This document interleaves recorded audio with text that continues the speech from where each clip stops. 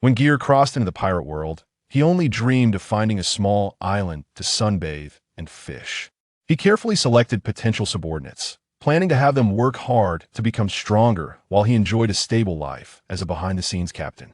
Little did he know, his casual pointers on swordsmanship allowed Zoro's slash to split the sky, and his offhand remarks about navigation enabled Nami to predict all-weather patterns. While Ger lounged in a hammock munching on an apple, his subordinates had already swept through the 4 seas of the New World. Until one day, a fleet of royal-level strength sailed towards Mariewa with a sleepy Ger on board. The reluctant captain looked at the world's scepter before him, nearly in tears. I really just want to be a salted fish. Chapter 1. Welcome to the pirate world. A few white seabirds dotted the azure sky, preventing the cloudless expanse from seeming too monotonous. The sea and sky blended seamlessly, the surface of the water as smooth as silk, rippling gently, and the golden beach was devoid of any man-made litter. A beautiful and peaceful scene. If it were back home, it would at least be developed into a tourist attraction. In the next second, crack! A loud noise shattered the silence. A thick black lightning bolt suddenly descended from the sky, seemingly having a target, heading straight for a certain spot on the beach. With a thunderous explosion, the clear sky was shattered, as if the apocalypse had arrived. In the depths of the island, birds flew away from the treetops, squawking in fright. The black lightning connecting heaven and earth lasted for over 10 seconds before slowly dissipating, and the sky brightened once more. Such an anomaly was clearly a sign of either a friend undergoing tribulation or a hapless soul crossing over. There was no need to panic from behind the screen. Everything returned to calm.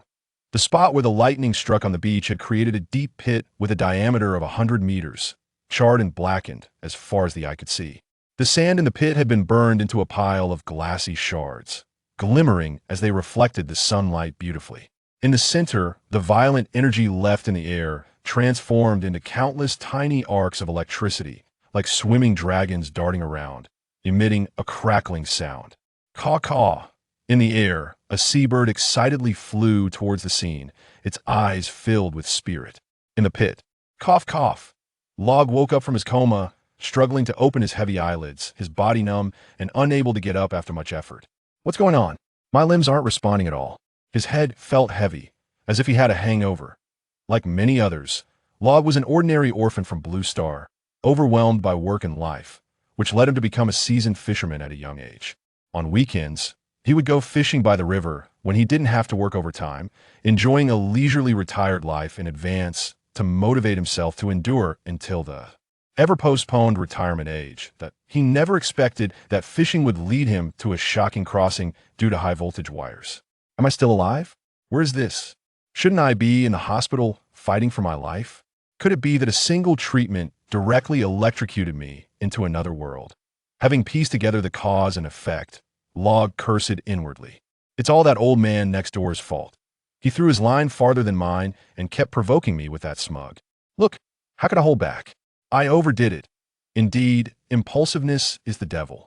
With his senses still not restored, Log could only stare blankly at the sky. He saw a large white bird quickly flying towards him, but he didn't pay much attention. Isn't it normal to see birds in the sky? However, as the large bird drew nearer, Log couldn't help but widen his eyes in surprise, nearly popping them out. What the hell? This isn't normal at all. What new species is this? The large white bird had a somewhat anthropomorphic appearance, wearing a wine-red backpack around its neck and a white flying cap on its head, with a large capital letter N printed in the center of the hat. Even more absurdly, the bird flew as if it could operate with one hand, leaving one wing free to rummage through its backpack. Caw, caw, caw soon. The big bird pulled out a snail with big, glamorous eyes from the bag, its wing feathers moving like human fingers as it snapped pictures of Log in the air. This bizarre display left Log dumbfounded. A strange bird and an even stranger snail? Why do I feel like I not only don't find this odd, but also feel a bit familiar?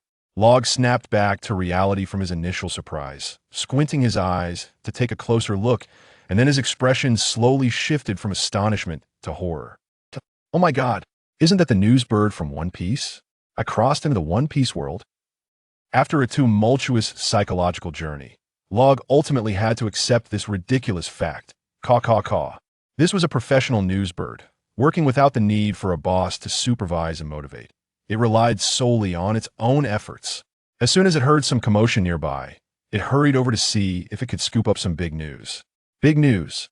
Absolutely big news. The news bird's heart raced with excitement. It had been assigned to this remote area to deliver newspapers, consistently ranking at the bottom in performance. IT had planned to slack off, but unexpectedly encountered a battle between strong individuals today. From afar, it could feel the terrifying aftershocks. This was definitely not simple. If it could land tomorrow's headline, it might get promoted and earn a pay raise, reaching the pinnacle of bird life. Caw, caw, caw. Let me see who is fighting. As it flew closer, the bird took out a camera bug, snapping a few aerial shots of the massive pit. Seeing that the battle seemed to be over, it wanted to lower its altitude for some close-ups of the characters. Crack! A bolt of electricity flashed. Log saw the news bird, diving halfway down, seemingly colliding with something invisible, its body twitching before it went stiff, then began to fall freely. Bang! The news bird crashed heavily onto the ground several meters away, emitting a delicious aroma of roasted meat. Smells so good. Log couldn't help but widen his nostrils to take a deep breath, his stomach growling. Wait, this isn't the time to think about barbecue. Log's mind was in turmoil. This was the dangerous and brutal world of pirates. Although the original story presented the cheerful adventures of the main characters, Log wasn't naive enough to believe that other pirates were the same. Cruelty, cunning, greed, and bloodlust were the normal labels for pirates, AS for mountain bandits, slave traders, and gangsters. Even the Navy and the world government that represented justice were not good people. How many peers had just arrived and been captured by bad guys and sold to slave traders? The dawn of the Great Pirate Era and the collapse of order were devastating for the lower classes. Honor, wealth, beautiful women, and an exciting life belonged to the strong. The weak and ordinary could only be crushed by the times, like being caught by a fat woman on a pirate ship while fishing, or being left behind as labor instead of food because they were too weak, with the lucky few saved to start a reverse life being mere plot devices. In reality, it was very hard for ordinary people to survive past the first episode. Damn it, all the soap perfume making, artisanal steel forging, and best gunpowder formulas I had prepared went to waste. Not to mention the 300 Tang poems. Would I be reciting poetry with ruthless pirates? This is a world where a strong fist is the only truth. Log sighed in regret, then quickly let go of his worries. Forget it. I'm here now. Isn't this just the pirate world? With my extensive knowledge as a fine young man from the 21st century, coupled with my familiarity with the plot as a seasoned fan, there's nothing to fear. Perhaps because a news bird was sacrificed, the residual power of the lightning finally dissipated completely, and Log's state of paralysis finally lifted, allowing him to shakily push himself up from the ground at a child's body. Log looked at his small hands and then touched his face. With delicate skin, naturally fried black hair, I should be a handsome young man, but unfortunately, there's no mirror. He paused for a moment and suddenly, in a panic, reached into his pants pocket. Phew! Fortunately, it's still here. Log let out a sigh of relief. Though the sparrow was small, it had everything. Hey, isn't the pirate world supposed to have people with extraordinary physiques? Why don't I feel like I could punch a cow to death? Log moved his limbs to adapt to his body and was somewhat disappointed to find out he wasn't some destined hero. It seems I need to get a devil fruit to enhance my strength. I can't expect to get a mythical Zoan or a Logia type, but a Paramecia would be nice. With my creativity, I could really make it shine. If not, an ordinary Zoan would do, as long as the transformation isn't too ugly that I could find a strong ally or wait for my skills to mature before setting sail. Power, wealth, beautiful women, ha ha ha. Lost in his fantasies, Log had a lewd expression and occasionally let out strange laughs. So who am I? Where am I? Log snapped back to reality and began to seriously examine his surroundings. He saw a several-meter-high earthen wall encircling him. Due to his height of about 1.4 meters, he couldn't see outside, so Log had no idea he was actually in a circular pit with a diameter of 100 meters. The pit was filled with black ashes, and the air was thick with the acrid smell of something burnt. What? Is this a self-insert story? Did I cross over with super abilities? Is the destruction around me due to the hidden primal power within me? In a world where one punch could flatten mountains and one sword could split seas, creating a 100-meter pit wasn't unreasonable, but Log was clearly overthinking it. Chapter 2. True and False Fool. Huh. What's this? At this point, Log noticed a woman with short golden hair lying on the ground beside him. Her fur coat was char black, blending in perfectly with the surrounding environment, making it hard to spot unless one looked closely. Hiss, the original owner's mother? Am I starting off as an orphan? Seeing the woman lying still, her life uncertain, Log wasn't afraid of being accused of foul play. He squatted down, using all his strength to lift her up, his small arms turning red from the effort. The woman had short, wavy golden hair, a delicate face, and vibrant red lips, appearing to be in her 40s. Though her face had several fine wrinkles and was covered in dirt, it was still evident that she had some beauty left. This person seems like. Log stroked his chin, pondering for a moment, then suddenly slapped his forehead. Oh my, isn't this Stussy from the Pleasure District? But why does she look middle-aged? Log suddenly realized something, and his eyes filled with fear. This was a very serious issue. If this person really was CP0 Stussy, then based on her age, it must be around the year 1540 to 1550 of the Sea Circle calendar, right? Doesn't that mean the Marineford War has already passed for 20 to 30 years? While he was curious whether him had killed Luffy and gone back to sleep waiting for the next Joy Boy to appear, or if Luffy had successfully overthrown the Celestial Dragons after 800 years, it was all too late now. The plot I'm familiar with might now be in elementary school history books with more detailed accounts. What good does that do me? Log's heart ached, and the more he thought about it, the more despairing he felt. Slap. Log slapped himself twice, trying to calm down and think about what he should do next after losing the ability to predict the future. Sigh. Forget it. According to the protagonist's unbeatable nature, the world should have achieved peace by now, traveling the world, experiencing marvelous scenery, tasting food I've never had, and maybe even having a beautiful encounter. A farming story isn't unacceptable. With teary eyes, Log was suddenly blinded by a reflection of something and instinctively looked over. He then noticed a stylish pair of sunglasses stuck in the woman's hair, and looking down, he saw a large gold chain around her neck. Cling! His brain felt electrified as a piece of information for his past life suddenly flashed in his mind, and Log's eyes gradually lit up. Mississippi Backen. That's right, this isn't an old Stussy, but the young Mississippi Backen. Log was so excited he began to dance around. The person in front of him was indeed Stussy, but not CP0 Stussy. It was Backen Gom Stussy. Oh my. Oda, you old thief. The difference between a woman's youth and old age is so great. If I hadn't known in advance that Stussy was a clone of Mississippi Backen, how could I have guessed this? So, at this time, it should still be 20 to 30 years before the Marineford War breaks out? Ha ha ha. Ha ha ha ha. Maybe I can catch the wave of the new era. The vast world holds great potential. Before crossing over, Log was good at giving others motivational talks, but this was the first time he felt his own words ignite his passion. So, am I that fool? No. I should say this body is the big fool from the original work. Edward Weevil, the child brought along by Backen. Isn't that Weevil? One of the future warlords of the sea, self-proclaimed Whitebeard too, with a bounty of 480 million berries. Even Admiral Kazuru acknowledged that he possessed terrifying power, similar to that of young Whitebeard. Thinking of Weevil's silly face and the snot hanging from his nose in the manga, Log suddenly felt a bit reluctant to see a mirror, only able to comfort himself in his heart. Forget it. Looking at it positively, it may be ugly, but being strong is real. In this world, strength is the most important. A single fat person can ruin everything. Perhaps losing weight could lead to a comeback in looks. Log proudly looked at his thin arms and legs, realizing he was losing more and more each day. He was going to grow into a towering figure close to 7 meters tall.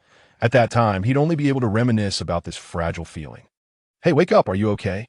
Log slapped Mississippi Backen, trying to wake her. Though this old woman wasn't a kind-hearted person, in the original work, Weevil was a fool without a sense of right or wrong, committing arson and robbery mostly under this bad woman's orders. But for now, at least she was on his side. He was just a small child. Not to mention sailing the seas. Even leaving this place was a problem. Forget it. I'll have to endure for now and wait until I'm strong enough to fly solo. Log dismissed the thought of sending her on her way directly, but at that moment, Miss Backen was still alive, though she was barely hanging on. Without any tools or first aid supplies, Log could only focus on performing a set of essential CPR skills and hope for a miracle. It seems it's not going to work. Log wiped the sweat from his forehead, looking at the still unconscious Bakken and sighed. Mommy! Suddenly, a loud roar came from behind him, nearly giving Log a heart attack. His eardrums ached from the shock, and his head felt a bit dizzy. What the hell? Log turned around in fear, looking towards the source of the sound. He saw a gigantic figure standing a few dozen meters from the edge of the pit. It was nearly 2 stories tall, holding a sword that was longer than its height. Its upper body was as round as a ball, while its lower body had 2 long, thin legs that looked somewhat comical, but Log couldn't find anything funny at that moment. Sunlight shone from behind it, casting a shadow that almost covered half the pit. It was like a dark cloud blocking out the sun. Hey, a monster! Log's body was covered in goosebumps, feeling as if he were being stared at by a prehistoric beast. His throat trembled, wanting to shout for help but unable to make a sound. Mommy! Another loud roar echoed. The monster gathered strength under its feet, and then its massive figure disappeared from sight. The next second, boom! The ground trembled, accompanied by a muffled sound, as the enormous figure appeared before Log like a meteorite falling from the sky. The ground cracked, dust flew, and Log was directly blown away by the shockwave, landing hard on the ground. Cough, cough, my butt. Log brushed the dirt off his face with his hand, feeling relieved that he wasn't crushed by a foot, his entire back already soaked with cold sweat. As the flying dust settled, he saw a man over 5 meters tall, who was still a child, with a head of golden hair that flowed down his back like a lion's mane, and a distinct white, crescent-shaped mustache on his face. With such an exaggerated physique, the A-grade cloud cutter in hand, and a not-so-bright appearance, his identity was undoubtedly confirmed. Edward Weevil. Log was in disarray in the wind. Mommy, mommy. Woo-woo. What's wrong? Wake up. Weevil didn't look at Log right away. He anxiously rushed to Bakken's side, carefully pinching Miss Bakken's shoulder with his thumb and index finger, shaking her continuously while tears streamed down his face. What's going on? Seeing the real Whitebeard too in front of him, Log was puzzled. So he is Weevil? Then who am I? At this moment, he was truly flustered. He had previously thought he was Weevil, convinced that Miss Bakken was his ally and wouldn't harm him, but now it seemed obviously wrong. They might even be in a hostile relationship. Log just wanted to take advantage of the other's inattention and sneak away. This was a person who could kill without blinking. Damn it, if I get killed less than an hour after crossing over, wouldn't that be embarrassing to admit? Chapter 3. Captain Ger. Poof. At that moment, Miss Bakken spat out a mouthful of old blood and miraculously woke from her coma. She hurriedly said to the big son in front of her, Stop shaking. Stop shaking. You silly son. If you keep shaking, I really might die. Mom. Great. You're not dead. Weevil, seeing his mother awake, casually wiped his snot and tears, not caring about being scolded, still as happy as a multi-ton child. You got snot all over my clothes. You idiot. Ah, sorry. Mommy. Supported by Weevil, Miss Bakken suddenly thought of something and began looking around. Her gaze finally stopped on Log beside her, and as their eyes met, Log felt a chill run down his back, as if he had fallen into an ice cave. He was afraid this woman would suddenly say, Weevil, kill him. That feeling of having one's life controlled by others was tormenting every second. Log just wanted to escape. It was hard to cross over, and he hadn't had the chance to start a happy life yet. If he didn't struggle and ended up dead, it would be too unfair. Just as he was about to turn around, he heard Miss Bakken's weak voice. Ger, are you okay? Come closer. Mommy has something to say to you both. Cough, cough. Ger? Log was stunned for 2 seconds, then immediately put on a filial expression, faster than a peaking opera face change. Mom, it's so good that you're okay. That was so scary just now. Log rushed over and hugged Bakken's leg, crying uncontrollably. Nice. I didn't expect she was really on my side. That makes things easier. I almost got scared to death. Log felt a sense of relief, as if he had survived a disaster. Cough, cough, although I'm very reluctant, but I'm afraid this time I really might not make it. Bakken coughed and said slowly, her expression calm, showing no signs of fear in the face of death. Don't. Mommy, you won't die. Silly giant Weevil started crying again upon hearing his mother might die. Log felt a bit annoyed that Weevil was being so emotionally expressive, raising the performance level, and had to quickly show a heartbroken and devastated look. Although he was forced to act, there was no trace of performance in it. Stop crying. What do you look like crying and whining? You are the son of the great pirate Whitebeard. Act like a man.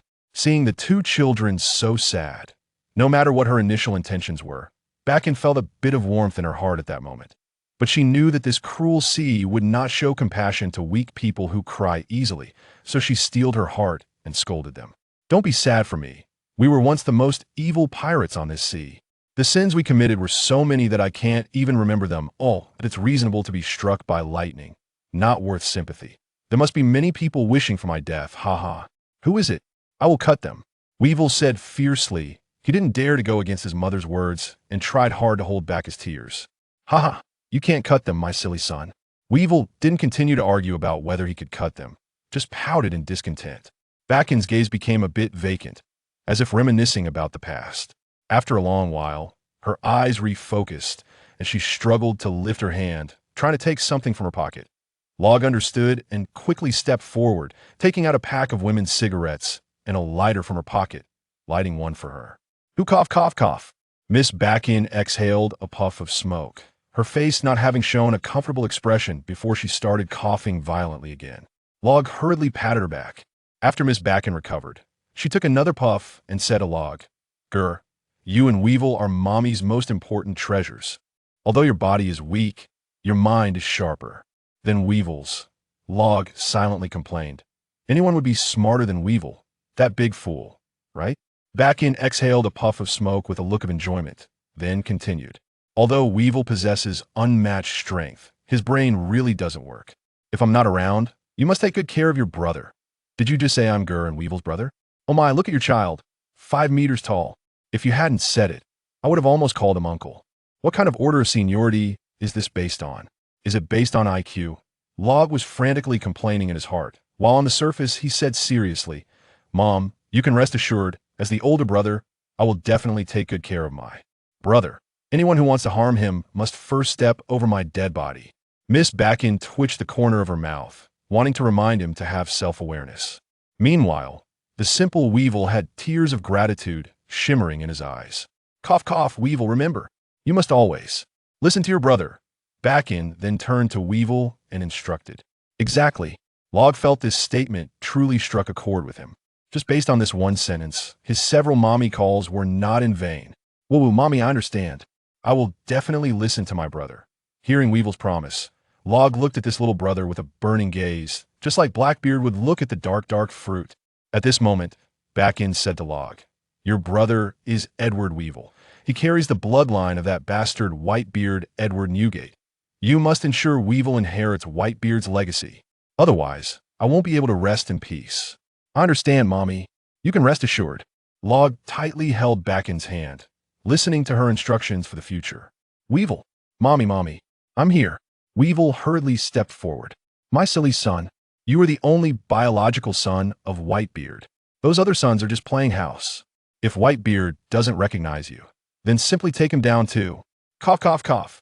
Miss Bakken became overly emotional and started coughing violently again.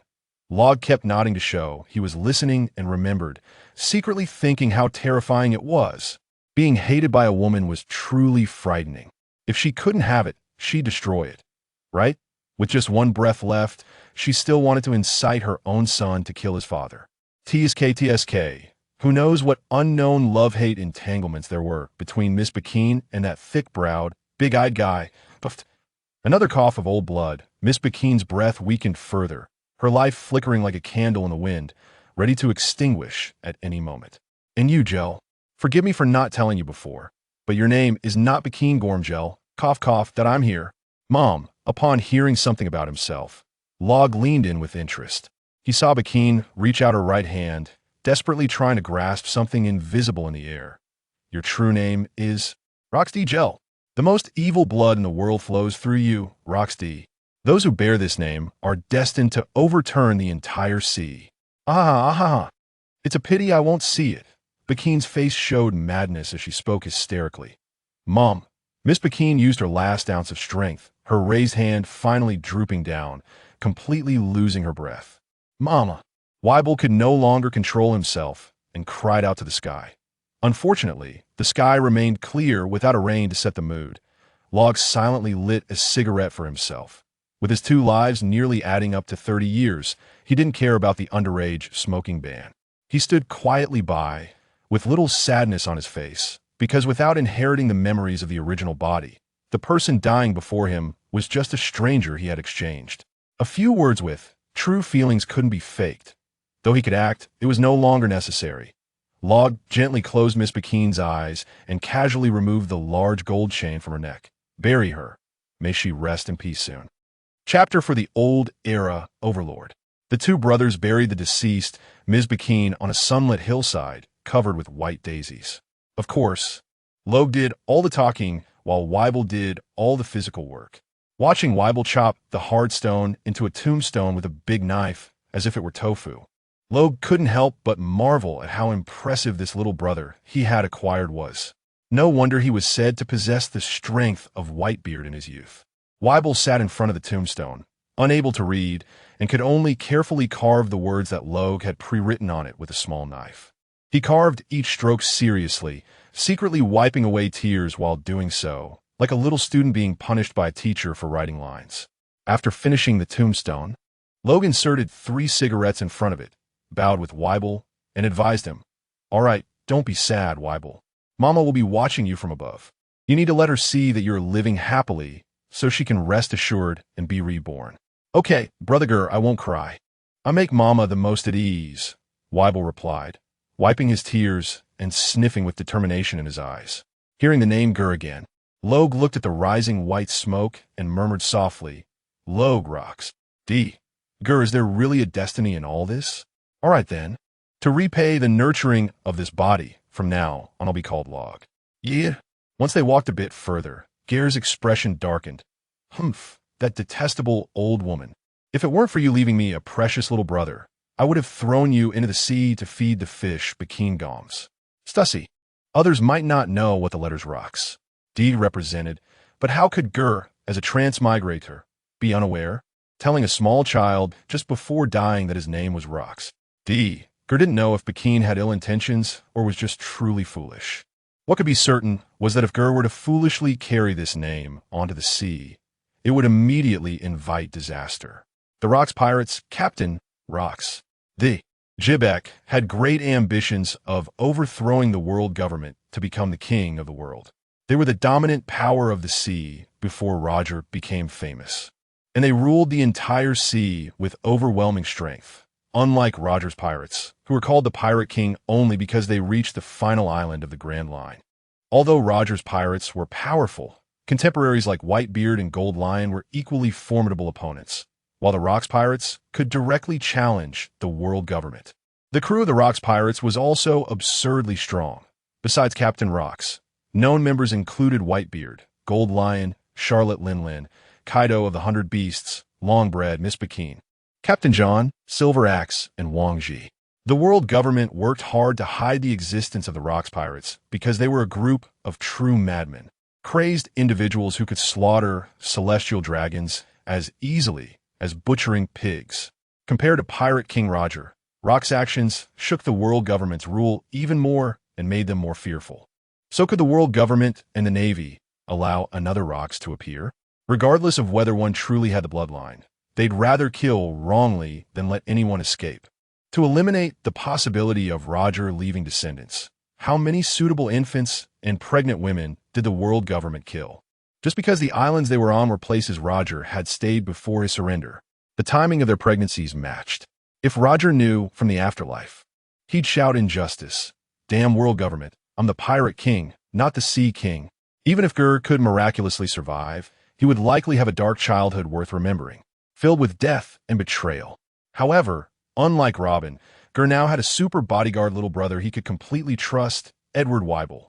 Plus, in the original story, Bakin, this woman, acted without bottom lines, only caring about benefits, so it was really understandable that Ger would think the worst of her intentions.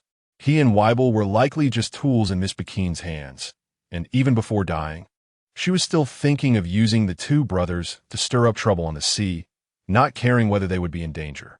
That's the pirate mindset. Only through danger can one grow quickly. What doesn't kill me will only make me stronger. As for her true motives, who knows? Perhaps she just thought it would be fun. Ger felt that if he were captured and publicly executed like Ace, The remnants on a rock ship who even wanted to kill their captain would definitely not risk coming to save him. Therefore, the surname rocks. D was of no use at all, only bringing a heap of trouble. After sorting out his thoughts, Ger looked up at the distant horizon, a slight smile on his lips as he muttered to himself. But you did say something right. Perhaps I am destined to overturn this sea. As soon as he finished speaking, an invisible force erupted from Ger's body, a tangible wave of black energy accompanied by black-red, lightning spreading out like a tidal wave, leaving nothing alive in its wake. With a thought, Ger stopped the hockey from spreading and instantly retracted it. Ger naturally understood what this power was, and being able to control it freely right after awakening made him excited. This is Conqueror's hockey, the best tool for showing off and looking cool. Whether he could win in a fight was another matter, but in terms of momentum, he absolutely could not lose. While adapting to the newly awakened power within him, Ger looked at the tall figure in the distance, the sunset stretching his shadow long.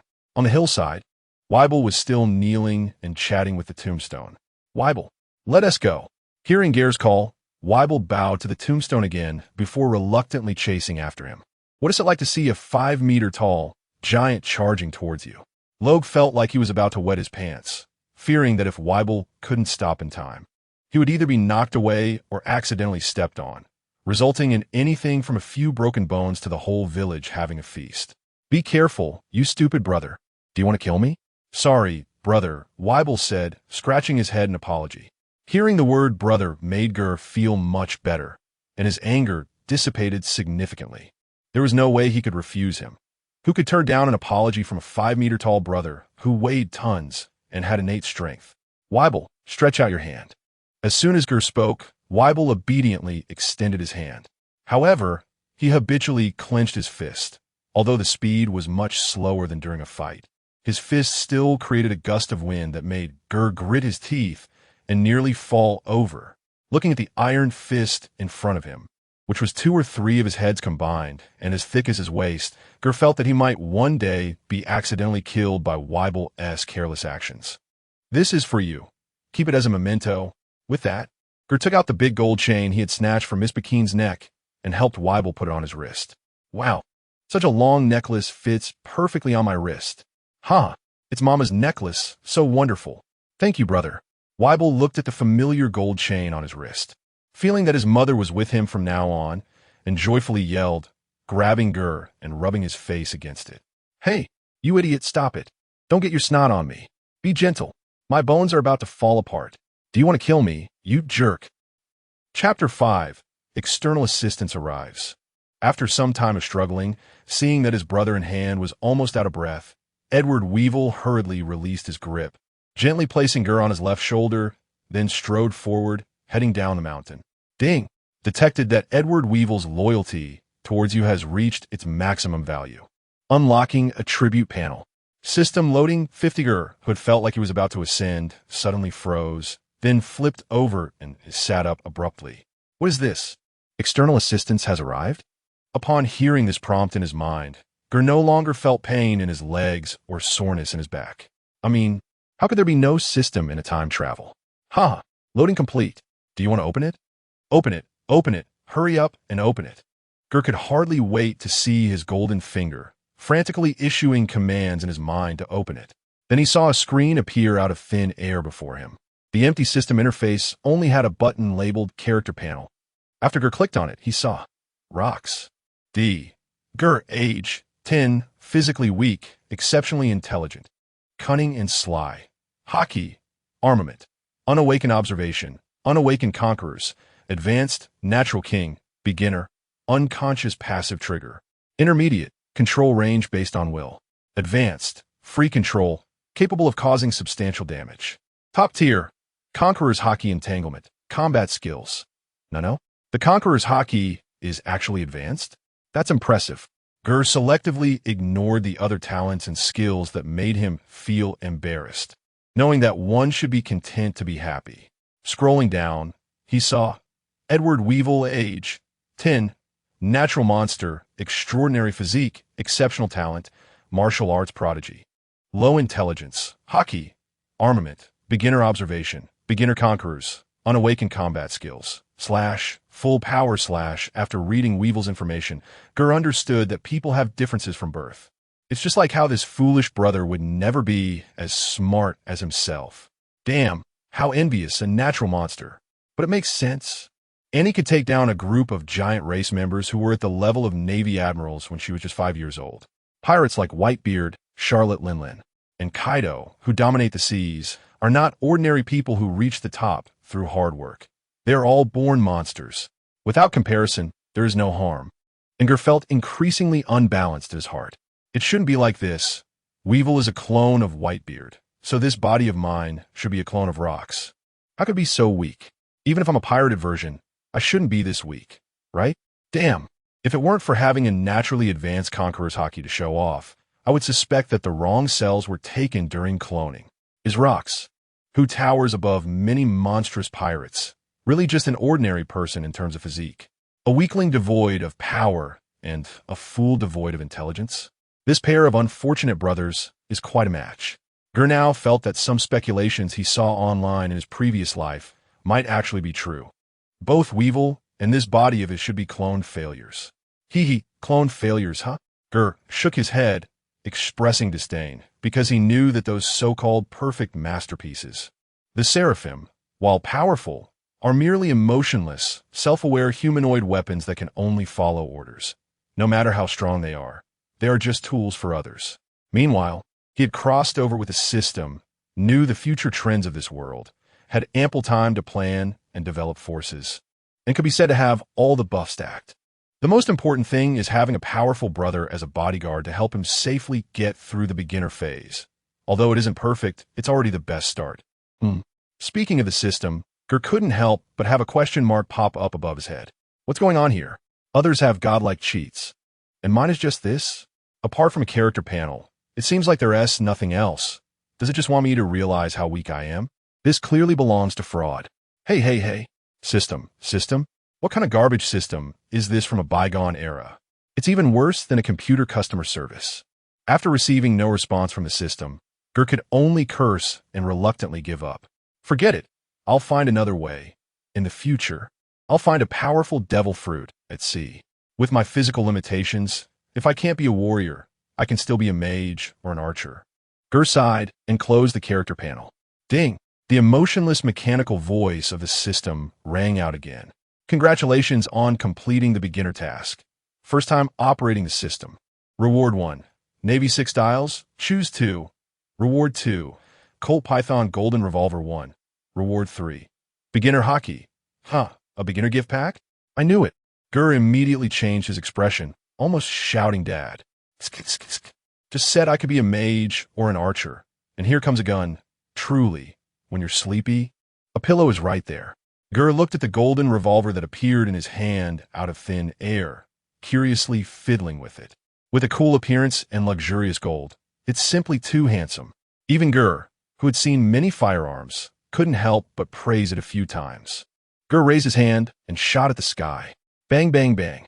The bullets flew out as if they were free, but indeed, the bullets of this gun are free. Colt Python Revolver. Noble and extravagant. Exceptional performance. The gun body exudes a noble aura. Infinite bullets. Thought-based loading. Sea prism stone bullets. Ger immediately thought of a system bug. By utilizing the property of infinite bullets, he could collect all the fired bullets to obtain a continuous supply of sea prism stones. However, experiments proved that the system had already anticipated this. When the 101st bullet was fired, the bullet head and casing of the first bullet fired would disappear into thin air, meaning the total number of sea prism stone bullet heads fired and the number of bullets in the gun would never exceed 100. He quickly eliminated the useless skill of Iron Block, and after some consideration, he chose Soru and Jeppo. Ger prioritized self-preservation. He had a clear understanding of his role on the battlefield, which was to hold steady and wait for Weevil to unleash his power.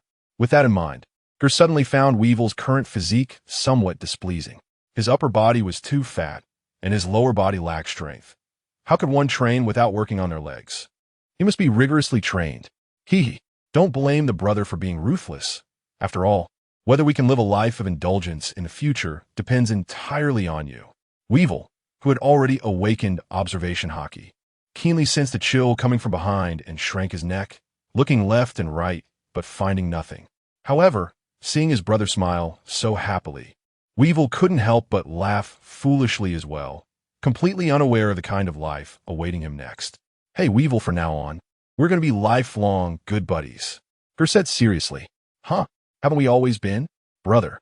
Weevil scratched his head, looking puzzled, then laughed again. "Ha ha ha. Well said. Little brother, don't worry. With your brother around, no matter how dangerous this sea is, we can definitely live a carefree life. You focus on getting stronger, and the rest is up to your brother. Je loget het tili. In. Good brother." Weevil, who didn't have to think, just nodded. "All right. Everything else can be studied slowly later." Ger closed the system interface and shouted loudly, "Setting sail? Weevil, our names are destined to echo across the entire sea. Roar." Weevil also excitedly raised his arms, and the two prepared to embark on a new chapter of their thrilling adventure. Chapter 6, Survival on the Deserted Island. Splash, splash. By the seaside, the evening tide has risen.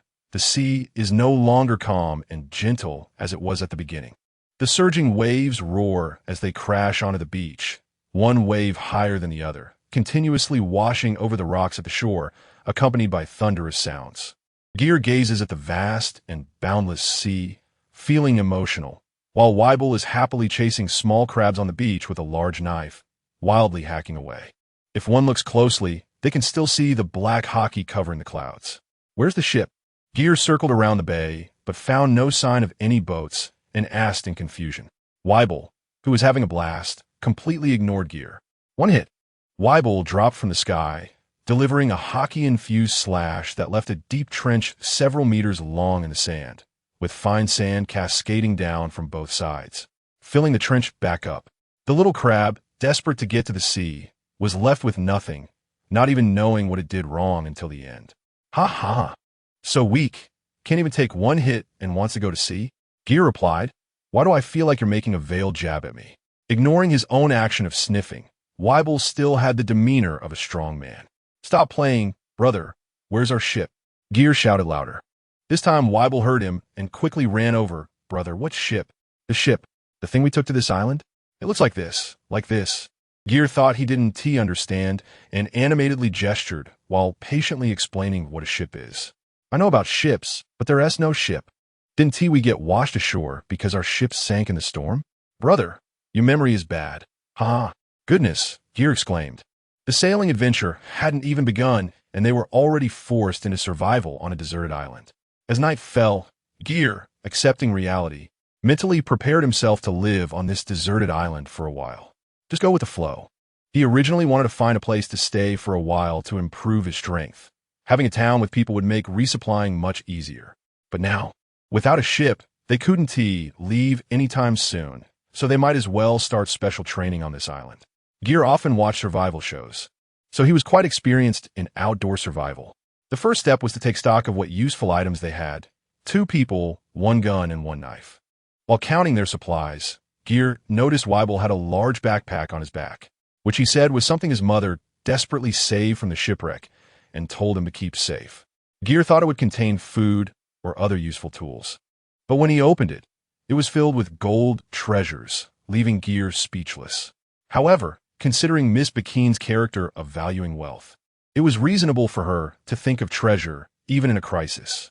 With a let's give it a try attitude, Ger had Weibel go into the sea to see if he could catch some fish for dinner.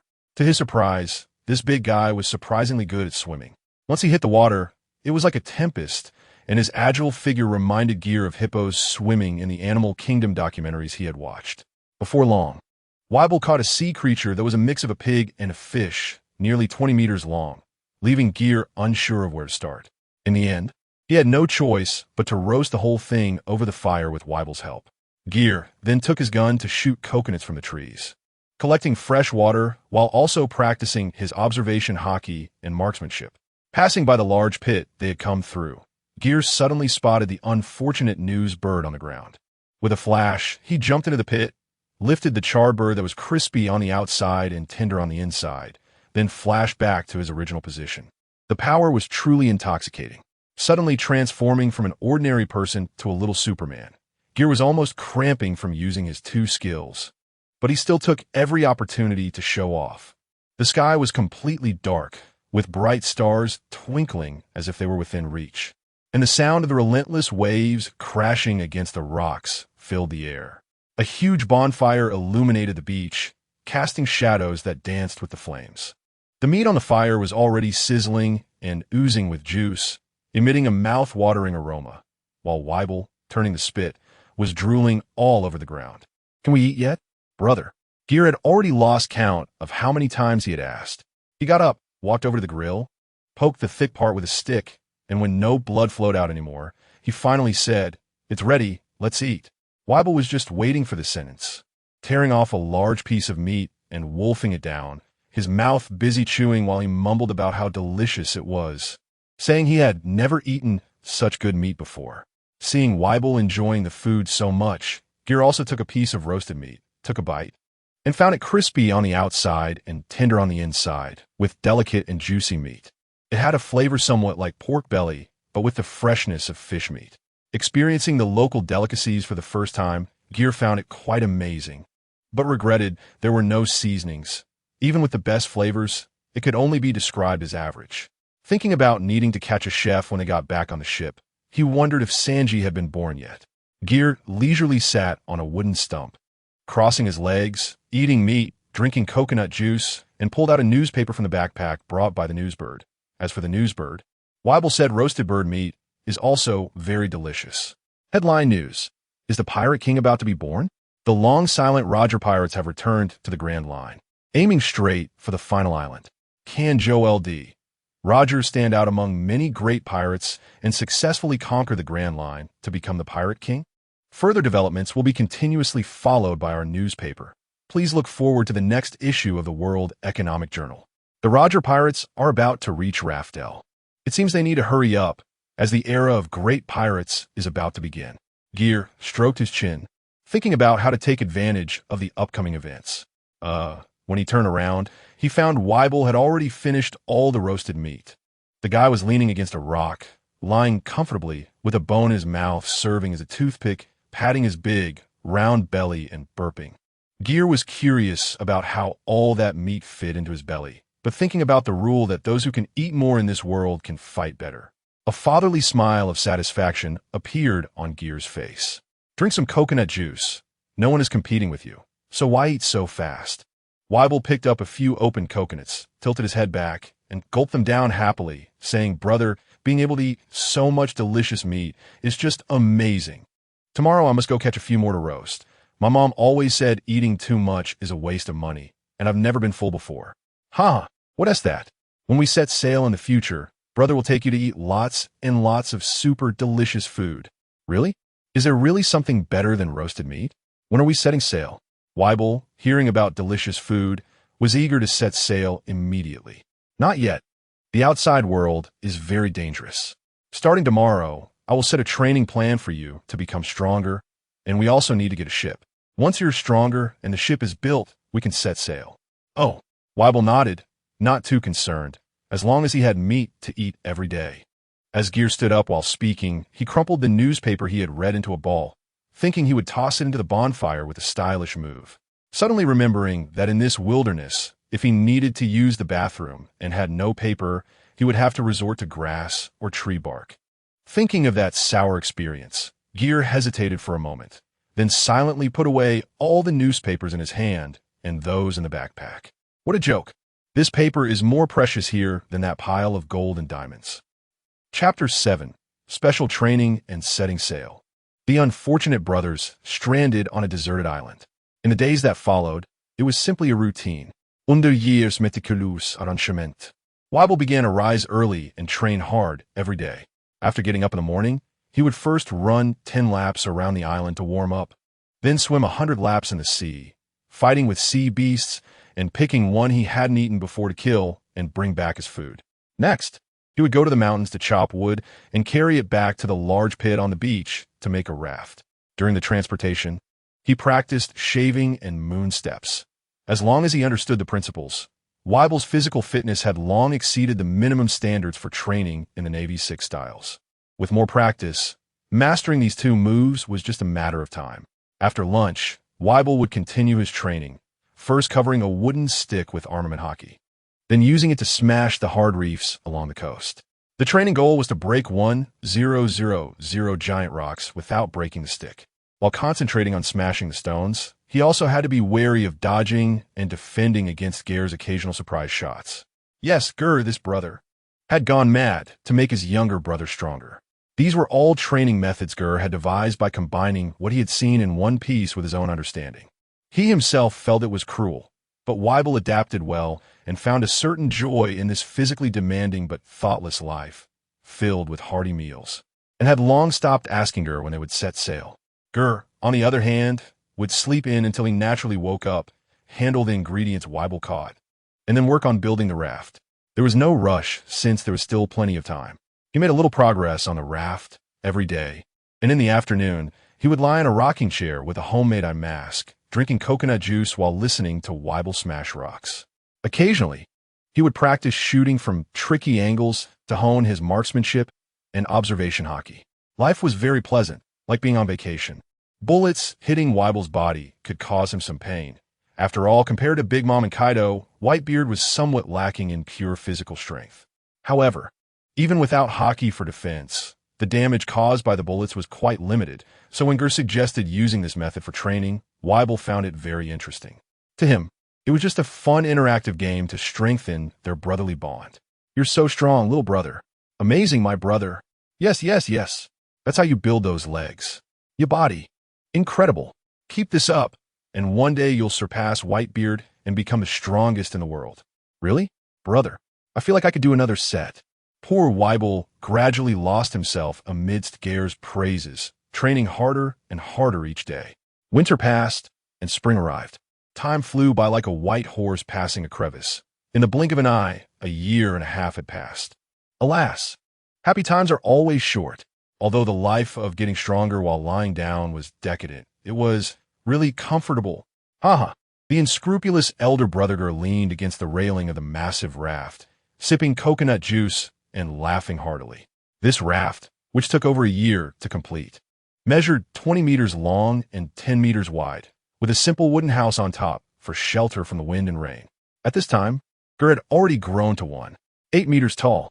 His originally wild and fluffy black hair was slicked back, and his sun-kissed, resolute face, combined with a mature demeanor, made it hard to believe he was only 12 years old. Instead, he looked like a handsome young man of 17 or 18. Looking at the overcast sky, thick clouds were brewing a terrifying thunderstorm, with strong winds howling by the sea and tumultuous waves crashing against the shore. 20-meter-high waves could already be called a tsunami in another world. Nature was venting its fury, and everything in sight foretold a terrible storm was about to arrive. Ger's eyes sparkled with excitement as he shouted, "Hey, Weibel, are you ready? Today is a rare good day for sailing. Leave it to me. Brother, sit tight." Following the sound, one could see a magnificent figure 6 meters tall, standing like a tower at the bow of the ship, with golden hair blowing in the wind. With a crescent mustache, thick eyebrows, small eyes, a chiseled face, a well-proportioned body, and a bare upper body revealing sun-kissed skin, strong limbs, broad shoulders, solid chest muscles, and sculpted 8-pack abs. Every muscle on him seemed forged from steel, clearly containing terrifying explosive power. Apart from looking a bit silly, he was practically walking testosterone. After Weibel, honest and simple, responded, he raised his great sword, which was covered in a thick layer of armament hockey, and his aura rapidly ascended. Seeing Weibel ready to swing his sword, Ger hurriedly shouted, "Ada, air, get out of the way. Woof, woof." In front of the raft, 2 sea beasts responsible for pulling the boat, one resembling a husky and the other a Chinese rural dog, quickly moved aside at their master's command. The 2 dogs were quite intelligent. They had managed to survive from Ger and Weibel's dinner table and successfully advanced to the status of pets due to their cleverness. Hearing their master's command, the 2 dogs quickly scrambled to the sides. Huh! Weibel's aura reached its peak, his gaze hardened, and with a simple yet powerful swing, a massive red slash surged forward instantly. Boom! After a tremor that shook the earth, a chasm hundreds of meters long and dozens of meters wide appeared before them. successfully connecting the deep pit to the ocean. The rushing seawater surged in like an army charging in a battle, quickly flooding in, and as the water level rose, the raft in the pit slowly began to float up. Ha ha ha! Well done, Weibel. Ada, air. Set sail. Full speed ahead. Ger raised his arm and cheered, and Weibel, praised again by his brother, stood aside, grinning foolishly. The two sea dogs, brought in to do labor, were so shocked by the power of the strike that they wore comical expressions. Luckily, their lower halves were submerged in seawater. Otherwise, they would have been too embarrassed to show their faces in the dog world after being scared into urinating.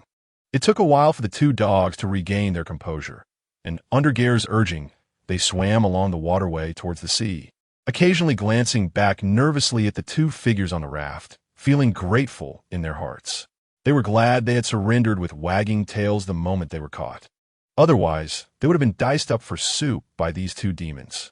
The raft looked tiny like a leaf in the vast ocean, swaying in the storm, at risk of being swallowed by the gigantic waves at any moment. Weibel stood steadily at the bow, chewing on dried meat hardened by the sun with his left hand to pass the time, while gripping the large sword with his right. Whenever a larger wave approached, he would raise his hand and swing the sword, instantly cleaving the wave in half, thoroughly enjoying himself. It's no exaggeration to say that Ger felt, as long as they didn't lose their direction, with Weibel's current strength, he could probably swim through the calm belt carrying him on his back without any problem. After all, that old man rarely managed to do it even at his age. Chapter 8: Waiting for a Fated Person. In the wooden house, Ger opened the system panel to check the results of his training over the past year. Edward Weevil, age 12, born monster, extraordinary bones, gifted, martial arts prodigy. Low intelligence, hockey, advanced armament hockey, intermediate observation hockey, conqueror's hockey, not awake in combat skills, / full power / the moonwalk equipment, cloud cutter, pseudo, Roxdy.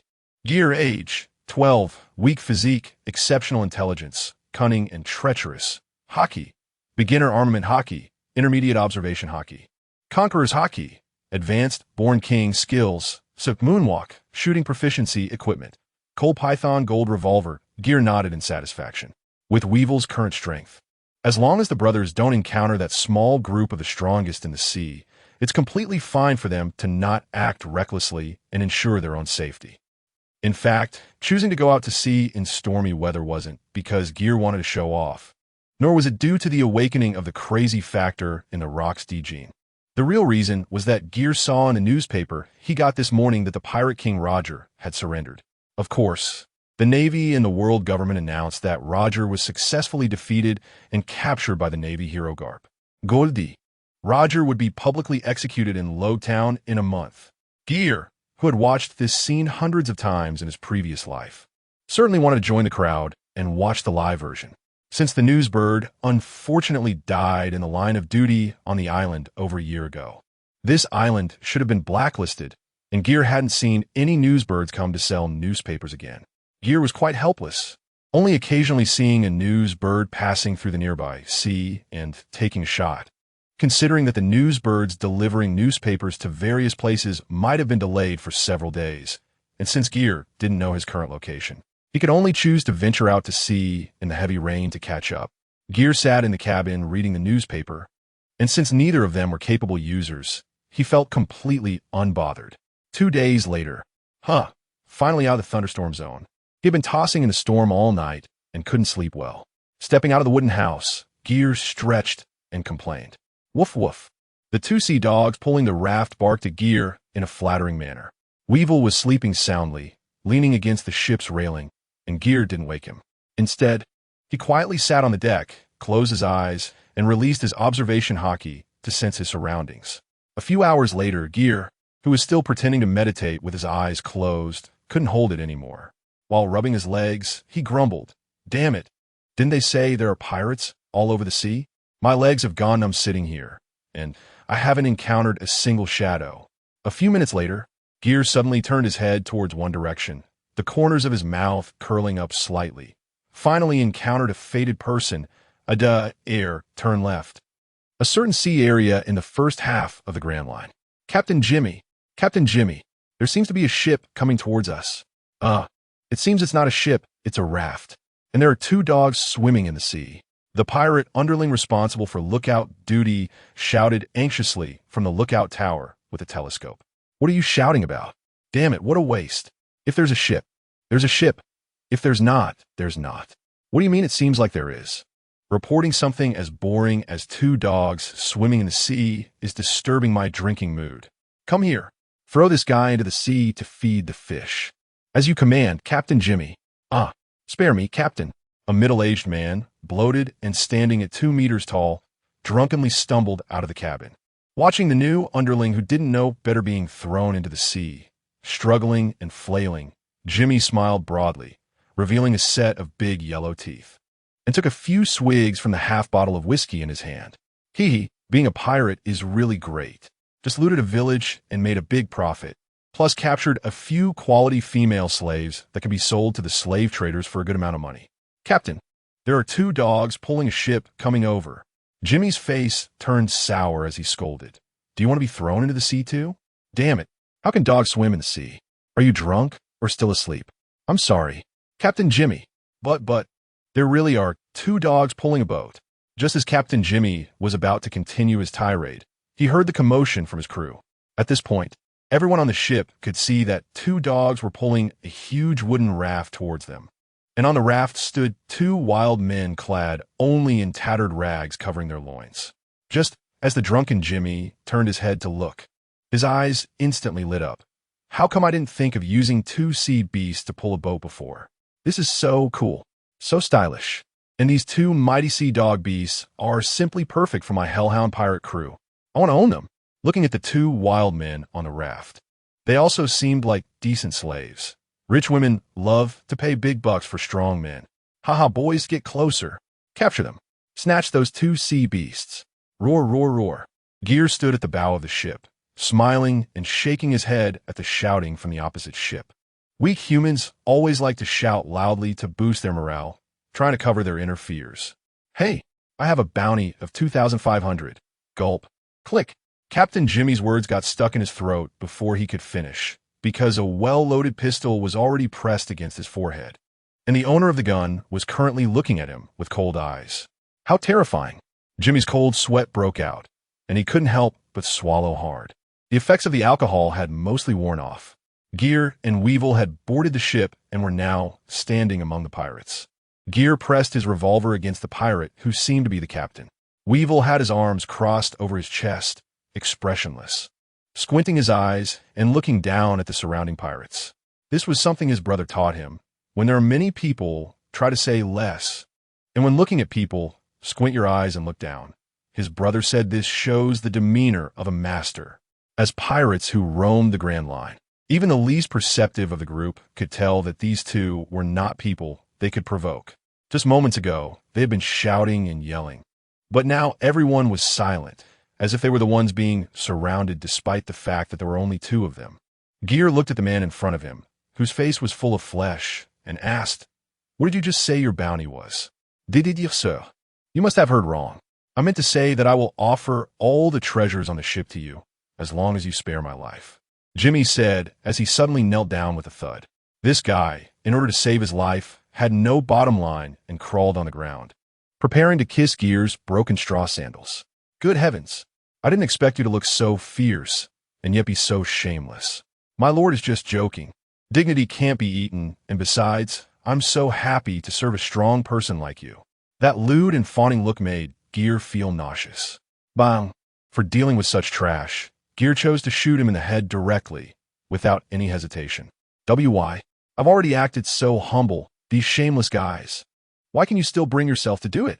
Pirate Jimmy fell to the ground with a look of disbelief, dying with his eyes wide open. Ger coolly blew the muzzle of his gun and disdainfully said, "Sorry, I forgot to tell you I'm in a hurry. If you don't answer the question properly, you'll just have to eat a bullet. Moreover, if you kill me, the treasure on the ship will belong to me as well. Are you insulting my intelligence by bringing this up as a bargaining chip?" The other pirates on the ship were already terrified. Their once brave and invincible captain was taken down by a single shot from the enemy. Some of the more timid ones had already collapsed on the ground, secretly crawling backward, only wanting to distance themselves from these two individuals. Brother, can we make our move now? After holding back for so long, Weibel finally couldn't help but ask. Gel glanced at the young women tied up in the corner of the stern deck. It seemed there was no need to leave any survivors for interrogation. So he nodded and instructed, "Go ahead, but don't damage the ship. It's a good one, and we still need it." All right. That lighthearted statement directly sentenced the 50 or 60 pirates on the ship to death. The weak cannot even choose how they die. This is the cruelty of reality. Although they had anticipated that there might come a day when their own lives would be taken away when they decided to become pirates and indiscriminately kill and rob others. It was clearly impossible to expect these people to willingly offer their necks for slaughter when that day actually arrived. Cornered beasts will fight, with no way out. The pirates drew their weapons, their bloodlust fully ignited, each of them glaring with blood-red eyes like a pack of rabid dogs, driven by a madness that would make them bite off a piece of flesh even in death. Gel did not help Weibel. He walked straight to the stern, not even glancing back at the fighting behind him. If these people could make Weibel lose even a hair, Gel would definitely double his training when he returned. He reached the group of women first, not wanting to waste any time with unexpected events. As for the Klitsch plot where desperate and vicious pirates take weak women hostage to threaten the protagonist, Gel firmly rejected that. Chapter 9, Misunderstanding. It seemed that a few girls were quite lucky. They had probably just been captured and brought aboard the ship not long ago.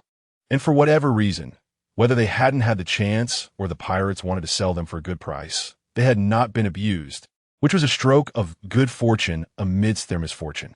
At that moment, seeing the savage who had shot the pirate captain without blinking walking towards them, the few young girls whose hands and feet were tied and mouths stuffed with rags nervously shrank back, some already tearing up. Just then, a strong man in his 30s, about 1.8 meters tall, was tightly bound with ropes from head to toe, only his head and 2 feet exposed. He could only wriggle like a caterpillar, and his mouth was stuffed with a pair of smelly socks that had not been washed for months by some twisted pirate. From the unfair treatment this man suffered, it was clear that this group of pirates did not understand what gender equality meant. The man crawled to the front, blocking the girls behind him, mumbling something unintelligible, looking at Ger with fear in his eyes, yet unwilling to back down an inch. Ger, noticing a scruffy man mixed in with the young beauties, walked over and grabbed him by the collar, pulling him out. Ger pointed his gun at the man's bruised face, wearing an expression that suggested he had seen through everything, and said, "I have to say, you pirates are quite clever. You almost fooled me. You must have realized you couldn't escape, so you tied yourself up to blend in with these bound girls, even using a ploy of self-inflicted misery. It seemed you were the strategist of this pirate crew. Huh? TSK. You say it's reasonable for pirates to capture these beautiful girls to sell them into slavery. And even I, seeing them, would want to buy them. But who would want a scruffy man like you? Keeping you alive would just waste food. Pirates wouldn't make such a losing deal, would they? You think you can fool me with this? Hearing Ger's words, the burly man with thick eyebrows and a square face shook his head wildly, almost crying from the injustice. Goodbye. Remember to be a good person in your next life. Bang, bang. Seeing the man was about to shoot, a 12 or 13-year-old girl with blue hair suddenly slammed her head hard against the deck, making a loud thud, tears streaming down her bright eyes. The other girls, seeing hope, followed suit, preparing to bow to Ger, puzzled, let go of the square-faced man, stopped the others from continuing, and helped them untie the ropes. When he helped the blue-haired girl up, he saw a large bump on her forehead, her big watery eyes, and tears rolling down her chubby cheeks like pearls, making one's heart ache. All right, it's okay, don't cry. I'm not a bad person. Ger gently patted the girl's head to comfort her. It must be said that in the pirate world, there seemed to be very few young women who were not beautiful. As soon as Ger helped her untie the ropes, the blue-haired girl immediately threw herself onto the square-faced man, like a hen protecting her chicks. Please don't kill my dad. We'll do anything you want. My dad is a good person. He is not a pirate. Ger then realized that the girl and the man shared the same sky-blue hair, afraid that this cold-blooded young man wouldn't believe her. The other girls also chimed in to plead. Uncle Fit is not a pirate. He got captured while trying to save us. Please don't shoot. Yes, we can all testify. The youngest red-haired girl looked anxious, but didn't T know what to say, clenching her little fists and adding, "That's right, right? Uncle Fit makes the best food. How could he be a bad person?" Seeing this scene, Ger knew he had wronged a good person. He put away his gun, showing an apologetic expression, and said shamelessly, "I'm sorry. It seems I misunderstood. It was all a misunderstanding." Finally, the ropes were untied, and Fit immediately discarded the stinky sock that glowed green, rushing to the ship's edge to vomit into the sea. Everyone watched him with sympathetic eyes. It took Fit a while to recover. He approached Ger, bent over deeply, and said, "Esteemed sir, my name is Fit, and I am a cook. This is my daughter, Bia, and these are the girls from our village. Thank you very much for rescuing us from the cruel pirates." He had experience sailing in his youth and understood that in this sea, the rules were dictated by the strong, so he showed the respect due to a powerful person. "Ha ha, no need to be so polite. I almost mistakenly killed you. I truly apologize, Uncle Fit. It's all right. In this world, it's not unreasonable to be cautious when going out. And no matter how it goes, even if you accidentally shot me, I would still thank you for helping my daughter survive." Ger's moment of misunderstanding almost cost him a life, but Fit, just having come back from the brink of death, didn't dare to complain. "Thank you for saving us." Bia and the other girls quickly stood up, tidying their clothes before bowing to Ger to express their gratitude. Ger had been on a deserted island for a long time without seeing anyone, and suddenly seeing so many beautiful young girls. Even someone as composed as him felt a bit overwhelmed, hurriedly waving his hands to indicate they didn't need to bow so deeply. He said, "It was just a small effort, nothing to be concerned about." But inside, he was overjoyed. As a good young man of the 21st century, Ger felt they didn't understand the joy of doing good deeds. "Everyone, don't be so polite, Uncle Fit. Just call me Gr." After Ger finished speaking, he winked at the 2 or 3 older beauties, but unfortunately, in his current wild appearance, it was hard to associate him with being handsome. Uncle Fit watched with a dark expression, observing Ger's demeanor, hoping to discern good from evil, and was very afraid that this somewhat unserious young man was also a pirate, ready to turn on them, putting them back in danger after they had just escaped the wolf's mouth. He forced himself to remain calm and tentatively said, "Although I haven't repaid your life-saving grace, it's very rude to ask you for help again. My daughter and I are fine, but these poor girls behind us, their families must still be suffering from the loss of their daughters." As he said this, Fit glanced at Ger again. Seeing him remain expressionless, his heart sank. But he could only grit his teeth and continue. "I wonder if it would be convenient for you to take us back to Dunbu village? There are recording pointers in the ship's cabin. It's not far. We should be able to reach in a day.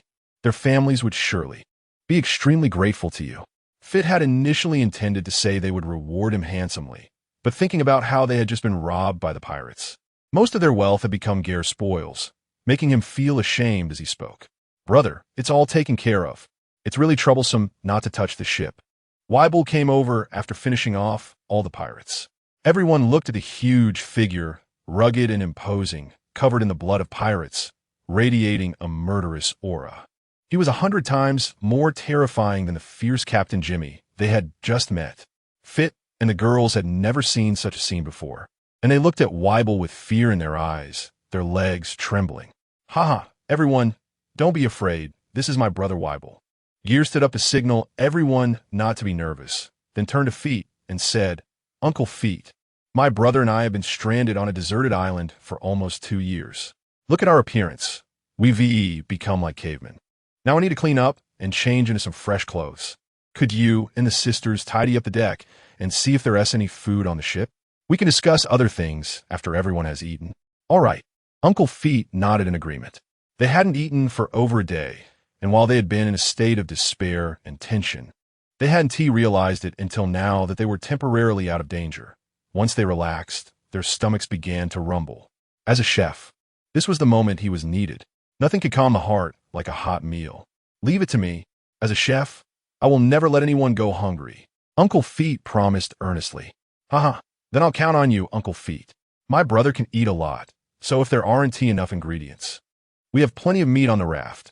Feel free to make whatever you want. Don't worry, I'll make sure you're satisfied." When it came to cooking, Uncle Feet was full of enthusiasm. Ger estimated that the Hellhound pirate ship was slightly larger than the Sunny, and it was well equipped with luxurious decorations. It seemed Captain Jimmy was not only busy with his work, but also had a wide range of business, making him quite a moneymaker. After a comfortable shower, Ger found a clean white shirt, black tapered pants, and leather boots on the ship, then put on a brown jacket and styled his hair like an adult, looking quite presentable. Weibel couldn't find any clothes that fit, so he wore only black shorts and boots, exposing his upper body. When the two came out of the ship, the deck had already been cleaned up, and Ger couldn't help but marvel that a home needs diligent and attentive women to be well organized. Ger spoke, and Weibel ran around busily. First, they moved everything from the raft back onto the ship, and the raft, which took over a year to make, had completed its mission and was ruthlessly abandoned by Ger.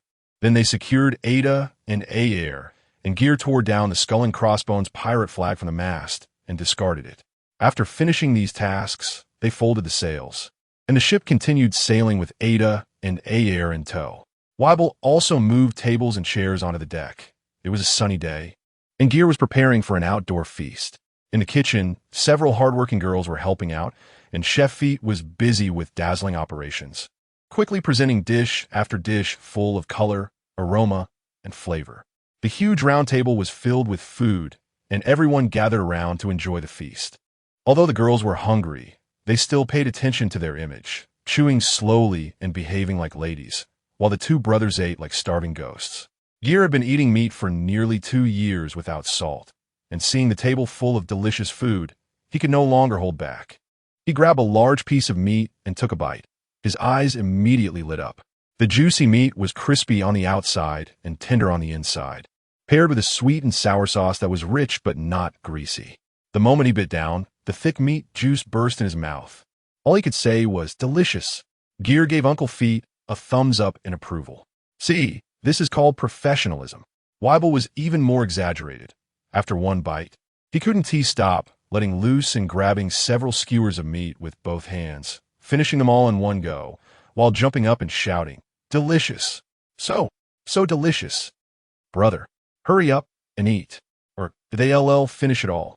Ger felt very pleased. It was rare for Weibel to think of him while eating. "Silly brother, pay attention to your image." Ger was still shouting about table manners 1 second, and jumped onto a chair to snatch meat from Weibel the next second. "Hey, Weibel, put that down. I didn't even get a chance to taste that dish before you finished it all." Uncle Feet also thought his dishes were good, but it was the first time he encountered such a big reaction from people.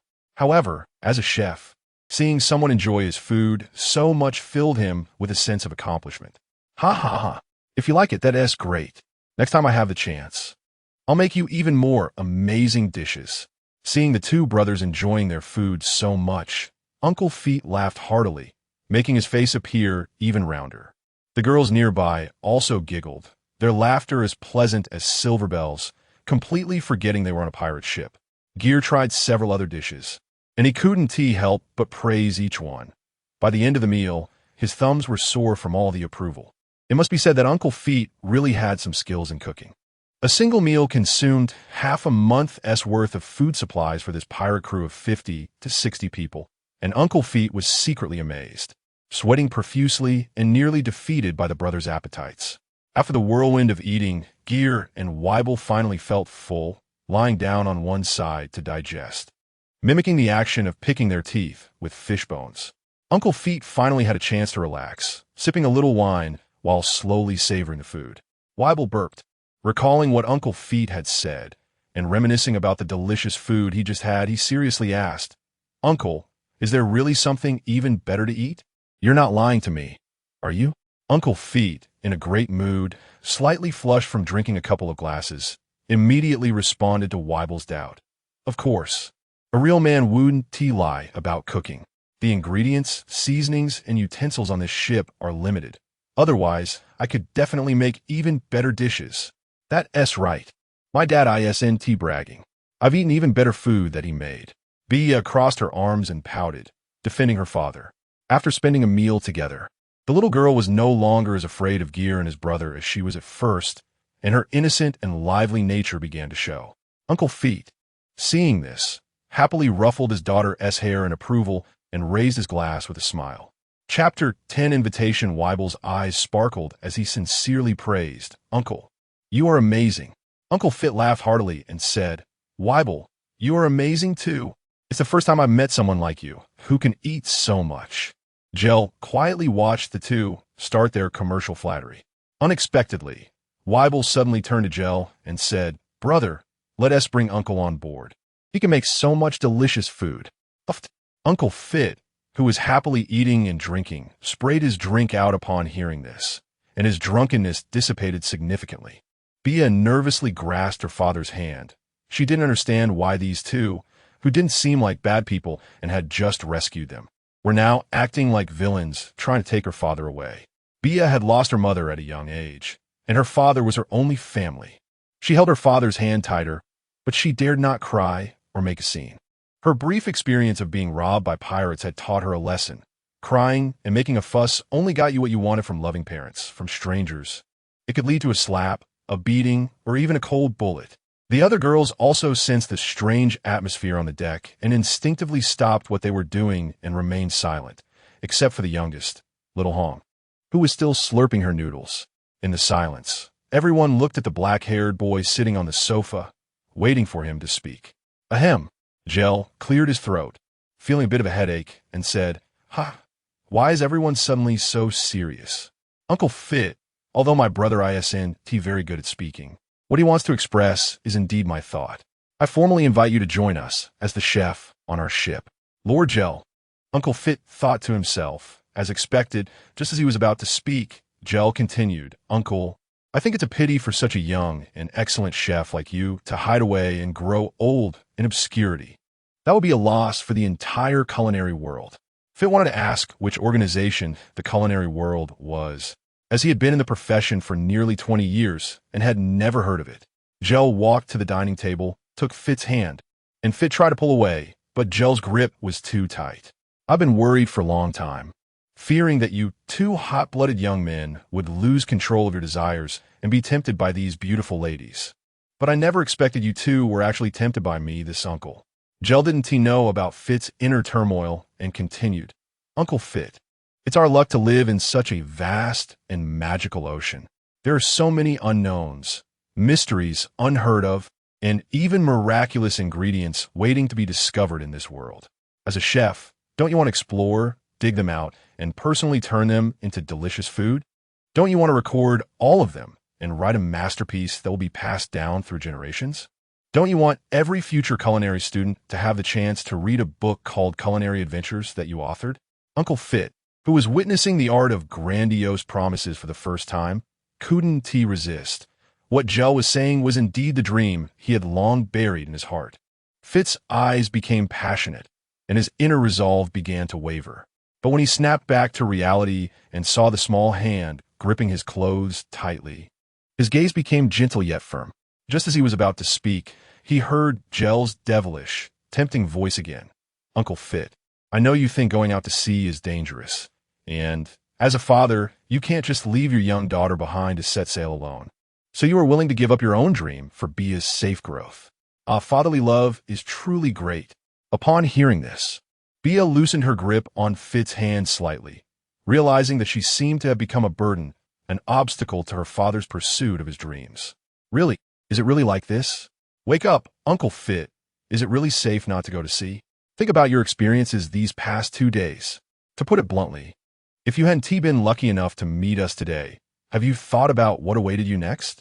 Following Gel's words, Fit became increasingly fearful. If they hadn't been lucky to be rescued, his daughter would have become a slave, bought by nobles, and toyed with to death by those disgusting people. And he would be powerless to do anything. Spend the rest of his life in regret and revenge? Or in the pain with self-termination? As he thought this, Fit's breathing became rough, cold sweat broke out on his back, and his eyes turned red. Uncle Fit, I sincerely hope you and Bia can join us. As long as you agree, we will be family from now on. You have seen our strength. Ordinary pirates are no match for my brother. I can't say it will be absolutely safe on my ship, but I can guarantee I will do everything in my power to protect every companion, even if it means going against the whole world. At first, Joe was just sweet-talking to persuade others, but as he spoke, he got too immersed in the role and became emotionally agitated.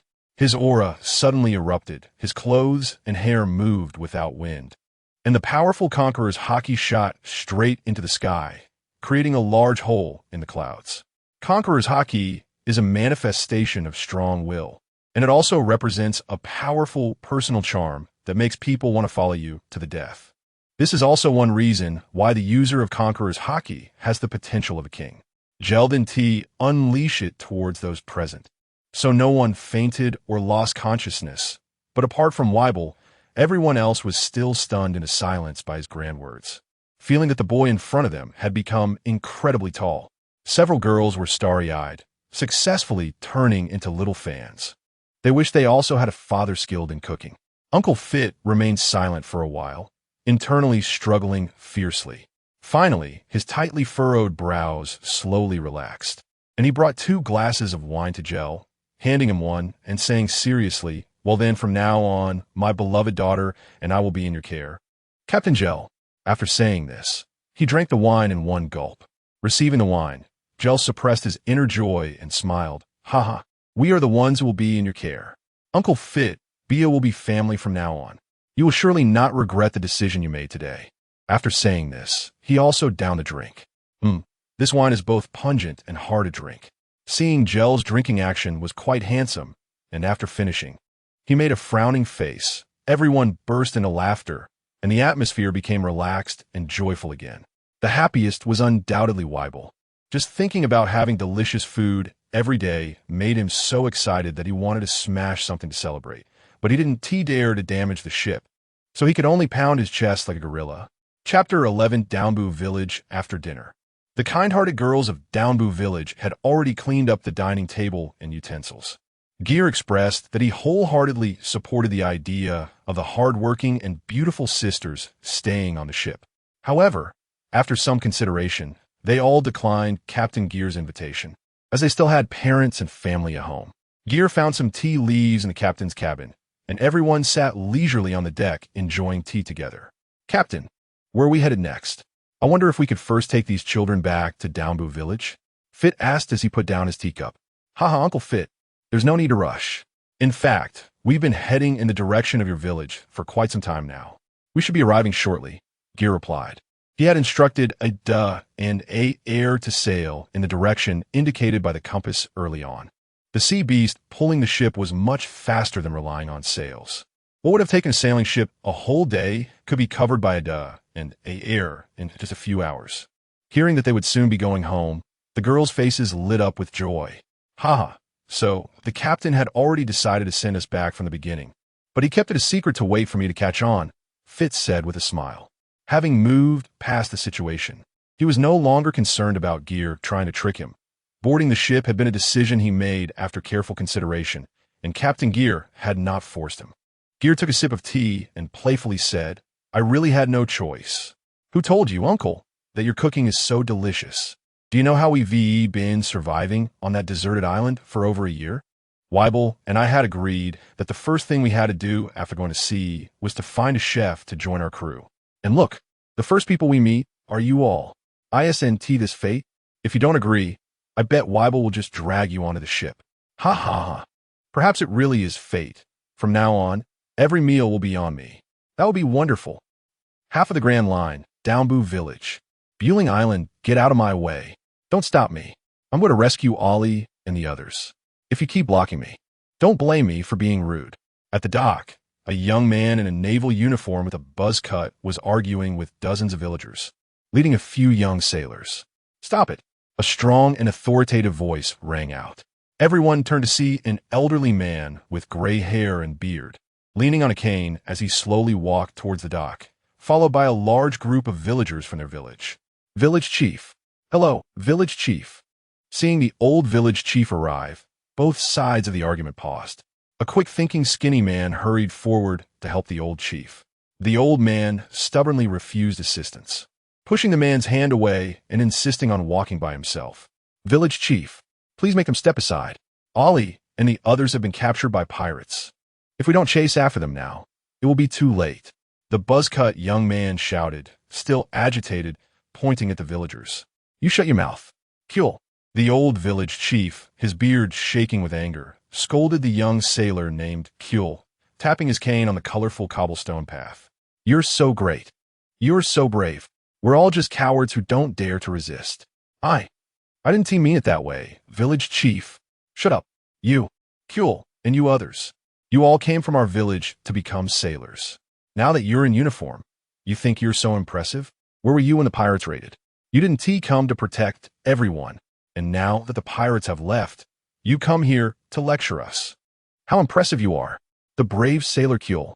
Kuel was left speechless. The old village chief, pained, continued to scold. You say we don't dare to resist? Ada's brother and heir Guzzi's father, along with several other villagers, are still lying in the hospital, barely clinging to life. And Uncle Fit was also captured by the pirates while trying to save people. We still don't know if he is alive or dead. Every single person here is just as angry as you, Kuel. They're just trying to prevent you from acting recklessly and losing your life. Not because they lack the courage to fight the pirates. Kuel and the other young sailors felt ashamed by the village chief's words. Seeing Kuel's emotions calm down a bit, the chief patiently advised, "We're not against rescuing those who have been taken. My granddaughter was also captured. Our feelings are the same as yours. But one must have self-awareness. Those are pirates with a bounty of over 20 million. What can we unarmed villagers do even if we catch up to them? Throw our lives away so the pirates waste some bullets? As village chief, I cannot let you go to your death for nothing."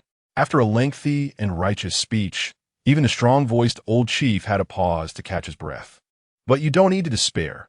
We've already come up with a plan. What plan? Kuel suddenly looked up at the old village chief, his previously dull eyes shining with a glimmer of hope, as if a drowning person had seen a lifeline. The others who had known beforehand also showed expressions of relief. The old village chief continued, "We all worked through the night, selling pots and pans to raise 10 million berries. This morning, we've already sent it to the naval base. Captain Milady has personally promised that with this 10 million berries, the soldiers will be rewarded, and they will soon dispatch troops to help us rescue the villagers. He is a high-ranking official from the naval headquarters. He must have a way to deal with those damn pirates." After the village chief finished speaking, he wanted to see if this reckless young man had learned a lesson from his cunning. However, he did not see the surprised expression he had anticipated on Kuel's face, but rather one of fear and despair. Thud! Kuel felt as if all his strength had been instantly drained, and he could only kneel weakly on the ground. He had just left the naval base, while Milady had already returned to his villa with 2 women who sold their bodies but not their talents. There was no way he would lead the navy to confront the pirates. He felt as if he had guessed some truth, and the content of that truth made him feel as if he had fallen into an ice pit. He had previously wondered why the pirates attacked the village just when they were patrolling the sea under Captain Milady's command. Why on way back, when he spotted the pirate ship while on duty at the lookout tower, did he get reprimanded by the captain for misreporting military information, with a strict warning that he would be demoted if it happened again? Why, upon returning, did he hear that their hometown had just been attacked by pirates, and several sailors from Downbu village requested a fight, only to be prohibited by the captain under the pretext of unclear circumstances? Now, combined with the absurd notion that the Navy needed money to dispatch troops to capture pirates, how could this be happening? How could this be happening? Isn't the Navy supposed to represent justice? He didn't know how to explain this to the village chief and the villagers. The Navy, which they trusted and placed their hopes in, might very well be in league with the pirates. There would be no Navy coming to rescue their captured family members. It wasn't that people were easily deceived, but rather than in despair, they would rather choose to believe a lie to hold onto a thread of hope. Even if everyone could rationally choose to believe what he said, then what? They still couldn't do anything, unable to save their loved ones. Even Lieutenant Milady was afraid that the situation would be exposed and might join forces with the pirates to stage another pirate raid on the village, silencing everyone in the village. Power. It was all because he was too weak. I can't even protect the girl I love. Thud, thud. Kuel collapsed to the ground, tears falling onto the earth in front of him, his fingers digging deeply into the soil, filled with immense hatred for his own weakness. Even thinking that the lazy training he usually did was just damnable. If only I had another chance, I would definitely. Unfortunately, there are no do-overs in this world, no what-ifs. Ollie, my Ollie. No, Ollie must still be waiting for me. She must be very scared right now. She must be even more desperate than I am. I can't fall. Ollie, wait for me a little longer. I will definitely save you. Remembering the beautiful moments of the past, the figure that haunted his dreams became his only belief, supporting him to stand up again. Seeing Kuehl crazily running towards the dock, everyone momentarily forgot to stop him. On the ship, "Hey, Sister Ollie, everyone, come quickly. You can already see Bueling Island." A voice shouted from a ship. Hearing this, the few girls who had never been this far from home rushed to the bow of the ship, tiptoeing and trying hard to look. Where? Where? Over there. Over there. Wow, I see it too. Is Bueling Island really this small? It's even smaller than my fingernail. A little girl with red hair held up her thumb in front of her to compare. Silly, that's because it's far away. Bea gently patted her little head to explain, and then brought a monocular to the girl's eyes, indicating for her to look inside. This ship would be their home from now on, and Bea could of course take the toys at home to play with. Wow, Sister Bea is amazing. It really got bigger. The girls crowded at the bow, chattering away. One girl with long golden hair down to her waist touched the ring on her left middle finger, a gentle smile on her face.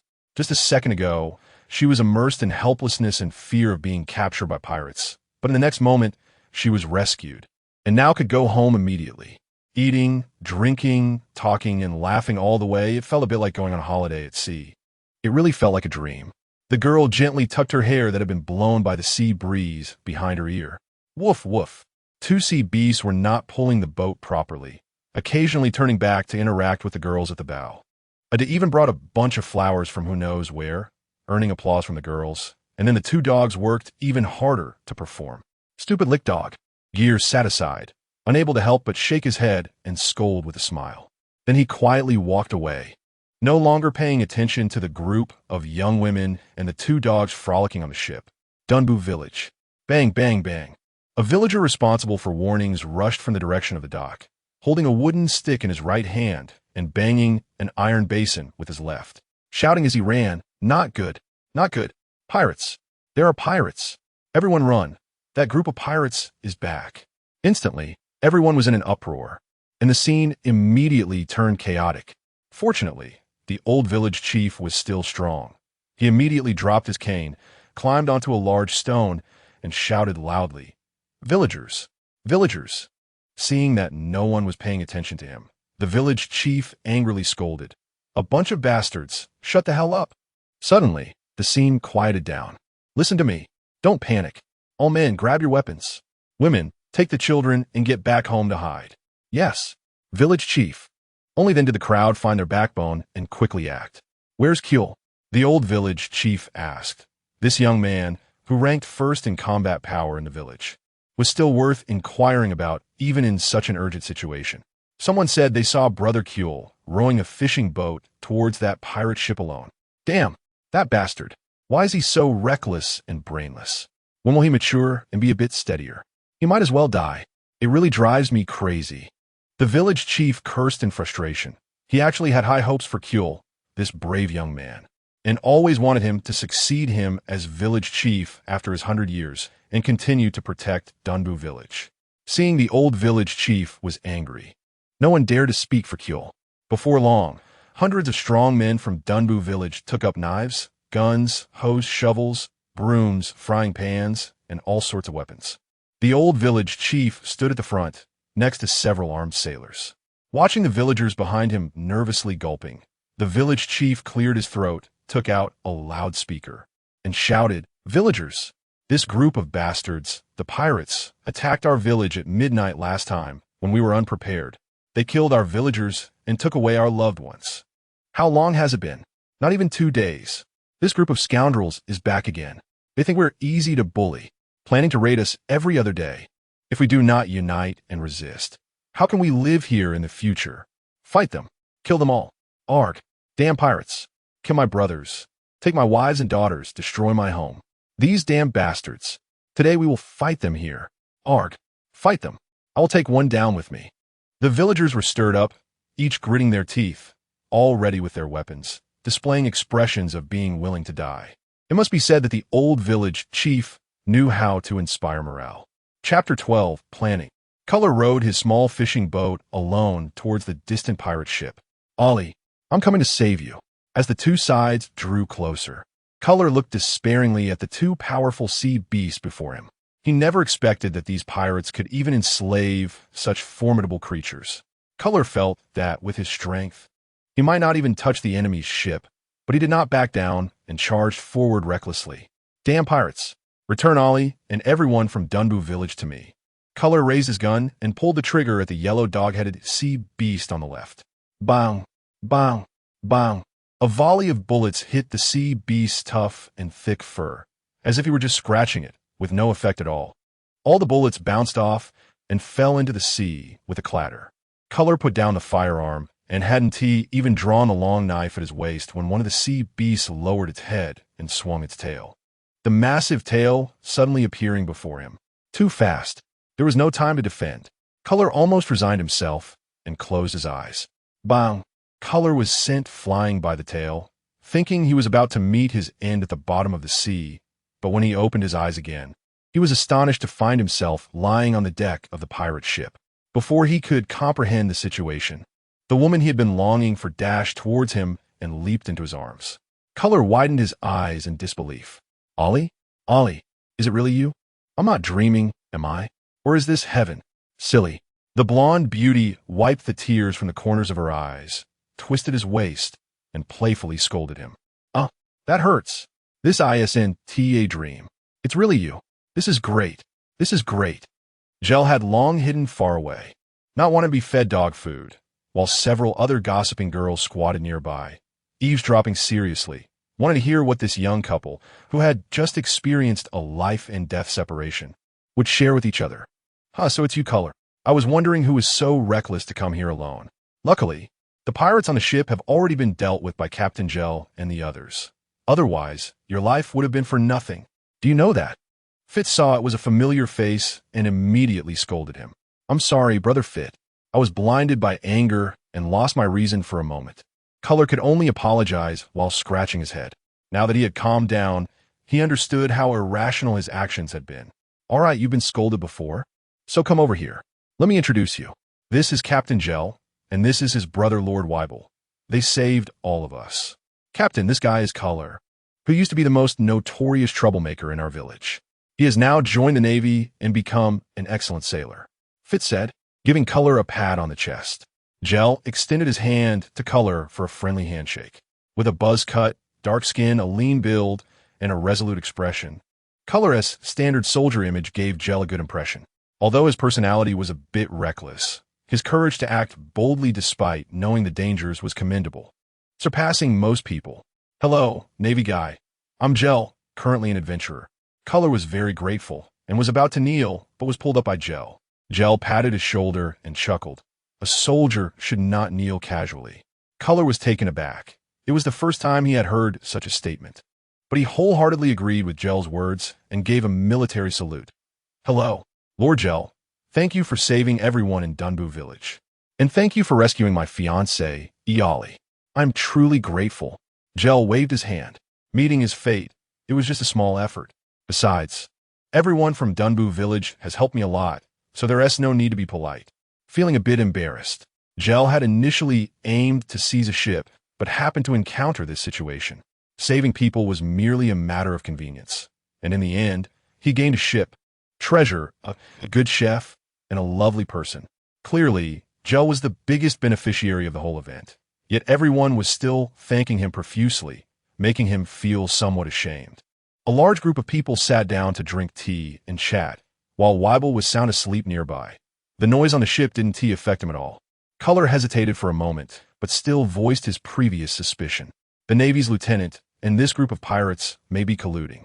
Uncle Fit, hearing this, couldn't help but slam the table in anger and curse. Damn it, milady, that naval scum. Our village is on the south side of the island, and the naval base is on the north side.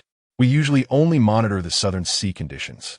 I wondered why the pirates could silently cross the Navy's defense area and attack us from behind that night. It turns out they were in cahoots. Truly despicable. Color grabbed the agitated Fit. Brother Fit, don't be angry. This is still just my suspicion. So, I have something I want to ask Captain Ger. Oh, what is it? Ger asked curiously. I hope Captain Ger can allow me to search Captain Jimmy's room. I want to see if I can find evidence of Milady colluding with the Hellhound pirates to report his crimes to the Navy's inspection department. Of course, you can. The Captain's room is the first room on the right. Thank you, Captain Ger.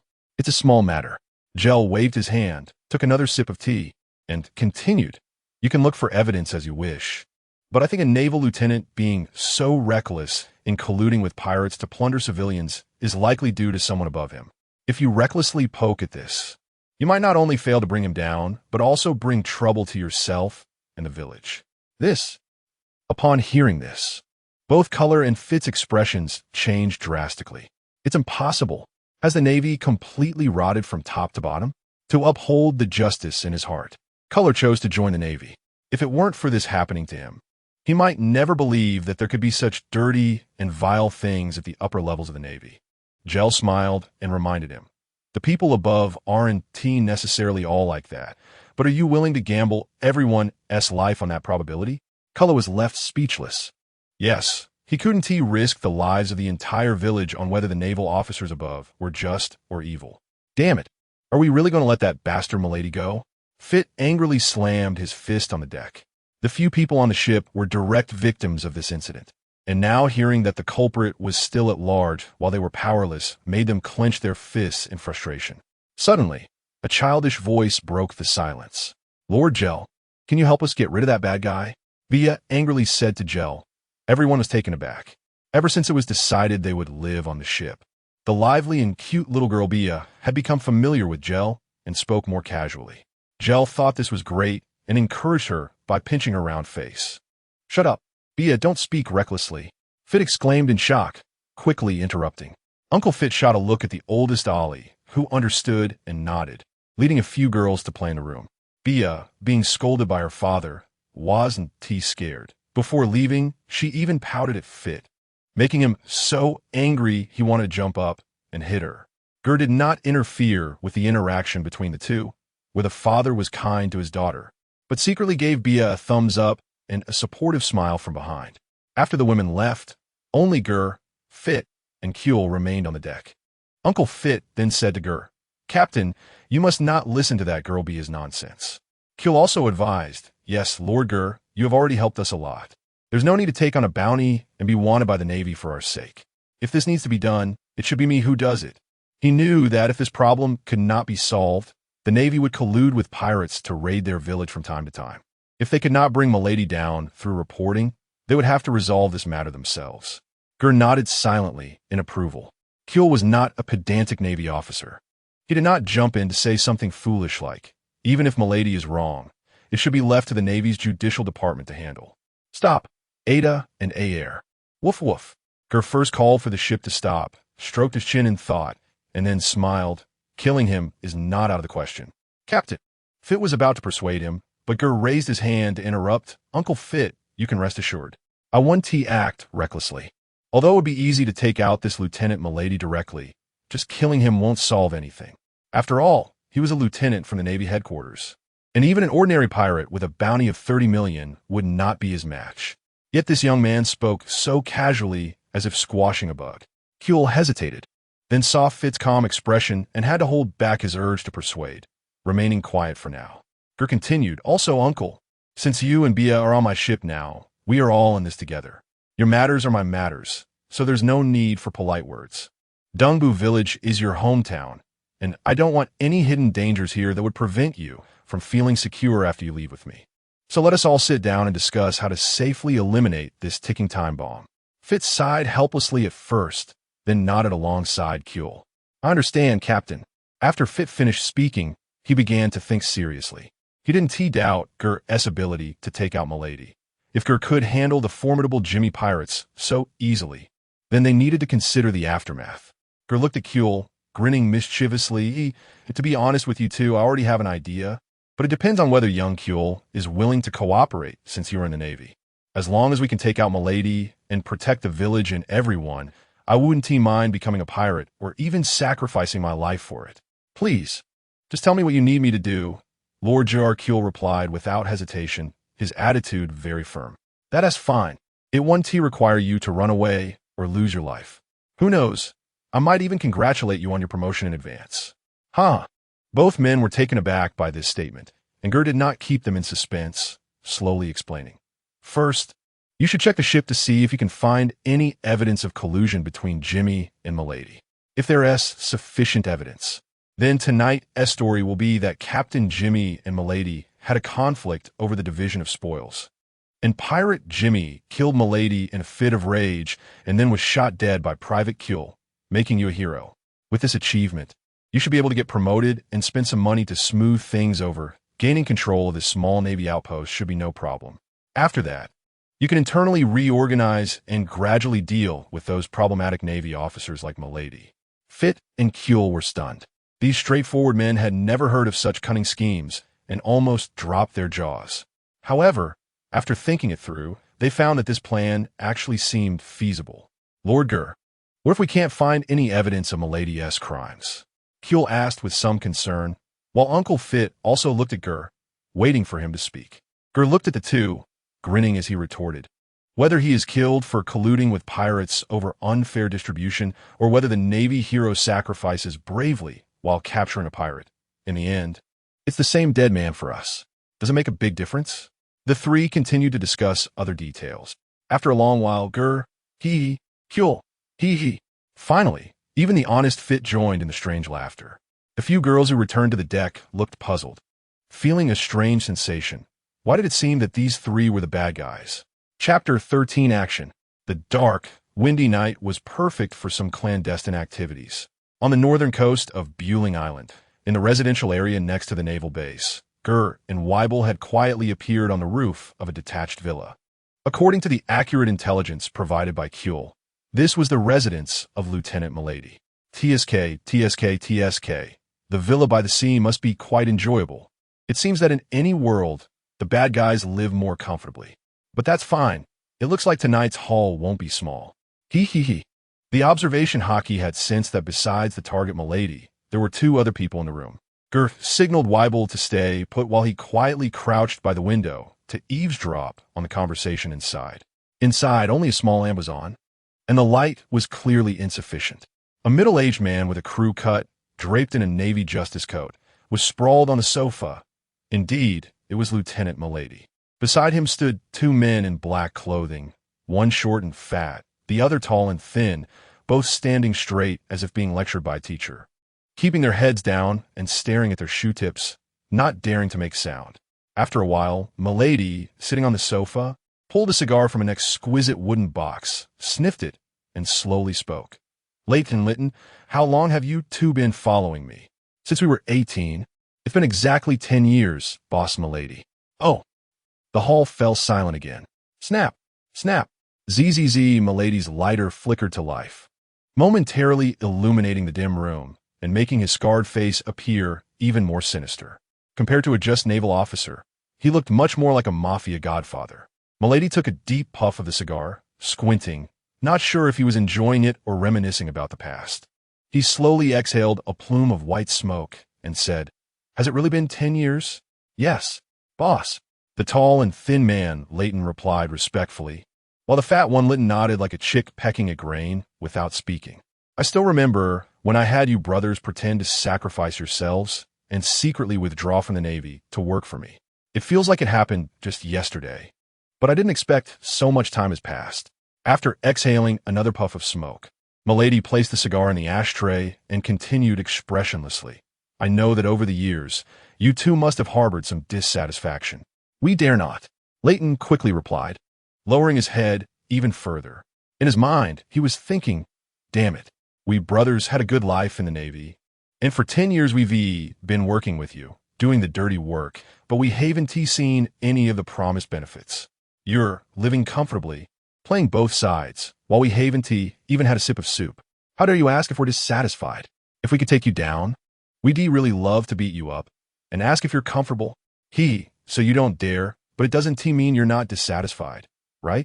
Milady smiled slightly, raising his cold gaze to look at the two. No, that's not what we mean. We have no dissatisfaction towards you, boss. Leighton and Litton were so frightened that they knelt directly on the ground. They didn't dare to look Milady in the eye, only anxiously shaking their heads in defense. Milady waved his hand, interrupting, "Enough. No need for further explanation. I know you brothers are still loyal, or you wouldn't be alive. I didn't call you here to hold you accountable. Get up." The two finally breathed a sigh of relief, wiped the cold sweat from their foreheads, and climbed back up. Creak. Hearing the sound of a cabinet door opening, the two secretly glanced over. They then saw Milady take out two small boxes from the wooden cabinet and place them on the table.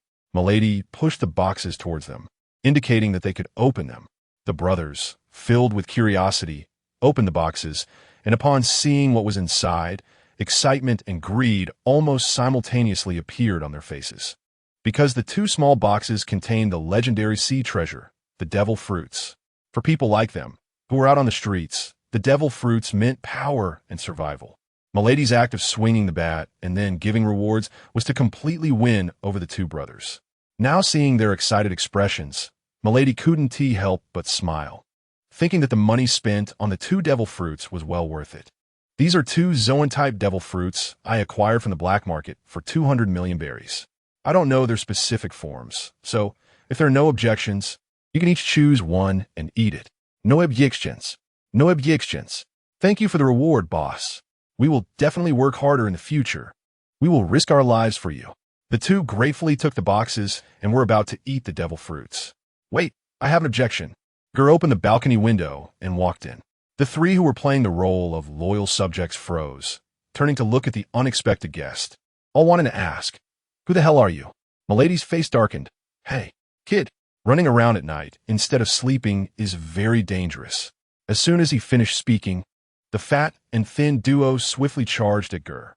Whoever overheard their secret conversation needed to be killed to silence them. Leighton and Lytton, who had teamed up for most of their lives, were incredibly coordinated. At this moment, one attacked from above while the other from below, completely cutting off all of Ger's escape routes. They wielded daggers suitable for close combat, their sharp blades glinting with a cold light under the moon as they aimed directly at Ger's vital points. We got him. Seeing the opponent still stunned in place, the brothers' encirclement was complete. At this point, even if the opponent wanted to dodge, it was too late. Leighton exclaimed excitedly. Watching the daggers come swinging, Ger still made no move, his expression calm. Suddenly a flash of red light appeared in his eyes. Bang! Bang! Two muffled sounds rang out. Milady, who was attentively observing the fight, saw Leighton and Lytton, who had jumped in midair, suddenly lose consciousness and crash heavily to the ground. "You! Who are you?" Milady was no longer calm. He hurriedly stood up from a sofa, dropping his cigar to the ground, which sparked slightly. Ger stepped over the fallen brothers, walking while laughing. "Does it really matter who I am? You wouldn't recognize me even if I told you, would you? Well, according to the usual process, we should introduce ourselves to each other, get to know one another, and then I would loudly inform you of the crime you've committed, at which point you would tell your story. How an excellent, just Navy officer became what he is now.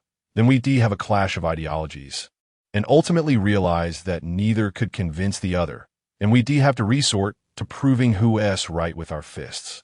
What is the point of all this? Is it just to fill the word count?" Milady was completely confused, not yet processing what this person was rambling about when he suddenly heard the other say, "Weibel, you can make your move now. Leave him with a whole corpse." Upon hearing this, Milady's pupils contracted, and he was filled with dread.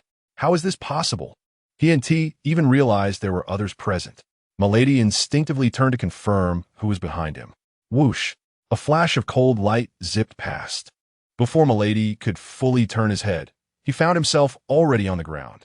He desperately wanted to stand up, but realized he had lost sensation in his limbs. Just before his vision blurred completely, he seemed to see a somewhat familiar headless corpse and a burly man beside it. He opened his mouth, but couldn't make a sound. Although Gel had undergone targeted training on killing and bloodshed after arriving in this world, seeing such a scene of a real-life body dismemberment up close still made him feel a bit nauseous. His face turned pale, and after recovering, he couldn't help but shout, "Why are you doing it so forcefully? Didn't I tell you to leave him whole?" Sensing his brother's displeasure, Weibel looked innocent and scratched his head, asking quietly, "Brother, what does whole body mean?" Gel was taken aback and realized he had indeed never explained it to him.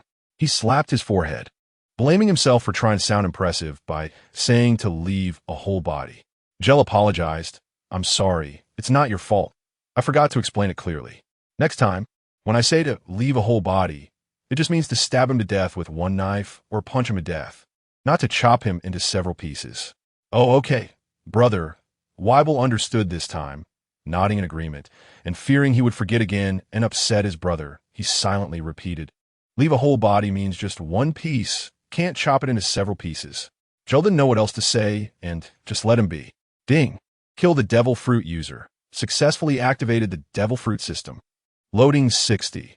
Hearing the long-lost system notification sound, Gel felt a surge of joy. Ever since he had just crossed over and received a beginner's reward in binding task, the system's functions had only allowed him to view the attribute panels of himself and Weibel. Gel had suspected he might have encountered a counterfeit golden finger, but it turned out there were other functional sections that hadn't been triggered yet. Activation successful. Once the system was activated, a blue orb floated out from a lady's corpse, about the size of a regular apple, rising to about 1 meter in height before stopping and hovering in midair. Gel reached out to grab it, and the moment he touched it, a system interface popped up in front of him, detected unknown devil fruit, automatically analyzing. Analysis complete. Zone type. Dog fruit. Pitbull form. Please choose extract or decompose. A zone fruit user? No wonder his head had been severed for a while before he completely died. Luckily, he didn't get the chance to transform, or else the commotion would have been too great and there wouldn't have been enough time to handle the scene slowly. Gel wanted to quickly understand the system's functions, so he casually tried to click on decompose. Ding! Decomposition failed. Energy state devil fruit cannot be selected for decomposition. Damn it, dog system. You didn't give me a choice, yet you still made me choose. Gel complained and clicked on extract again. Ding! Extraction successful. Extracted ability. Will the bulldog passive activation during tough battles. Pain perception is shut down. Injury and fatigue reduce strength impact by 50. Combat will and endurance increase by 50. Usage method. Oral. After the blue orb exploded like fireworks and dissipated, Gel looked at the blue pill the size of his thumbnail and pondered. Extraction doesn't mean taking the entire devil fruit, but rather extracting a specific ability, right?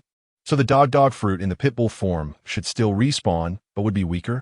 That should be the logic. Seeing 2 more devil fruits on the table beside him, Gel was eager to immediately verify whether his guess was correct, but he prioritized the important matters and could only put the 2 devil fruits away for now, starting to search for the treasures accumulated by the hard-working Captain Milady. Gel flipped the bed and saw a neatly stacked pile of berries underneath, estimating it to be around 200 million. Weibel, get the sack out. It's time to work. Gel thought this guy must have more than just this amount of money, since he could spend 200 million on a devil fruit for his subordinates. He continued to search around the room. Gel approached a wooden bookshelf, touched all the ornaments, and finally discovered that one of the vases was fixed and couldn't be picked up. Clack, clack, clack. He gently turned it left and right, and sure enough, the bookshelf rotated, revealing a secret room in front of him. Gel felt a bit smug, saying, "These people hide things in the same few places. It's really not difficult." Entering the compartment behind the bookshelf, he saw a large pile of golden treasures. Although Gel didn't know the exact market situation, referencing the Straw Hat Pirates selling gold, he estimated this pile of gold to be worth at least a few billion berries. 3 years of cleaning the governor's office equals 100,000 silver dollars. Quick, pack it up, brother. Just a bit of paper money will suffice. Leave some for Kula, and take all this gold treasure without leaving anything behind. All right. After filling a large backpack and carrying 2 big sacks, only Weibel was capable of moving such heavy items while also easily using shave and moonwalk. After faking the scene, Gel casually took out the 2 henchmen, and before leaving, he fired a few shots into the sky to successfully attract the attention of the station navy, while also notifying Kula that they could proceed with the next step. Once everything was done, Gel and Weibel disappeared into the darkness. On the way, Weibel asked in confusion, "Brother, what are gold and money used for?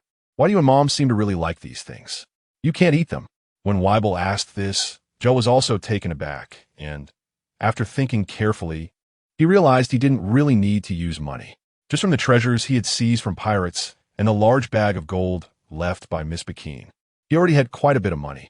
However, he then thought that he couldn't just drift on a ship at sea for a lifetime. Sooner or later, he would occupy a place to develop power, so having more money would definitely be better. He answered in a way Weibel could understand. Brother, although these things can't be eaten, they could be exchanged for lots and lots of delicious food. Oh, so that's how it is. Simple and easy to understand. With no need for further explanation, Weibel immediately became full of energy at the mention of food. Chapter 14. New features back on the ship. After Ger finished washing up, he immediately returned to his room, closed the door, and took out 2 boxes to place on the table.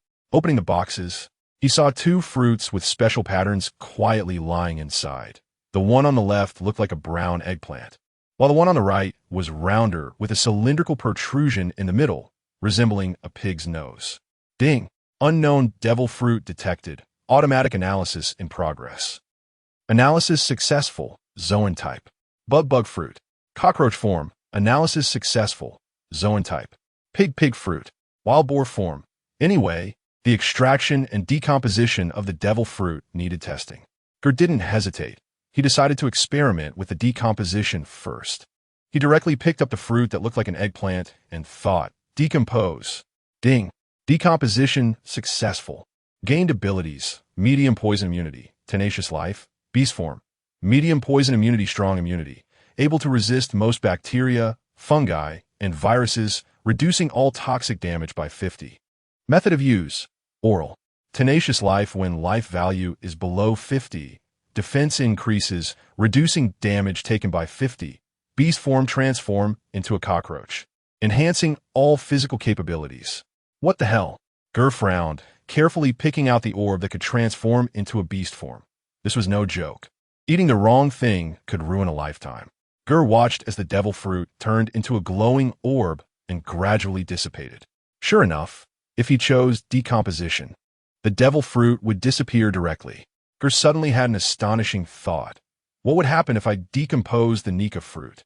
No, I can't work for Im and the 5 elders for free. This troublesome fruit should be left for them to worry about. Not thinking further, Ger picked up the other devil fruit and chose to extract the pig fruit. Wild boar form. Ger clasped his hands together, silently praying for divine protection. Getting the ability to turn into a cockroach was one thing. He absolutely did not want to get another ability that turned him into a pig head. Ding. Extraction successful. Gained ability Big Eater. Damn, it's really true that you fear what you get. Looking at this name, it seems even worse than turning into a pig. Ger's mentality was a bit broken. Big Eater, easily hungry, astonishing food intake, super digestion ability, quick and good nutrient absorption, enhances recovery to a certain extent. Method of use. Oral. Be content and happy. Ger thought after reading the detailed explanation. This ability could still be somewhat useful, so he stopped dwelling on it. Indeed, if extracted, the devil fruit remained, but could only be extracted once, and the abilities gained were fewer compared to decomposition. Looking out the window, it was still dark. There was one last experiment to verify, which would have to wait until tomorrow. Ger climbed into bed with satisfaction and laughed softly in his dreams. Dunbu village chief, are the pirates coming or not? It's already late at night, and we've been standing here all night. Yeah, village chief. Could they be waiting until tomorrow morning to come ashore? Shall we take a break? Seeing that everyone was slowly relaxing, the village chief anxiously shouted, Shut up. Stay alert. The enemy is deliberately stalling for time, wanting us to get tired and lower our guard before attacking. We must hold on. Everyone perk up. Noticing that the villagers around him still looked listless, the village chief turned and ordered, Ergo. Go to the back and tell the village women to boil some hot water and steam some buns for everyone to fill their stomachs. We have to confront the pirates to the end tonight. The village chief appeared calm on the surface, but was also anxious inside. This was difficult. He didn't expect these pirates to be not only cunning and vicious, but also somewhat knowledgeable in military tactics. The villagers held on until the early hours of the morning, but could no longer sustain themselves, their heavy eyelids unable to lift even with all their strength. One by one, they started to doze off. Fortunately, that night, Dunbu village was quiet. Nothing happened. However, on the other side, a major incident occurred at the Navy base. Lieutenant Milady was murdered in his quarters, and there were 2 corpses suspected to be pirates, with a pile of berries and treasures scattered all over the room. The killer was the mad dog Jimmy, with a bounty of 25 million berries. After killing Milady, he was injured and fled, only to be shot dead by Private Culler. Culler brought Jimmy's body and a large bag of treasures back to the Navy base. Later, evidence of Jimmy's collusion with Milady was found in his clothing, along with large sums of unexplained money and letters of correspondence with pirates discovered at Milady's residence. Senior Navy officials immediately ordered a news blackout and publicly claimed that Lieutenant Milady was ambushed by multiple pirates, fighting valiantly until his heroic death. However, many rumors circulated privately. Lieutenant Milady colluded with pirates to raid villages under his jurisdiction and was killed by them over a dispute regarding the spoils. Upon hearing the news, some citizens were confused while others applauded, but such high-ranking figures had little to do with ordinary folks. Life continued as usual. Private Culler gained great prestige for killing the pirate and turned over the seized treasures, berries, and Milady's questionable wealth to senior Navy officials for handling. Eventually, Culler was promoted to Navy ensign and temporarily took over as the base commander of the Navy's temporary station on Bueling Island. Of course, all of this was a later story. To align with the plan Ger had previously devised, the ship chose to dock a day later. Uncle Fit did not tell the girls the specifics, only explaining that there were special circumstances requiring them to stay on the ship for one more night. The girls were very understanding, not probing further. After dinner, they quietly returned to their cabins to rest, yet they all missed their hometowns and loved ones, spending the entire night in tacit insomnia. After tossing and turning, they finally awaited dawn. Early in the morning, several girls arrived on deck to wait for departure.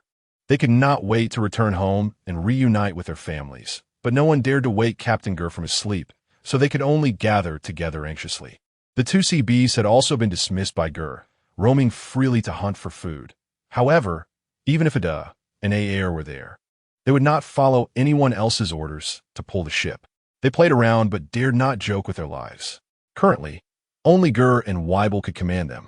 Enjoying the breakfast that Uncle Fit had carefully prepared early in the morning, they finally unanimously elected the girl who had been the most at ease on the ship, Bia, to check if Captain Ger was awake. The clever little girl, taking the initiative, did not directly wake Ger. Instead, she went to the kitchen, grabbed a serving of breakfast, and brought it to the captain's cabin, gently knocking on the door and asking, Captain, it's breakfast time. Should I bring it in or leave it at the door?"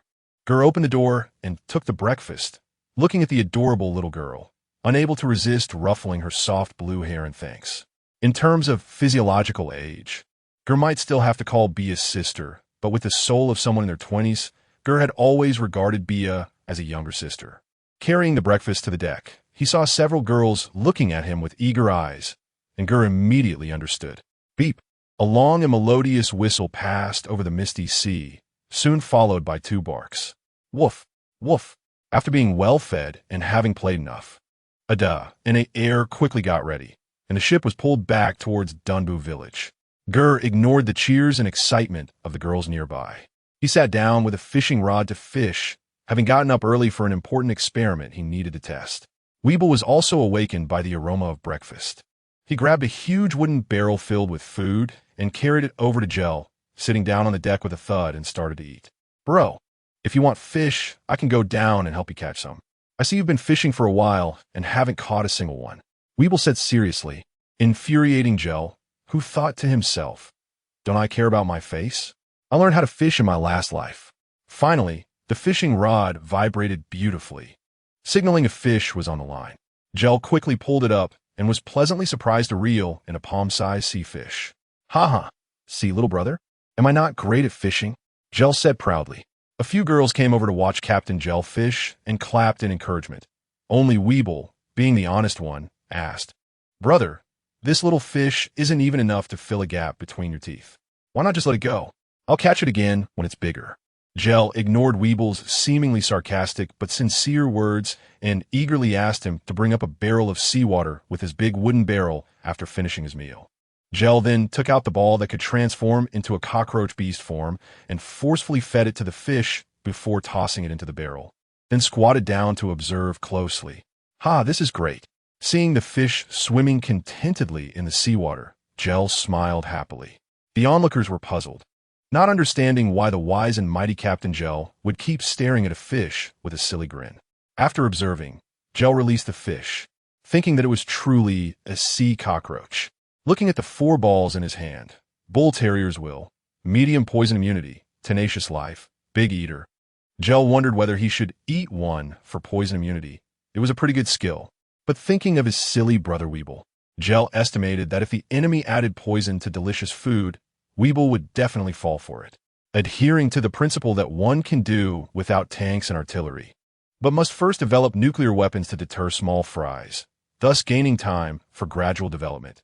Ger decided to first make Weeble the strongest in the world. "Weeble, open your mouth, I've got candy for you."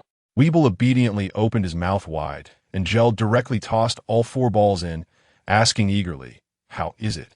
Do you feel anything?" Weeble pondered for a moment and said, "Sorry, brother, I ate too fast just now and didn't notice the taste. Can you give me a few more? I'll eat slowly this time. Do you think this is ordinary candy? I won't give you more. And I wasn't asking how it tastes. I was asking if you felt any changes in your body."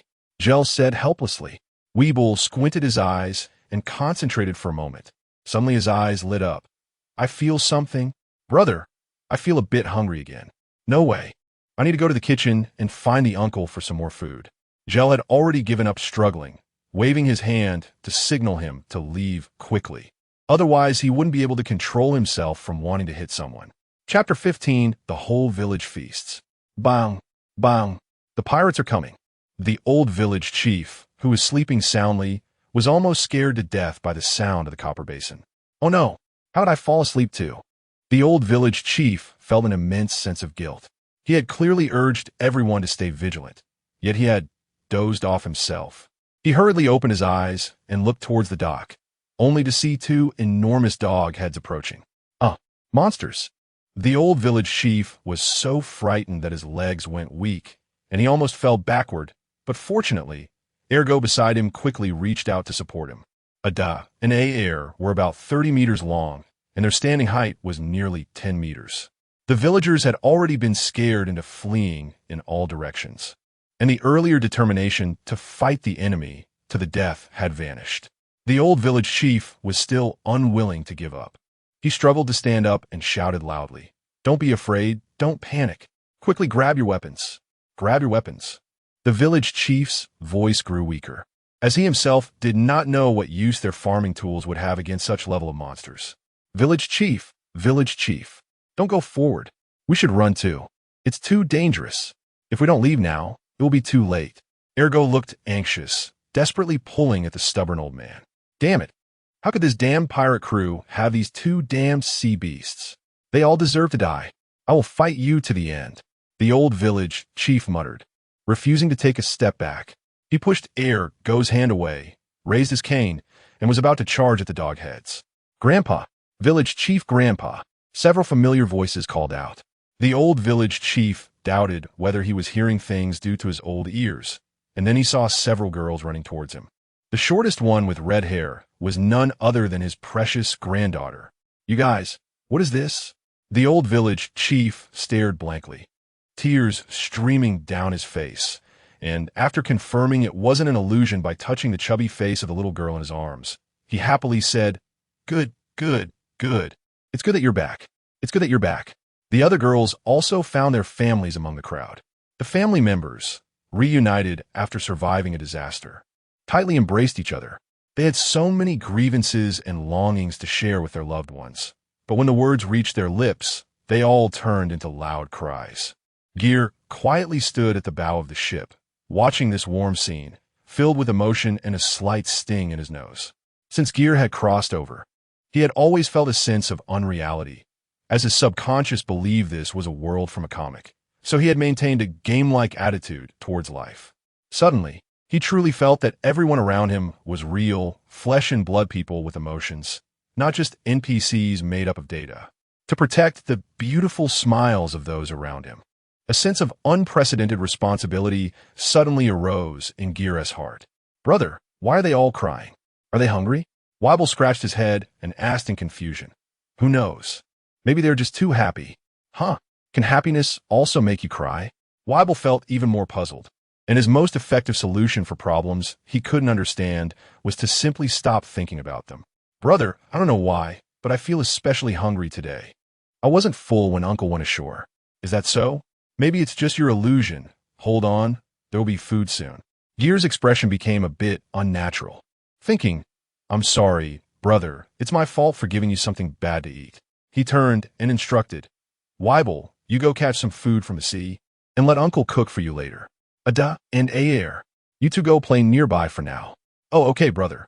As soon as Ger finished speaking, one person and two dogs jumped into the water with a splash and quickly disappeared, after patiently waiting for the villagers of Dunbu to express their emotions. Ger finally jumped down from the ship. Everyone learned that it was this handsome young man who had saved their loved ones, and immediately a large group of villagers, led by the old village chief, expressed their gratitude to Ger. The villagers were very simple-hearted and warmly invited Ger to visit their village. The old village chief raised his arm and announced that the whole village of Dunbu would hold a grand banquet for 3 days to thank their savior. And the villagers cheered. Village chief, village chief. Ergo pulled the village chief aside, wanting to have a quiet word. What is it? Don't you see I'm entertaining honored guests? Pulling and tugging like this is inappropriate. The old village chief frowned and scolded. Sorry, village chief. Can we talk for a moment? Ergo awkwardly smiled at Ger, then tried to pull the village chief aside to talk. The village chief firmly refused, whatever it is. To say it here, Captain Ger is one of us. There's nothing we need to hide from him. Ergo's cheeks turned as red as if he had been blushing. After struggling for a long time, he had no choice but to confess. Village chief, we don't have any money to buy supplies anymore. It's a problem for us to have our next meal, let alone hold a banquet for 3 days. I'm out of ideas. You could decide what to do. The old village chief slapped his forehead, feeling too ashamed to face anyone. He suddenly remembered that their village had just been raided by pirates, and today they had spent all their money to pay the navy. Where would they find money for a banquet now? Was he about to be slapped in the face for his earlier words? This stubborn old man felt his neck turn red with shame. In the end, it was Ger who, understanding the situation, stepped in to mediate. Village chief, I have urgent matters to attend to, so I won't stay long. There is no need for a grand banquet for 3 days. Today, everyone is happy. So, let us all have a meal here to celebrate. You don't need to worry about the ingredients. My brother has already gone to prepare them. Cooking can be entrusted to Uncle Feet and the villagers. How does that sound? How can I accept this?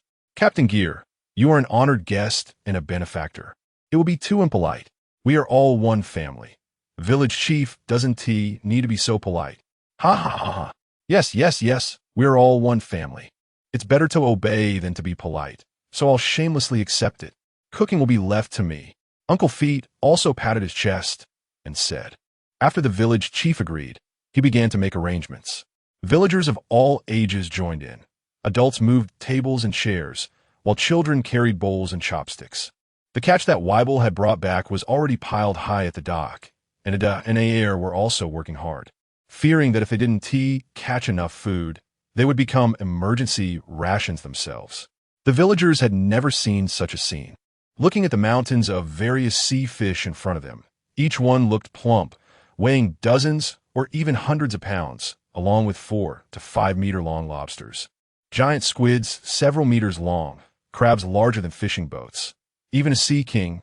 Everyone was nearly left speechless. Ger marveled at Weibel, wondering if he had caught all the shrimp and crabs that were about to become sentient from the bottom of the sea. And he wondered if a dragon king would come over to stir up trouble later. They truly achieved a situation where one person goes to sea and the whole village feasts. Uncle Feet, along with a group of enthusiastic villagers, began to process the ingredients and prepare the dishes. The adults were busy, while the children played nearby, waiting for the meal. As the honored guest, Captain Ger also stayed with the children, waiting for the feast to begin. A group of children heard the adults say that Captain Ger was an adventurer who had defeated the sea pirate and rescued several people from their village. Ger became a superhero in the eyes of the children, and they all surrounded him, clamoring to hear adventure stories.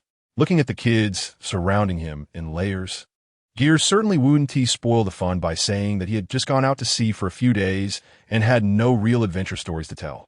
Even if that was the truth, Ger began telling various exciting and wonderful adventure stories in front of a group of eager children.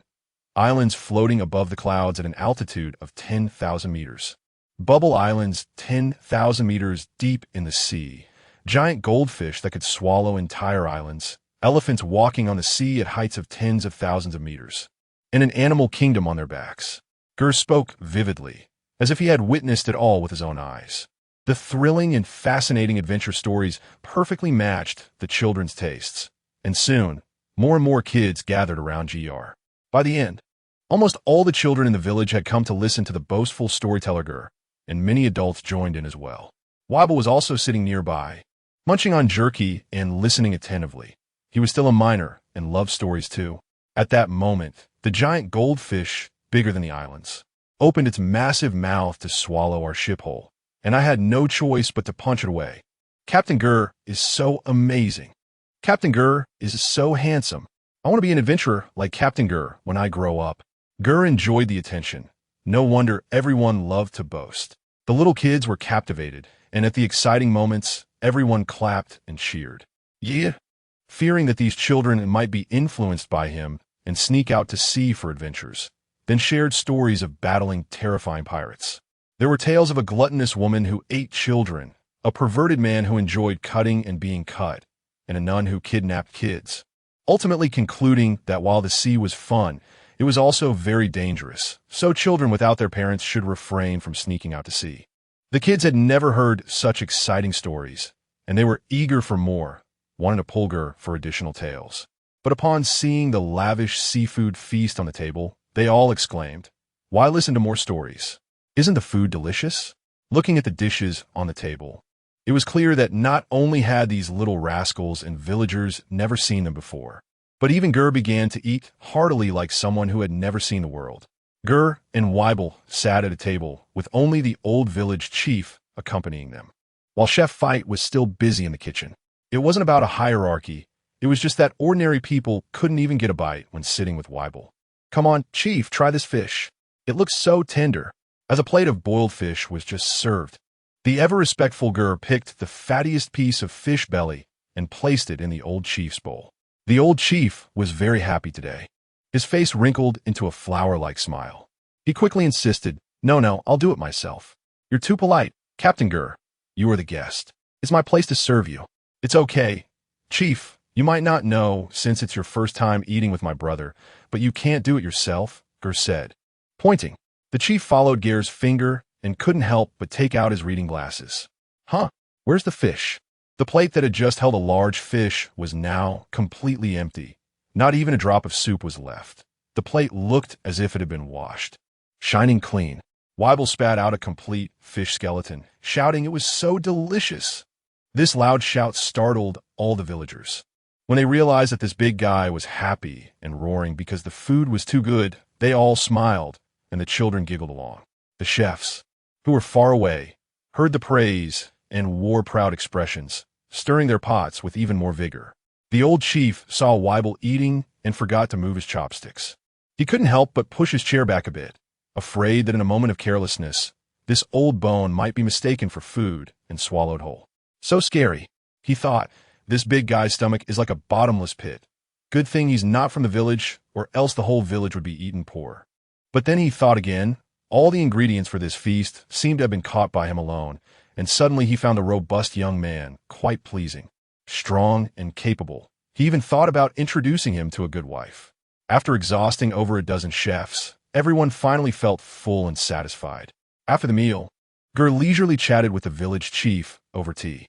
"Chief, do you know how to get to the East Sea from here?" The chief took a sip of tea and replied calmly, Captain Ger, everyone actually knows this. We are in the first half of the Grand Line.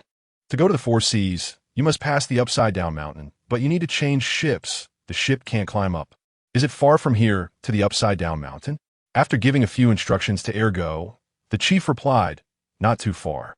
If the weather is good and the wind is favorable, you can get there in 10 days to half a month. You must be going to low town, right?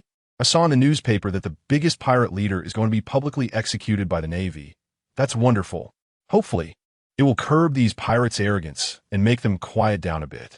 All these pests should be caught. Ger thought to himself. The old man might be disappointed because Roger's execution would not only fail to curb the pirates' arrogance, but would usher in an even crazier era of great pirates. Please wait a moment, Captain Ger. I've already sent Ergo to get the log pose for Twin Cape. After thanking the chief, Ger thought for a moment and decided not to shatter the old man's beautiful fantasy. This simple and kind village, he thought he should help as much as he could. Kuehl arrived late, having spent the whole day executing Ger's cunning plans at the Navy base, busy to the point of not having a drop of water all day. He casually grabbed some food and came to find Jar Lord Ger, Uncle Fight, Chief. At this moment, there were only 4 people present.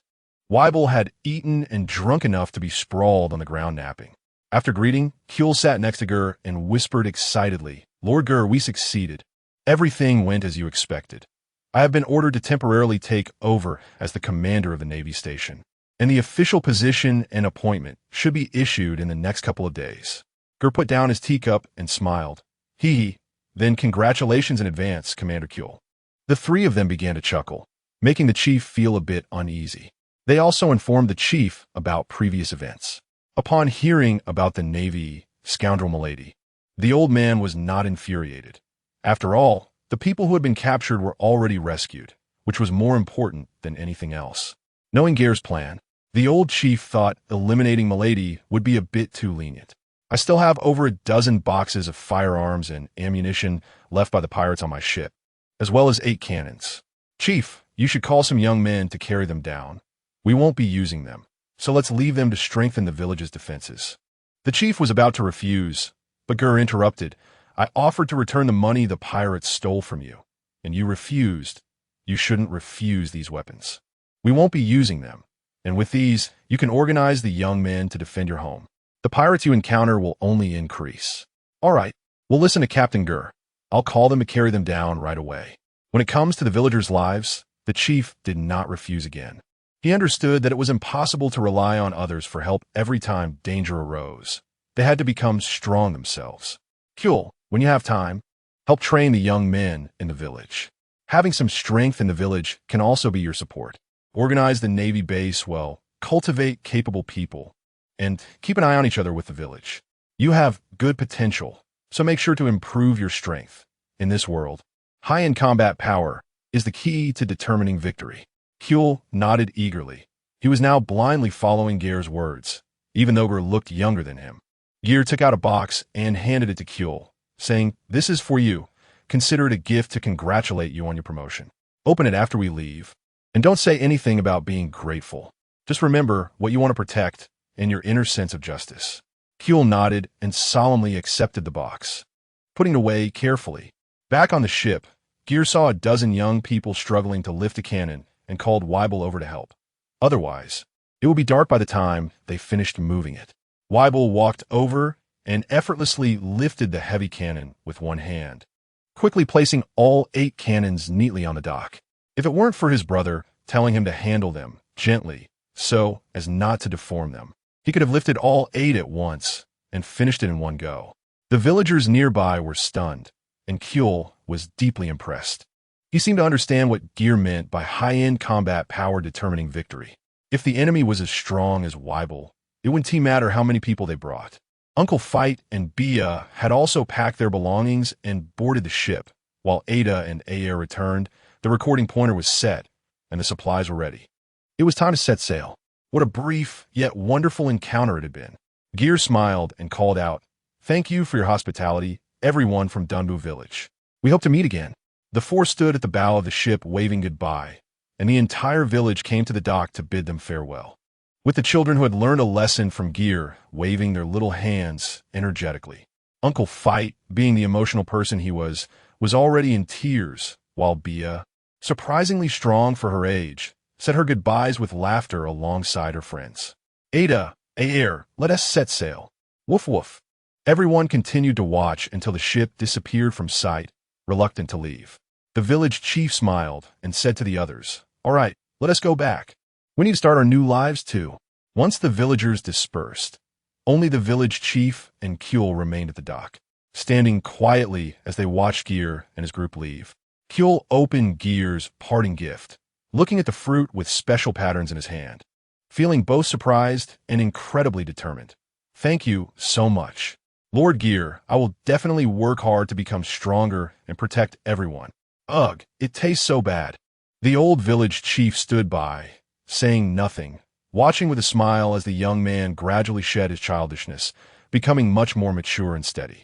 The old village chief felt a sense of relief, knowing that he finally had someone to carry on after him. Chapter 16, Twin Cape. The weather is fine, and the vast blue sea sparkles under the sunlight. Seagulls soar freely in the sky, and a group of pink dolphins joyfully leap around the boat without a hint of fear, looking incredibly cute. Uncle Fight lies leisurely in a rocking chair soaking up the sun. Bia runs around interacting with the dolphins. Ger still sits at the ship's railing fishing, while Weibel thinks about turning the dolphins into food, but is thankfully stopped by Ger in time. Woof woof. Ada and Air also want to learn the graceful swimming posture of the dolphins, but unfortunately, their talent is too poor, and they end up looking more like they are dog paddling. It's convenient to have sea beasts pull the boat. Not only is it fast, but there's no need to worry about wind direction or reefs. Just determine the direction and you're good to go. Indeed, intelligent unmanned navigation is the future.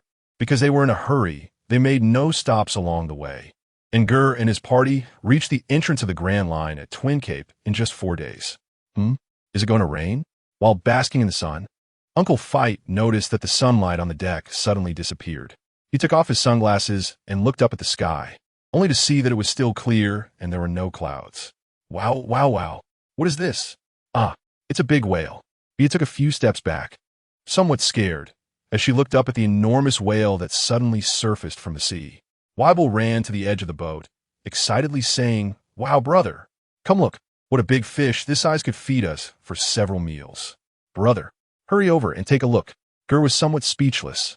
Such a huge whale was practically right in front of their faces, and it could be seen from anywhere, but he still played along. I see it, I see it. It's really big. I have to say, although it's not half the size of an adult labu, its length of over 100 meters is still quite impressive. Is it labu?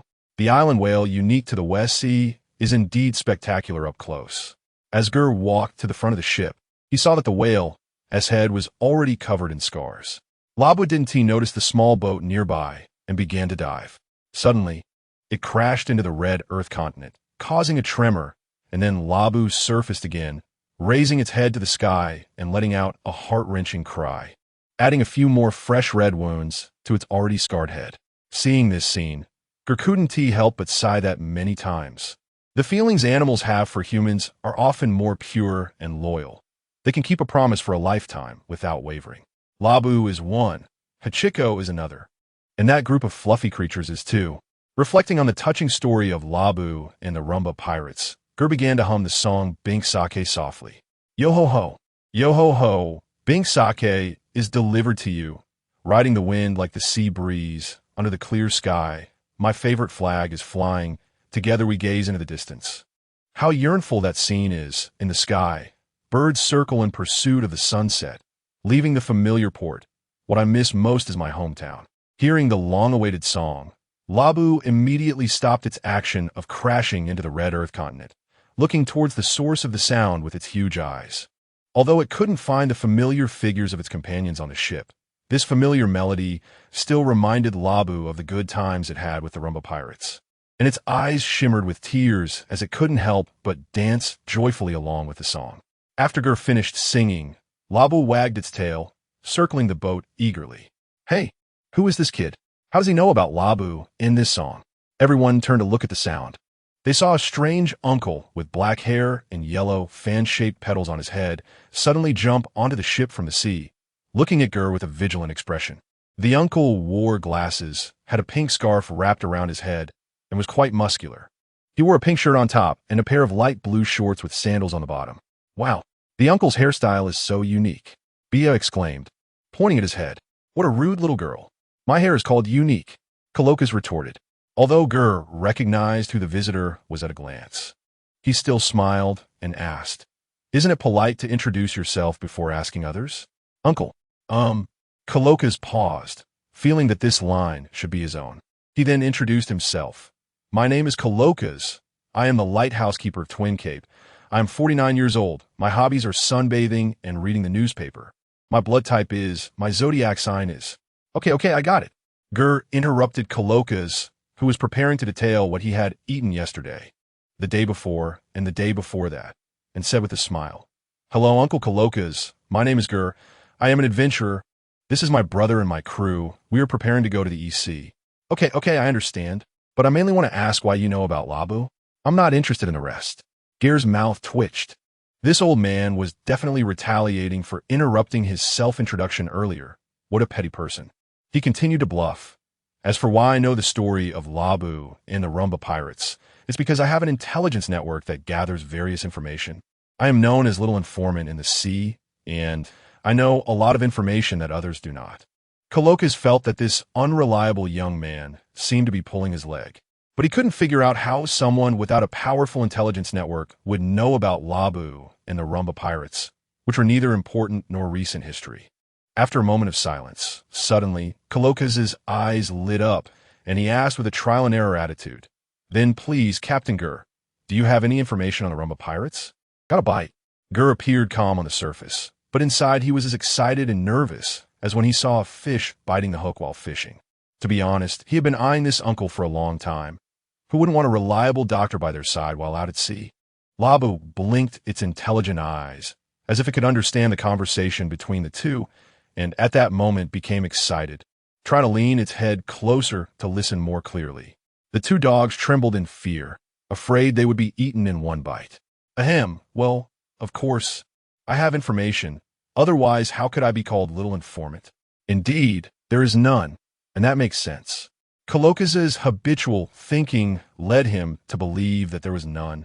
After all, he had boarded Roger's ship in search of news about the Rumba pirates, and had traveled a long way on the Grand Line without any results.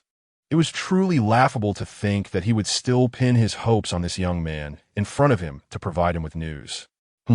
Wait, did you just say you have? Did I hear wrong?"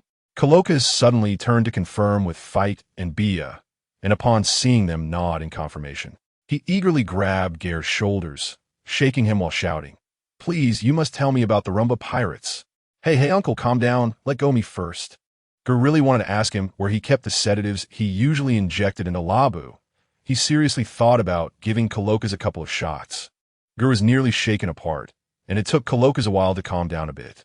Ger then put on a sly merchant's face and said, "Uncle Colokas, you seem to not quite understand the rules in our intelligence business. The more real and accurate the information, the more expensive it is. The more necessary it is for someone, the more expensive it is to sell. I just happen to have the most accurate information, and you're the one who needs this information the most." Colokas felt a chill run down his back. "I already know that the Rumbar pirates have been completely wiped out. If I spend a lot of money to buy your words, that's right, it's just as you thought. Wouldn't I be at a loss?" Uncle Colokas asked. Ger raised his teacup, took a sip, and laughed. Should I say that you truly are a former crew member of the Pirate King? Uncle Colokas, you haven't even paid yet, and you're already testing my information. Well, I'll give you a piece of information for free. The Rumbar pirates have not been completely wiped out." Hearing this, Labu started happily spinning in circles, shouting at the sky. It was the one who least wanted to believe that all the members of the Rumbar pirates had died, which is why it kept bumping against the red line, trying to knock it down to search for its companions, since the initial agreement was to return here after circling around. Upon hearing this, Colokas was first delighted, then pretended to be indifferent. "Go ahead. How much are you selling this information for? But I should say first that I don't have much money. And this information is important for that whale, not for me, and I'm not very familiar with that whale. I just think it's too noisy bumping against the red line every day. It's affecting my rest." Hearing this, Ger almost couldn't hold back and spat out his tea. Uncle Colokas, don't joke around. Since I can find out such secret information from decades ago, do you think I wouldn't know your information? You want to see not only to help Roger complete his final voyage, but also to find out the whereabouts of the Rumbar pirates. Labu is more precious to you than your own son. Colokas's face darkened, feeling completely seen through by this young man. For Labu's sake, I'll give you a 50 discount. 1 billion berries will do.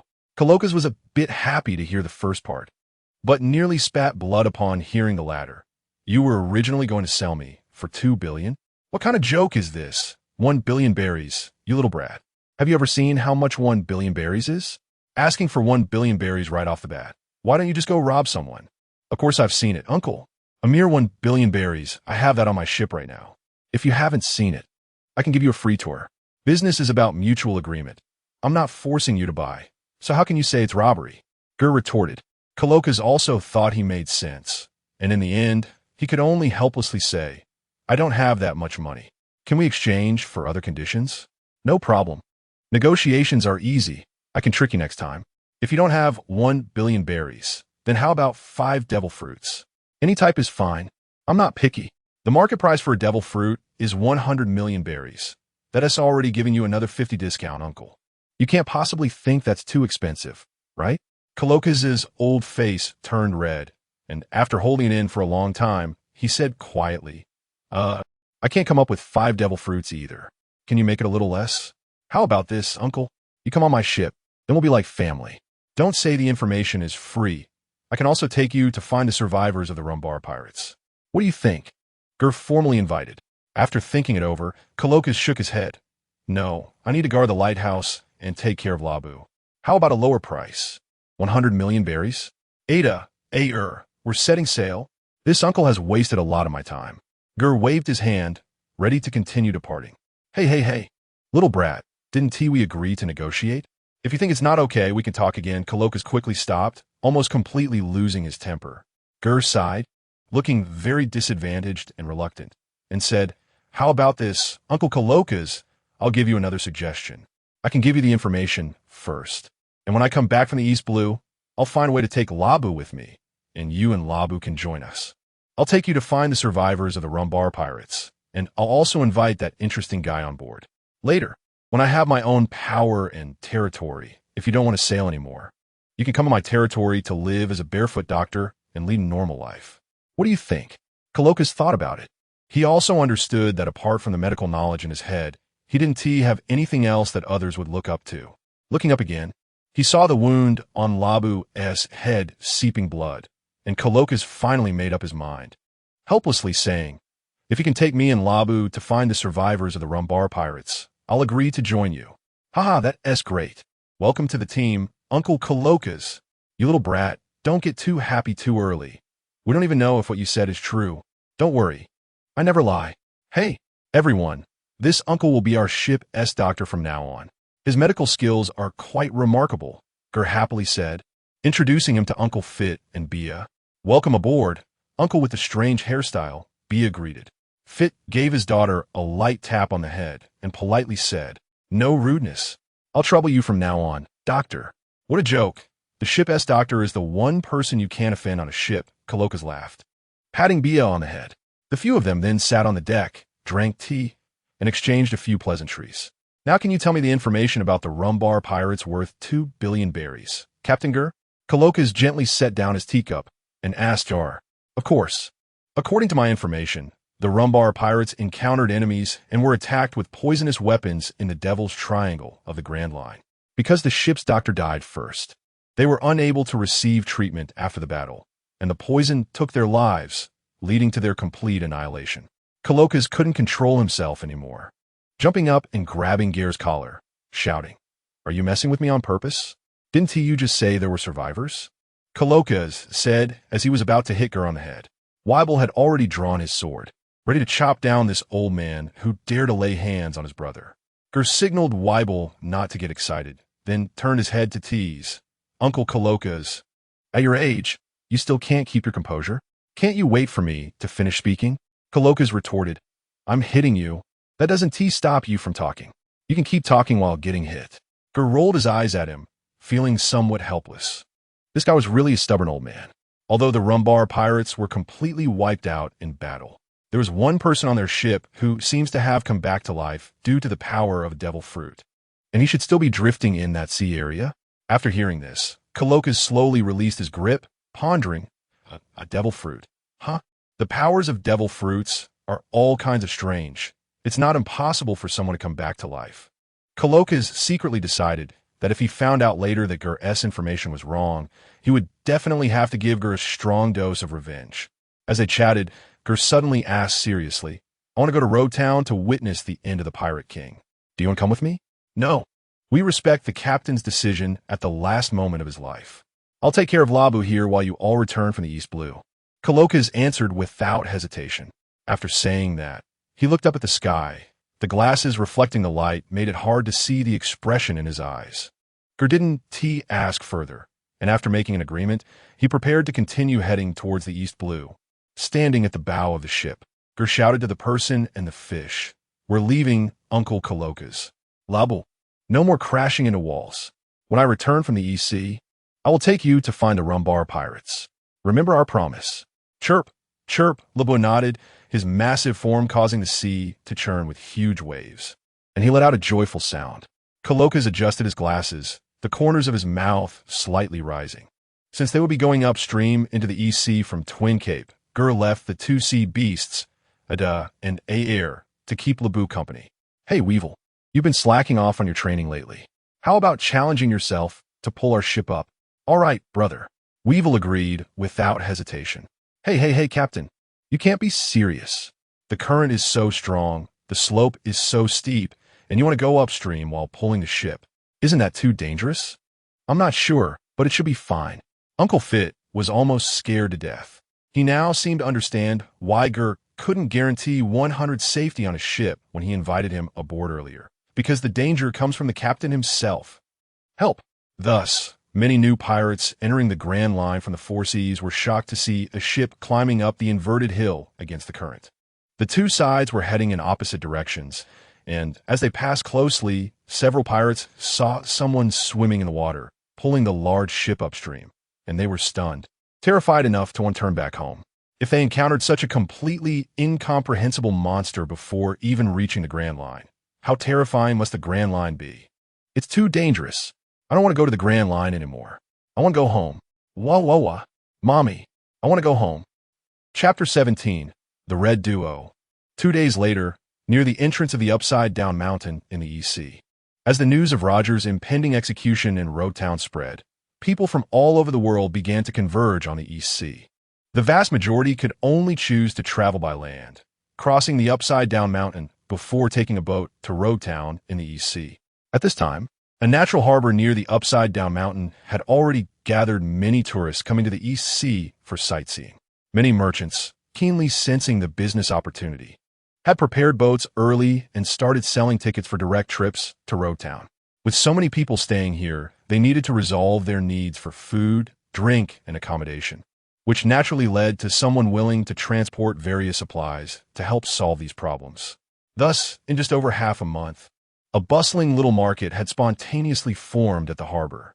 Two young men walked side by side along the road.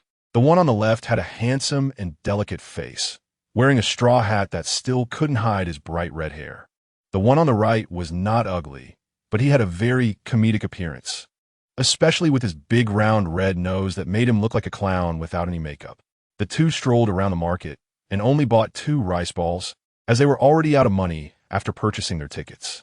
The one with the red nose tossed the entire rice ball into his mouth, chewed a couple of times, and swallowed it, patting his still grumbling stomach. He said angrily, "Damn it, I can't get full at all. Once I get rich in the future, I'll eat one and throw one away. At least we have something to eat, Buggy. Let's hurry up. It's almost time to board the ship," said the one with red hair while eating his rice ball. Got it. With that, the two headed towards the harbor. If it were usually the case, the two of them would inevitably bicker and quarrel whenever they were together. But recently, their moods had been quite suppressed, and they had lost the interest in arguing. At the harbor, a merchant ship flying the flag of a certain world alliance in the East Sea was preparing to depart. The announcement repeated, "Passengers on the sea transport number 666, please board as soon as possible. The ship is about to set sail." Hey, stupid Shanks. Hurry up and get on board," Buggy urged. Coming.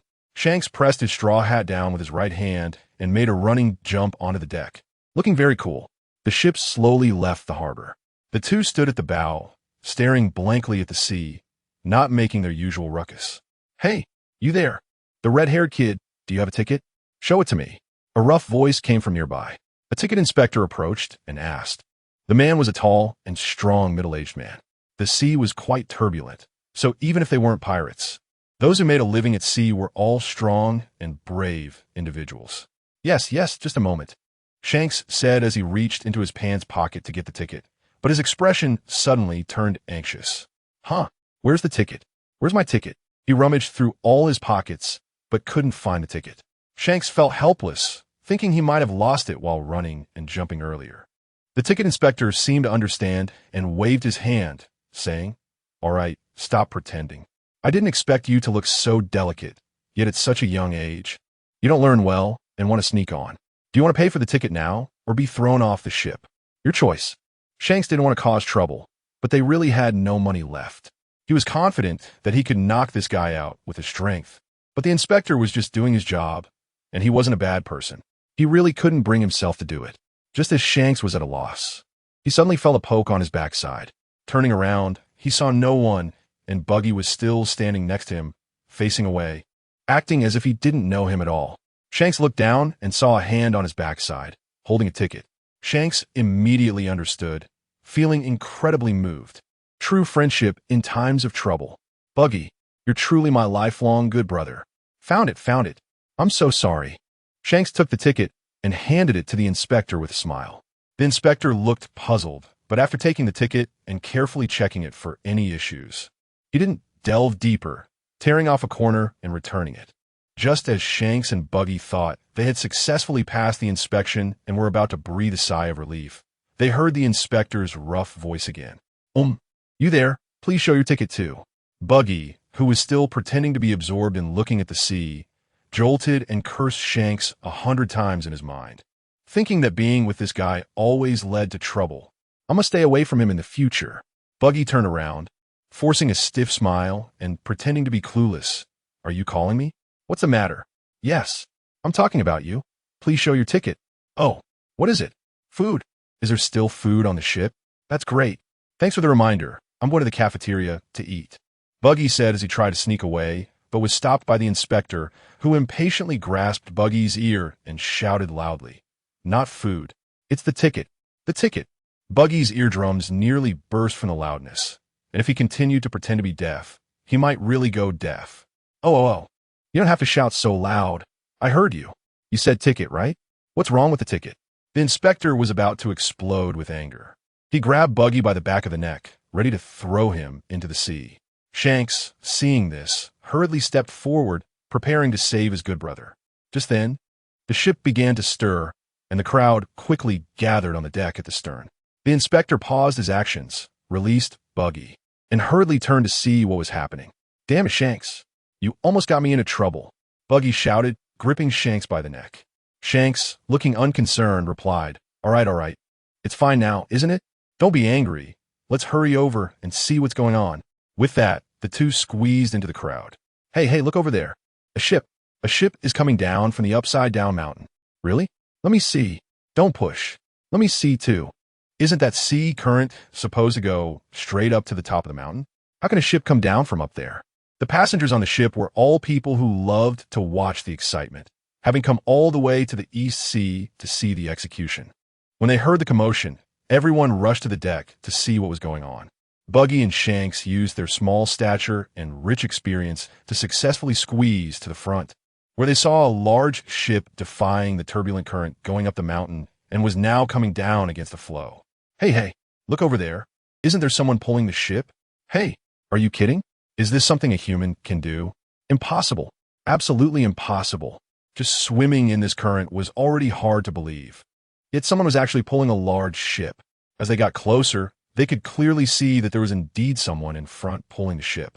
The person who had just shouted impossible had their face swollen, and the scene before them left the crowd completely stunned, unable to find words to describe their shock. A monster. Who is that guy? He looks even more like a monster than Barrett. Could it be Kaido? Buggy was so shocked that his tongue was tied, and he could barely speak. Idiot. Kaido is a devil fruit user. How could he swim in the sea? Shanks shot back at Buggy, but said no more, gripping the railing tightly with a serious expression on his face. Looks like I need to work even harder. The sea has never lacked strong people. Hey, Stop looking. We need to hurry. Keep your distance from them. If they come with ill intentions, our whole crew will end up feeding the fish in the sea. How can you still watch the show? Do you not value your life? The older captain managed to maintain his composure and urgently called back the crew members who had followed to watch the excitement. Upon hearing the captain's concerns, everyone quickly returned to their duties and operated the ship to leave. We finally made it. I almost thought I'd have to wait 18 years to become a real man. We finally escaped the rising current, and the ship arrived at the calm surface of the East Sea. Ger finally breathed a sigh of relief. Initially, he only wanted to give his troublesome brother Weeble some extra training since he had been eating and sleeping so much recently. Besides, in the original story, it seemed like the merry ship passed through the upside-down mountain and entered the Grand Line in no time. Thinking this way, Ger believed that with Weeble's strength and endurance, going against the current would be no problem. Little did he expect that the mountain would be so high, completely obscuring the peak, which left Ger feeling alarmed. If Weeble hadn't triggered the will of the bulldog, greatly increasing his endurance, willpower, and fatigue resistance, they might have been in serious trouble because of that old thief Oda. After soaking in the water for 2 whole days, Weeble had lost a significant amount of weight. His once prominent crescent mustache had been washed down by the current and now hung down naturally, looking more like a normal mustache. The fat he had accumulated before was long gone, and every muscle in Weeble's body was now finely toned. If he didn't move, he would look like a dried corpse. Ger felt a bit heartbroken and instructed Uncle Fight to prepare a large amount of food in advance. Once Weeble returned to the ship, he immediately started devouring the food. Seeing that the supplies on the ship were about to run out, Ger personally went into the sea with a large net to catch fish for his brother. As the sun gradually set, Weeble finally had his fill and fell asleep on the deck. His strong heartbeat sounded like thunder, and his terrifying recovery ability made his muscles swell back to size and shine at a visible speed. Here, Uncle Fight and Bia had been busy all afternoon and were exhausted. After 2 days of being on edge, they finally relaxed, and a wave of strong drowsiness hit them. Everyone dragged their tired bodies back to the cabin to rest, and the ship drifted along with the waves in the sea. A night passed without incident, and after a good sleep, Ger and Uncle Fight finally managed to find an old manual on the ship. The two of them began to study how to operate the sailboat. "Captain, I really didn't expect you wouldn't know how to sail," Uncle Fight said helplessly. Ger scratched his head, feeling a bit embarrassed. Since the two brothers set sail, they had always used sea beasts to pull the ship, just pointing where to go without needing sails. Fight, being a cook, had no idea about operating a 3-masted sailboat. He had seen pigs run, but couldn't learn to run like them. After the two had been on the deck for a long time, not even knowing how to lower the sails, Bia shook her head and sighed. It's over, my masters are all so unreliable." Hearing this made Ger and Fight's faces flush with embarrassment. "Hello there, I'm Mose-san, a merchant. May I ask if you're facing any problems?" A merchant ship approached, and a young man around 20, dressed in fine clothing and with a plump figure, stood at the bow inquiring. Ger's spirits lifted, and he tossed aside the tangled rope in his hand, stood up, and turned around to see that the voice belonged to a chubby merchant with a kind face and wise little eyes, reminiscent of Methria Buddha when he smiled. Hello, Mr. Mose-san. I'm Ger, an adventurer. It's not a big deal, just that we don't know how to operate a sailboat." Ger wanted to express it more politely, but Bia directly revealed the truth. "Help, big brother. Our captain and my dad can't sail. They just started looking at the manual today. We're stuck here. Please save us." Ger quickly covered her mouth, laughing. I'm sorry for the embarrassment. Mosen found it strange that they didn't know how to operate a sailboat, but had made it this far. Although the East Sea had fewer pirates, merchant ships occasionally encountered trouble. He had also heard of some pirate ships pretending to be in distress to ambush good-hearted rescuers. However, seeing that Ger and Fight didn't look like bad people, especially with a cute little girl on board, he let down his guard and called over 2 sailors to help them. Ger happily shook hands with him, saying, "Thank you, Brother Mose-san. You're really a great help. Just by looking at your face, I can tell you're a warm-hearted good person." It's just a small matter. No need to be so polite, Ger. Helping each other is what we should do when we're out at sea. We're preparing to go to Road Town to sell a batch of goods. Where are you headed? Mosin stroked his little mustache, smiling. That's great, Brother Mose-san. We're also going to Road Town. Bia said happily, relieved that a professional was coming to help since her dad and the captain were utterly unreliable. Oh, perfect. We could travel together. Mosin readily agreed, laughing heartily. You've helped us a lot, Brother Mose-san. So please stay on our ship for dinner today and try our chef's cooking. Ger held on Mosin's chubby hand, appearing warm and hospitable. Mosin nodded in agreement, chuckling, his face jiggling with fat. Just as the hosts and guests were enjoying each other's company, suddenly, the two sailors successfully lowered the sails from the main mast. The sail filled with wind, revealing a massive skull insignia before everyone's eyes. Mosan's smile froze on his face. He turned to Ger, and seeing Ger still laughing heartily, Mosan felt that this person's acting was simply too good. The pirate flag was already out, and he could still laugh so sincerely. No wonder he fell for it. Although he didn't know how many pirates were hiding on the ship, Mosan felt that if he had been on his armed merchant ship with dozens of guards, he might have been able to take a chance. But now he was deceived onto the enemy's ship, caught red-handed. Finally, Mosan could only sigh helplessly and say, Captain Ger, you really are cunning. Young and capable, I admit defeat. You can take the goods and money on the ship. Please. Since I meant well in trying to help, don't harm my crew. Ger was taken aback at first, then patted Mosan on the shoulder and laughed. Brother Mosan, you've misunderstood. We're not pirates. I took this ship from pirates. The flags have already been discarded, and I just haven't had the chance to deal with the skull emblem on the sail yet. Ha! I see. I thought Captain Ger was such a fine person. How could he be a pirate? Ha! Misunderstanding. Mosan secretly wiped the sweat from his forehead. They chatted and laughed all the way to Road Town. After Ger once again thanked the kind merchant, the two parties finally parted ways. Chapter 18, Road Town. Road Town in the East Blue is just a few days away from the public execution of Pirate King Roger, and already the town is feeling the influx of people. The streets are bustling, filled with the sounds of vendors calling out. Ger and Bia are out exploring the area, looking for a suitable inn to stay in, while Fit and Weevil are still on a ship, as Ger has an entire ship's worth of gold treasure that needs guarding. Ger can't help but complain about how his system doesn't even have the most basic spatial storage function. It's just too inconvenient. He scratches his head. I guess I can only hope to get the mirror fruit, the book fruit, or the door fruit. Captain, what is the door fruit? Is it expensive? Bia, at such a young age, doesn't know what a wealthy captain can't buy. Well, it's a really powerful devil fruit. You know about devil fruits, right? Seeing Bia's curious expression, Captain Ger continues to explain as they walk. Devil fruits are special fruits with unique patterns. When eaten, they grant the consumer certain superpowers. But the downside is that you can't swim anymore and become a landlubber.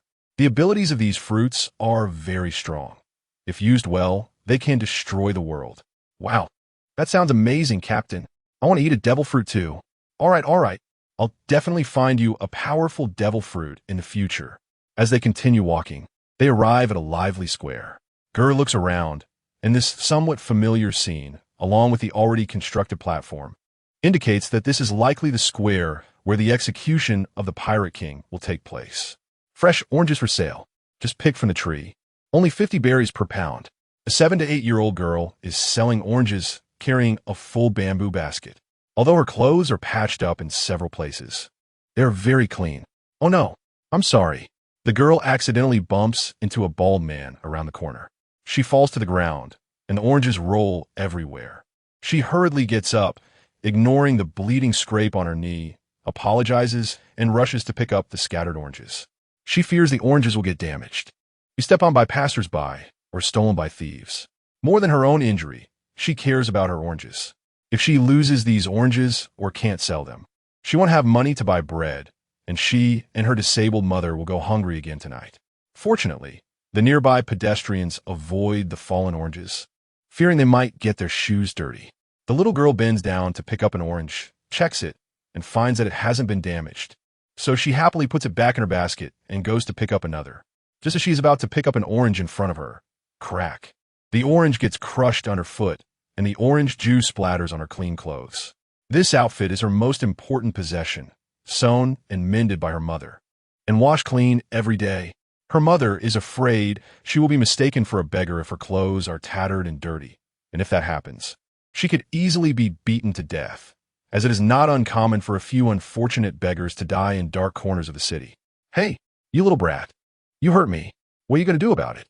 The burly man crushes the orange the girl was about to pick up and says viciously, "I'm sorry. I'm sorry." The little girl panics, looks up at the 2-meter-tall man's fierce face, and starts to cry, repeatedly saying sorry. Many passers-by look at the man with disdain for bullying a little girl in public, but seeing his massive muscles, they can only choose to remain silent. Ger sees the whole scene and shakes his head helplessly, saying to Bia, "Wait here for a moment. The captain is going to buy you some oranges." Bia looks a bit confused. "But I didn't say I wanted oranges." She thinks, "I'm not the main character. I don't want to meddle in other people's business. So why do I keep encountering these situations where I have to step in? Is it because this world is so rotten that I encounter this wherever I go?" The more Ger thinks, the more irritated he becomes, and he walks over and pats the burly man's shoulder. "What are you doing? Can't you see I'm angry?" The burly man, grumbling, turns around, and the dark muzzle of the gun is pressed right against his charming dimple. "Hey, you are too annoying to look at. I can't stand it. Are you going to leave on your own, or do you want to eat a bullet?" Ger's tone is filled with impatience and disgust. The strong prey on the weak, and the weak prey on the weaker.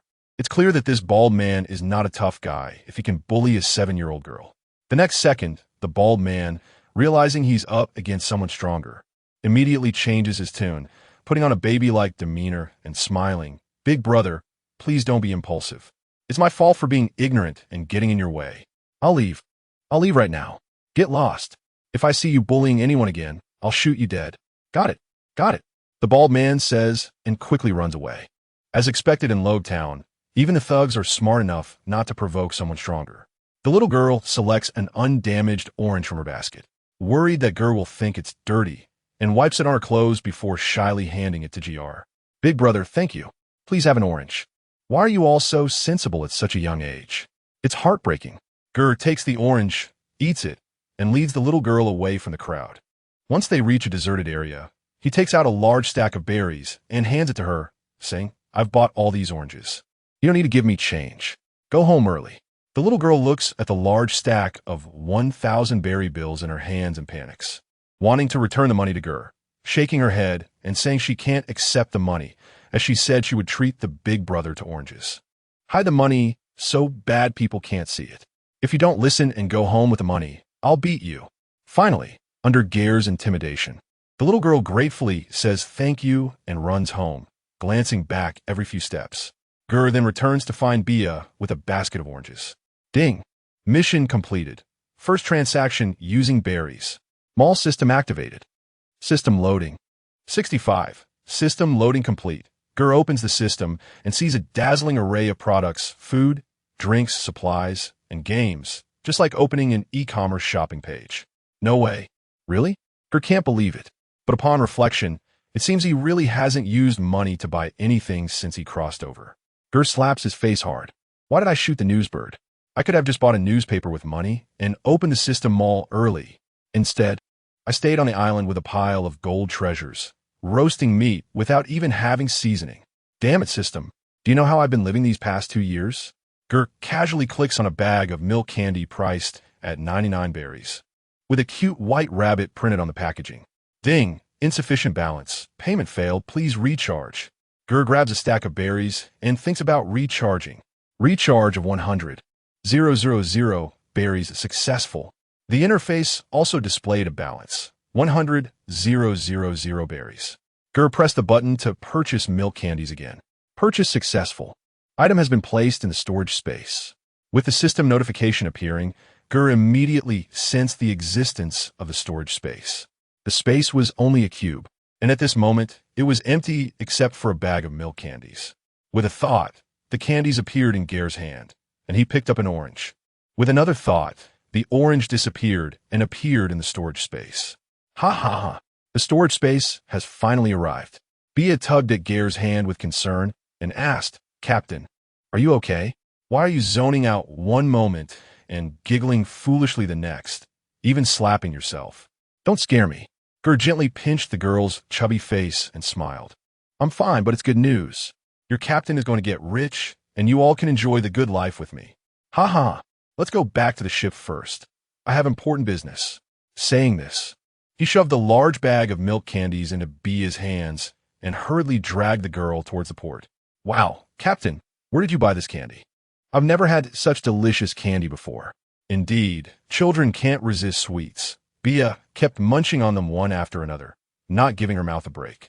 Back on the ship, Bia took out the white rabbit candies and shared them with Uncle Weibel and Fight, while Ger hid in the cabin and started spending money like crazy. Ding. Recharge of 1 million berries successful. Ding. Recharge of 1 million berries successful. Ding. Recharge of 100 million berries successful. Ding. Recharge of 100 million berries successful. Ger looked at the last few banknotes in his hand. All the berries had been recharged, leaving a balance of 512 million. He picked up a gold bar and thought to recharge again. Ding. Recharge of 12, 110, 000 berries successful. Gold can also be directly recharged, and the price is reasonable. That's Sky Island's golden country. Wouldn't that be great? Ger wished he could fly over to the Sky Island and loot gold immediately. After spending a long time, he finally cleared out all the treasures in the cabin and looked at the long string of numbers behind his balance. 454 billion. He counted the digits several times to confirm he was not mistaken, and Ger burst out laughing like a pig. Open the system mall. System, do you have a smart assistant or some little sprite? You're not intelligent at all. It's really disappointing. Ding. The system mall automatically popped up an item, recommended for you based on big data. System AI assistant price, 100 million berries. There really is one. It actually costs 100 million berries. What a ripoff. System, no response. Ger felt that just for the sake of being able to scold the system in the future and have it respond, he had to spend this money. He immediately confirmed the purchase. Ding, AI assistant purchase successful. Loading. 80. Installation successful. Please set the wake-up command. Son. Setting successful. Son. I'm here. Ger instantly felt a sense of joy, and a satisfied smile appeared on his face. Can the storage space be expanded? Ding. Storage space.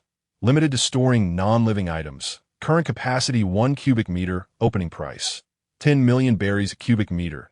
Ger couldn't help but exclaim, good guy. Everything is clearly priced now. It's a transaction based solely on money, without feelings. Is this the new path to becoming stronger through spending money? Open up 10 cubic meters of storage space. Payment successful. Storage space successfully expanded. Current total capacity 11 cubic meters. Son, are there any devil fruits for sale? Ding. None. As expected, there wouldn't be such an obvious bug. He thought he could buy a pile of devil fruits and instantly enhance his power, directly taking down the heavens. It seems he was overthinking it. Ger was not disappointed and looked at other items. There was a wide variety, from food, drinks, clothing, and daily necessities to military weapons. Everything one could imagine.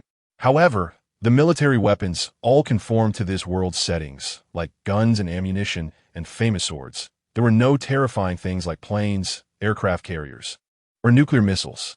Overall, the prices were quite reasonable. For example, swords and knives were divided into several grades, with the highest grade being much more expensive. And it was normal to charge a luxury tax for top configurations.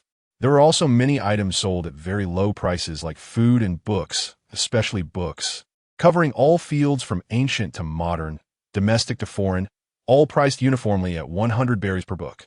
The most valuable things were surprisingly sold at the lowest prices. Ger couldn't help but exclaim. Chapter 19, Moonlight Moria. After Ger finished studying the system all, he entered a crazy online shopping mode to pick some gifts for the three of them, when the boss wanted to be kinder to his subordinates. Ger first bought Uncle Fight, a Chinese cuisine cookbook. Japanese and Western cuisine couldn't compare to Chinese cuisine, so he arranged for all 8 major culinary styles, buying dozens of cooking books to open another door for Chef Fight. He also bought a bunch of snacks for Bia, including candies, cookies, spicy strips, nuts, some fluffy toys that girls would like, and various storybooks and comics, just none that incited people to become pirates. As for Weibel, that was easy. Just a bunch of food would do. As Ger walked out of the cabin with a big pile of things, he saw Weibel shamelessly begging Bia for milk candies. No, I've already given you 10. and you finished them in one bite. I'm almost out myself. Weibel scratched his head shyly like a child. Just one more. I'll eat it slowly this time. No, you said the same thing last time and the time before that. You swallowed them all in one bite and came back for more. Bea refused with her hands on her hips.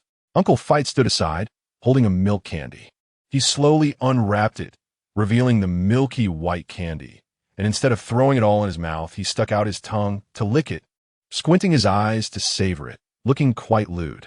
After a while, he licked it a few more times, repeatedly doing this while furrowing his brows as if analyzing the ingredients. Ger looked on in confusion. It's just milk candy, right? Is it that serious? Kids love candy. But why do you two adults look like you're addicted to it? This world isn't a primitive society lacking delicious food. Can a milk candy really be that exaggeratedly tasty? Ger curiously opened the system again and bought a bag of milk candies, took one for himself. And aside from the absence of any text on the packaging, everything was just as he remembered. He unwrapped it and popped the familiar white milk candy into his mouth. His eyes lit up instantly. This is so delicious. That rich, milky aroma. That refreshing sweetness. Ger felt like he wasn't eating the milk candy. The milk candy was eating him, completely immersed in this blissfully sweet taste reminiscent of first love. What is going on? It's completely different from what I remember. At least 100 times better. Don't ask how much better 100 times is. I just think it's so delicious that words can't describe it anymore. Wow. Could it be that they added a lot of technology and magic? Son, I'm here. Why is this milk candy so delicious? Did you add something to it? Hello. The ingredient list is remarkably clean, with no colorings or food additives. Ger couldn't figure it out and could only attribute it to the system producing quality goods. Never mind. As long as it's delicious, I'll eat it first. Saying that, Ger pulled out a bunch of snacks and said they were for Bea, but quickly turned into everyone sharing them together. So delicious. Times 4. Bea hugged the toy rabbit Ger gave her and curiously asked, Captain, where did these super tasty snacks and toys come from? When we went shopping just now, it seemed like you only bought some oranges. Ger waved his hand to signal everyone to come closer, and after the 4 of them formed a small circle. He quietly explained, Hee, you all have to keep this a secret for me. This is my new ability. As long as I have money, I can exchange it for various items, food, drinks, and supplies. You can simply understand it as me having a shop with me. With money, I can buy things. That's amazing. Is it the devil fruit ability you told me about before? Bea exclaimed. Yes, pretty much I call it the Kiki fruit. Ger laughed. Uncle Fight was also shocked. There was such a magical thing. However, he thought about it and realized that the captain could conjure up various food and drinks anytime and anywhere. And these things were so delicious that he had to admit he couldn't make them himself. As a chef on the ship, he seemed a bit redundant, and his combat power wasn't T-grade either. At most, he was at the level of a pirate with a bounty of a few million, which couldn't compare to Weibel's pinky finger. Thinking of this, Fight couldn't help but feel a slight sense of loss. Only Weibel had no reaction, busily eating spicy strips, which were his favorite snack, spicy and fragrant. He stuffed one after another into his mouth without stopping, completely ignoring Ger's conversation. Ger noticed a change in Fight's expression and guessed what he was thinking, so he patted Uncle's shoulder to comfort him. Uncle, the reason these things taste so good is that the raw materials are extraordinary. The reason you can't figure out how it's done might be that some materials and seasonings simply don't exist in this world. I'm fine, Captain. Just reflecting that I was a bit narrow-minded before, always arrogantly thinking my cooking skills were top-notch. Now, I've just set sail. I've seen that there are greater heights to reach. It seems I have a long way to go in cooking. Fight said with a smile. Exactly. You don't need to be discouraged. These are just appetizers. I can get many top-quality ingredients that even the legendary All Blue doesn't have, Uncle Fight. You will be the first chef in the world to have the opportunity to cook them. Upon hearing this, Fight's eyes lit up. The marine life across the 4 seas is isolated by the vertically extending red line and the horizontally crossing Grand Line and doldrums, leading to completely different ecological systems in the 4 seas. However, legend has it that there is a sea that simultaneously possesses all the fish and other ingredients from the 4 seas. A miraculous sea for chefs known as All Blue. For chefs, All Blue is a holy land, a paradise. On the ocean, countless chefs seek to find it as their lifelong dream. And Captain Ger actually said that many ingredients not even found in all blue are waiting for him to cook. How could Fight not be happy and excited? He felt his blood boiling all over, nearly bursting his clothes in rage. Haha, really? That's amazing. Oh, and these books are also gifts for you, Ger said, pulling out a large stack of books and placing them on the deck. Uncle Fight casually picked one up to look at it, and his eyes instantly became glued to it. He focused intently, reading for quite a while before excitedly turning to Ger and saying this is truly unprecedented. I've never seen anything like it. Just flipping through a few pages, the dishes recorded here, whether in terms of preparation, ingredients, knife skills, cooking times, seasoning, and even utensils. Many of them I've never even heard of. Captain, where are these cooking techniques from? Just looking at a few dishes, I feel deeply impressed. This book is like countless top chefs compiling their lifelong insights into cooking all in one place. These books are simply treasures for chefs. Captain, are these books too precious? Can you really give them to me? They're all yours. Thank you so much, Captain Ger. 100 berries each. That money isn't even enough to buy an orange. Just take them. Ger felt secretly pleased. These books came from an ancient and mysterious country with a cultural heritage spanning thousands of years. Now that I've given them to you, I believe they can only truly realize their value in your hands. By the way, if there are things inside you haven't heard of, you can ask me to help you buy them. I'm really looking forward to tasting more new dishes made by you. Uncle Fight, no problem. Count on me, Captain. Ger said as he took out a pile of ingredients. Also, these are the ingredients I bought. Let's see if the taste really is different tonight. Uncle Feet treated them like treasures, carefully putting away his book before returning to the kitchen with the ingredients to prepare dinner. That evening, the four of them sat around the deck together for a meal. Ger had set up some light bulbs and LED strips to enhance the atmosphere, enjoying the sound of the waves while savoring the delicious food. Ger tasted each dish. And sure enough, the food made from the system's ingredients was incredibly tasty. If he opened a restaurant at sea, it would definitely gain worldwide fame and make a fortune. Seizing the dining market a decade earlier and leaving Bartai in the dust, Ger pondered how to leverage these resources for profit. After all, with the money-consuming system in play, he needed to develop some industries that could provide stable economic income.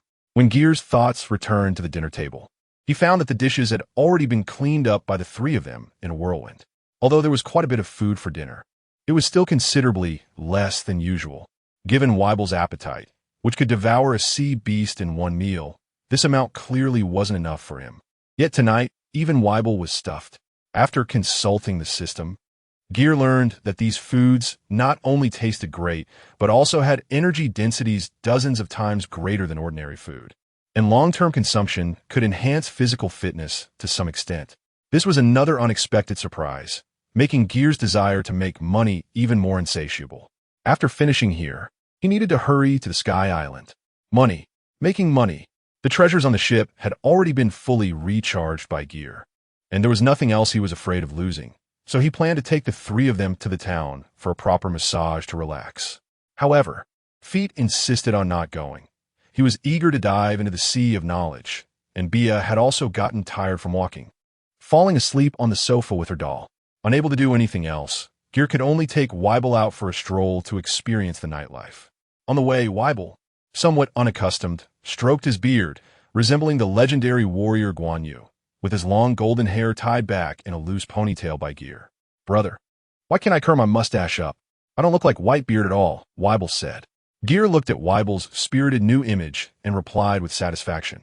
Weibel, it's a fact that you're Whitebeard's son. There's no need to imitate his appearance. You aspire to be the strongest man in the world. You want everyone to think of Weibel when they hear that name, and first associate it with the strongest. Not just, oh, Whitebeard's son, do you understand? I don't understand, but I'll listen to you, brother. Weibel scratched his head and gave the most standard response, leaving Ger unsure how to counter.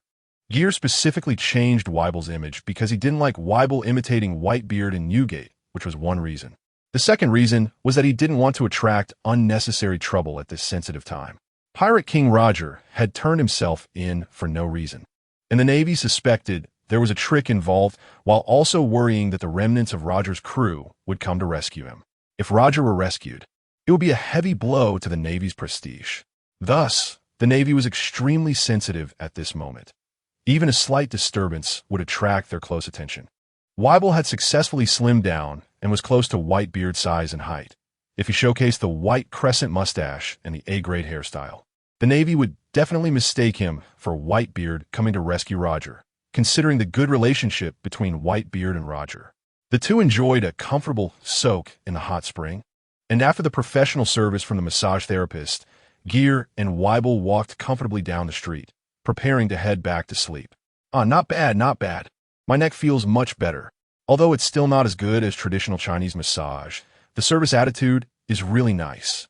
Ger commented as they walked. Suddenly, he spotted a tall figure coming toward them. With a unique hairstyle resembling green onions, a face like a demon, 2 horns on his head, pointed ears, a mouth full of triangular, shark-like teeth, a scar-like stitch in the middle of his forehead, and a leather collar around his neck. He wore an open leather jacket that revealed his muscular build. Although he had changed a lot compared to 20 years later, Ger recognized him at a glance as the young version of Gecko Moria. Weibel, who rarely encountered someone taller than himself, looked curiously at the newcomer. Moria seemed to have the same thought, and the two stopped to stare at each other. Ger thought for a moment and found his overall impression of Moria to be quite good. This guy was also once a passionate youth, daring to fight and shout about wanting to be the Pirate King, like a protagonist with the wrong script. Later, during his battle with Kaido, Moria lost his companions one after another, causing his spirit to be completely crushed. After this blow, Moria realized the nonsense that you lose because you are alive, began to lose heart, neglected exercise, and hoped to take revenge on Kaido by using zombies, eventually becoming a complete recluse. However, even this guy, despite wasting his youth as a couch potato for over a decade, still almost wiped out the protagonist team and was extremely loyal to his friends, daring to infiltrate the headquarters of the Yonko Blackbeard pirates alone to rescue his subordinates. He had strength, passion, dreams, and loyalty. Ger sighed that Moria really just lacked the halo of a protagonist. If the Straw Hat crew had not had the help of Kuma and Rayleigh at Sabaody, and all had perished with only the captain left, Ger didn't believe Luffy would not lose heart. Would he still be able to laugh and shout about wanting to be the Pirate King? Hey, big guy, you look pretty good. Want to join me and set sail as pirates? I can make you the first mate. Moria spoke first, inviting Weibel to become a pirate with him. After waiting for a long time without a response from Weibel, he grew a bit displeased and said, Hey, I'm Gecko Moria, a future great pirate who will shake the seas. Are you looking down on me? Step aside. You're blocking the way, Weibel replied calmly. Seeing Moria getting furious and ready to make a move, Ger stepped forward and said to Moria, Gecko Moria, right? It's not impossible for us brothers to go out to sea with you, but we need to come up with a way to decide who will be captain. We can't just let you say you want to be captain and make you captain, right? Hey, that's a good idea. Simple and direct. Save me a lot of trouble. So how do you want to decide? Moria smiled and asked. Very simple. Since we're going to be pirates, let us decide the captain the pirate way. Whoever's fist is bigger gets to be captain. Find a place, you and my brother fight. If you win, you become captain and we'll listen to you. If you lose, you willingly come on my ship and do everything I say. How about that, future great pirate Moria?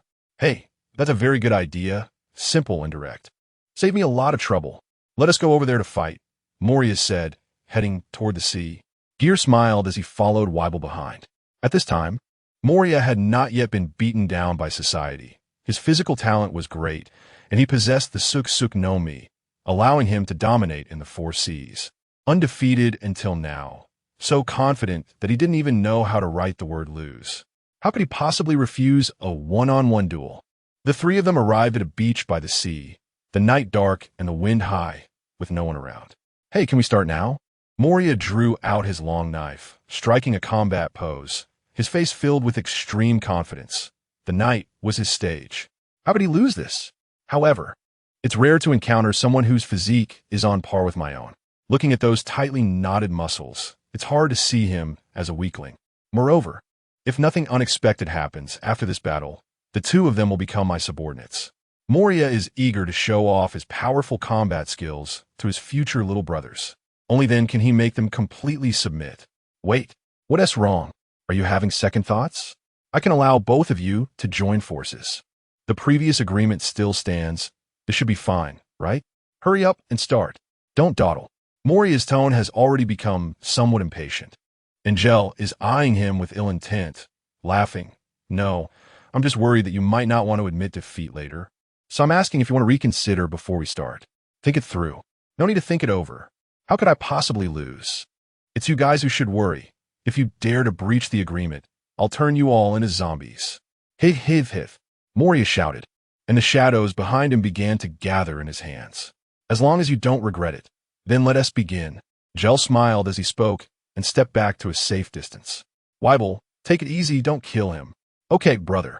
Hearing Gel's caring words, the hot-tempered Moria completely lost his composure. His eyes glinted with menace, his upper body muscles rapidly swelled, and the black substance in his hands began to solidify. Die for me. Elegant brat. Shadow Horn Spear. A sharp black spear appeared in Moria's hand, and he threw it forcefully at Weibel. Whoosh! The spear whistled through the air in an instant, and Weibel sidestepped, evading the strike with the smallest of movements. The black spear embedded itself in the sand behind Weibel, sending sand flying everywhere. Moria's expression changed slightly. He hadn't expected the Shadow Horn Spear to be dodged so easily. Lucky, huh? The spear on the ground melted like wax into a pool of black shadow. Suddenly, the shadow transformed into Moria himself, and with a charged strike, he swung his knife horizontally towards Weibel's chest. Got him! A smile appeared on Moria's face, his sharp teeth making him look particularly sinister and terrifying. Gel nodded repeatedly from the side. Interesting, Shadow Horn Spear combined with Shadow Warrior? This combo actually has the flavor of Flying Thunder God. Clang! The sound of blades clashing against steel rang out, and the anticipated scene of blood splattering did not occur. Moria's pupils constricted. He clearly struck, but suddenly a patch of pitch black appeared on the opponent's chest, successfully blocking his slash. Another devil fruit user? Before Moria could think further, a massive black fist came rushing in. Zulfust. Can't dodge. Shadow Mage. Moria waved his right hand. A black shadow instantly blocked between the two. Poof. However, the moment the shadow made contact with the fist, it vanished like a soap bubble being popped. Moria's eyes widened in terror. He didn't expect his absolute defense to be as fragile as paper against Weibel's fist. Before Moria could make any further moves, Weibel's fist had already landed solidly on his face. His features instantly twisted into a mess. Bang! Clang! Clang, clang, clang. After a loud crash, a tall figure shot out at high speed, then skidded across the beach for over 100 meters like a stone skipping on water, finally crashing into a boulder before coming to a stop. When Weibel walked over to pry him out from the rock, Moria was already rolling his eyes, foaming at the mouth and unconscious. Gel revealed a satisfied smile and said, "Take him away." Chapter 20. Newcomer Moria. After carrying the unconscious Moria back to the ship and tossing him directly onto the bed in an empty room, Ger and Weibel each returned to their own rooms to sleep, not worried at all about a potential death. They thought this guy had such a strong physique that a little injury would be fine after a good sleep. The next day, where am I? My head hurts. Waking up, Moria held his groggy head and slowly crawled out of bed, staring blankly at the unfamiliar room. Click! Moria walked to the window, gently pushed it open with his right hand, and a beam of glaring sunlight hit his face. As a user of the shadow fruit, he wasn't fond of sunlight. Moria had to raise his hand to shield his eyes. After adapting to the light for a while, he slowly opened his evil triangular eyes. Outside the window was a deck and the azure sea, and he could temporarily confirm that he was on a ship. Moria opened the door and walked onto the deck, where he saw 4 people gathered around eating barbecue, including the 2 he encountered last night. Moria's expression turned serious. Could it be that he really got knocked out by that muscular guy last night? Did all of this really happen? It wasn't a dream. After piecing together the events, Moria couldn't help but take 2 steps back, hesitating whether to run away when he heard Ger calling out to him. Yo, Oldemo, you finally woke up. If you hadn't gotten up soon, you would have missed lunch too. What are you standing there for? Hurry up and come eat with us. Bia and Fight were also a bit surprised to see Moria. Wow, so tall. P.S. even taller than Lord Weibel. I wonder where Captain Ger found such a giant. Hey, I'm called Moonlight Moria, not Old Mo, and also, I don't want to eat with you guys. We're not familiar. Moria spoke arrogantly, clearly forgetting that he was just knocked out cold and had just woken up and walked out as he spoke. Hey, Old Mo, saying that makes it seem distant. Ger stood up holding a skewer of barbecue, looking up at Moria, who was much taller than him. And, you should call me Captain Ger now. Or are you, a 7-meter-tall seaman, planning to go back on your word? Yes, momentum sudden lusuriet. Exuding a hint of conqueror's hockey. Aye. Moria's heart sank, and he remembered that before they fought, they had agreed that the loser would serve the winner as a subordinate. He hesitated, his face turning red. The bet was something he agreed to, and the other party won fairly. Plus, after he fainted, he wasn't harmed or imprisoned. They had shown enough sincerity. Moria ultimately felt he couldn't go back on his word, and awkwardly said, Ger. Captain. Hearing this, Ger's expression eased slightly, and after handing Moria the barbecue, he laughed. Ha. Welcome to the team, Moria. From now on, we are family. Family, huh? Moria took the barbecue, silently repeating the word family in his heart, feeling surprisingly good about it. He opened his mouth wide and took a bite of the barbecue, exclaiming, delicious. So good. How can it be this good? Moria's eyes widened. He swore he had never eaten such delicious food in his life. Eating a piece of juicy, barbecued beef with marble-like patterns made every cell in his body cheer. And he suddenly felt his neck wasn't hurting anymore, and his head wasn't spinning. After finishing the skewer in his hand, Moria couldn't wait to join the meal, sitting down casually and starting to wolf down the food without any restraint. Ha, Uncle Moria, your eating style is even worse than Brother Weibel's, Bia said with a smile. Moria didn't care about his table manners anymore, mumbling incomprehensibly as he continued to eat heartily. Everyone laughed at his uncouth behavior, while Weibel looked serious, secretly speeding up his own eating pace, seeing another eater. Boss, what is the name of our pirate crew? With such a strong lineup, we should definitely make a name for ourselves on the sea, Moria asked while stuffing his mouth with meat. We're not a pirate crew. We're an adventure group. Huh, not pirates? Whatever. You're the captain, you decide. Ha. Don't worry. Being with me will definitely lead to a bright future. After Ger said this, he bought 5 bottles of ice cola from the system shop, 3 in cans and 2 in 2. 5-liter plastic bottles, as it wouldn't be enough for Weibel and Moria to take a sip otherwise. The sound of opening carbonated drinks is always so pleasant. Ger raised a cola and said, Come on, cheers, to celebrate that we have a new member today. Cheers. Gulp gulp. Burp. After a few sips of the happy drink. Yeah. Come on, Old Mo, say a few words. Hearing the boss speak, Moria reluctantly put down the big pig's trotter in his hand. He thought to himself, why suddenly have to speak when the food is so good, and hurriedly swallowed the mouthful of meat, burped, and smiled. Everyone, please take care of me. As a newcomer, I will work hard to become stronger and protect every family member. Whoever Captain Ger tells me to take down, I will take down. Really reliable. Well said. Applause. Everyone continued to enjoy the food while chatting and laughing. At that moment, only Ger knew in his heart that the true man, Moonlight Moria, would really risk his life without hesitation to protect his family. In the following days, Ger spent every day not only formulating training plans for Weibel, but also researching new dishes with Uncle Fight, helping Bia with housework and snacking together. Most of his time was spent teaching Moria how to cultivate hockey and discussing ideas about the shadow fruit. For example, Moria's shadow revolution. The principle is that the shadow moves synchronously with the entity, so when the entity makes a movement, the shadow will make the same movement.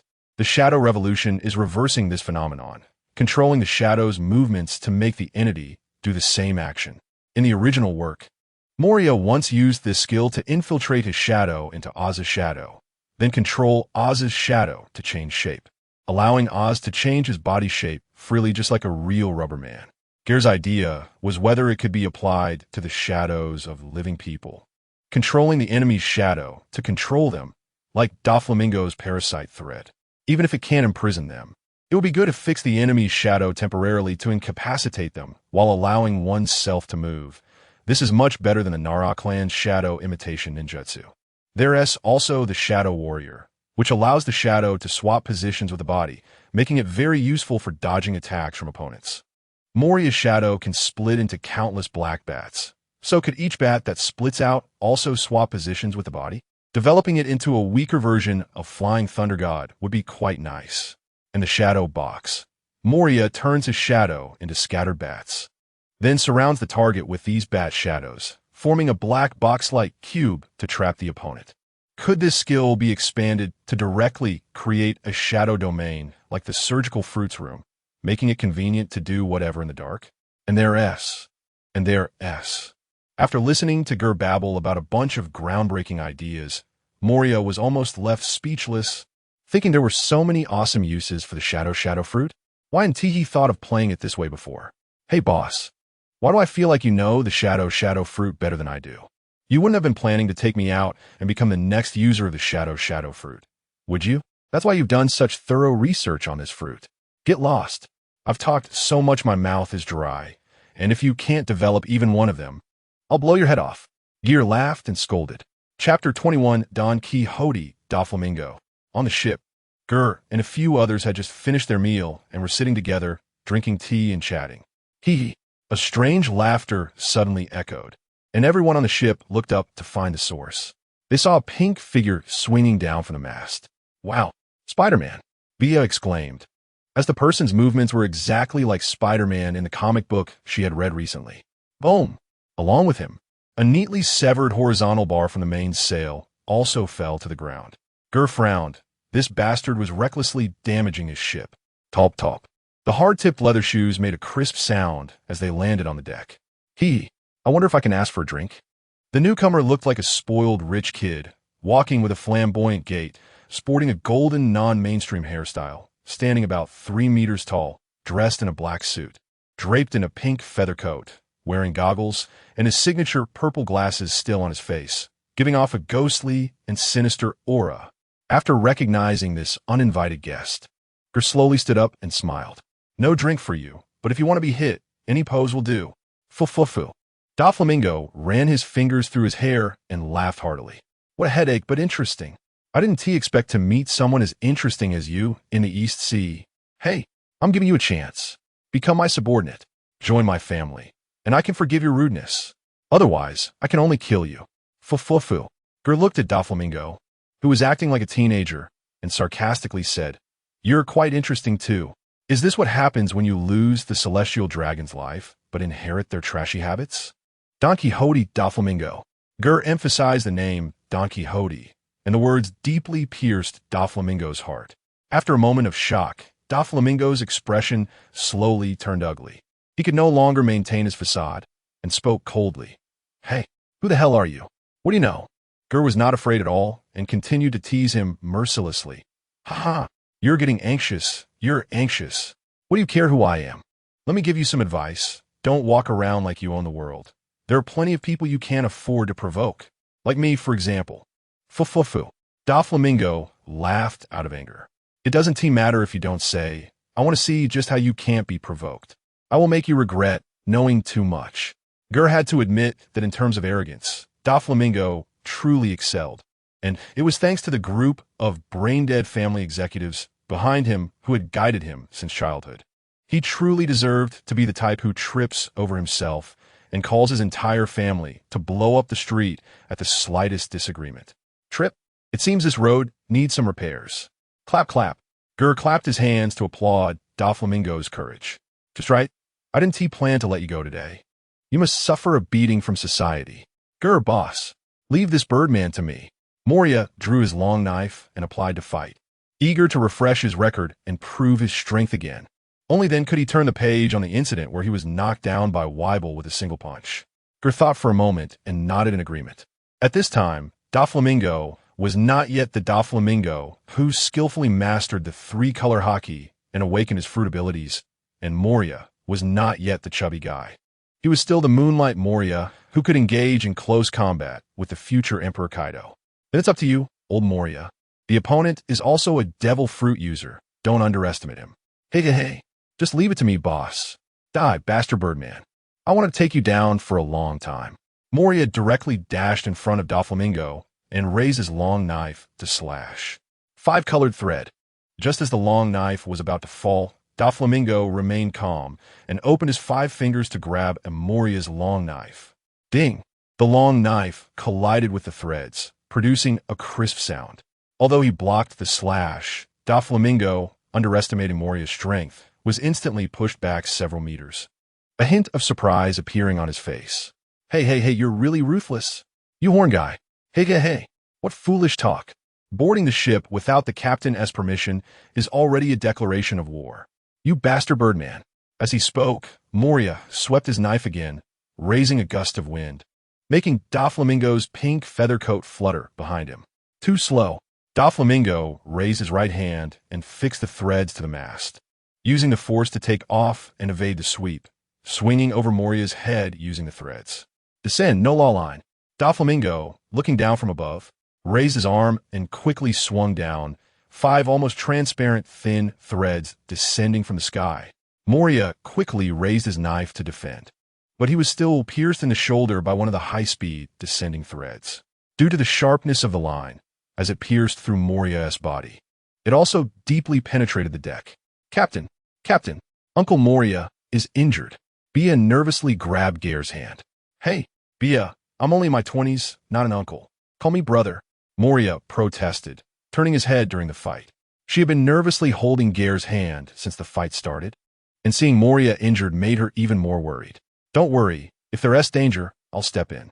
It's just a small injury. Old Moria can handle it. No need to worry. Ger had full confidence in Moria. Fufu. Do you still have time to chat? Doflamingo felt underestimated, the veins on his forehead bulging a bit more, and he tried to attract everyone's attention with loud laughter. How does it feel to be pierced? Your tall figure is just perfect as a live target for me. Doflamingo squatted on the ship's railing in a dog-like position, fiddling with the threads at his fingertips, pulling at Moria's wound. This little injury feels like a mosquito bite. Not painful at all. In fact, it's a bit itchy. Don't act like a woman playing with needlework. A man should face it head-on. Moria retorted defiantly, still wearing a disdainful expression. When it comes to trash talk, he was also a king. Fufu. Very good. I want to see how long you can keep up this bravado. Parasite line. Doflamingo opened his left hand, and several threads shot out, tightly wrapping around Moria's body. The parasite line can control the opponent like a puppet, satisfying many dark whims, which is why Doflamingo loved this technique. Consider it a gift from me. Go, and take down your companions with your own hands. Fufu. Doflamingo laughed loudly, his fingers dancing wildly like playing a piano. However, his smile quickly froze because Moria's tall figure remained standing still, not moving at all, and he had not been successfully controlled. What is going on? After years of traversing the North Sea, it was the first time the parasite line had failed, causing a bead of cold sweat to appear on Doflamingo's forehead. Heh. Moria's eerie laughter came, and his figure had somehow transformed into a pitch-black shadow. The power of the devil fruit is not something that belongs to just you. Moria stepped out from behind a shadow, his evil triangular eyes fixated on Doflamingo, grinning widely to reveal 2 rows of sharp fangs. Moria reached out his left hand and grabbed the thread connected to the shadow, leaping off the ship and pulling Doflamingo towards himself with force. Fighting on the ship was too restrictive. Come down here. Doflamingo chose not to engage in a test of strength, knowing he was at a disadvantage. He cooperated and flew towards Moria, arms wide open, his pink feathered cloak billowing behind him, looking remarkably like a flamingo in flight. Spider thread. Doflamingo no longer underestimated his opponent. He used all his strength for this kick. 8 nearly transparent threads shot out from the tips of his shoes, accompanied by sharp threads aimed directly at Moria, carrying a fierce killing intent. Bring it on. Moria also displayed madness, laughing as he swung his sword to meet the attack, no longer worrying about damaging the ship. He could finally unleash his full power. Boom! The tips of their feet collided again, producing a massive sound of impact, and the shockwave sent several boats docked at the shore rocking violently. Oh no! A girl almost fell over due to the sudden movement, but thankfully, Ger pulled her back just in time. The once calm harbor began to stir, waves crashing violently against the rocky shore. Thud, thud. The two sides did not remain locked in combat for long. The threads could not withstand the tremendous force of the sword and began to snap one by one. Moria's expression brightened. Today was the day to regain his glory. He shouted loudly, his arm muscles bulging even larger. The terrifying strength caused all the threads to snap completely, unable to stop the advance of the great sword. "Ha! You stinking birdman!" Bang! Doflamingo was hit directly by the sword's energy. He flew out like a kite with a broken string. In midair, he performed several backflips to dissipate the force, landing gracefully and smoothly. Damn it! Doflamingo pressed his right hand against his chest, his face extremely grim. Even though he had activated his web defense just in time before being hit, his suit's chest area was still torn open, bleeding a fair amount, making him look somewhat disheveled. I admit I underestimated you a bit. Why would a man like you willingly become someone else's subordinate?" Doflamingo wiped the blood from the corner of his mouth and turned to look at Ger, who was watching the battle from the ship. To him, both Moria and Weevil were strong, while Ger seemed to be the weakest. Ger felt offended. What was wrong with being a subordinate? "I wouldn't even want you as my subordinate." Moria thought to himself, "You know nothing. Just a few days ago, I also thought I was invincible, and then, didn't you see the bandage on my head that I haven't had time to take off yet?" Although Doflamingo was unruly, he wasn't someone who couldn't read the situation. Otherwise, he wouldn't have been able to choose to cooperate with the beast pirates after being beaten by Kaido more than a decade later. As the battle progressed, Doflamingo had already developed a desire to retreat. This guy who looked like a demon was on par with him in strength, and his fruit ability was also quite strange. Even if he fought to win, the opponent still had companions nearby, watching him closely, making it clear that continuing the battle was very disadvantageous for him. Damn it! If I had known it would turn out like this, I shouldn't have let Treble and the others wait at sea. I should have come to Rogue Town alone. Doflamingo regretted it in his heart, conveniently forgetting that he was the one who instigated this situation. It's time to end this. Dragging it out will only make me look weak. With that, Moria charged forward, deciding to end the fight quickly. He had just seen Doflamingo use the string fruit ability to instantly stitch up his bleeding wound, and the skin on his chest looked as smooth as if he had never been injured. Knowing the enemy had healing methods, it was unwise to choose a prolonged battle. Spider's nest. Boom! Doflamingo hurriedly waved his hand forward, and a gigantic white spider web appeared, blocking Moria's attack once more. Those damned threads again. Bastard! Seeing the massive spider web blocking them again, Moria felt quite irritated. Take this. Shadow Spear. Moria's shadow quickly condensed into a black spear in his hand, which he threw at Doflamingo. Whoosh! The spear shot through a basin-sized hole in the spider web, reaching Doflamingo in an instant. What the hell? Doflamingo's pupils contracted. He hadn't expected that the hole he left in the web would turn out to be a huge flaw. In a battle between experts, even the slightest hesitation could be fatal. Doflamingo snapped back to reality and tried to defend himself, but it was already too late, relying on his excellent combat instincts. He attempted to dodge the spear by leaning to the side, but he was still a bit too slow. Thud! The spear pierced through his waist, causing blood to spray out, and it continued on to pin his pink feather coat to the ground. Just a small injury. Doflamingo gritted his teeth and remained silent. He didn't want to lose his coat, and just as he reached out to pull the spear out of the ground, the spear vanished on its own. Hey. Before Doflamingo could react, Moria's terrifying laughter suddenly came from behind him. It's over. Moria grinned wickedly, swinging his sword down. Clang! The long knife, shrouded in eerie black gas, struck the ground directly.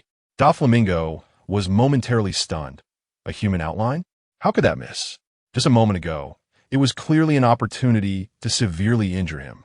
Why did Moria choose to strike the ground? Did Moria also have a hobby of getting angry over uneven surfaces like himself? Although Doflamingo was puzzled in his heart, he felt more relieved. Suddenly, he felt a chill run down his back, and all the hairs on his body stood on end. An unprecedented sense of crisis enveloped him, and he quickly jumped back to create distance. However, the sense of crisis did not dissipate. Doflamingo suddenly knelt on the ground, unable to contain a pained howl. Bastard, what have you done to me? Doflamingo's face was contorted with veins bulging, shouting angrily at Moria. Under the sunlight, he felt a burning pain throughout his body, as if every cell was being scorched by flames. Moria ignored him, leisurely picking up a black object from the ground. Laughing, what a nice shadow. Doflamingo's eyes widened in disbelief. Before he lost consciousness, he saw an unbelievable sight. It was his own shadow. Bang! Doflamingo fell completely unconscious. The battle was over. Mastering a single technique, Moria used the same move again, and fortunately, this time it yielded a different result. Otherwise, he might have to abandon this combination move completely. Haha. Well done, old Moria. Don't kill him. Keeping him alive is more valuable. Ger laughed heartily as he threw a pair of sea prism stone handcuffs from the ship, rubbing his hands together, unable to hide his inner joy. The moment he saw Doflamingo, Ger began to ponder how to take advantage of the Don Quixote family, of course. He wouldn't let Doflamingo die for nothing. Moria picked up Doflamingo, feeling triumphant. All right, boss. Moria, at nearly 7 meters tall, carried the 3-meter-tall Doflamingo on his shoulder as if he were a little chick. Chapter 22. Kidnapping and extortion in the ship's lounge. Splash. A bucket of cold water was thrown on his face, and Doflamingo woke up from his stupor. He opened his eyes and glared with murderous intent at the blue-haired girl in front of him, who was still holding the wooden basin. Clearly, she was the culprit who had splashed him with cold water. Clang. So scary. Bia was so frightened that she dropped the wooden basin and ran behind her. After finding a place to hide, she poked her head out and defiantly shouted, "It was the captain who made me do it. If you want to be fierce, go be fierce with him. Why pick on a little kid like me?" Clatter. As Doflamingo attempted to stand up, the iron chains around him, as thick as his thumb, clashed together, producing a crisp sound. Looking down, he realized he was tied up like a rice dumpling, and the weakness he felt throughout his body clearly indicated that the handcuffs and shackles were made of sea stone. Doflamingo felt wronged. "I just came over out of curiosity to say hello. I admit I got a bit carried away for a moment, but I wasn't the one who provoked first. Now I've been beaten by you, and you want to tie me up like this? What do you want from me?" As Doflamingo shifted his gaze, he saw Ger grinning at him. After holding it in for a long time, he finally sighed and submitted, saying, "Fu. This time I admit defeat. Just tell me what conditions I need to meet to be released." Since the other party had not chosen to kill him, it indicated there was room for negotiation. At this moment, Doflamingo rationally chose to spend money to alleviate his troubles. Ger slapped his thigh and said happily, "Very good. Talking to smart people is comfortable. Then I'll be straightforward. Your esteemed identity deserves far more than I could even dare to mention for fear of offending you." Doflamingo couldn't help but twitch the corner of his mouth. "Please speak in human language." He continued, "How about this? Just give me a dozen devil fruits and 10 billion berries, and we'll call it even. What does that ransom sound? Is it enough to give you face? What? 10 billion berries and a dozen devil fruits?" Upon hearing Ger's shocking proposal, Doflamingo hadn't even had the chance to voice his opinion when Moria and Bia had already started screaming. Their high-pitched voices were piercing, and Ger, standing closest, felt like his eardrums were about to burst. Fit hurriedly rushed out of the kitchen, thinking something had happened. Only Weibel was unaffected, lying on the sofa with a long strip of spicy snack in hand, contemplating where to start eating it. Ger reprimanded the two. "What are you yelling about? Do you know who this young master is?" For him, 10 billion berries and a dozen devil fruits are like dropping a bucket of water. It's nothing. Doflamingo felt like he was about to break down inside. "Should I thank you for thinking so highly of me? 10 billion berries. Perhaps the celestial dragons could come up with that amount in one go, but Doflamingo was no longer a celestial dragon. His business in the North Sea had only just begun, and he had many places that needed money. There was no way he had that much cash on hand. Even if he sold the entire Don Quixote family, he couldn't gather 10 billion berries. Furthermore, he needed a dozen devil fruits. Did he think devil fruits were like cabbages at the market? Doflamingo, with a sullen face, said, "Captain Ger, are you serious about this condition? How could I possibly come up with that much money and devil fruits? No, I believe in you, and you should believe in yourself. You can definitely come up with it." Don't underestimate yourself. Doflamingo's face darkened further. He felt no sincerity in the negotiation from this condition. You might as well give me a break. Haha, don't say that. If there are difficulties, just say it, and we can negotiate further. We've met without conflict. So how about this? I'll be generous and give you a 50 discount, 10 devil fruits, and 5 billion berries. How about that? At this moment, Ger looked at Doflamingo as if he were looking at a mountain of gold, and the heat in his eyes made Doflamingo's spine chill. What is wrong with this guy? Why did he seem so perverted? Hearing that the ransom was suddenly cut in half made Doflamingo's tightly furrowed brows relax a bit, and he asked, "Why do you still want 10 devil fruits after the 50 discount?" Ger, unfazed by the doubt, laughed. "Oh, that S because 19 after a 50 discount is 9. 5. You can't give half a devil fruit, right? Rounding up gives you exactly 10. Makes a nice whole number. No problem, right?"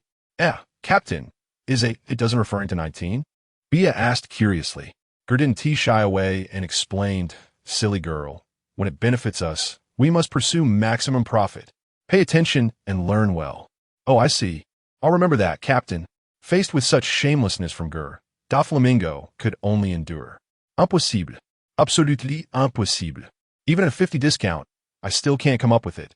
Doflamingo shook his head like a rattledrum. Ger's expression changed, and he threatened, "Oh, if you don't have money, then what are we even talking about?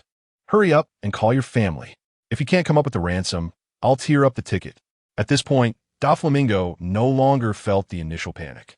After calmly analyzing, he believed that Ger had not killed him because he was wary of him, most likely because he was concerned about his former celestial dragon identity. This damn guy always brought up that topic, deliberately poking at the sore spot. Was he afraid of the world government? It made sense since that was a colossal entity that had ruled the world for 800 years. It's only natural to be afraid, right? No one wouldn't be afraid, right? After sorting out the cause and effect, Doflamingo felt he could stand firm again, confidently smiling. Fu. "Captain Ger, you are wary of my identity, aren't you? If you really dare to act, why would you patiently negotiate with me, a prisoner? Since you wouldn't dare to act, why put on airs? Why not?" Bang. Before Doflamingo could finish his sentence, Ger pulled out a gun and shot him in the thigh. The powerful golden revolver left a bloody hole in Doflamingo's leg, blood dripping onto the ground along the chains. Doflamingo gritted his teeth, his expression twisting with rage as he glared at Ger Little Ming. "Why provoke me when everything was fine? Isn't that just asking for trouble?" After saying that, Ger leisurely moved the gun's muzzle to Doflamingo's forehead. The captain is so scary. Why do I feel like the captain is more of a villain?" Bia couldn't help but say while hiding to the side. Hey. This is the captain worth following." Moria laughed lewdly. He didn't want his captain to be a soft-hearted man. In Moria's view, tenderness was reserved for one's own people, and one should be ruthless to enemies. Ger continued to persuade. "Little Ming, perhaps many people will be wary of your identity, but I'm not one of them. Even if the Gorosei were in my hands, if I couldn't extract satisfactory benefits, I'd still send them on their way with a few bullets. Let alone you, a mere former celestial dragon. And you don't need to scare me. Perhaps the world government is the one who most wants you dead. Who knows?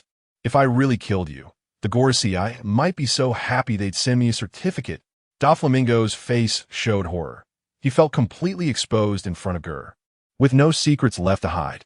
Others might not dare to kill him out of fear, but he didn't kill Doflamingo merely because he coveted the benefits that Doflamingo's life could bring.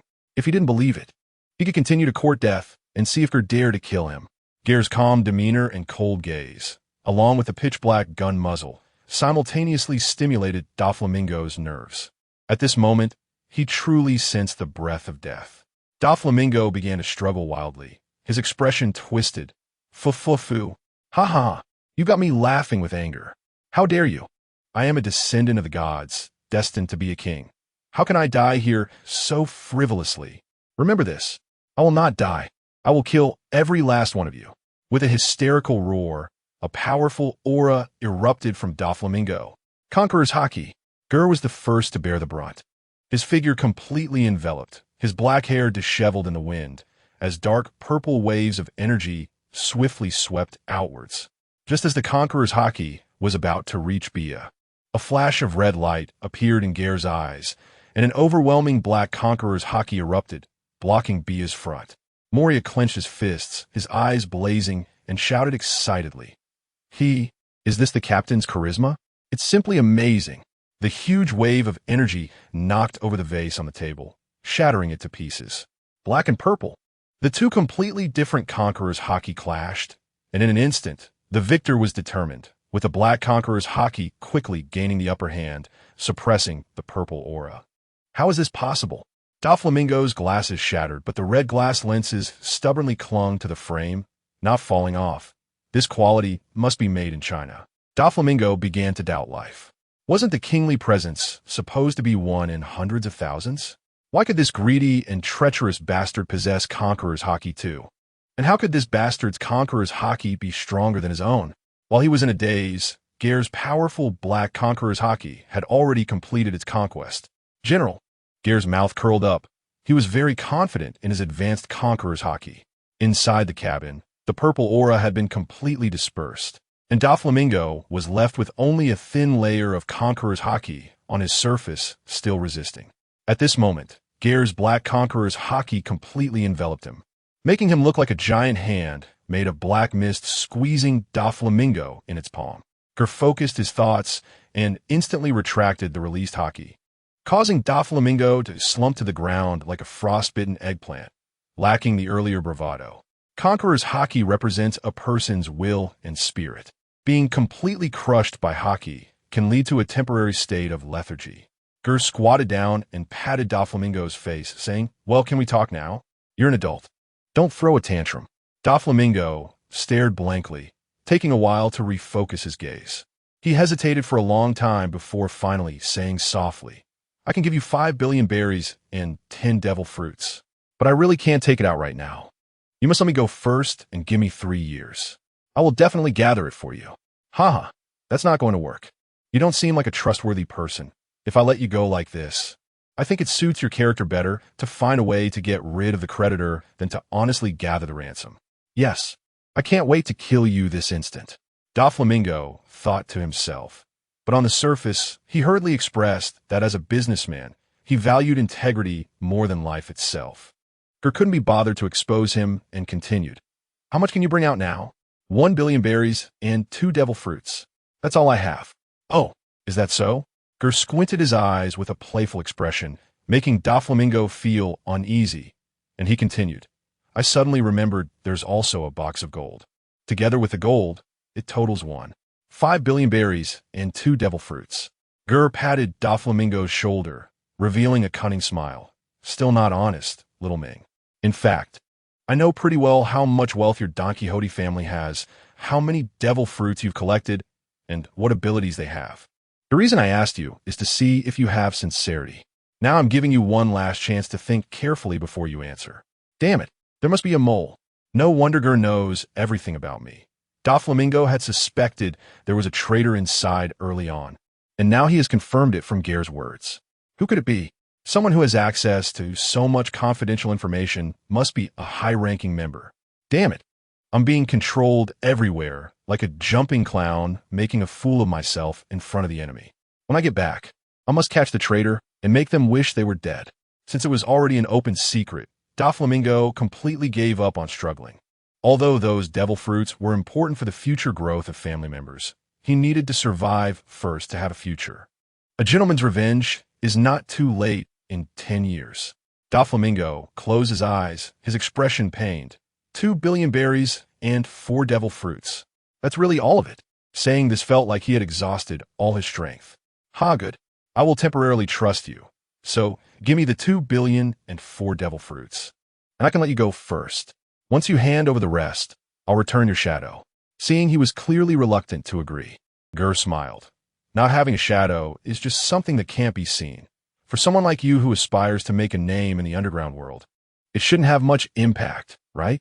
Upon hearing this, Doflamingo's expression darkened further. Why does this bastard know everything? Becoming the king of the underground world is their goal for the next 10 years, and currently, only the family members know about it, each of whom has gone through layers of screening and assessment. Doflamingo didn't expect there would be a traitor among them. Damn it, Doflamingo took a deep breath to calm himself and probed. Captain Ger's intelligence capabilities are truly astonishing. You must have planted spies around me long ago, right? Oh, didn't I tell you my true identity before? Seeing Doflamingo shake his head, Ger smugly replied, "Let me reintroduce myself. I am known as Little Ling Tong across the seas. When it comes to intelligence capabilities, I dare say no one would claim to be better than me. As long as you can afford it. I have many hidden pieces of information. Leave a phone number. Perhaps we will have a chance to cooperate in the future." Doflamingo blankly accepted the business card with a phone number on it, looking at the nonsensical young man in front of him, feeling like he had been played, but still cooperated. Impressive, impressive. Captain Ger is truly impressive. Come on, stop the nonsense. Hurry and contact your partners to get the stuff over. Cash on delivery. As Ger spoke, he placed a snail phone in front of Doflamingo. This was something he had previously searched from him while Doflamingo was unconscious, and it was definitely used to contact other members of the Don Quixote family. Chapter 23. The Don Quixote Family. A small island near Rog Town in the East Sea. A pirate ship resembling a flamingo is docked by the shore. On the beach, several young crew members are practicing martial arts with a muscular old man wearing a tight outfit and bunny ears. Is this the strength of the cadres? This old guy is too perverted. How many of our brothers has he taken down? Hey, don't give up. After all this time, he must be running out of steam, right? Let's charge again. You go first, and I'll cover you. Charge, take down this old man. Let's see if he dares to look down on us after this. A group of young people shouted and rushed forward. The bald old man remained unfazed, slowly taking a bow stance to prepare for the fight. His figure was like an arrow on the string, seemingly still, but harboring a powerful, explosive force. His left hand was in front, palm slightly curved into a C-shape, palm facing outward. Right hand clenched into a fist at his waist, legs in a bow stance. One leg forward and one back, one solid and one empty. Just by the stance, one could tell he was a martial arts expert. What nonsense. If you want to defeat me, you're 100 years too early. A bunch of rude brats. Take this. Gee, The muscular old man struck various eye-watering poses during the fight, making strange noises, but soon knocked down all the young people he was sparring with. On the pirate ship, two figures, one tall and one short, were standing at the bow watching the battle. It's so boring. Doflamingo really left us behind to go to Rog Town. I want to see what kind of man the Pirate King Roger really was. The first to speak was a greasy and lewd-looking uncle, whose nose had two sticky strands of mucus that were quite out of place. After speaking, he tapped his floral cane on the deck, causing the two strands of mucus to swing up and down with his motion, looking as if they might snap at any moment. A scene that would drive any obsessive-compulsive person to despair. Watching the swaying mucus, the cool-looking guy with a pot-shaped hairstyle quietly stepped back a bit, his expression unchanged as he said, "Stop whining, Torpole. The young master has his plans. Exposing our identities prematurely would be detrimental to our future plans. I don't want to hear you complain about the young master's decisions anymore." "Well, I get it. No need to be so serious, Virgo. By the way, did you eat a hamburger today?" Virgo turned his head, still wearing his usual expressionless face, and a glint flashed on his sunglasses as he curiously asked, "How did you know? Hamburgers are indeed one of my favorite foods." "Oh, I know because you have leftover bits stuck to your mouth," Torpole said, pointing to his right cheek. Virgo touched his right cheek and pulled off a palm-sized piece of hamburger meat, putting it in his mouth as he calmly said, "Did I accidentally get food residue stuck? I was too careless." Virgo then picked up his coffee and took a sip. When he put the cup down, he saw Torpole looking at him with a somewhat complicated expression. "What's wrong? Is there something?" "Nothing. It's just that you have a spoon stuck to your face again. How do you manage that?" Torpole said helplessly. The two fell into a brief silence. Beep, beep, beep, beep, beep, beep. Beep, beep, beep, hello. Torpole picked up the microphone to answer, and the telephone bug imitated Doflamingo's voice, albeit in a somewhat awkward manner. "Moshi Moshi, Doflamingo, it's me, Torpole. Torpole, I've encountered a bit of an unexpected situation here. I need you to bring the ship to the western coast of Rog Town to meet me." Doflamingo's deep voice came through the phone, and Virgo, who was nearby, sensed something was off and interjected, "Young master, this is Virgo. Are you safe right now? Who is the enemy?" Doflamingo was silent for a moment before continuing. By the way, let the new members who are not formal cadres get off the ship somewhere. Hearing this, Virgo's expression changed slightly, being intelligent. He had already analyzed a lot of information from Doflamingo's words. They all understood the young master's strength. An enemy that could make him unable to fight back and escape was definitely formidable. The young master might have already fallen into the hands of the enemy. Is this opponent a major force from the New World? He forced himself to remain calm and paused before saying, I understand, young master. Please take care. We'll be there soon. Doflamingo will set off immediately. We should arrive in a day at full speed. You must hold on. Torpole squeezed forward, holding the telephone bug and shouting with a crying tone. Looking at the telephone bug in his hand, with its lewd expression, flying mucus and becoming all sticky, Gervais pushed it toward Doflamingo with great disdain. Seeing the two strands of mucus getting closer, Doflamingo shouted anxiously, Torpole, you're too close. Pika and Diamante also heard the commotion and came over. Spade, Heart, Club, Diamond, all the top cadres of the Don Quixote family had gathered. Meanwhile, Gervais, tired of listening to them ramble without getting to the point, finally spoke up impatiently. Hey, Doflamingo, enough reminiscing. Don't just talk about useless stuff. Make sure they remember to bring my money and the devil fruits. Otherwise, it would be a wasted trip. The four heard the unfamiliar voice on the phone, exchanged glances, and nodded. Although it was hard to believe, it seemed that their young master had really been kidnapped. I understand. Doflamingo stared blankly at the ceiling, calmly speaking to the telephone bug. I'm sorry, everyone. This time I misjudged the situation. I've been defeated, and I need you to bring all the gold, berries, and the 4 devil fruits from the warehouse to redeem me. Young master, please don't say that. It's our fault for not protecting you, and we should be the ones apologizing to you. Virgo knelt down on one knee before the telephone bug, his expression serious. The other 3 also knelt down in unison. Please. Yes. Young master. Just as they were about to hang up, Torpole suddenly asked, scratching his head, Doflamingo, there are 5 devil fruits in the treasury. Which 4 should we take? As soon as the words fell, both sides of the telephone bug fell into silence. Virgo, Diamante, and Pika all looked at Torpole with a dumbfounded expression. Are you an idiot? The kidnappers are listening right there. Would a kidnapper complain that you're giving them too much money? Pika was so angry that her teeth were itching. Didn't he, the young master, know how many devil fruits were in the treasury? Saying 4 was clearly hinting for them to leave the important fruit behind. You really had to give such a warm reminder. You're such a liability. Doflamingo's expression shifted between dark and light, and Gervais remained silent, just standing by with a smile watching him. The most dreaded thing is when the air suddenly goes quiet. The two stared at each other for a long time, and finally Doflamingo gritted his teeth and replied, sorry, did I remember wrong? Thank you for the reminder, Torpole. Then bring all of them. His tone could no longer hide the anger that wanted to stab someone. Click. The call ended, and Gervais put the telephone bug back in his pocket. On the Flamingo, the 4 stared blankly at the telephone bug that had closed its eyes again, momentarily struggling to accept the reality. Thinking back to their Don Quixote family, since debuting from the North Sea, they had always bullied and manipulated others at will, never suffering losses. They never expected that coming to the East Sea would result in their captain being kidnapped. Is this really the so-called weakest sea? Inside, no matter what. The urgent matter is to redeem Doflamingo first.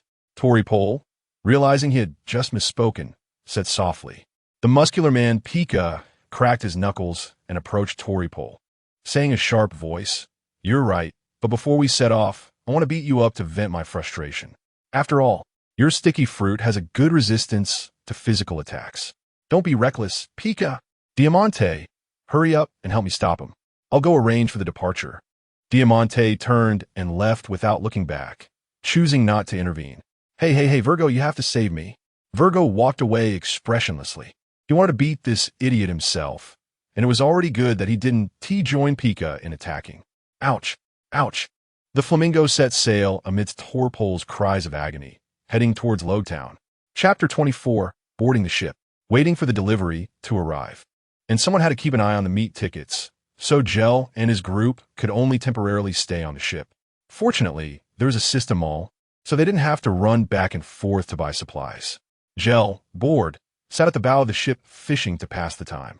After fishing all afternoon and seeing that today was going to be another day of empty hands and feeling a bit hot from the sun, he tossed aside his fishing rod and shouted, "Weiber, let's go. Let's get some seafood back for Uncle to prepare dinner." Clang! Coming big brother. Weiber dropped his dumbbells and ran over, pulling down his pants as he ran. Splash! The two figures, one big and one small, jumped off the ship. They spun in the air 3.5 times, hitting the water with a splash that sent up 10 meters of spray. Ger opened his eyes. The crystal-clear seawater allowed for nearly 100 meters of visibility, even underwater. Colorful corals grew thickly, like a vast garden filled with blooming flowers, with all kinds of fish swimming amongst them. Sunlight pierced through the surface, casting beams of light that danced with the ripples, dazzling like strobe lights in a ballroom. The underwater world, untouched and unprotected by humans, was truly breathtaking. After entering the sea, Weiber chased after the big fish, while Ger leisurely swam to admire the beautiful underwater scenery, almost forgetting his main task. In the end, he could only gather a few things that wouldn't run away to report back, such as sea cucumbers the size of his arm, black gold abalone the size of a basin, and some shellfish, each in excellent condition. Soon, the two brothers returned with their haul, leaving the cooking to Chef Feet. Before long, the rich aroma of food wafted from the ship. Dinner time! Dinner time! Weiber held his special large rice bucket in his left hand and waved a 2-meter-long ladle with his right. High-end ingredients often require only the simplest cooking methods. The huge dining table was filled with various delicacies. Since both Weiber and Moria were big guys, even with only 5 people, it felt just right when seated. "Captain, you haven't tried this sea cucumber. This is the recipe from the book you gave me, scallion sea cucumber." Feet brought up the last dish, proudly serving Ger a spoonful. "Really? Let me try." Ger's interest was piqued upon hearing this, seeing the classic dish of scallion sea cucumber. He knew Feet had been researching Shandong cuisine recently. As one of the 8 major cuisines, Shandong cuisine is a representative of the cooking culture of the Yellow River Basin, known for its long history and rich techniques. Ger picked up a piece with chopsticks and put it in his mouth. The sea cucumber was fresh, and the scallions had a rich aroma. The combination of these two simple ingredients created such a unique flavor. "How is it? Is it good?" Feet asked nervously, rubbing his palms together, filled with anticipation.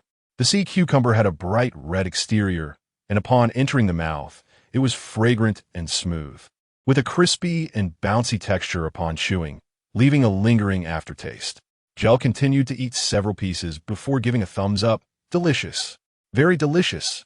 Truly worthy of the profound and extensive Chinese cuisine, the taste that nourishes generations of people, leaving one dreaming of it after eating. So good." Weiber took a bite and began to howl again, and Moria quickly joined the fray, eating with the group, not even getting a chance to lick the plate.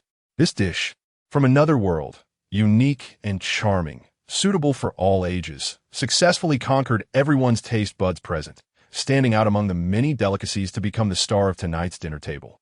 The chef Feet, who received unanimous praise, felt delighted, sitting aside with a benevolent smile like a kind old father. After a hearty meal, Ger cleaned up the bowls and chopsticks on the table and bought a giant version of Ludo from the System Mall to spread out on the table, inviting Weiber, Moria, and Feet to play together. The rules of Ludo were relatively simple, and Weiber could understand how to play. Meanwhile, on the side of the living room, Bia brought a plate of fried rice and a bowl of soup to the corner where Doflamingo was tied up, having been tormented all day without a drop of water. Doflamingo was already parched and hungry.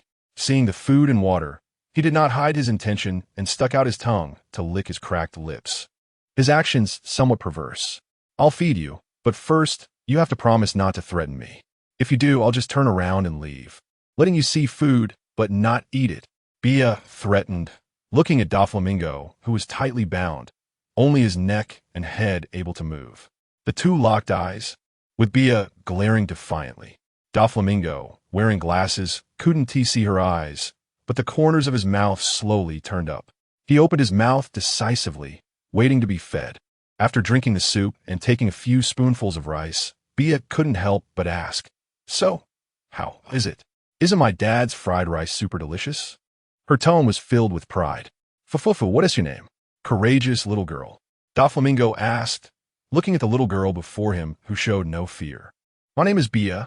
Oh, then, naive little sister Bia, as a return for you inviting me to dinner, when I take my revenge on the people on this ship, I will spare your life.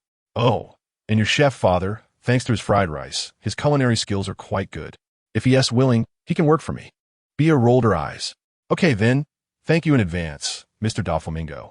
Not seeing fear on Bia's face, Doflamingo felt a bit disappointed. Mr. Doflamingo, I think you look quite pitiful.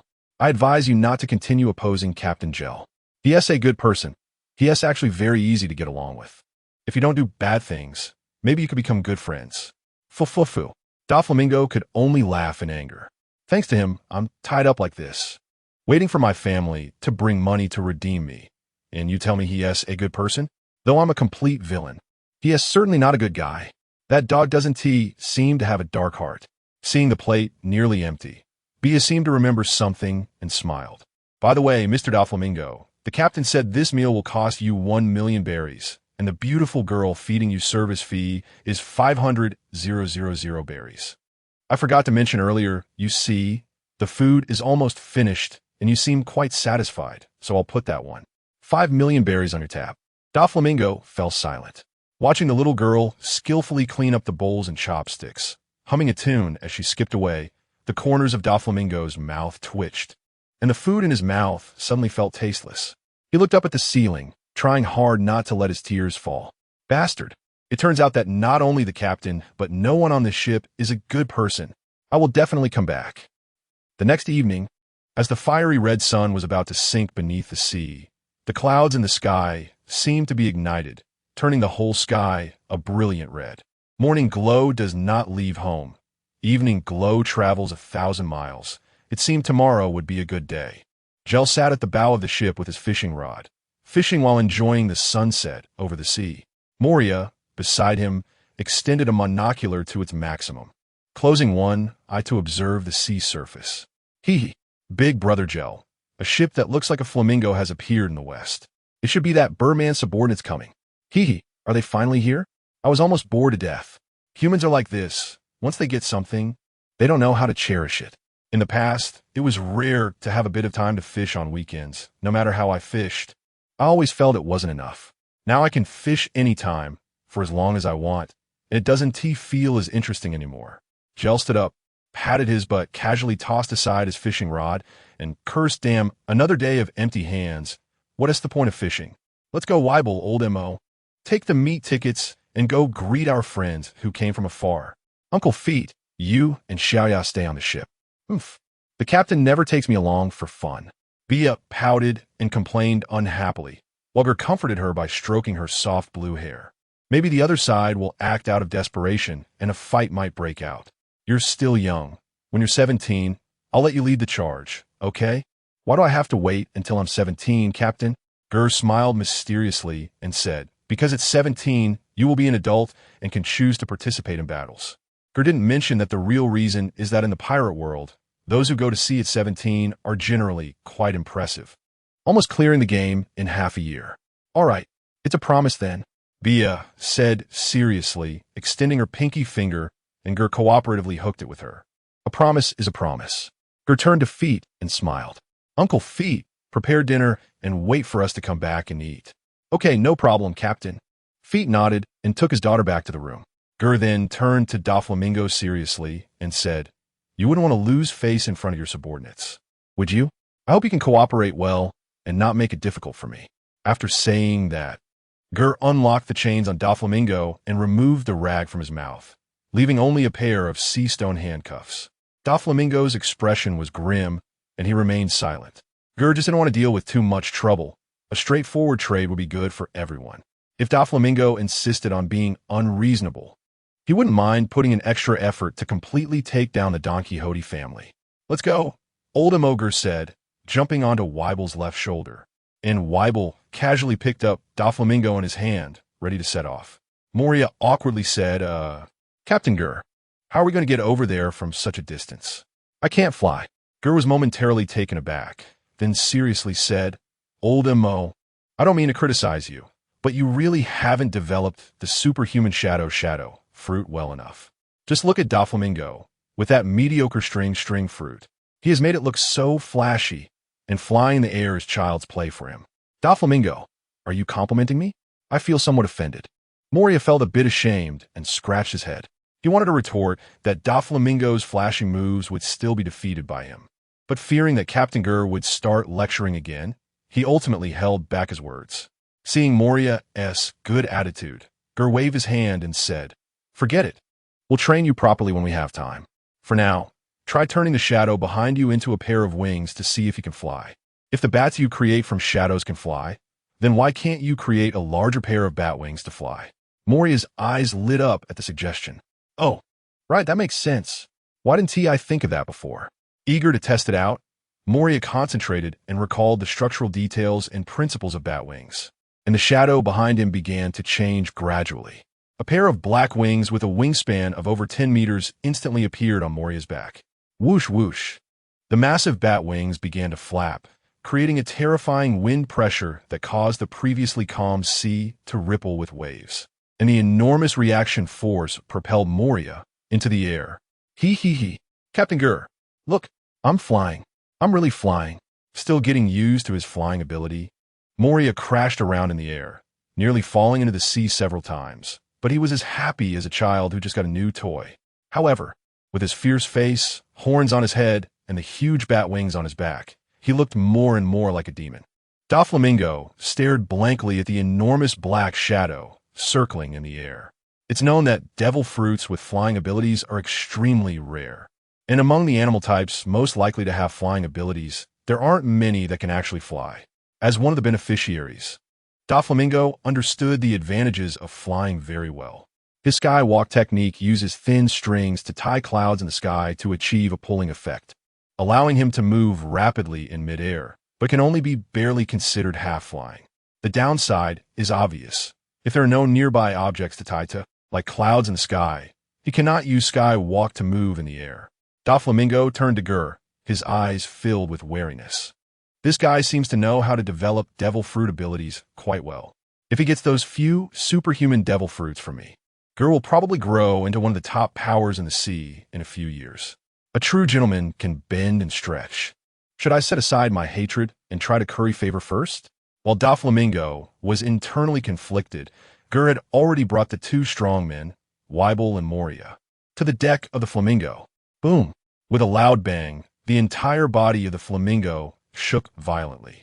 Weibel and Moria landed heavily, creating two large dents in the deck. Since it's not my own ship, I don't care at all. What's going on? Did a meteor fall? A few young officers on the ship were disoriented and fell into a panic. Diamante steadied himself against the railing while reprimanding. "Everyone, shut up. Don't panic. The enemy is coming. Get ready for battle." "Yes, Lord Diamante." The others calmed down after being shouted at, picked up their weapons, and rushed to the deck under the leadership of the four highest-ranking officers. Captain, it seems we're not very welcome." Moria looked at the Don Quixote family members with amusement. Weibel crossed his arms over his chest and calmly looked down at the surrounding pirates. It must be said that Moria and Weibel, both towering at 6 or 7 meters, really make an impressive sight. Just their presence alone put a huge amount of pressure on the opposing crowd, making it hard for them to breathe. Treble, Virgo, Pica, and Diamante stood at the front of the line, all with serious expressions, and sweat had already begun to bead on their foreheads. Chapter 25, Senior Pick. On the Flamingo. Thud. Despite the large number of people on the deck, it was eerily silent, so quiet that one could hear someone swallowing. Every member of the Don Quixote family gripped their weapons tightly, palms sweating, yet no one dared to make a move. For their respected and immensely powerful young master was being held like a chick by the opponent. "You bastards! How dare you treat our master like this? Let go of the young master right now." The usually quiet Virgo was the first to step forward and shout angrily. Seeing that the three people across from them were unmoved, as if they hadn't heard him, Virgo's face turned ashen, as if covered in armed color hockey. Germa casually dug into his ear with his pinky and laughed. "Once we have what we want, we will naturally release him. We are very trustworthy. Hurry up. The sooner we finish this, the less suffering your esteemed Doflamingo will endure. No way. You must release Doflamingo first. We don't trust you. We must confirm the young master's safety before handing over the goods. Tory Bull pointed his staff at Germa and said, "Are you kidding? As if I trust you? Are we trading or not?" "You." Tory Bull was left speechless. Seeing that they were still stalling, Germa jumped down from Weevil's shoulder and, in front of everyone, patted Doflamingo's butt and asked, "What is the plan?" "Brother Doflamingo, it seems your beloved subordinates aren't very eager to rescue you. Do you think they might want to take the opportunity to kill you and replace you with a new master?" Fu. Captain Germa, you don't need to sow discord here. I would never fall for your tricks." Doflamingo's face darkened, and he turned to his top executives, saying, "Hand over the goods." "But, young master, do I need to say it again?" Doflamingo's mouth curled down, his tone clearly displeased. "Yes, young master." The four answered in unison. Diamante turned around and waved his hand towards the back. Top, top, top. A series of orderly footsteps approached. Soon, about 10 subordinates dressed in black suits walked out, a total of 11 people. Except for the first one, each of the other 10 carried 2 black briefcases. The leader was a man in his 20s, handsome, wearing sunglasses, standing around 6 feet tall, with slick back hair and a small tuft of bangs at the front. Dressed in a very standard and stylish gentleman's outfit. This appearance was clearly different from the other thugs, prompting Germa to scrutinize him for a moment. Indeed, this man was the emotionally loyal and compassionate, the least cunning of the super invincible iron-blooded tough guy, Senior Pick. Although Senior was affiliated with the brutal and fierce Don Quixote Doflamingo family, he never changed his genuine nature and bottom line, making him a character that Germa admired among villains. Love among pirates is mostly tragic. In the original work, Senior had just become a father when he experienced the pain of losing his son, and his wife, already heartbroken, became a vegetable due to an accident. In deep sorrow, Senior tried every way to make his wife happy. He discovered by accident that when he wore his son Gimlet's baby clothes, his wife would show a long-lost smile in her hospital bed, and from then on, he always kept that outfit, no matter how high-end the suit. It could never compare to the value of that outfit. No matter how others mocked him, he always wore that strange outfit with a smile, as his wife's smile was more precious to him than anything.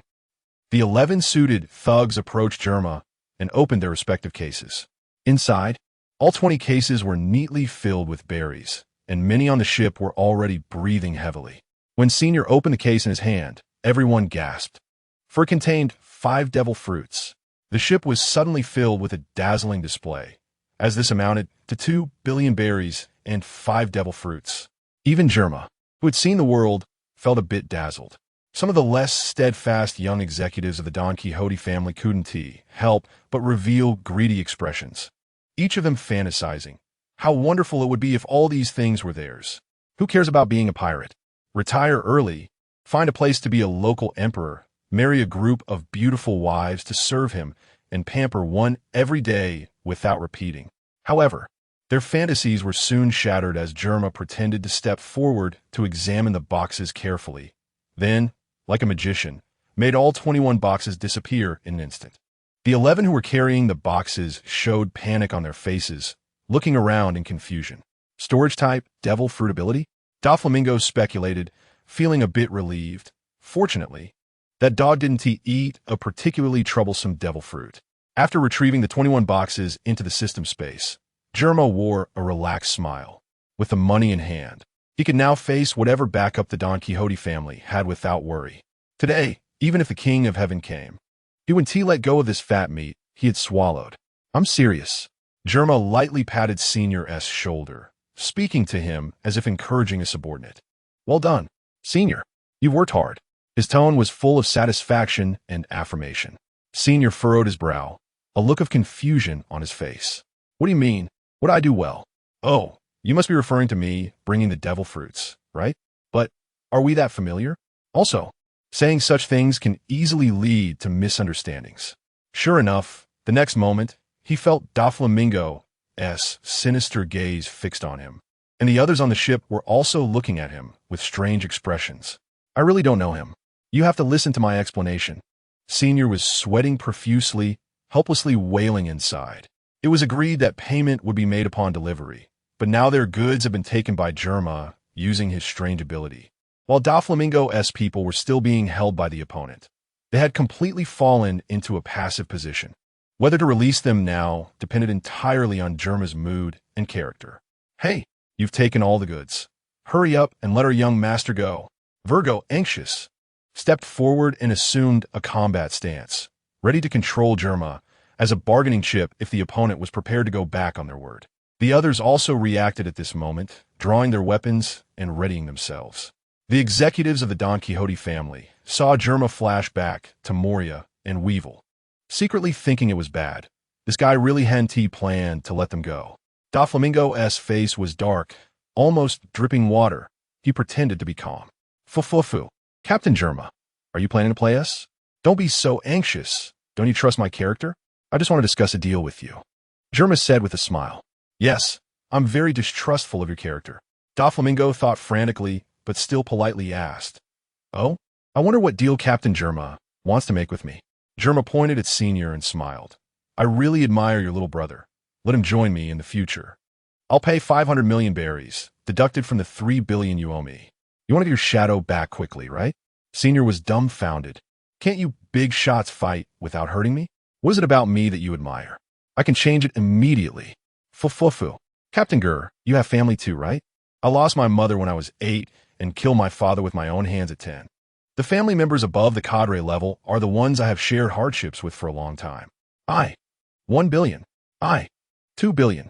Now I only have them left, and I will never. 3 billion berries. If you say one more word, I will take it back. Deal. Doflamingo no longer hesitated. He already suspected Senor was the traitor. He initially planned to eliminate him after returning, but now he unexpectedly gained 3 billion in foreign debt, which was truly a pleasant surprise. Senor completely couldn't comprehend the development of the situation. The two had casually sold him out. He was burning with anger, not expecting that despite his loyalty and dedication to the family, working hard to finally become a cadre, he would be sold out by his boss like this. However, at this moment, Senor actually felt a bit of hidden pleasure. You can't say it. This 100+ kilograms of flesh actually sold for 3 billion. That's astronomical for him. This is a high recognition from the new boss. He felt that the money was not worth it for Ger. Ger actually felt that Doflamingo was made paranoid by his spoiler, and when he returned, he would definitely launch a major internal cleansing operation, not knowing how many people would be wronged. Ger also didn't know if the second-generation Red Hardcore Zone had already infiltrated the Don Quixote family. He was worried about accidentally harming him, so it would be better to pretend to take back the already completed undercover agent. After all, Ger didn't expect Doflamingo to honestly give him that 3 billion, so it would be better to find a good subordinate instead.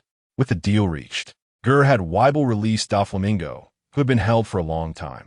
Senor was a man with a strong sense of pride. Since this place wouldn't keep him, there would be another place for him. He walked straight to Ger's side, turned around, and looked coldly at the Don Quixote group. Hey, look at that guy, Senor. As soon as he got to the other side, his whole aura changed. Yes, he became arrogant.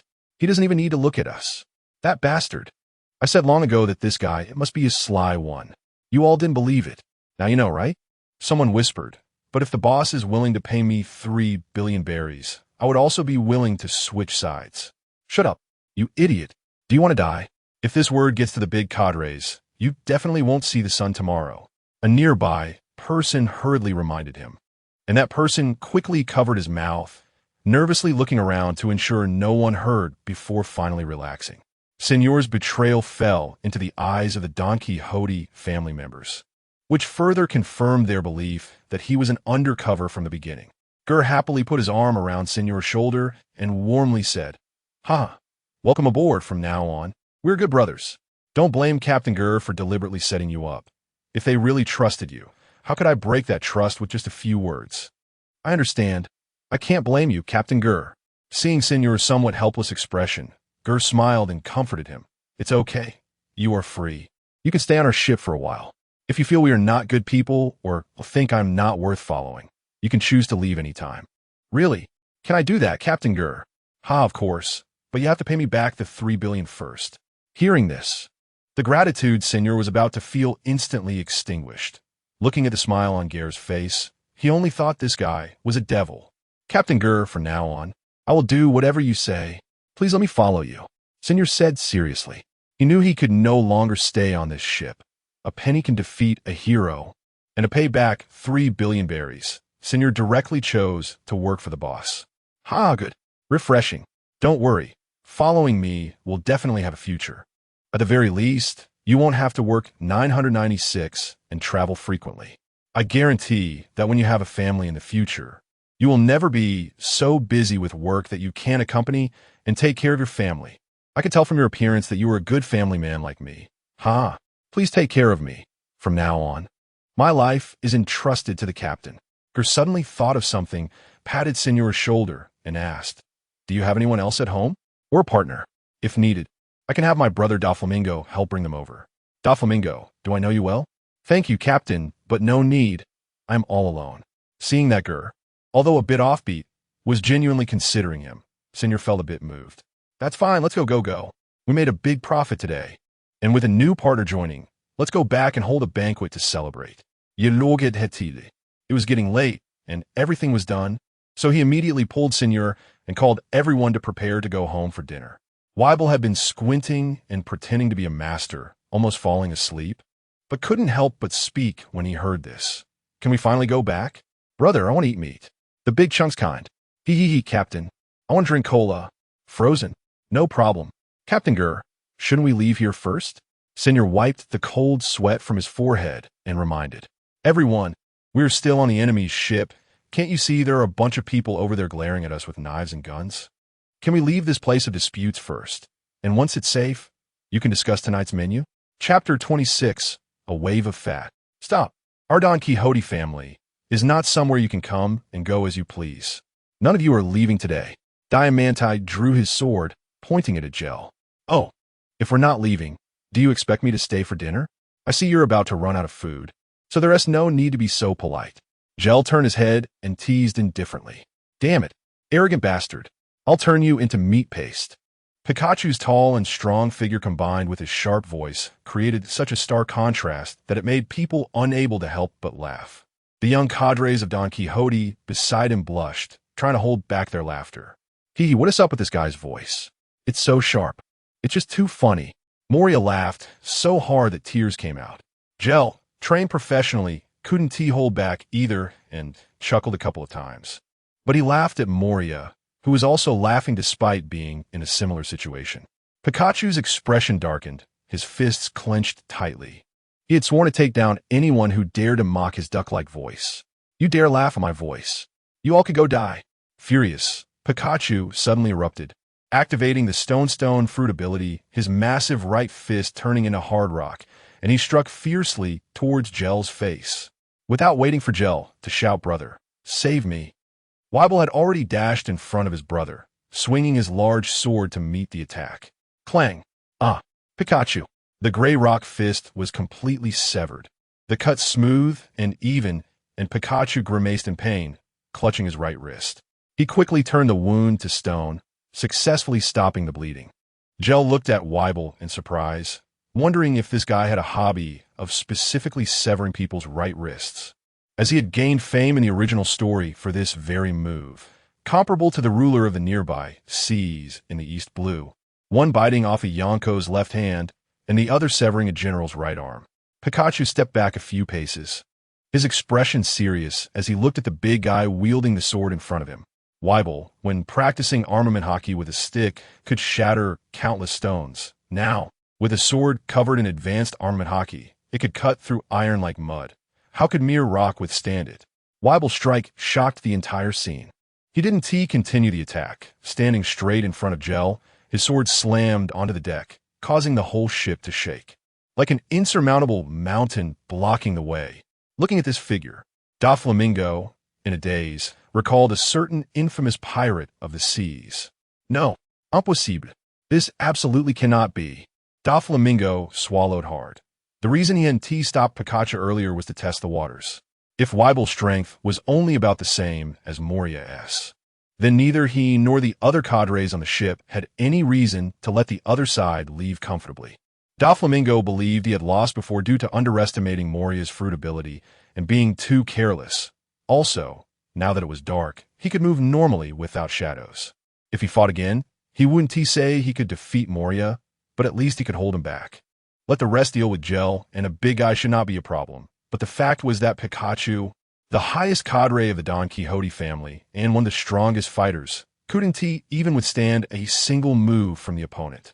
This guy, so strong. The crew of the Flamingo had to admit that although this big guy seemed not very smart, his strength was truly terrifying. Gel calmly looked at Doflamingo, who had already unlocked the Sea Prism Stone handcuffs, and asked, "Have you made up your mind?" Doflamingo adjusted his glasses. The downturn of his mouth, indicating his mood, was not very pleasant. Looking at Gel's calm face, he ultimately couldn't muster the resolve to fight to the death. "Let them go, young master." The others wanted to say something, but were directly interrupted by Doflamingo. "Shut up. Ha ha ha. Good.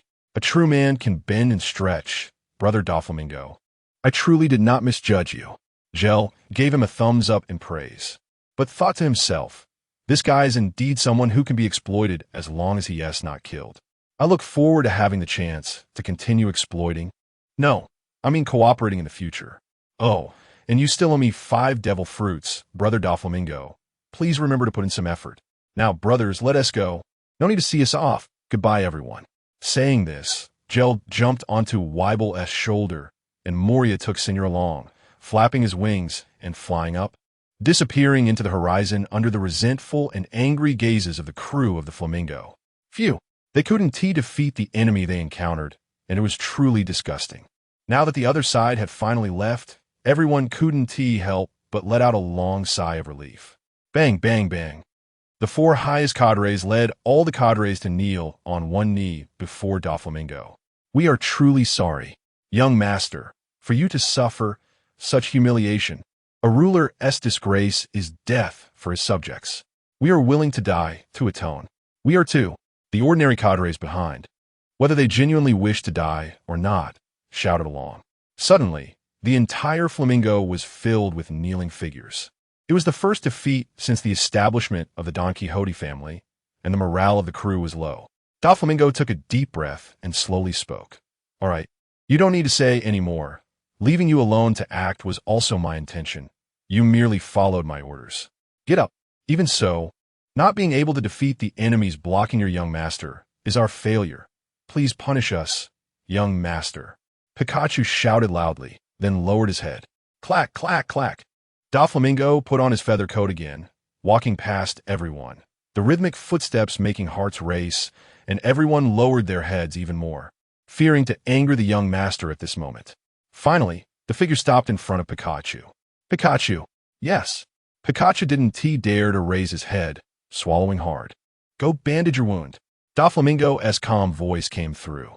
Pikachu first froze, and then tears began to well up in his eyes. Pikachu never expected that what awaited him was not scolding but concern.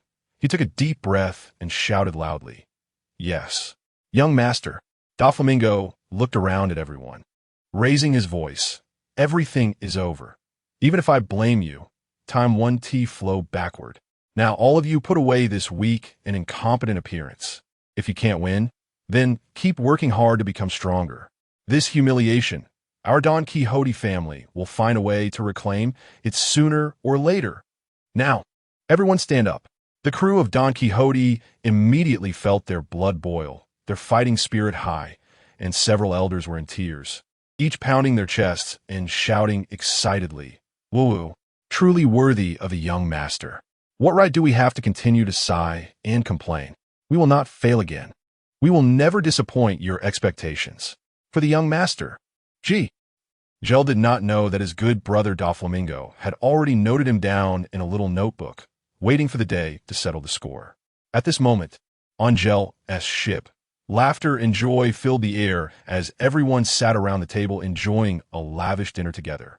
Senior looked at these people in front of him and suddenly felt that this warm atmosphere like a family was quite nice, without having to be cautious every day, worrying about saying the wrong thing or making a mistake, without fearing that the next target would be a good person, a woman, an elderly person, or a child, worrying that he wouldn't be able to bring himself to act, leading to a failed mission. Gel filled the cups of Bia and wibble with juice and raise his glass, saying, "Cheers." To celebrate our new partner Senior Peaks joining, everyone cheers. Cheers. The atmosphere at the banquet was lively, with Senor and Moria downing bottle after bottle of beer, both of them already unable to tell east from west.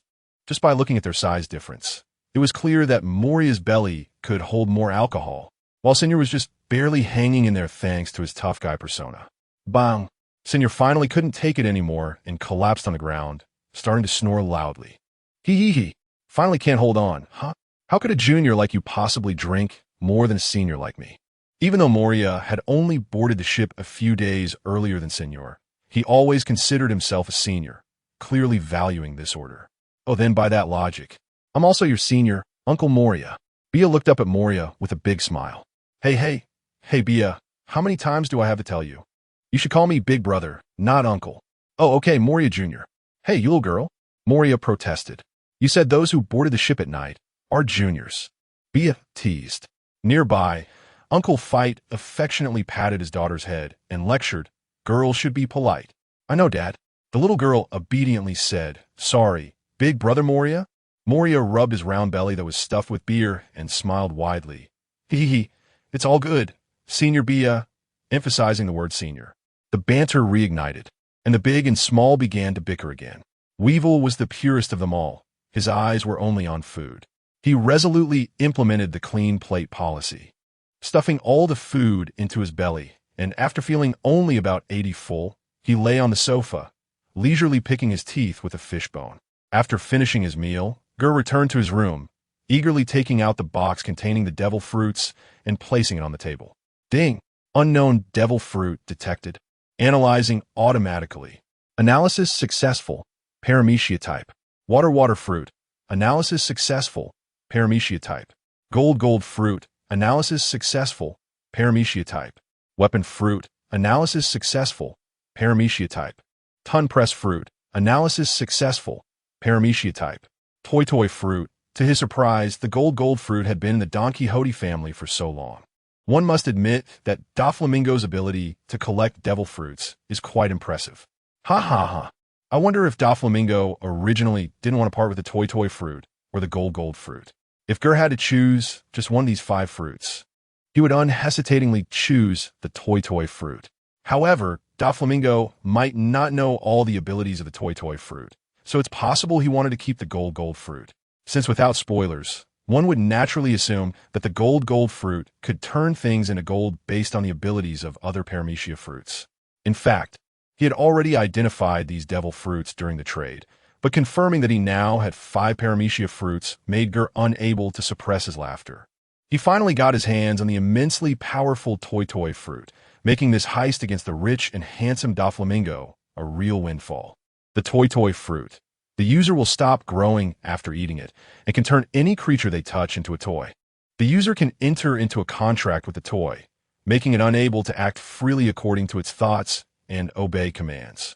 Additionally, all memories of that creature will completely vanish from the world. This is the most terrifying aspect of the toy fruit, and the point Ger values the most. He was already imagining how to use this ability. If someone annoyed him, he would first turn them into a toy and then dismantle and bury them, regardless of whether they were Navy, pirates, or celestial dragons. No one would remember that person ever existed. Terrifying indeed. Death is not scary.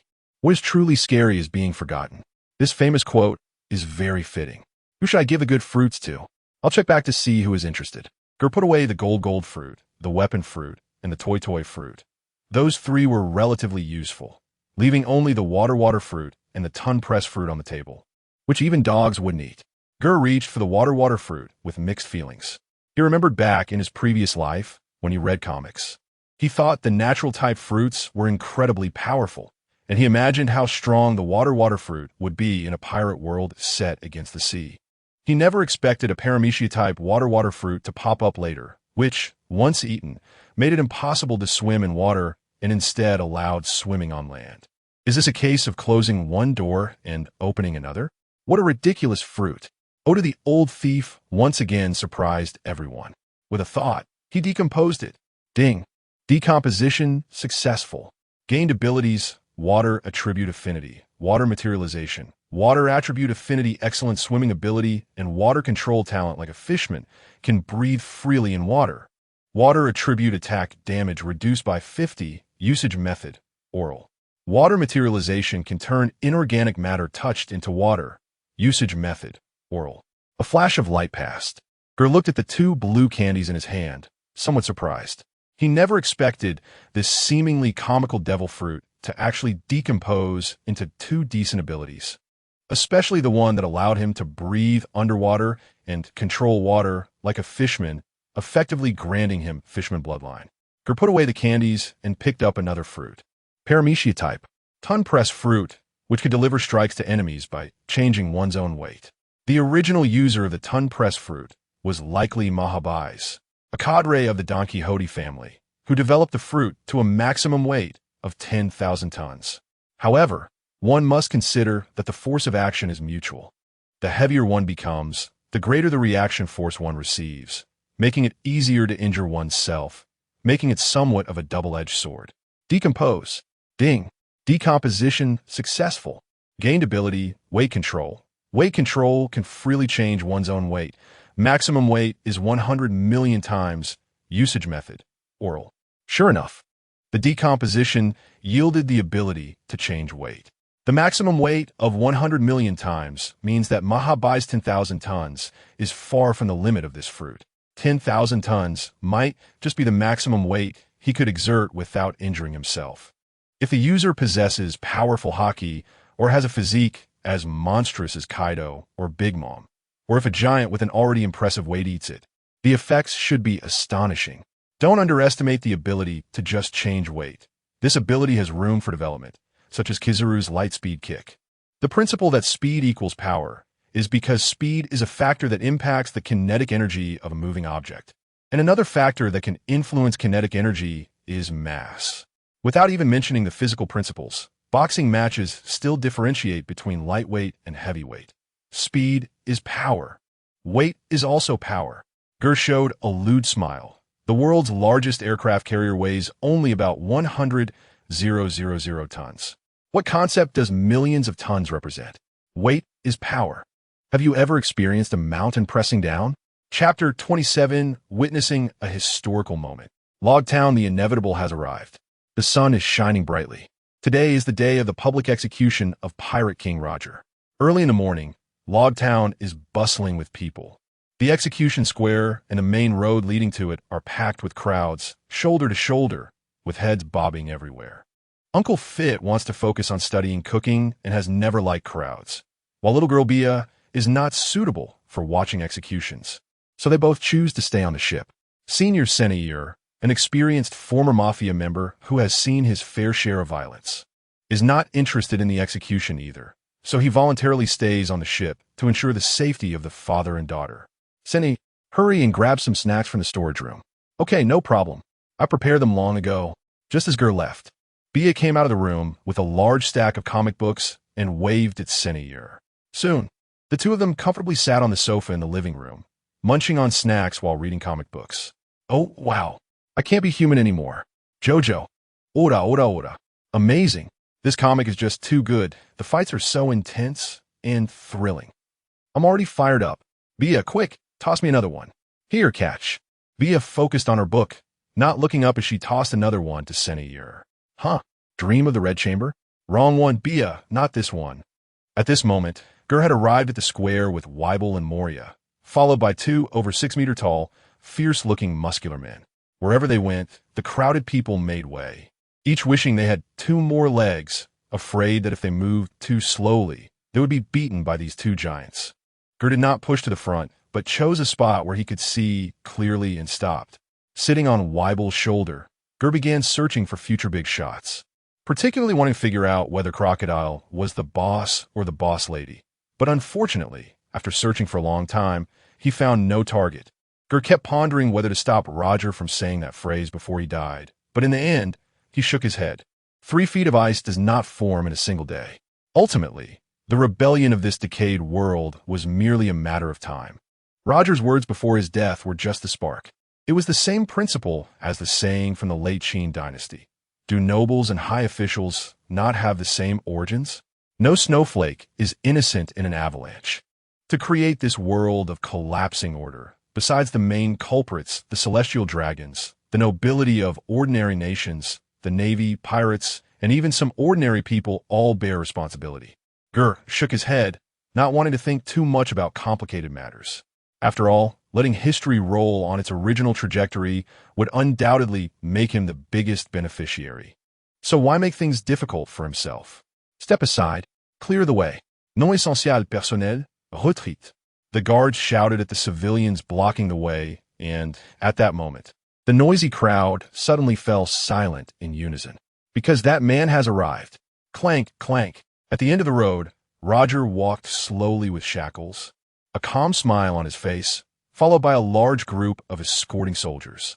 Upon reaching the square, Roger looked up at the execution platform specially built for him, revealing a meaningful smile before resolutely stepping onto the high platform.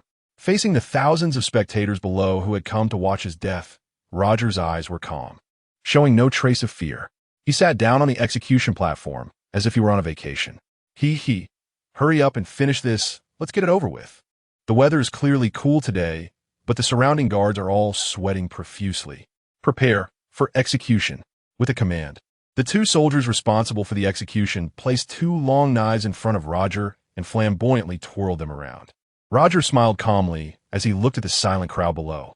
Suddenly, someone in the crowd shouted loudly, "Hey, Pirate King, you must have found the legendary treasure, right?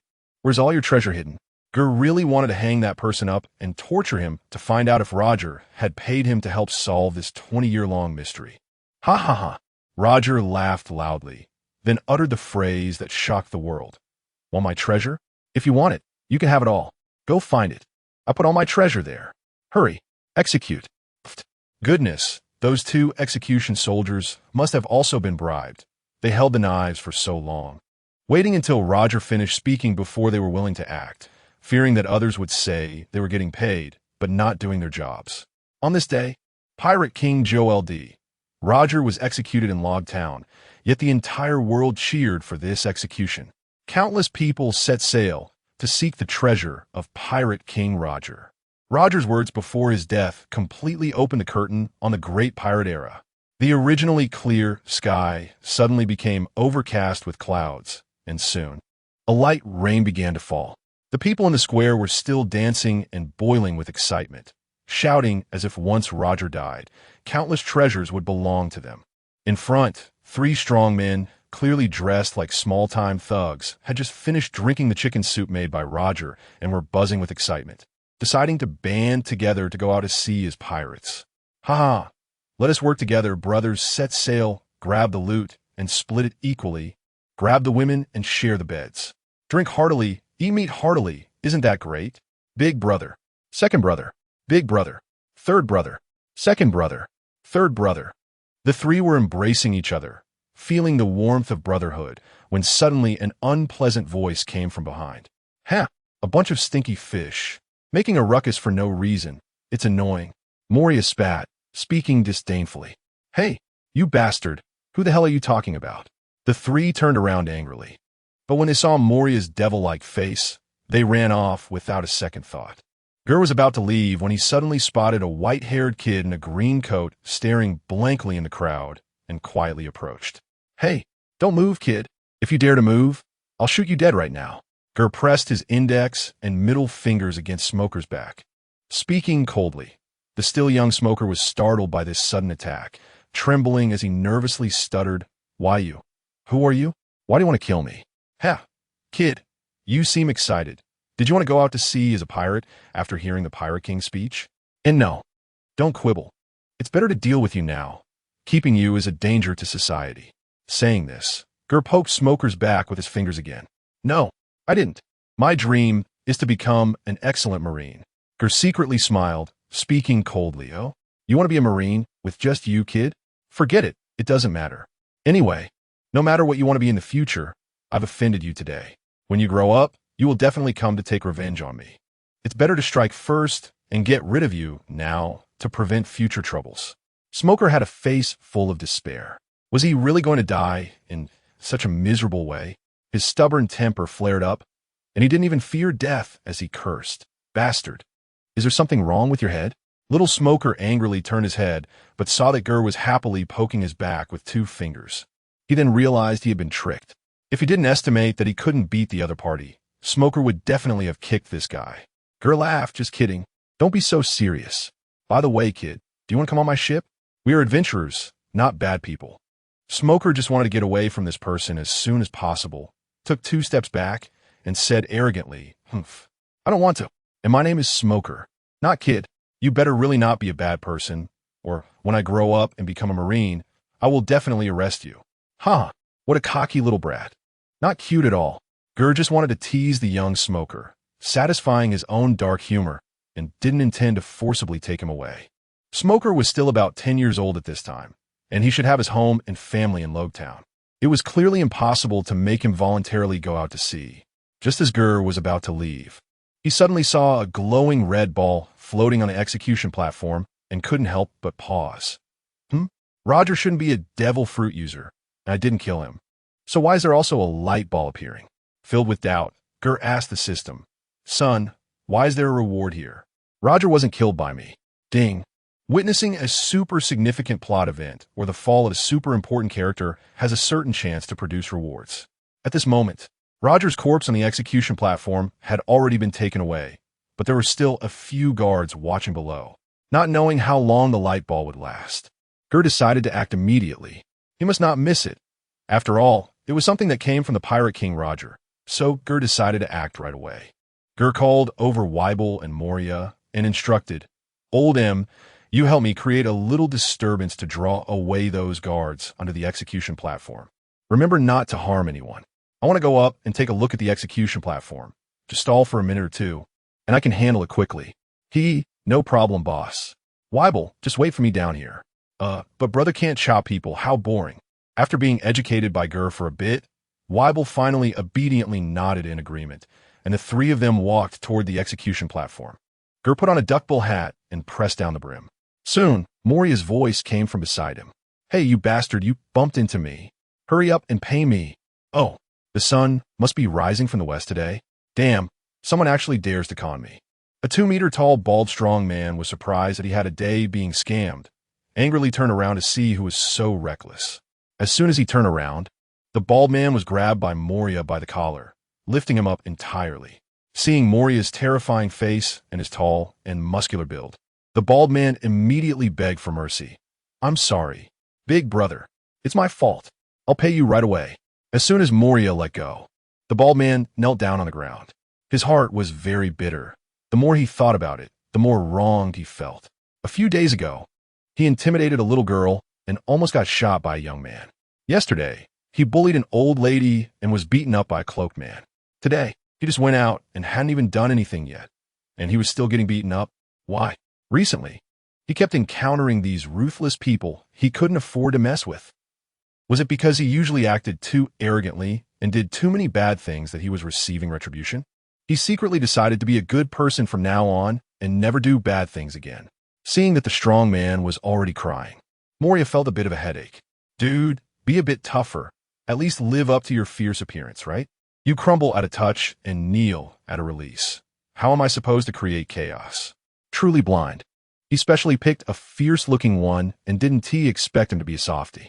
Bystanders saw a big man being bullied to the point of kneeling on the ground and sobbing, all pointing and gossiping about Moria. The guard saw people gathering nearby and ran over to check the situation. An empty platform wasn't worth guarding. It was just for show, mostly to prevent reckless tourists from climbing up secretly to take pictures. Just as they finished speaking, someone did just that. Ger took the opportunity to sneak onto the execution platform, gripping the light ball without hesitation. Ding! Successfully signed in at the execution platform of Gerdi. Roger. Obtained skill. "Hey, what are you doing up there? You can't go on the execution platform. Hurry down." Before Ger could carefully check the reward, the guards who had rushed back shouted from below. "Okay, coming down now." Ger could only put away the item first, smiling as he came down from the execution platform, pulling out a stack of belly and secretly handing it to the leading guard captain, whispering, Sorry, I didn't know I couldn't go up here. Thank you, brothers, for your hard work. Here's a little something for you to drink tonight." The guard captain accepted the money without showing any expression and politely let Ger leave. When he walked to the side, Ger finally looked at the red ball in his hand and saw Divine Avoidance, a super strong / wrapped in Conqueror's Hockey. Usage conditions. Must possess Conqueror's Hockey. The stronger the Conqueror's Hockey, the greater the power exerted. Method of use, oral. Ger was momentarily stunned. Divine Avoidance. This was Roger's ultimate move, reputed to be something even gods wouldn't dare to take head-on. However, seeing the usage conditions behind it felt like a bucket of cold water had been poured over him. He could only helplessly put the item back into his storage space, signaling Weibel and Moria to leave the square and head toward the port. Hey, the young man, don't be in such a hurry to leave. I wonder if you're interested in chatting for a bit. The three turned to the voice. They saw a man in a dark green coat, with no eyebrows and a very serious expression, blocking their way. Weibel and Moria stepped forward at the same time to stand in front of Ger, as they both sensed a dangerous aura from this cloaked man. Ger glanced at the strangely dressed man and recognized that he was none other than the future world's most notorious criminal, Monkey D. Dragon. Knowing that this guy, although looking fierce, wasn't a bad person, Ger unceremoniously refused. No chat, we're going back to eat. I'm a bit hungry too. I wonder if it's convenient. Dragon shamelessly continued to press. Ger signaled Weibel and Moria not to be nervous, then walked forward, not looking back as he said, whatever, if you want to come along, just pay. A meal will cost you 1 million belly. Ger was also curious about what Dragon would say to him. Would he incite him to join in a rebellion and overthrow the celestial dragon's rule? Dragon's mouth twitched, and a rare expression appeared on his usually expressionless face as he looked at the three gradually walking away.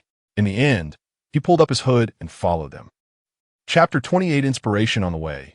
Ger urged Long to pay for the meal. When they returned to the ship, Chef Fight had already prepared a feast. Everyone gathered around the dining table to enjoy the delicious food, and the atmosphere was filled with laughter and chatter. Whenever Ger sat down to eat with his family, he couldn't help but feel that it would be nice if life could continue like this peacefully, traveling and adventuring with this group of interesting companions, experiencing different cultures, tasting local delicacies, eating, sleeping, and playing, and after growing up, marrying a beautiful wife and starting a family. Wasn't that the essence of a happy life? What more could one pursue? However, Ger understood better than anyone that in this turbulent era, it wasn't easy to live a peaceful life. The law of the jungle prevails. The weak are preyed upon by the strong. Ger knew that the only way to protect the warmth on the ship at that moment was to continuously strengthen their own power. Long was quite unreserved, perhaps because he had already paid for the meal and felt it would be a loss not to eat more. The ingredients on Ger's ship were all provided by the system, and their taste far surpassed that of ordinary ingredients. The gap could not simply be bridged by culinary skills. With top-notch ingredients and Chef Fight's careful cooking, the food was truly a rare delicacy in the world. Long had been drifting alone for a long time and hadn't had many proper meals. Now, eating such delicious food, he couldn't stop. The eating genes of the monkey family awakened instantly, and Long suddenly felt that spending 1,000,000 berries was quite worth it. After the meal, Ger bought a can of premium oolong tea and a set of tea utensils from a shop, and soon a refreshing tea aroma spread throughout the room. Long was very satisfied with the meal, and the warm, pleasant, relaxed atmosphere on Ger's ship made him feel immersed, almost forgetting why he was there. Mr. Ger, Long finally recalled the main business, but just as he was about to speak, Ger interrupted. No rush. Let's have some tea first. The few of them picked up their steaming tea cups and drank, while Ger squinted his eyes to savor it, a kind smile on his face. Thinking, since the comfort zone is so comfortable, why must one jump out of it? Then Ger bought a bunch of snacks, placed them on the table, and shared them with everyone. Bia was eating a piece of cake, her face covered in cream. Uncle Fight was frowning while eating, trying to figure out the secret recipe. Weibel and Moria each had a large bag of spicy strips, and in terms of food, the two were quite in sync. Senior took a bag of egg rolls, giving off a vibe of a big shot smoking a cigar. Ger remained calm, sipping tea and cracking sunflower seeds, ready to listen to Long's story. Long suddenly felt a bit dazed. He sensed that Ger, this young guy, had a changed aura after drinking tea, giving him the illusion of an old retired gentleman. Crunch! Crunch! Long took a handful of seeds that Ger handed over, imitating Ger's way of eating. So fragrant. Wait, that's not right. I wanted to ask Captain Ger, what do you think of this world? After coming on board, Long had taken off his cloak and was now wearing a black suit with an orange lining. His black hair casually hanging behind him, his expression serious and solemn. Ger looked at his face, which still lacked shoe prints, and felt something was missing. He put down his teacup and smiled. What do I think of this world? Of course, I see it with my eyes. Long. Although he knew that this guy in front of him would eventually become the leader of the revolutionary army against the world government. Ger was unsure whether Long had already betrayed the Navy and was starting a revolution, or if he was just a bit lost, looking for answers within himself. In any case, Ger wouldn't immediately reveal his stance. Long, though looking robust, was a meticulous thinker. He quickly realized that he and Ger had only known each other for a few hours, and asking such sensitive questions would surely be inconvenient for Ger to answer. Long then said, "Sorry, I was reckless. I wonder if Captain Ger would be interested in hearing my story first?" "Sure, go ahead." Ger thought, "The tea is ready. And I'm already cracking seeds. I'm just waiting for you to tell your story. It would be best if I could gossip about your love story to solve the mystery of the Straw Hat's mother in advance." Perhaps feeling that what he was about to say was somewhat shocking, Long hesitated and glanced at the few foodies beside him. Ger understood his meaning and waved his hand, saying, "No need to avoid it. There are no outsiders here. Everyone present is family I can trust my life with, so feel free to speak." The others, who were munching on snacks, felt a warmth in their hearts upon hearing Captain Ger's words. Long nodded, a bit envious of Ger for having so many reliable companions, and began to recount slowly. His father, Garp, was a famous naval hero, and Long was subjected to various inhumane training arranged by Garp since childhood. Garp and a group of naval big shots were very optimistic about him, doing their utmost to cultivate him into the Navy's future pillar. Long was also very promising. He had determined since childhood to eradicate the darkness in the world and uphold justice in his heart. With high talent, coupled with hard training and serious learning, he quickly possessed strength and mentality far beyond his peers. Ger thought, Long is probably the most despair-inducing hard-working genius in school, full of passion and dreams. Long devoted himself to the honorable and just career of the Navy. However, as he rose through the ranks, gaining access to more insider secrets, he became increasingly disappointed with the Navy. Long saw the Navy's incompetence and compromise, realizing it was far from the justice he envisioned. "Captain Ger, do you know? The Navy, which represents justice, is actually a lapdog of the world government and the celestial dragons. Even if they are commanded to do something against justice, the Navy must obey, no matter how unwilling they are. It's utterly ridiculous." Long grew more agitated as he spoke, eventually clenching his fists and shouting in anger. The self-proclaimed just Navy is also dark. The greatest evil in this world is those lofty celestial dragons. Only by toppling their rule can the world have equality, freedom, harmony, and hope again. "Captain Ger, I can feel that you're also a person with a heart for justice. So I want to invite you to join me in overthrowing this decaying world government and creating a brand new world." Ger thought to himself, "What do you mean you can feel? Are you the one who has crossed over? Or am I the one who has crossed over?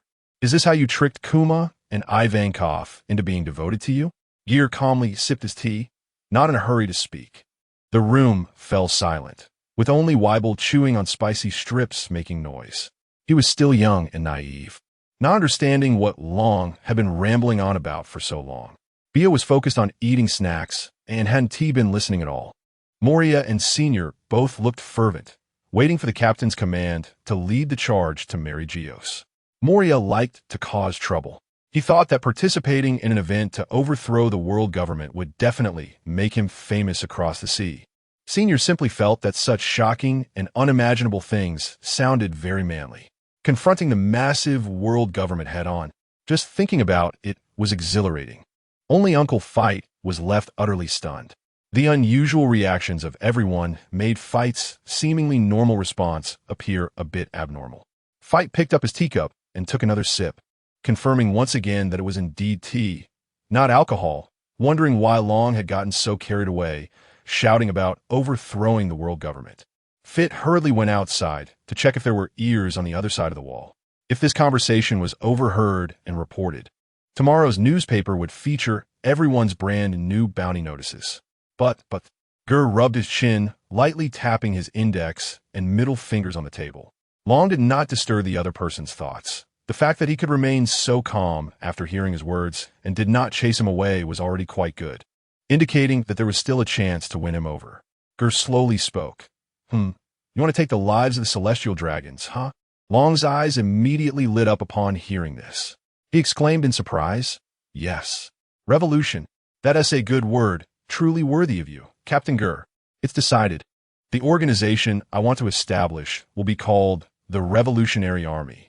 Ger was momentarily taken aback. It turned out that after all that shouting about overthrowing the world government, he hadn't even thought of a name for his organization. Just a figurehead. Ahem, Long, you're not wrong. The greatest darkness in this world is indeed the world government and the celestial dragons. So, wanting to overthrow their rule is fine. But why do you think that after the overthrow, a harmonious, equal, and free new world will emerge? Captain Ger, what do you mean? Long was slightly confused. Didn't he, overthrowing the corrupt world government, immediately give birth to a new world? Ger continued to explain, the Dragon Slayer boy ultimately becomes the evil dragon. After your revolutionary army or any other organization replaces the world government, there is a high probability you will slowly become just like the corrupt world government and celestial dragons. I will never betray this sense of justice in my heart. Long pounded his chest and vowed, I can trust your character and humanity. I have no doubt about your determination. You can do it without seeking rewards, even willing to give your life to wholeheartedly devote yourself to the cause of liberating the world. But how many people can be as selfless as you? For those who do not inherently possess justice and are willing to contribute to this cause, what will you rely on to ensure they won't betray this great endeavor halfway, or become the new celestial dragons after obtaining the fruits of victory? Even if they won't, what about their descendants? The celestial dragons weren't just a bunch of useless drunks 800 years ago. At this moment, Long had only witnessed the incompetence of the Navy and the darkness of the world government. He resolutely chose to leave the Navy to overthrow the decaying world government, but did not have mature thoughts. So he was momentarily stumped by Ger's series of questions. The vested interests under the rule of the world government will absolutely not voluntarily give up their privileges. Just after saying absolutely, Ger suddenly thought of his good brother Don Quixote Doflamingo as father and the future second-in-command of the Revolutionary Army, Sabo, and could only add, well, unless they have a screw loose. So, the only ones who can join you are the oppressed and exploited lower-class people. Yes, exactly.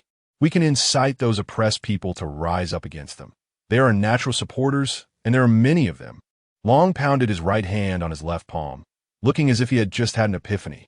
Ger shook his head and asked, these people, even when oppressed to the point of near starvation, won't resist. Can you guess why? Long thought for a moment and said, because they have been oppressed for so long that they are numb and have completely lost their fighting spirit. No, that is just a small part of the reason.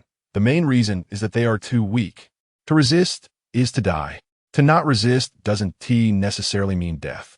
What do you think they will choose? To put it bluntly, even if you unite them and inspire their fighting spirit, they won't be able to help much. In simple terms, in this world that values strength above all, the vast majority of the oppressed are weak. Strong people, no matter how low their status, once they are oppressed to the breaking point, they can just rebel. As long as they have strength, they can enjoy life anywhere. Just like Barrett and Kaido. What if there's a way to enhance the combat power of these ordinary people? Long seriously thought for a moment, unwilling to give up on the future direction he had just seen, and asked again. Ger smiled and replied, then they will transform from weak to strong. Their status will change. Previously, they resisted because they had no choice but to fight for survival. Now that they have become stronger and their living conditions have improved, they have choices. What reason and motivation do they have to continue risking their lives for you? Long also felt that Ger was right. Rubbing his temples, he suddenly wondered why Ger seemed to know so much about revolution. He looked like he was only in his teens. Long suddenly stood up and deeply bowed to Ger. Captain Ger, you must have a way. Please teach me. Ger was caught off guard by this and quickly helped him up before saying, to be honest, I don't really understand either. I just resonate with you and spoke a few random words. If you find it useful, take it into consideration. But let me say this first. I will not join your revolutionary army. Long nodded vigorously, adopting an attentive posture that made Ger feel a bit embarrassed. Am I teaching a big shot how to do things? Ahem. First, arming minds with ideas is very important. An organization gathered for their own purposes is like a pile of loose sand. Having a common ideal and belief to support it is still necessary. In this chaotic world, there is no shortage of people who suffer. After rescuing them, it may be difficult to change the hardened thoughts of adults. I recommend cultivating children and young people. A great person once said, political power grows out of the barrel of a gun, so military force is also very important, and it must be advanced force. Ordinary people can develop, but mainly still for intelligence, gathering, and material support. The top combat powers in this world are all comparable to natural disasters. Relying on inciting ordinary people to fight only increases sacrifices and often becomes a hindrance. It's better to resolve combat issues in the form of elite small teams. Long nodded in agreement, because he himself was a human disaster and could understand that ordinary people, no matter how many there were, would be ineffective in front of him. The focus should be on development at the early stage, surviving as long as possible. Before the power reversal occurs, this should not come to the forefront. If nothing unexpected happens, the world government and the Navy will soon be busy dealing with a rapidly increasing number of pirates. And you can take this time to develop well and strive to find more like-minded, strong individuals to join. Development requires food, weapons, land, and population, so it is necessary to control some countries. I suggest using some means or devil fruit abilities to directly control the rulers and secretly grasp these countries. Relying on inciting civilians to stage a coup not only increases sacrifices, but can also easily expose you. ISNT this. A bit inappropriate? Long hesitated to ask. Those who achieve great things do not stick to small details. What is the use of being upright and honest? As long as your sense of justice remains unchanged, everything you do is justice. Deception is not to be despised. As long as schemes can achieve their goals and reduce our sacrifices, then it's a good strategy. Ger reprimanded directly. He hated those leaders who, for their own reputation, refused to use good methods and insisted on having their subordinates sacrifice themselves. I've learned. Long said earnestly. He didn't care about damaging his own reputation. He just feared that some upright subordinates wouldn't accept it. He brought it up to see how Ger would respond, so he could note it down for future use. After secretly controlling these countries, you also need talented people who can manage and run them, develop their economies, and ensure that people live and work in peace to become a stable rear base. Oh, and one more thing. Science is the primary productive force. The fishmen, giants, and mink tribe may become your supporters. Lastly, that is about all I remember. Ger picked up the kettle and poured himself a cup of hot water, while Long was seriously taking notes with a pen and notebook. The amount of information received tonight was a bit overwhelming. A good memory is not as reliable as a bad pen. He had been jotting down notes since early morning. In fact, Ger could have been a little less responsible and simply told Long the methods he later understood and executed, which would have allowed him to easily pass through. However, Ger really did not recommend the old way in his heart. In this world, where personal strength can rival natural disasters, the idea of igniting a spark to start a prairie fire is truly meaningless. Take the battle between Kaido and the supernovas, for example, aside from plot-related reasons. Did the victory or defeat of either side have anything to do with the hundreds of thousands of pirates they commanded? Not at all. Wasn't the top fighters themselves who were fighting for their lives? They were either being surrounded and beaten or run over every time, while those tens of thousands of subordinates could really just cut their bellies open. Chapter 29: The Birth of the Revolutionary Army. Unknowingly, the night had deepened, and everyone else had fallen asleep. Ger gently picked up the drooling Bia, who was sleeping on the table, placed her on the sofa, and covered her with his coat. After that, he and Long walked out of the room to the bow of the ship to enjoy the breeze. They had a lengthy conversation throughout the night. At this moment, Long's gaze towards Ger had transformed into one filled with respect. He closed his notebook, carefully tucked it into the pocket of his suit, and asked, "Mr. Ger, do you think I will have the opportunity to wait for the right moment in my life to accumulate strength?" "I don't know." Ger replied directly. After seeing that Long did not show any signs of disappointment or discouragement, he continued, Long, what you need to do is overthrow a colossal entity that has ruled the world for 800 years. You might not see the day when the time is ripe, even until your death. Even so, would you still want to do it? Yes. This is the path I must take. Hearing Long's firm response, Ger smiled. Then that's settled. Even if you do not achieve the ultimate victory, the people in those countries you actually control, who would have perished under oppression, are now living better lives because of your presence. Isn't that enough? Long also had a clear expression, realizing that his reason for wanting to overthrow the celestial dragons was precisely to prevent these people from continuing to live in darkness. So, if he proceeded in this way, even before successfully overthrowing the world government, he could still liberate more and more people. Isn't that enough? Ha Long. Have a few more sons. Educate them well from a young age, so they can take over your role and carry the revolution to the end. If one generation doesn't work, then 2 generations, 3 generations, endless descendants. Ger enticed. Monkey D. Long pondered upon hearing this, his eyes gradually lighting up. He wondered whether Straw Hat Luffy would end up with a few more siblings because of this. After all, he valued brotherhood so much, he would probably be very happy. Mr. Ger, are you really not considering joining my organization?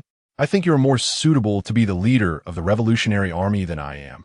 Your insights and intelligence could definitely lead us to victory.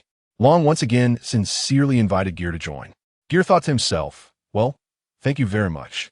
Am I supposed to attract firepower for you while bearing the title of the world's most notorious criminal?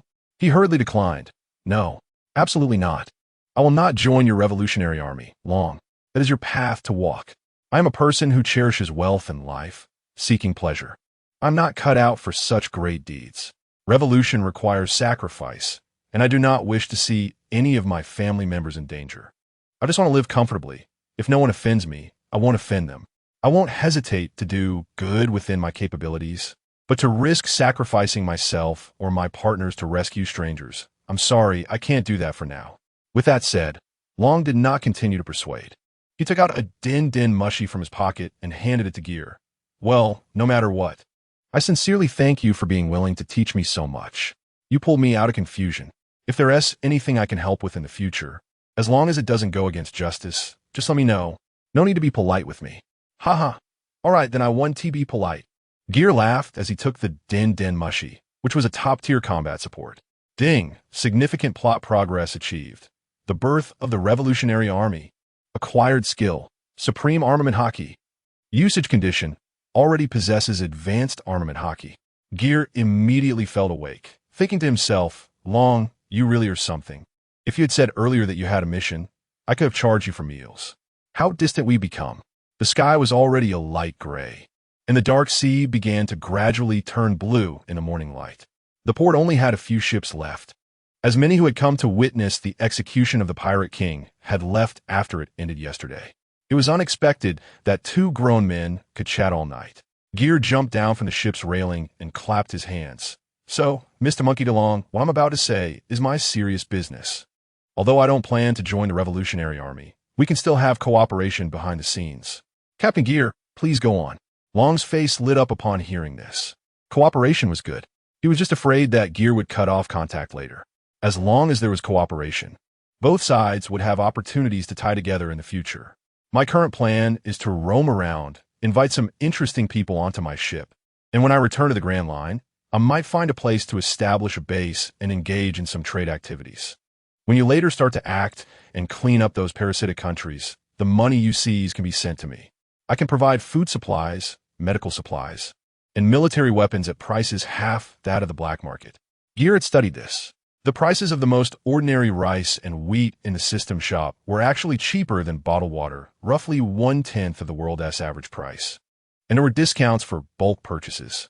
The most common swords and knives were at the level of quick swords, priced about a quarter of the market price. Other items were similar.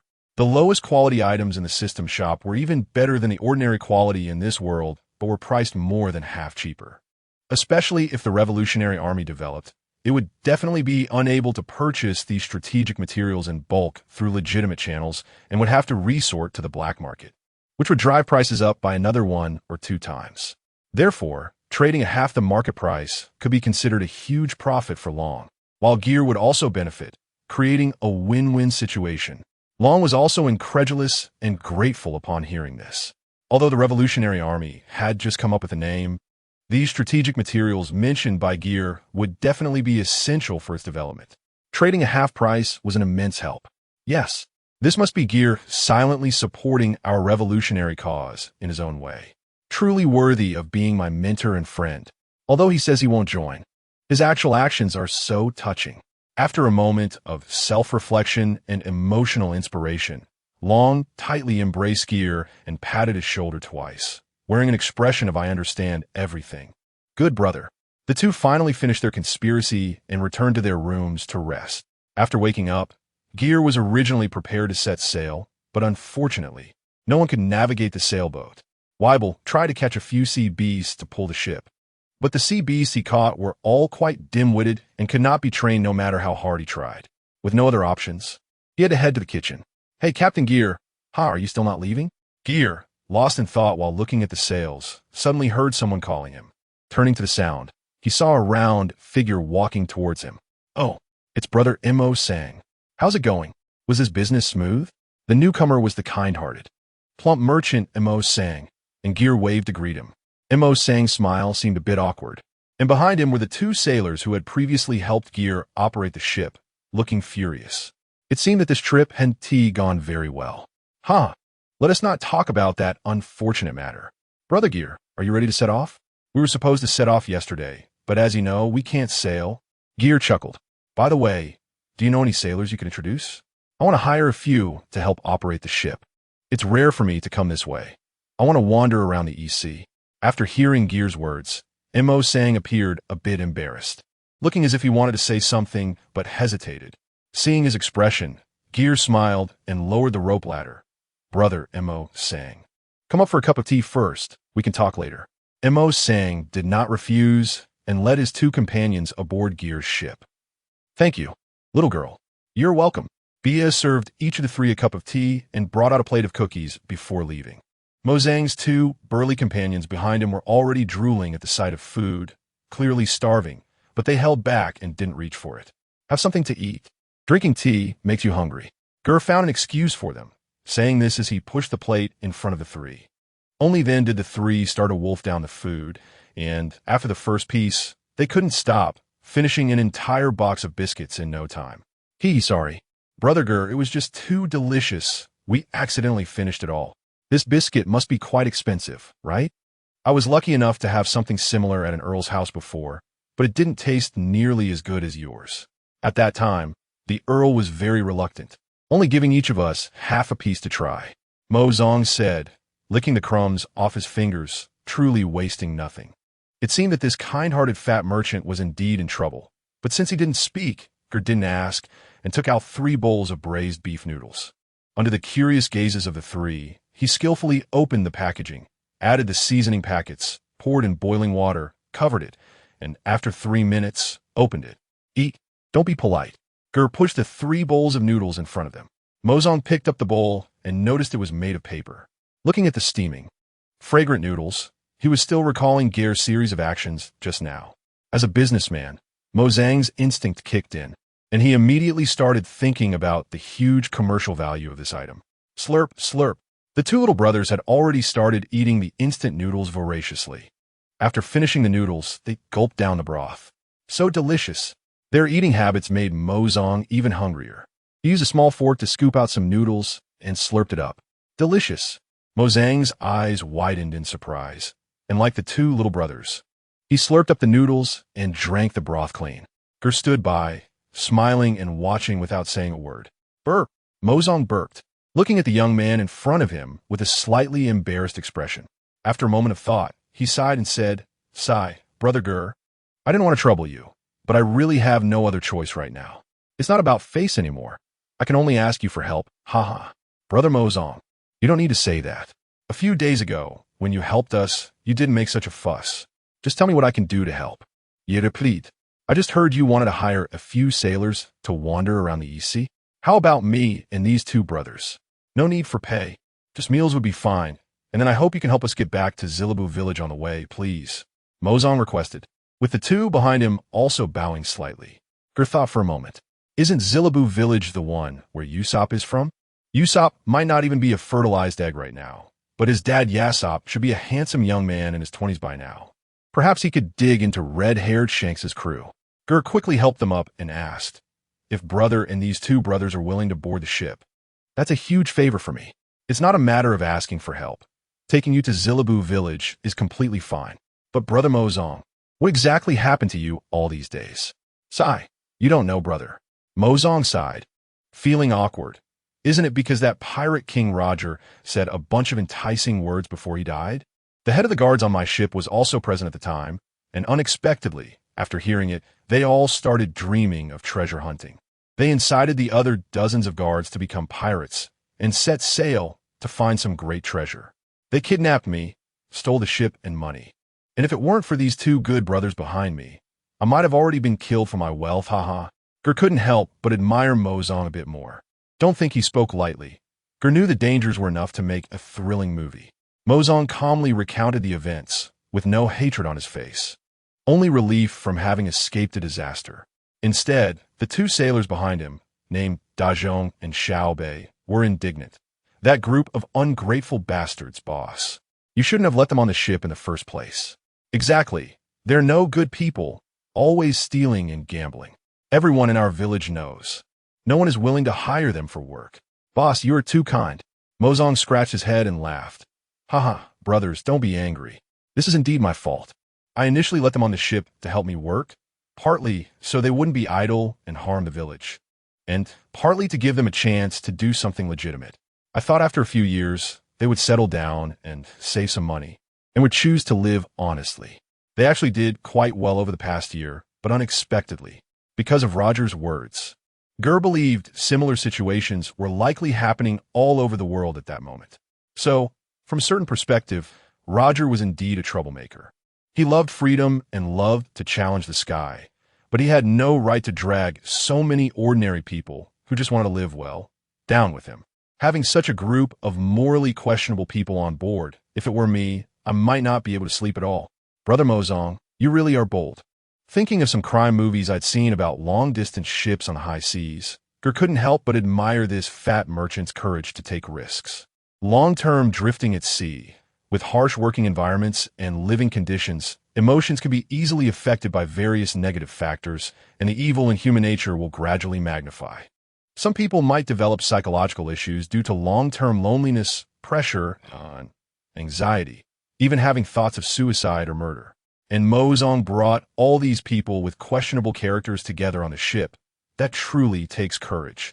Mozong awkwardly said, originally, these people were divided into 3 factions, keeping each other in check, so we wouldn't have any danger. But I never expected that, because of a few words from Roger, not only did their bad intentions get stirred up, but they also united in agreement. Ger laughed. The fact that no one got hurt is already a blessing in disguise. Right, Brother Ger is absolutely right. After a round of conversation, Mozong and the 2 sailors Dazhong and Xiaobei temporarily boarded Ger's ship, and everyone began to set sail. Chapter 30, Hawkeye Mihawk. The weather was fine, with bright sunshine. The sky was a deep blue, and the sea waves gently rose and fell with the breeze, creating slight ripples. As far as the eye could see, the vast ocean was boundless. The surface of the East Sea was mostly gentle and calm, offering fewer challenges for adventurers. On the deck, Captain Ger was sitting on a small stool, eating chips while fishing. Clang, clang. Weibel was squatting with a massive barbell. Morio was crouched in a dark corner, fiddling with a lump of dark shadow while developing his devil fruit abilities. Mozen and Bia were chatting over tea, while the Dong and Xiaobei took turns steering the ship and controlling the sails. Fit was in the kitchen preparing a variety of ingredients, practicing with a book, and Senor, who originally wanted to help, was kicked out of the kitchen by Fit because he smelled of smoke after just having a cigarette. At this time, Dorag was also leaning against the window with a teacup, reading a book while basking in the sun, occasionally stopping to jot down notes in his notebook. After discussing with Dragon, Ger gave him a few red books, and this guy insisted on staying on the ship for a while longer to study the contents of these books. saying that it would be convenient to consult Ger about anything he didn't understand while temporarily staying on the ship. Though it was unclear if he was just trying to mooch off meals. Ger bought a case of iced cola from the system shop, tossing a can to everyone on deck before picking one up himself, pulling the tab, and blocking the escaping bubbles with his mouth. Gulp, gulp, gulp. Burp. If this goes on, I'll have to unleash my entertainment weapon. After several days of calm sailing, even Ger, who longed for a quiet life, was feeling a bit bored. Just then, Ger. Yeah. There's a ship coming towards us ahead. It looks like pirates. Xiao Bei shouted from the lookout tower. Ger tossed the fishing rod aside and quickly ran to the bow, grabbing the binoculars to see a large ship cutting through the waves. The pirate flag flying proudly from the mast.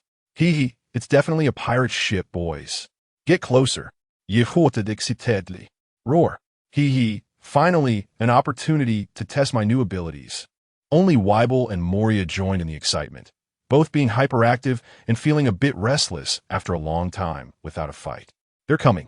Watch out for the collision. Xiao Bei shouted again. The pirate ship did not change course despite Ger and the others' appearance, and continued to rush forward.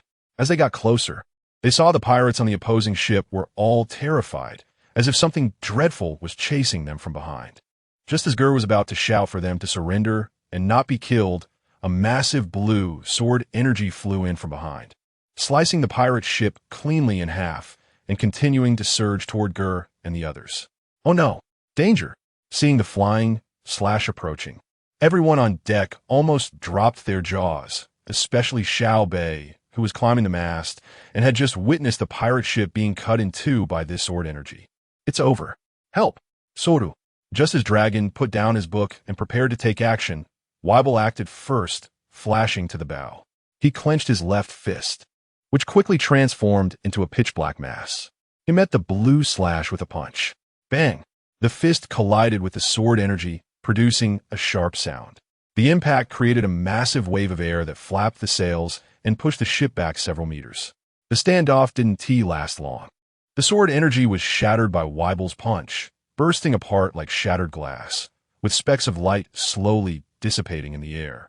Weibel landed back on the deck, pivoted, and instantly swung his right hand, unleashing a sweeping attack with his blade. You must respond in kind. Although Weibel couldn't articulate such a cultured phrase, he understood how to retaliate. A similarly massive red flying slash surged toward the direction from which the attack had come. Boom! The pirate ship, which had just been sliced vertically in half by the blue slash, had even begun to sink before being cut in two again by Weibel, collapsing with a creak into a pile of debris floating on the sea. Whoosh! Another blue slash came flying from behind, colliding head-on with Weibel's red slash. Clang! The red and blue crescent-shaped slashes clashed violently in mid-air, ultimately dissipating simultaneously, proving to be evenly matched. Thousands of meters apart, where the people couldn't see. The battle had already begun. On the ship, aside from Ger and Dragon, the others had never witnessed a clash of this caliber, and even just the initial exchange of long-range attacks had already filled the air with excitement. What a thrill, what a thrill. The crew was eagerly leaning over the side of the ship to watch, with Bia being too short, quickly running back to grab a small stool to stand on, fearing she might miss the exciting scene. Only the captain was left alone in disarray in the wind. Ger's expression darkened. This isn't right. By all accounts, with Weibel's current strength, he should be on a level of a daddy in the 4 seas. Where did this strong opponent come from? He can actually match my stinky little brother. Ger turned his head and saw the figure still seriously reading in the cabin. Upon realizing there was an even more abnormal presence on the ship, Ger felt relieved and directed Dedong and Xiao Bei to steer the ship closer. I want to see who is dancing today. In the distance, a small boat was slowly approaching. A man was standing on it with a cross on his back. Black short hair, a black coat, white long pants, and golden eyes like those of an eagle, with a sharp and calm gaze that held a hint of defiance. Although he didn't yet have a small mustache on his face or wear a black top hat decorated with white fur, just looking at those iconic eyes, Ger already knew who had arrived. The future world's #1 swordsman, Dracul Mihawk. Ger internally mocked, so this guy has had a habit of cutting pirate ships since he was young. At this time, Mihawk had not yet become the world's #1 swordsman and was only about 20 years old, in the prime of his youth. He roamed around with his sword, seeking worthy opponents to hone his swordsmanship. As they got closer, Hawkeye and Weibel finally saw each other, and a strong fighting spirit ignited in their eyes. "You are strong. I didn't expect to encounter such a strong opponent in the East Sea. Come, let us fight." Mihawk was the first to speak, directly challenging Weibel, a hint of excitement breaking through his cold demeanor. "Brother." Weibel turned to Ger, saying nothing, but his restless posture and eager tone conveyed his strong personal desire. "If you want to do it, go ahead. Your brother won't stop you." Ger nodded and then turned to Mihawk, shouting, "My brother accepts your challenge. Find an uninhabited island." Mihawk didn't waste words, quietly tying his small boat to the back of Ger's large ship and sitting on his small boat, closing his eyes to meditate. "Let us change course and find a nearby uninhabited island." "Mosin, could you please help?" Ger said. "No problem." Mosin took out a map and began searching for the nearest uninhabited island. At this moment, the pirates who had jumped overboard and hadn't been cut in half swam desperately towards the wreckage of the ship, all trying to climb onto the floating debris. Due to the limited weight capacity of the plank, a scene of comrades harming each other was constantly unfolding. A strong man wearing a captain's hat occupied a piece of wood that was neither too big nor too small, but because he had a heavy-looking treasure chest beside him. The plank's buoyancy was insufficient, and the seawater had risen to his knees. The contact with the seawater left him feeling weak, yet he still clung tightly to the chest, refusing to let go. "Hey, why aren't you guys helping me out?"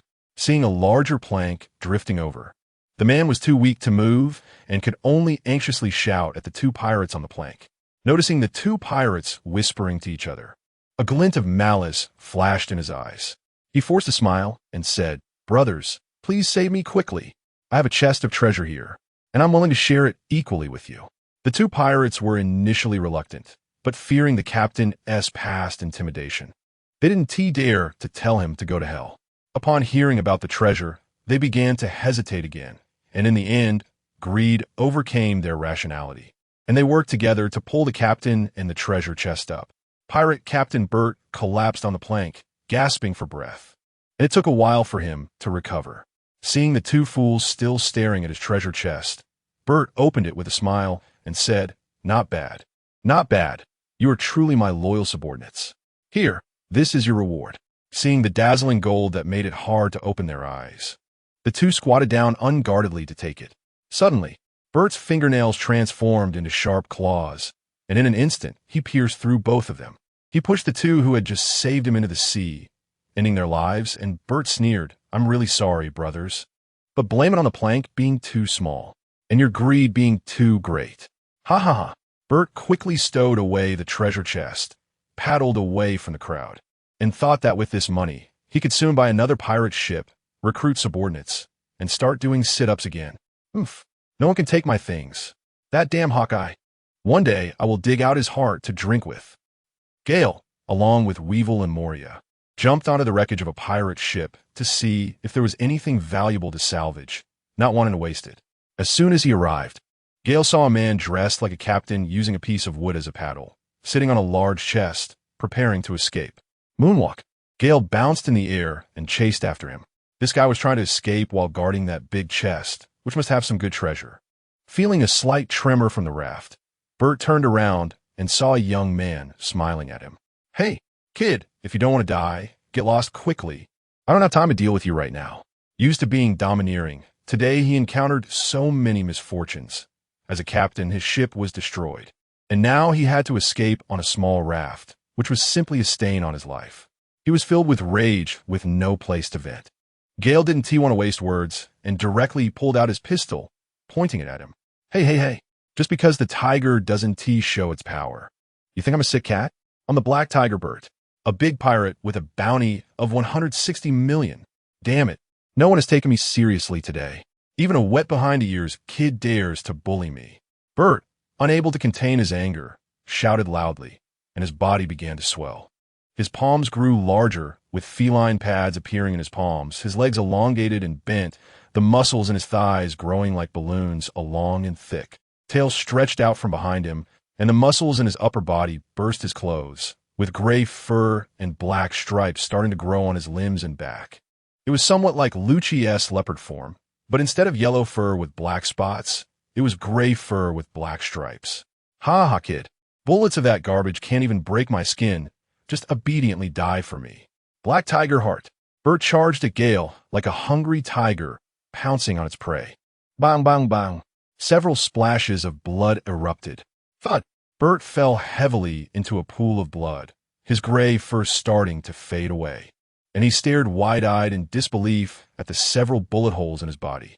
After transforming, his tough skin should have been impervious to bullets. And why did this bullet make him feel weak all over, reverting his form back? What was this feeling? This feeling. Right. It felt like falling into the sea. You bastard. What? What did you do to me? Bert cursed aloud. Black Tiger? Quite a nice ability, but it's somewhat wasted on you. Gale slowly walked closer, still wearing that harmless expression, looking at the struggling Bert who was trying to get up and smiled, as a thank you for your transformation performance. Let me give you a clear death. This is called Sea Stone Bullets, specifically for dealing with ability users. Remember to be a good person in your next life. You big pirate who has never left the East Sea. After saying that, he ignored Bert's pleas for mercy and directly ended his life. Ding.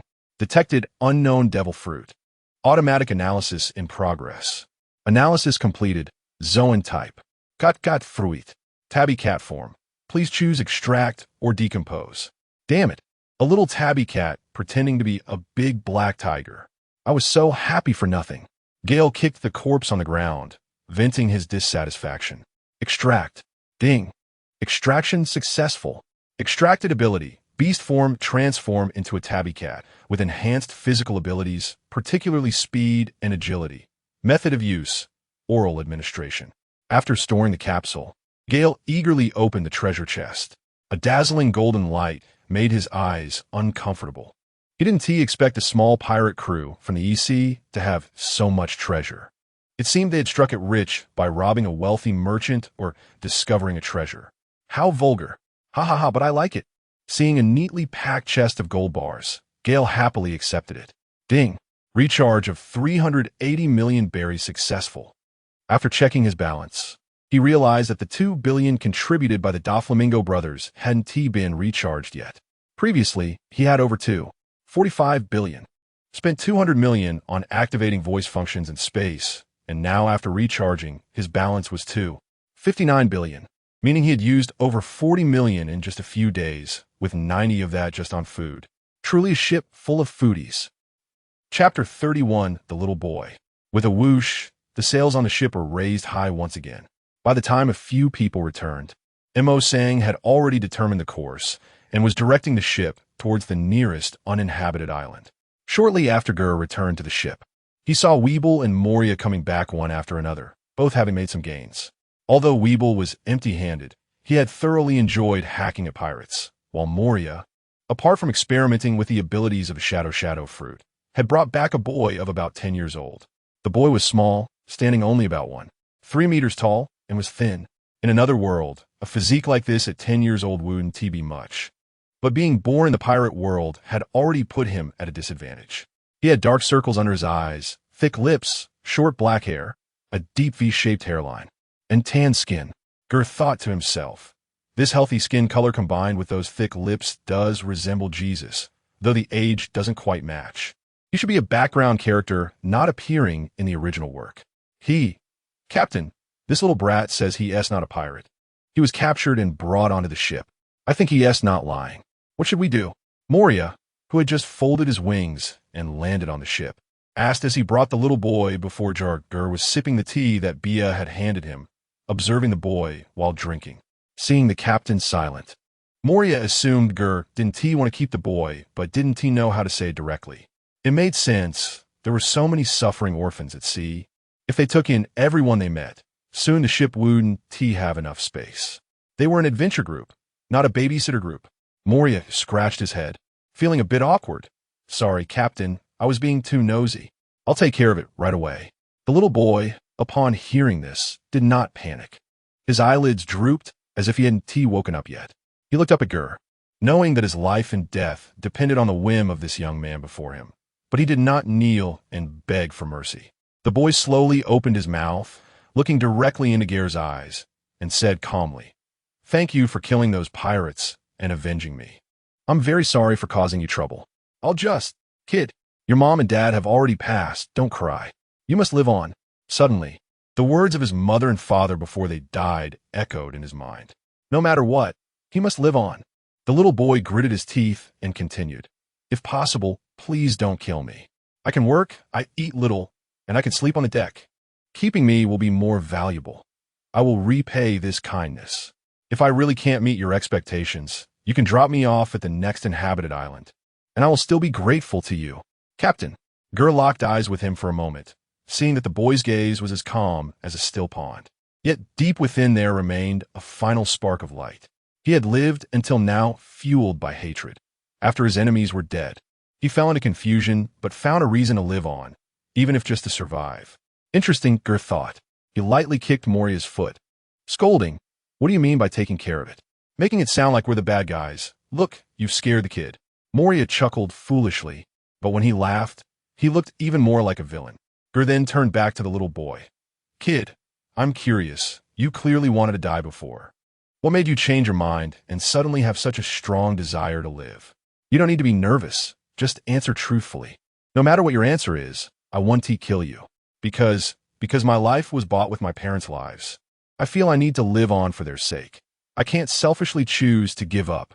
After saying this, the boy clenched his fists, holding back tears. "You're pretty good, kid. My name is Ger. We're not bad people, don't worry. What is your name? Do you have other relatives in your hometown? If it's on the way, we could take you back." "Hello, Mr. Ger. My name is Jean. My hometown has been destroyed by pirates. I have nowhere to go back to. If possible, please let me stay on the ship. I will work hard to repay your kindness for the rest of my life." "I could do anything," Jean said, then suddenly knelt heavily on the ground, placing his hands on his knees, bowing his head to the deck in respect to Ger. As a young man of the new era, Ger didn't like kneeling, but in this world, kneeling was still common, so he had to go along with it. "Jean, right? Get up. We may be adventurers, but the dangers and enemies we face are no less than those of pirates. Stay on my ship, isn't necessarily a good choice.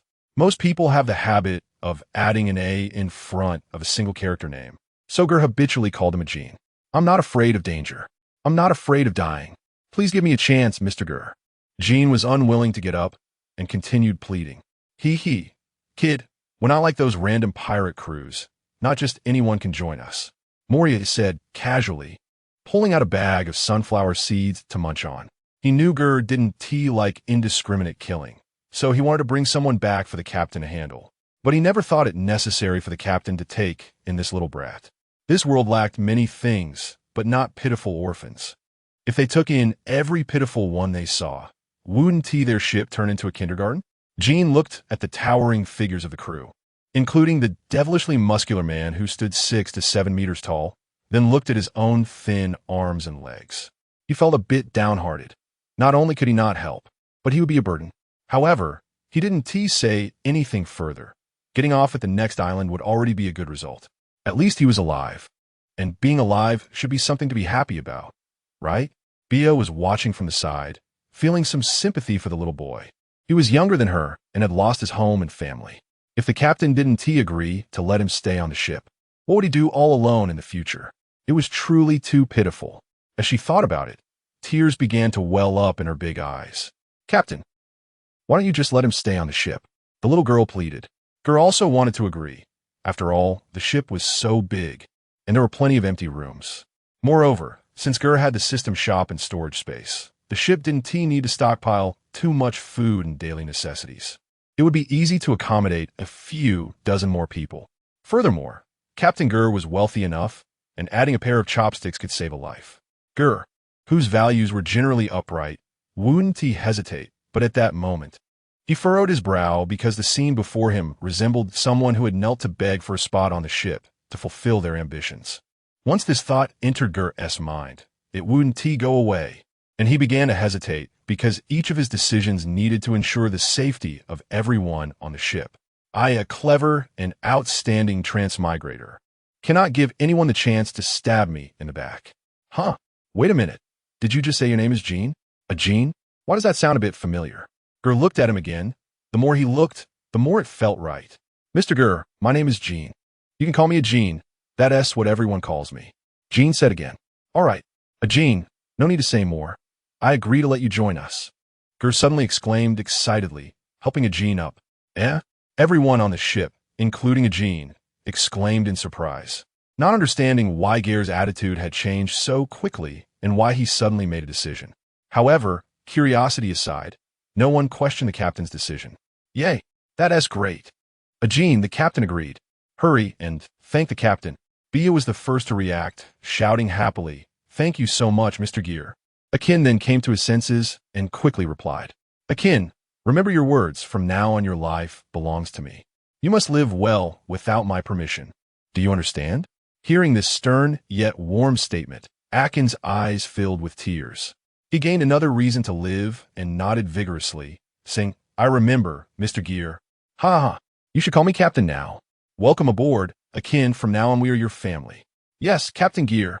The usually cautious Ger would not impulsively allow a stranger on board simply out of sympathy. The reason he allowed this little brat to join was that he had remembered who he was. This was Akin, the ghoul from the Creek Pirates, who would meet the Straw Hat crew at the Bartai restaurant in the East Blue over 20 years later.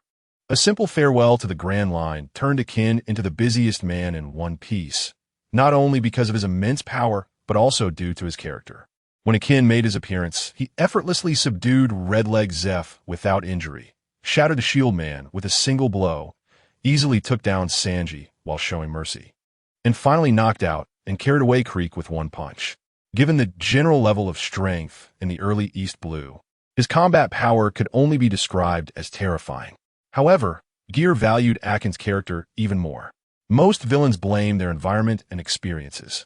As Doflamingo famously said, if you had experienced everything I have, you might not be half as kind as I am.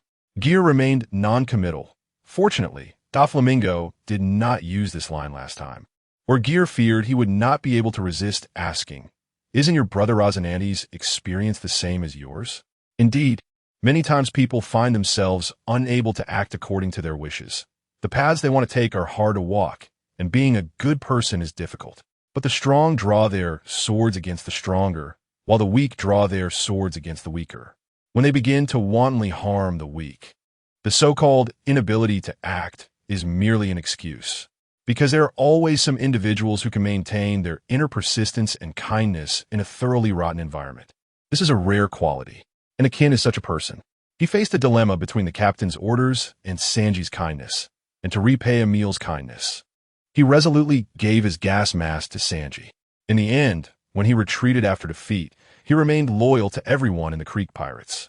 Overall, this person possesses extraordinary talent, unwavering loyalty, and deep emotions. He is truly worthy of great use, and I see the makings of a great general in him. No need to be so formal. We are family from now on. Akin. Ger enthusiastically reached out to pull the still dazed Akin up, his face beaming as if he had won the lottery. He then turned to the little girl beside him and called out, Bia, take Akin to wash up and change into clean clothes. Okay, Captain, leave it to me. Uncle Fit, I'm hungry, can we eat now? While Weibel was saying this, he walked towards the kitchen, followed by a commotion of clattering and Uncle Fit's angry shouts from the kitchen. Almost ready. Hey, Weibel, don't take that. It's not for eating. Here, have some of this to tide you over. Can you please go outside for a bit? As everyone started to disperse and busy themselves with their own tasks, Ger walked over to Moria, patting his leg. He couldn't reach his shoulders, which were 2 stories high. Hee hee, old M.O., well done. I didn't realize you had Uncle Snake as potential. For now on, bring back any kids that need help. Who is Uncle Snake? Moria looked confused. After thinking for a moment, he grinned widely, revealing a terrifying grin. Hee hee, Captain, I understand. No, wait, what do you understand? That smile of yours is dangerous. You must have misunderstood. Ger quickly clarified, I'm not talking about kidnapping kids. I'm being serious. Old M.O., don't misunderstand. Captain, I get it. I really do. Hee hee. Moria nodded heavily. Ger sighed, hoping that Moria truly understood his meaning. Perhaps some people are genuinely kind-hearted but just happen to look a bit scary when they smile. Finally, their essay appeared on the ship.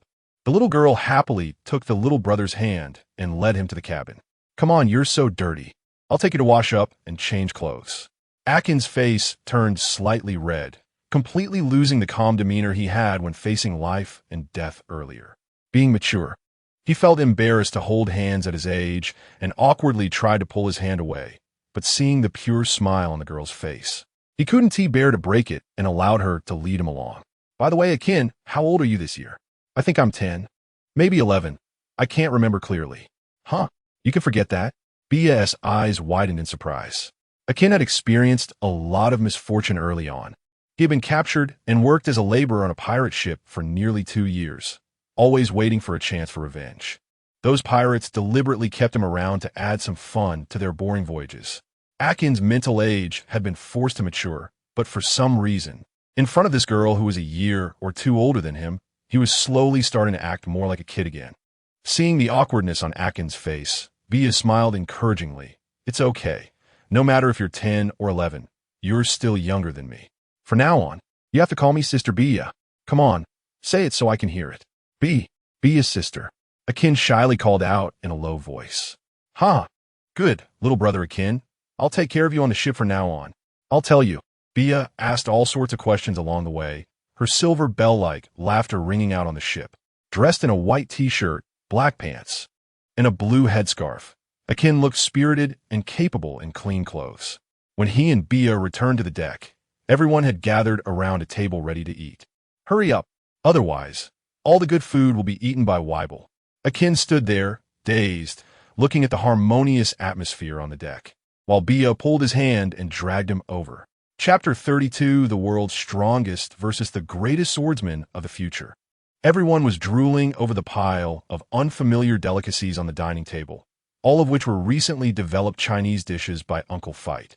Ger looked at the dishes on the table. Spicy chicken, steamed fish with ginger and scallions, spicy seafood, braised beef, beer duck, sweet and sour ribs, braised pork with preserved vegetables, a soup made with some unknown bones, and 2 stir-fried vegetables, feeling a sense of returning to modern times. The portions were somewhat intimidating. The fish weighed hundreds of pounds, the spicy chicken and beer duck included whole chickens and ducks, and the sweet and sour ribs were all large ribs. Each dish was generous enough to fill anyone up. After Uncle Fight brought out several more dishes, everyone began to eat. On Ger's ship, there were never any formal dining etiquette, so eating was like going into battle. Delicious. Delicious. Weibel and Moria each had a chicken in one hand and a duck in the other, chomping down without any decorum. This was the first time for Bia to be the big sister, and she was energetically piling food into Akin's bowl. Eating such delicious food for the first time, Akin was in tears as he devoured a chicken leg, while only Senior maintained the most elegant eating posture. Ger brought out 10 boxes of beer and several boxes of juice.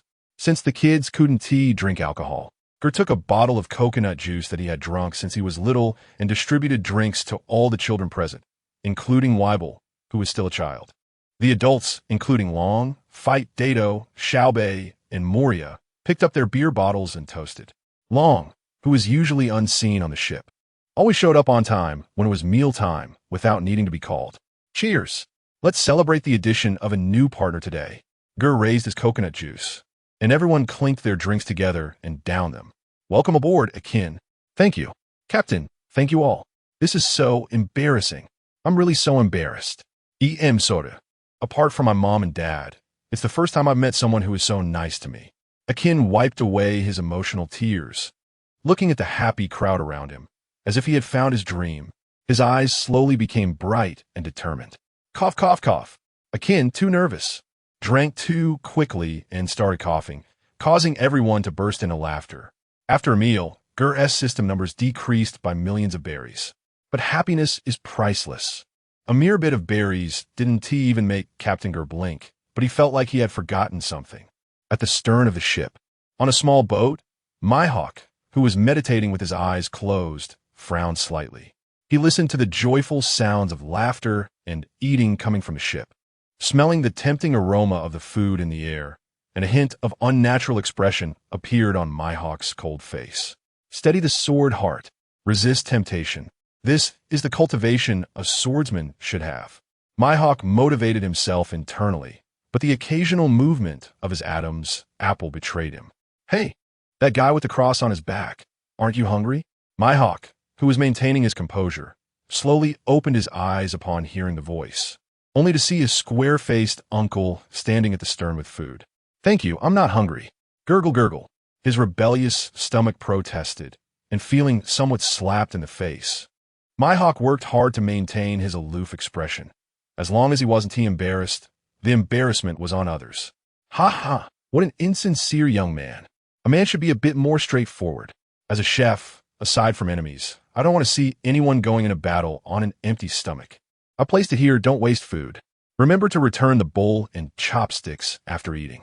Uncle Fight placed the food on a wooden barrel and left after giving a reminder. "Thank you." Mihawk stopped being pretentious, jumped onto the ship, thanked Fight's back, and sat on the side of the ship, eating heartily. No need to be polite. If you don't have enough to eat, there's more in the kitchen. I heard from the captain that you're very strong. If possible, help me give that bastard Weibel a good beating. That guy comes to the kitchen every day to mess with me. After saying this, Fight waved his hand and walked away without looking back. Such a strange request. Mihawk picked up a piece of rib, took a bite, and immediately widened his eyes, looking like an eagle spotting a chick on the ground. Delicious. East Sea, an uninhabited island in the Jamaica archipelago. After sailing for most of the day, they finally arrived at their destination just before sunset. A desolate little island isolated in the sea, with no hills or vegetation, a wide and flat terrain, only some oddly shaped stones. It was a very suitable battlefield. Weibel picked up the fake Songyun Xie and slung it over his shoulder, while Mihawk strapped his long sword to his back, and the two jumped off the ship simultaneously, striding towards the center clearing. Ger looked at the ball in his hand, hesitating for a long time whether to give Weibel the top-grade hockey in advance. After thinking it over, he ultimately decided to put the ball back into his space. Perhaps because he wasn't very smart. Weibel had a combat intuition that surpassed ordinary people, often being more sensitive than humans like a beast. And his simple mind allowed him to be very talented in mastering combat techniques. Ger had noticed this when he previously guided him in practicing hockey and the six powers. He basically learned after watching a few times and could use even stronger effects based on his powerful physique. Such a martial arts genius would benefit greatly from more battles that were evenly matched or even slightly disadvantageous. Ger estimated that Mihawk and Weibel's strengths should not differ much at this moment. It was rare to have such a balanced experience without a life-and-death situation. So, Ger ultimately decided not to rush things and let him hone his skills and solidify his foundation in battle. Both sides stood firm, not assuming a combat posture, but slowly walking towards each other face to face. As their eyes met, with each step closer, the momentum around them surged higher. 10 steps apart, they stopped in sync, their momentum reaching its peak, forming two spirals that rubbed and collided against each other, sending sand and stones flying. Mihawk drew his long sword, pointing it at his opponent, and was the first to speak. Jorkol Mihawk, the future world's greatest swordsman. This is the world's strongest supreme blade. Night, set to be completed when Mihawk becomes the greatest swordsman. State your name. It's been a long time since I've seen a strong opponent. Edward Weibel. My brother said that the person who will become the strongest in the world must be me. Weibel didn't say much, and after finishing, he directly swung Songyun Xie down. Clang. Mihawk raised his sword with both hands to block. A huge collision sound accompanied by several waves of air spread out. What immense power! Mihawk's pupils shrank. He was actually pushed back a few meters from that strike, his feet carving two trails in the ground. Feeling the tremor in his hand, he tightened his grip on the sword. Weibel pressed the attack, leaping into the air with a charge, delivering another downward strike with great force, as if trying to split the heavens apart. Mihawk was not surprised, but rather delighted. Wasn't he out at sea to engage with such strong opponents? This is good. Buzz. Mihawk's forearm muscles bulged, and the knight in his hand emitted a humming sound, seemingly responding to its master's excitement. Mihawk leaned forward and charged, dragging the sword's tip on the ground, the sharp edge cutting a deep mark as sparks flew, swinging the long sword upwards with all his might. Clang! The two weapons collided violently once again. Another piercing metallic clash echoed, and the airwaves exploded like a tsunami. Dust and smoke filled the island. The shockwave carried the shattered stones on the ground flying in all directions. As both sides struggled, the two weapons clashed, producing a sound that made one's teeth ache. Weeble, with greater strength and descending from above, had a slight disadvantage against Mihawk, whose feet caused the ground to crack like a spider's web. On the ship, aside from Ger, who remained relatively calm, everyone else was so captivated that they forgot to blink. Akin was especially excited, clenching his fists tightly and staring fervently at the two battling figures, feeling an overwhelming thrill. Is this what it means to be strong? Moria crossed his arms over his chest, his expression serious and brows furrowed. As a swordsman himself, he realized with just 2 simple clashes that there was a huge gap between his swordsmanship and that of the man before him, the Eagle Eye. Even Dragon was shocked by the battle of the two, despite his own strength being not weak, perhaps even slightly surpassing Weeble and Mihawk.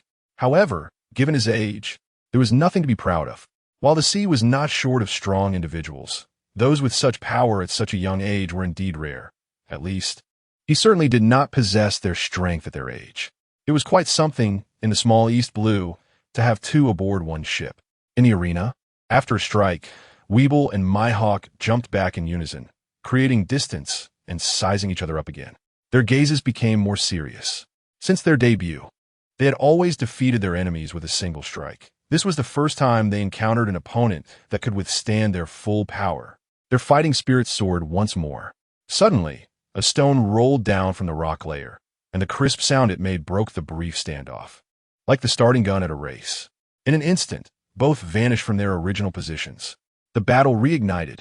This time, Mihawk took the initiative, gripping his sword with both hands and leaning back to gather strength. It resembled the preparatory stance of an athlete throwing a shot put. This backward lean, powered by the waist and hips, could unleash greater strength in an instant. Once Mihawk finished gathering strength, a terrifying momentum coalesced into a dazzling blue light, wrapping around the blade. "Ha!" Mihawk shouted, swinging his sword with force, and a massive blue sword aura instantly slashed down, accompanied by a tremendous explosion. The next moment, the world changed color, the island trembled, and dust enveloped the entire small island. Such an overwhelming full-power strike, combined with the obscured view of the situation, left a few on the ship worried for Weeble's safety. "Aren't you worried about your brother, Mr. Ger?" Dragon asked curiously, observing Ger's calm demeanor. Ger did not answer directly, but instead gazed thoughtfully ahead and asked, "Which is stronger, Dragon, the world's strongest man, the world's greatest swordsman, or the world's strongest creature?" Dragon and the others nearby fell into contemplation upon hearing this question. "Oh, right. This Mihawk is alone and has not yet joined any faction." Ger's light remark made the revolutionary leaders' gaze heat up. In the arena, everything was gray, and the ground was gouged out into a trench over 100 meters long from Mihawk's recent slash. Suddenly, a sword quickly cleaved through the dust. Mihawk's yellow pupils contracted, and he swiftly sidestepped to avoid it. The sharp blade grazed past his ear, cutting off a few of his flying strands of hair and leaving a cut on the chest of Mihawk's outer garment. With a twist of his wrist, Mihawk swung the black sword upward, and the two weapons clashed again. "Ha ha!" Weeble laughed loudly, his tattered clothes now revealed. The tall figure reappeared, clearly enjoying the fight. "Did you block it?" Mihawk also smirked. Indeed, such a monster could not be defeated so easily. "Good. This is worthy of being my opponent." A sense of mutual respect blossomed between them in battle. With a sudden force, Mihawk flicked away the downward cutting motion of Weeble's sword, stepping forward and horizontally slashing toward Weeble's chest. The downward slash was deflected, and without time to withdraw his sword for defense, a dark armor of Haki instantly appeared on Weeble's chest. Ding! Even though Weeble managed to defend himself with Haki in time, a long, narrow wound still appeared on his chest, shallow and not gushing blood. Only a few drops of crimson slowly oozing out. Weeble was completely unconcerned and did not hesitate due to the injury. He quickly retaliated with a sweeping strike toward his opponent. Before Mihawk could celebrate his successful hit, Weeble's Haki-infused sword came slicing toward him. At the last moment before the blade met his nose, Mihawk suddenly leaned back, bending just enough to avoid the horizontal slash. With his right hand gripping the hilt and his left hand holding the crossguard of the sword, the tip pointed straight at the target. Then, with a powerful push from his back foot, he left a deep crater in the ground. The immense recoil propelling him forward in a straight thrust like an arrow released from a bow. Weeble had just swung his sword with force, and hadn't even had time to turn around. He chose not to stop his movements. The empty slash of his sword did not cease its offensive. Instead, it spun 360 degrees like a top, using the momentum to deliver an even more ferocious horizontal slash. In a narrow confrontation, the brave triumphs. The two had no intention of evading, grinning savagely as they charged at each other, seemingly ready to perish together. Blide mit blide. Pucci. Schla. Blood splattered. The same swords pierced flesh, but produced entirely different sounds. The supreme great sword knight plunged directly into Weeble's right side, while the cloud cutter struck Mihawk's left shoulder. Both had timely defenses with hockey, but the immense force still left them with solid wounds. Ger watched the fierce fighting between the two. It was certainly exciting, but he felt something was off. After thinking for a long time, he finally realized that the sense of dissonance came from the fact that neither of them shouted the names of their techniques. So it turns out they could unleash powerful moves without chanting spells. In a world of 9 mountains and 8 seas, gathering 1,000 realms forms a small 1,000 worlds. In this world multiplied by 3, there is no self-continuing entity, the ultimate technique of the 3-sword style. One big, 3,000, great 1,000 worlds. You're making Zoro, the bard, look a bit dull. Clang clang. Explosions rang out on the island one after another. From dusk until deep night, Weeble and Mihawk had become 2 bloodied figures, yet the battle continued.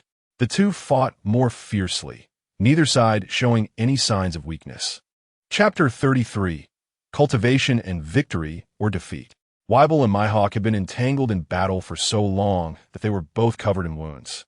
Weible's clothes were in tatters, so he simply took off his shirt, exposing his strong muscles, reminiscent of Su-Chu battling Ma Chao. The intensity of the fight showed no signs of diminishing, and the smiles on their faces gradually became distorted. Ger knew that in the pirate world, the physical fitness and endurance of these strong individuals were exaggerated. Once they started fighting, they could go without food or drink for days and nights. Even Kijiro could only bow down in defeat. So Ger had already put on his pajamas and was ready to sleep. He saw that the others on the ship were all holding bowls of instant noodles, standing on the deck and watching, enjoying their midnight snack while also engrossed in the battle. Akin and Bia, 2 kids who had never seen much of the world, were among them, captivated by the scene and unwilling to return to their rooms to rest. It seemed that the usual entertainment activities on the ship were too sparse. It was rare to see such a special effects-laden battle scene, which was as exciting as watching a movie. Everyone exclaimed that it was thrilling and they wouldn't get tired of watching it all night. Ger didn't stop them. Watching such violent action films would greatly help the children's growth, so he silently supported them with 2 boxes of Red Bull and went back to rest. Although Weeble was a few years younger than Mihawk, due to Ger's appearance, his strength was many times stronger than in the original timeline. After more than half a day of fighting, the situation was indeed as Ger expected. Their strengths were evenly matched, making it difficult to determine a winner immediately. Weeble had the advantage in strength and endurance, while Mihawk excelled in speed and technique. It was possible that Mihawk's armed color hockey was slightly stronger than Weeble's, but they should still be on the same level, both being high-level armed color users, so their overall strengths were quite similar. However, engaging in a prolonged battle with Weeble was essentially equivalent to losing. He possessed the skills of Bulldog's will and tenacious life, which allowed him to fight to the death. Under equal strength, not many could outlast this physical monster, so how long this battle would last depended on how long Mihawk could hold out.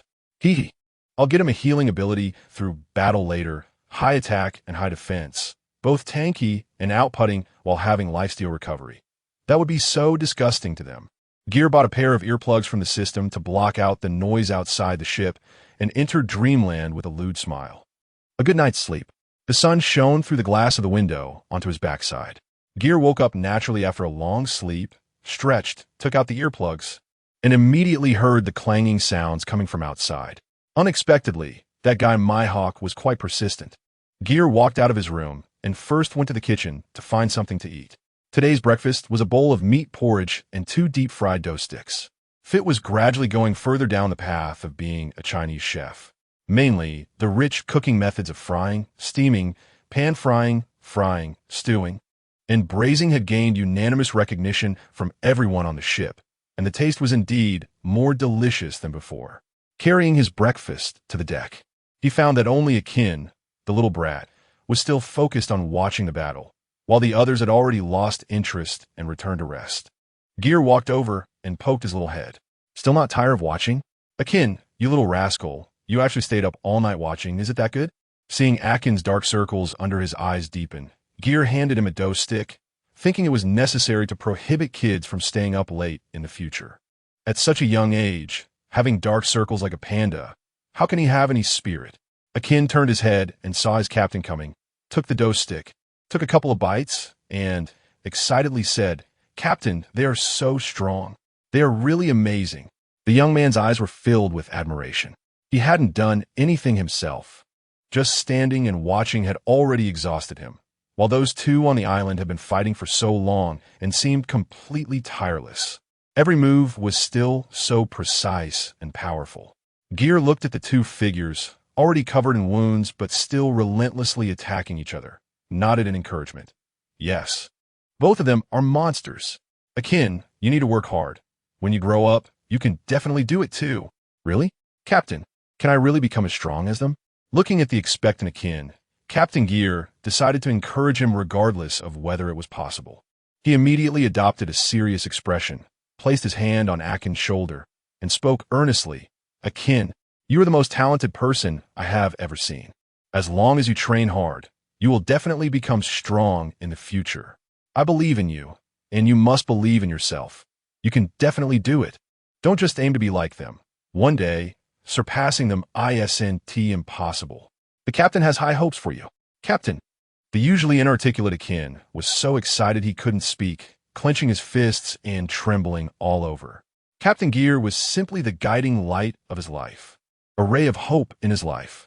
He silently vowed, I, Akin, swear I will become strong. I will never let Captain Ger down. Good morning, Mr. Ger. Good morning. Long walked out of his room and smiled at Ger.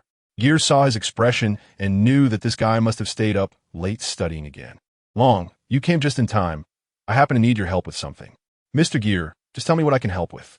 Seeing Long's expression become serious, Ger smiled and waved his hand.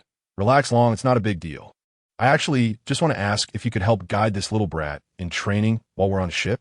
After speaking, Ger pointed to Akin, who was already jumping around on the deck, working on his physical fitness, after being force-fed a big bowl of chicken soup by Ger early in the morning.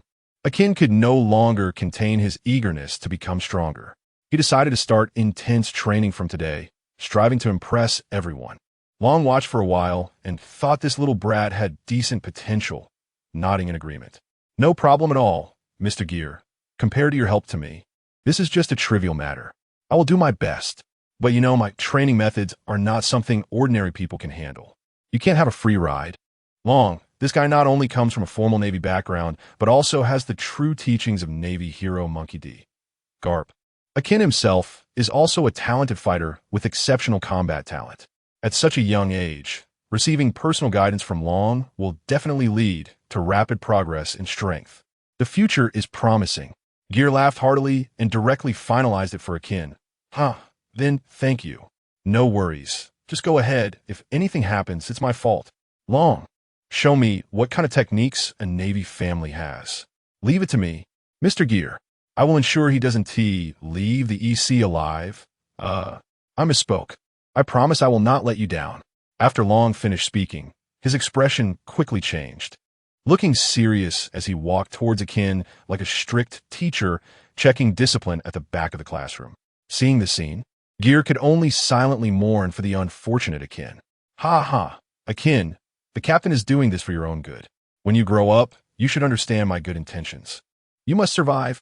Unaware that he had already been sold by the captain, Akin, with a dazed expression, was picked up and taken away by Long. The unscrupulous captain laughed so hard he couldn't close his mouth. The sun was high in the sky. North wind. Pull. East wind. Pull again. Pull until it blooms. Who? Montags ang laukit hatili.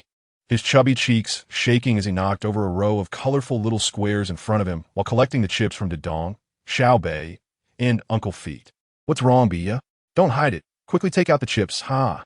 Bia, who was watching the card game, volunteered to help guard her dad's chips, but was reluctant to part with them at the moment. It shouldn't be like this. We all just learned how to play this game called Mahjong. How come you, Imo, sang, are so much better than us? Feet scratched his head in frustration. He also had a winning hand, but was still beaten to the punch. Yeah, boss, you've already won 5 times in a row. And the other 3 of us haven't won a single round yet. Xiaobei counted and realized that it seemed like it was always Boss Missouri winning. They hadn't T1 a hand, and if someone didn't T-no, they would think the 2 were playing a leadership game. Haha, it's just luck, just luck. This game is really interesting. Come on, let us quickly start the next round. Maybe this time you guys can win, Mo Sang said with a grin, feeling quite accomplished, as the unpleasantness of the past few days had vanished. While he spoke, his hands were busy stacking the mahjong tiles with skill. The 4 of them were playing the National Treasure Mahjong, introduced by Captain Ger. Ger found the lack of entertainment activities on the ship a bit boring. So he spent 10,000 berries from the system mall to buy an oversized hand-copied mahjong set. He truly experienced what it meant to teach a disciple and starve the master. After everyone learned how to play, they unhesitatingly pushed Captain Ger out of the game. On the ship, Ajin was seriously training under Long's guidance, while Moria was quite interested in seeing this new thing called mahjong. But unfortunately, he was ruthlessly sent back to continue his training by Ger. With nothing else to do, Ger sat on the ship's railing and started fishing, while Senior was sitting next to Ger, smoking a cigarette. Occasionally, Ger would turn his head to look at the 2 people on the island who were still fiercely clashing. Feeling puzzled. Logically, it should have stopped by now, right? Weevil was indeed a guy who could easily lose his cool once he started fighting. Unless Ger called for a stop, he wouldn't willingly back down until he had completely taken down his target. But how could Mihawk also be acting irrationally? Although he had said to fight with the determination to use all his strength to defeat the opponent. Didn't this guy know in his heart that this was just a spar, not a fight to the death?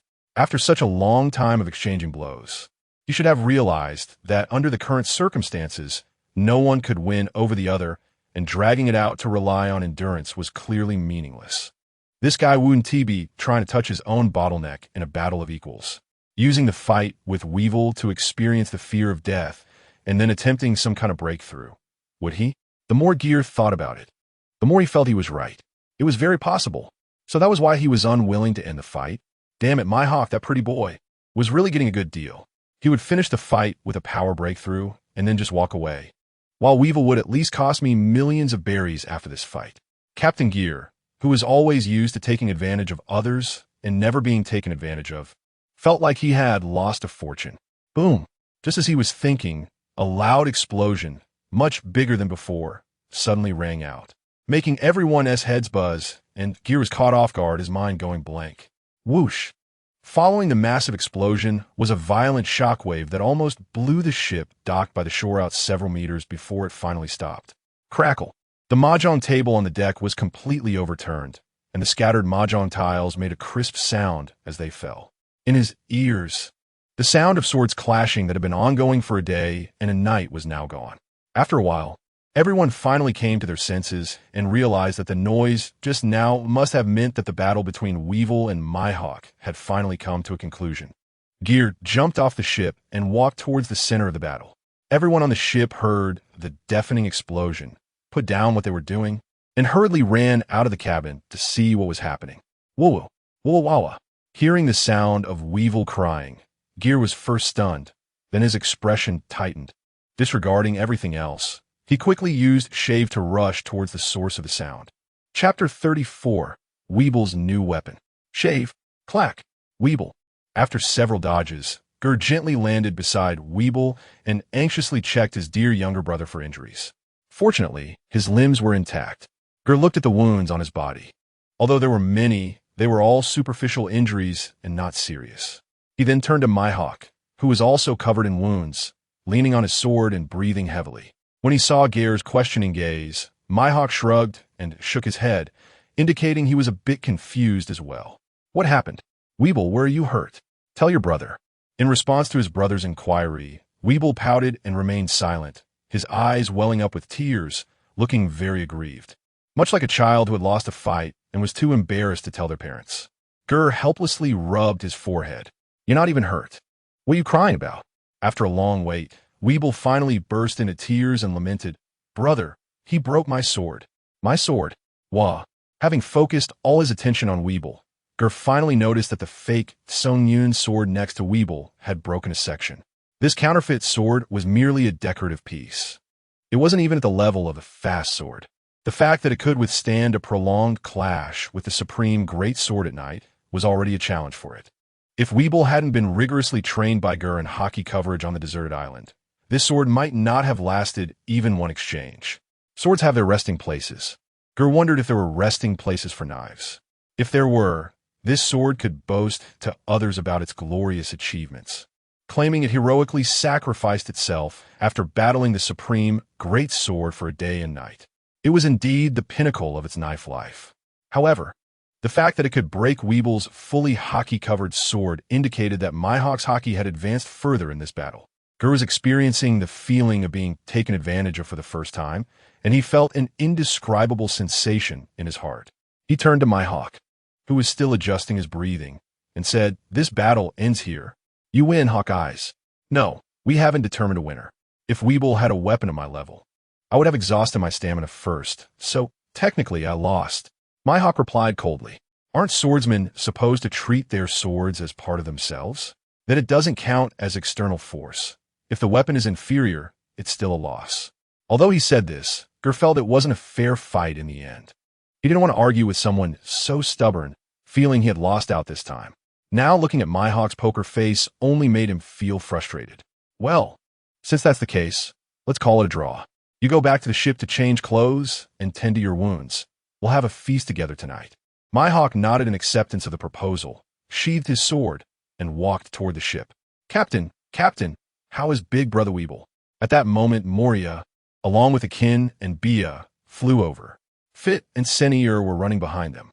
They had all heard Weeble's cries and rushed over, their hearts racing with worry. Now that they confirmed he was mostly fine and that it was just the weapon that was broken, they finally breathed a sigh of relief. Senior pulled out a pack of Huapai cigarettes, needing to smoke after being so tense. The cigarettes were provided by the captain and were excellent in flavor. He lit one for Fit and then lit one for himself, both standing nearby and enjoying the moment. "Weeble, don't cry. As long as you're okay. Your brother will help you get an even better weapon." "Really? Brother?" "Of course. Well, have I ever lied to you? It's just a weapon. Here, have a candy to cheer you up. Stop crying," Ger said as he tossed a candy into Weeble's mouth. The evenly matched battle had ended, and Ger's goal of helping Weeble gain combat experience had been achieved, so there was no need to hold back anymore. He started acting without restraint. Watching Weeble swallow the top-tier hockey candy, Ger envied him, licking his lips. This was a top-tier ability that many coveted. "Brother, this little candy isn't filling. After fighting for a day and night, I've missed 6 meals. I'm so hungry." Weeble began counting on his fingers seriously. Ger felt speechless. "Damn, you don't know how fortunate you are. Do you have any idea how precious this candy is? And why is it not 3 meals a day?" "Forget it. No need to argue with a child." Although Weeble hadn't awakened Conqueror's hockey yet, Ger still believed that the smelly younger brother would likely awaken it in the future, since Whitebeard's Conqueror's hockey wasn't weak either. With the system's help, in a year or two, Weeble's strength would surely break through to admiral level or above. An admiral in his teens? Roger would cry upon hearing this. They were truly cultivating a terrifying monster. Ha ha ha. Ger couldn't help but laugh out loud. "Family, we're having a feast tonight. If there's anything you want to eat, just tell me. I will make sure you all enjoy yourself. Meat. I want to eat a lot of delicious meat." "Yay. Captain, I want barbecue." As soon as food was mentioned, Weeble instantly revived, and Bia clapped her hands in agreement. Both voted for barbecue. Chef Fit rolled up his sleeves, ready to show off his skills. "Hee, barbecue paired with beer, we can drink all night." "A very good suggestion." Moria wiped the corner of his mouth, grinning sinisterly, making Akin take a couple of steps back in fright. Looking at his family around him, Ger didn't waste any more words and directly opened the system shop. Son, open the weapon page in shop." Ding. Please select weapon type, shape, size, and level. The type selection included knives, guns, swords, halberds, axes, polearms, hooks, whips, maces, hammers, spears, staffs, and more. Counting them all, there are far more than 18 types of weapons, including bows, hidden weapons, firearms, artillery, and other ranged weapons, making her dizzy. After selecting knives, various subdivisions appeared: ring-headed knives, tang knives, butterfly knives, nine-ring broadswords, great knives, sabers, crescent blades. After selecting the type, shape, and size, the final step was the level. Fast knife level, 100. 000 berries, good fast knife level. 100,000 berries, great knife level. 100,000 berries, supreme great knife. 100,000 berries. Ger pondered for a moment. Logically, the great knife level would be sufficient, but he had recently made some money from the Doflamingo brothers, and he felt that with that financial strength, there was no need to be stingy. As a subordinate of the devil, Ger immediately decided to get his stinky brother a top-tier weapon. Ding! Payment of 1 billion berries successful. Obtained Qinglong Crescent Blade, level, supreme, great knife. What is this? Seeing Ger conjure something out of thin air for the first time, Akin was stunned and stammered. Buzz! A humming sound like a dragon's roar seemed to resonate from deep within everyone's minds, striking the soul. A massive blue dragon phantom circled in the air, finally transforming into a beam of light that coalesced in front of Ger. As the light dispersed, a 10-meter-long crescent blade appeared before everyone. The blade alone was over 3 meters long, with the design of a coiling dragon swallowing the moon engraved on the blade. The dragon's mouth was located above the handle, facing the blade edge, with exquisite carvings of roaming dragons on the sides. The handle was adorned with black dragon scales, both beautiful and increasing grip friction, while the sharp blade glimmered with a faint red glow. Ger looked at the pop-up information introduction. Qinglong Yinyuan knife, also known as the Cold Beauty Saw, made of refined iron weighing 1,000 pounds. It is said that this knife was forged by the world's greatest blacksmith on a full moon night. Just as it was about to be completed, suddenly the wind rose and the clouds surged, with a Qinglong fighting in the sky, dripping blood. Using dragon blood to forge the knife, hence the name Qinglong Yinyuan knife. Attack increased by 100, special attribute. Damage to Qinglong increased by 200. Ger gazed at the floating Qinglong Yinyuan knife, resembling a beautiful piece of art, familiar from his memories, its appearance far surpassing the Tsongyun blade. However, the special attribute on this last line was too specific. He wondered if Teacher Kai still wanted to seek death. He really wanted to fulfill that wish for him. Is it really possible to pull out a weapon of this level so easily? No matter how many times he looked at it, he found it incredible. Moria turned to look at the long knife hanging at his waist, secretly determined to find an opportunity in the next battle to let the enemy break his own knife. Having a weapon would double his combat power compared to fighting barehanded, and Ger was very satisfied. He wondered how exaggerated the increase from a divine weapon would be. Clang! Just as Ger reached out to touch it, unexpectedly the system interface closed, and the Yinyuan knife instantly lost its floating power, crashing heavily to the ground. The loud noise startled everyone, and Ger was relieved that he had quickly pulled his feet back. Otherwise, he would have been flattened. Looking at the massive knife lying just 10 meters away, Ger felt no need to take action himself. Hey, Weibel, this knife is for you. It's the supreme great knife Qinglong. From now on, whether you're eating, sleeping, or playing, make sure to cover the weapon with your armed color, and strive to turn it into a black knife as soon as possible. Okay, brother, Weibel excitedly rushed over, grabbing the Qinglong Yinyuan knife on the ground, weighing it in his hands, feeling it was just right, and couldn't wait to start swinging it. Whoosh whoosh! The air pressure lifted the gravel on the ground, transforming into whirlwinds that howled away in all directions. Seeing this, Ger quickly shouted for him to stop. After a few swipes at his backside, Weibel finally calmed down, standing to the side with the weapon, grinning foolishly, repeatedly caressing the exquisite patterns carved on the blade, overjoyed, like a child with a new toy. He couldn't wait to play with it, even forgetting his hunger for the moment. Let's go, it's time to head back. After Ger spoke, He ignored the still, cheerful Weibel and led everyone back. Back on the ship, Ger began to indulge himself again, buying a huge amount of ingredients from the system store. How could barbecues be complete without beef? Not understanding the differences between Colton beef, Oblock beef, Angus beef, or Wagyu beef, he bought them all. Just on beef alone, Ger spent nearly 5 million berries. Looking at the mountain of various ingredients in front of him, Chef Fitz's eyes sparkled, excitedly rolling up his sleeves to get started, while Bia and Akin promptly went to help. Senor and Moria cooperated to set up the huge grill for roasting a whole cow.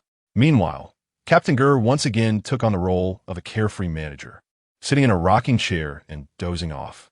Myhawk, who had returned to the ship earlier, had already treated his injuries simply. The wounds on his body looked dense and somewhat frightening, but they were actually minor injuries that someone with his physique could recover from after a good meal and sleep. Myhawk looked in the mirror, a smile tugging at the corners of his mouth, satisfied that there were no wounds on his handsome face. He comfortably took a hot shower on Ger's ship and changed into a brand new outfit identical to the previous one, showing no signs of having fought for a day and a night. This battle had slightly improved his long stagnant strength, and although Myhawk felt a bit tired, he still felt mentally and physically pleasant. However, when he stepped out of the cabin and saw Weibel happily walking over with a brand new large knife, Myhawk's mood soured. His eagle-like pupils narrowed. He could clearly feel that Weibel's aura was significantly stronger than before. Did this guy deliberately hold back his strength during their fight? If he was hiding his power, then why was he now openly releasing his aura? Why use a perfectly good weapon to fight me with the most ordinary large knife? Does he look down on me? Am I, Myhawk, unworthy? Myhawk's mind was instantly filled with countless questions, a hint of confusion appearing on his usually expressionless face, followed by a surge of anger. Hey, Weibel. Hearing someone call him, Weibel slowly turned his head. Chapter 35, Post-War Banquet. Oof. Weibel saw that it was the man with the eagle eyes who had ruined his sword, and he immediately let out a cold snort like a child throwing a tantrum. He then turned his head and continued to wipe his QNGLing knife, not wanting to pay any attention to Myhawk. Seeing his terrible attitude, Myhawk's forehead twitched with anger. This is a duel between men. Why are you holding back? Am I not worthy of your full strength? Myhawk shouted angrily. Weibel scratched his head, somewhat confused. After thinking seriously for a moment, he replied, I wasn't holding back. I used all my strength when I fought you. I really wanted to kill you. Are you still going to insult me? Clearly, your aura now is much stronger than when we fought earlier. Myhawk firmly believed that his perception was not wrong. Weibel was like a ferocious beast, constantly exuding a dangerous aura, not hiding his powerful momentum at all. Therefore, Myhawk could clearly feel the huge difference between the two, which was not just a slight increase in strength. It was a complete qualitative change.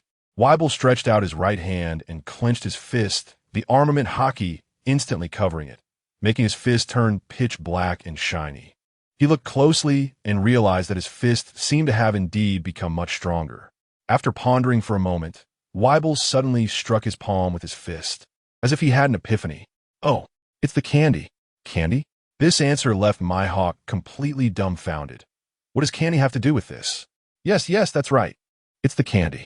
After I ate the candy my brother gave me, my fist became stronger. Hey, you bastard. There should be a limit to jokes. No 3-year-old would believe that eating candy can make you stronger. Powerful swordsmen need to cultivate their minds, and even Myhawk, who always considered his mind to be stable, was now so angry that his composure was shaken. Weibel bit his thumb, looking puzzled. That's just how it is. I'm not lying. Are you going to not believe me like a 3-year-old? Myhawk realized that whether he said he believed it or not, neither option was correct, nearly spitting out a mouthful of old blood. All right, even if you can become stronger by eating a piece of candy, then how do you explain this big knife? Clearly, you have a weapon of this caliber. Why did you use an ordinary big knife when fighting me? Weibel completely did not understand how to consider others' feelings. He grinned and bragged. Are you talking about my new weapon? It's called QNGLing. My brother just bought it for me on the island. Cool, right? My brother should have taken out the little QNGLing earlier. See if I don't chop this eagle-eyed man to death.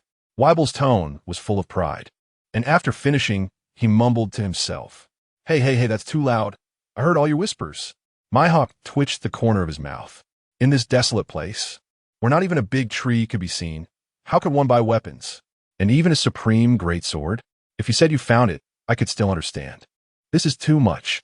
Since you have a new weapon, how about we have another fight?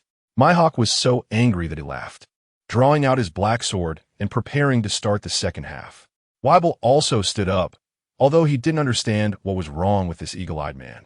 But the murderous aura from the other party suited him well, just right to test his new weapon. Clap, clap, clap. Hearing the clapping sound, the two involuntarily turned their heads to look. Hey, I say you two, if you have time, hurry up and help out so we can eat sooner. If you're going to fight, you should fill your stomach first, right? Uncle Feet interrupted the two's conversation. Weibel and Myhawk had consumed a lot of energy in their previous battle, and now both their stomachs were growling non-stop. No one chose to disobey the chef at this moment. They obediently put down their weapons and began to help prepare dinner. Captain, it's time to eat.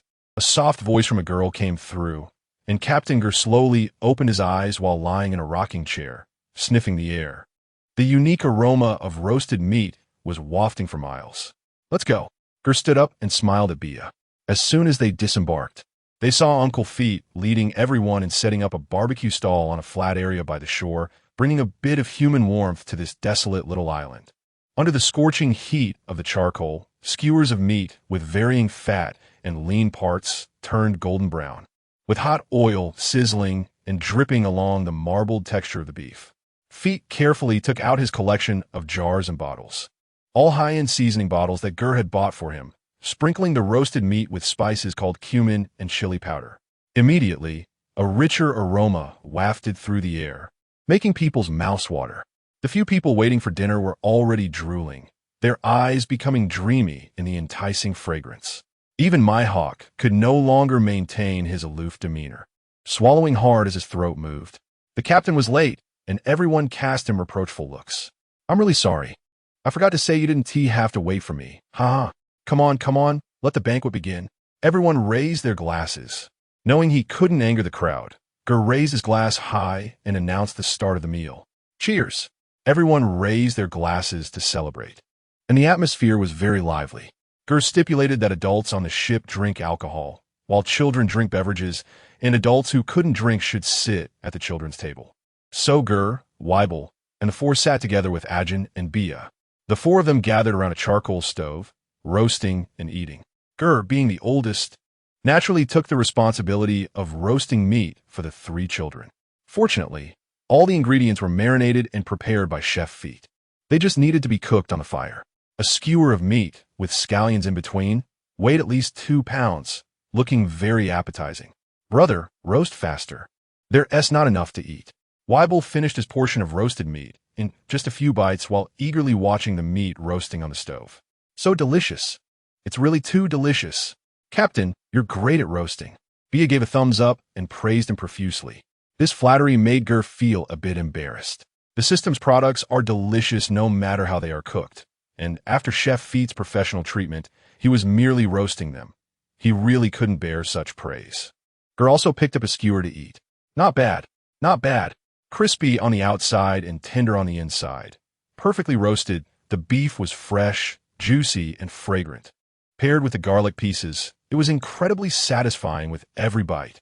Saying this, Ger increased the heat and continued roasting skewers.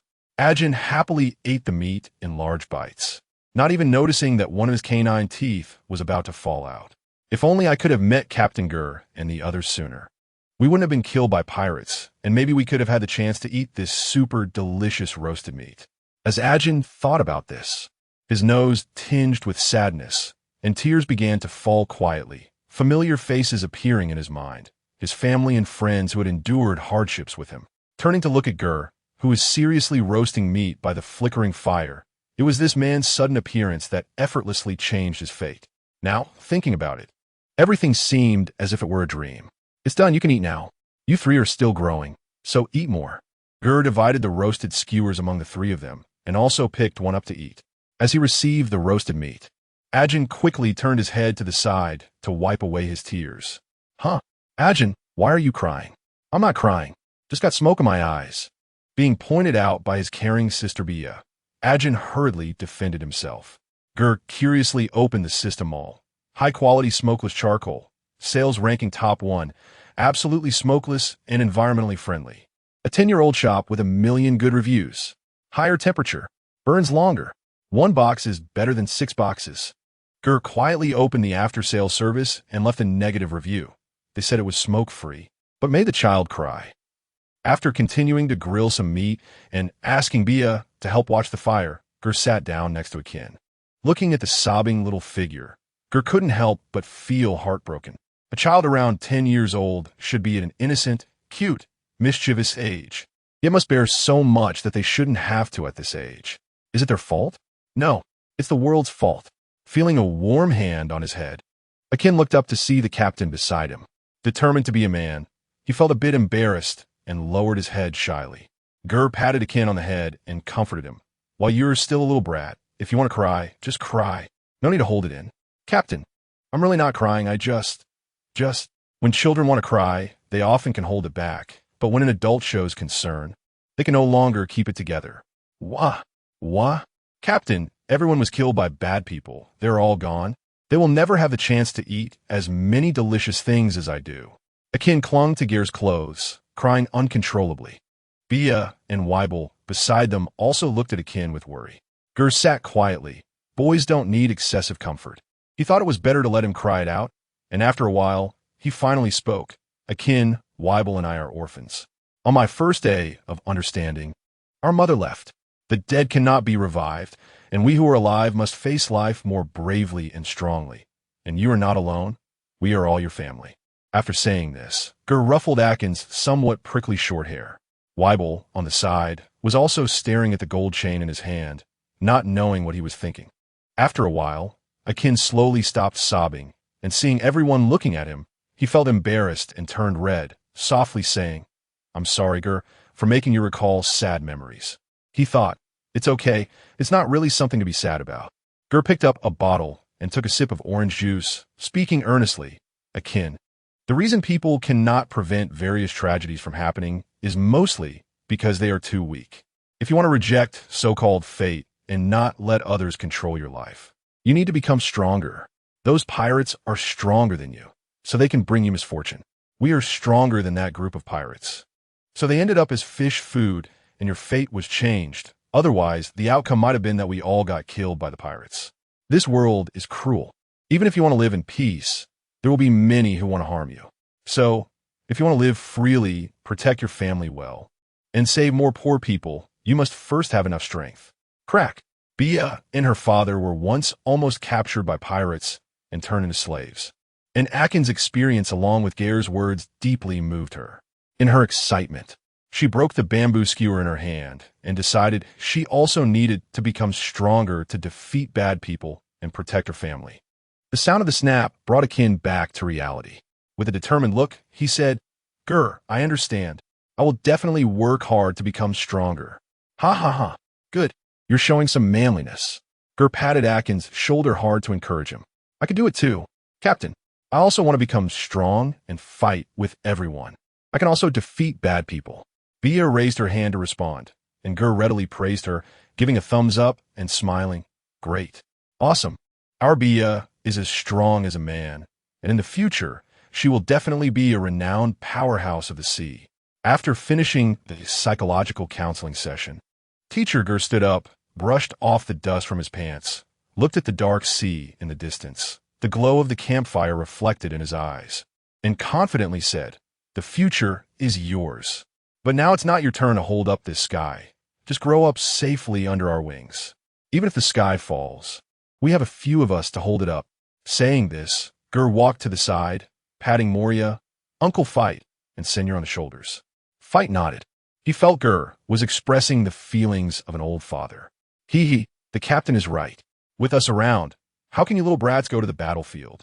Moria also straightened his back, and with his usual sharp tongue, he said caring words in a mocking tone. No way. Bia put her hands on her hips and made a face at Moria in protest. Akin didn't argue back. The feeling of having someone care for and protect him was really nice. He clenched his fists and made a resolution. I will not allow anyone to destroy this home. I will protect it. With me here, you don't have to go. Weibel, looking silly, wanted to join in the fun, and after saying that, he continued munching on grilled meat. Moria was not happy to hear that. He knew you were strong. But couldn't you see someone was showing off in front of the juniors? Don't I have any pride? Damn, Weibel, I will soon surpass you. Just wait and see. I'll make you cry. Weibel didn't understand that Moria was joking about him getting beaten and crying earlier. Even if he did understand, he wouldn't be angry, continuing to enjoy his skewers. Haha, what a nice atmosphere. Dragon watched enviously and looking at himself. Currently, just a lone ranger without a crew, his tone was a bit sour. Misson also felt the same. He wanted to join such a team to venture and go on adventures. But thinking of the fiancé waiting for him back in his hometown, he shook his head vigorously, dismissing that thought. Mihawk's lips curled slightly as he turned to continue drinking with the two sailors. Not to mention, the food and drinks on this ship truly suited his taste. Chapter 36, Zillaboo Village. East Sea Zillaboo Village, finally back. Mozong stood at the bow of the ship, staring intently at the island that appeared ahead. On the deck, Weibel was sweating profusely, doing one-finger push-ups, with a high stack of metal plates on his back. These were fitness equipment that Ger had purchased at a high price from the system mall. The dumbbell plates were made of special materials, weighing dozens of times more than the same volume of steel. Bia was wearing a blue and white sports outfit bought by Ger today, her peacock blue hair tied up in a high ponytail, looking lively and cute, just like a high school student full of youthful spirit. After completing her workout goals for the day, the little girl sat nearby, wiping her sweat with a towel while helping a kin count during his sit-ups. 1991, 1998, 1999.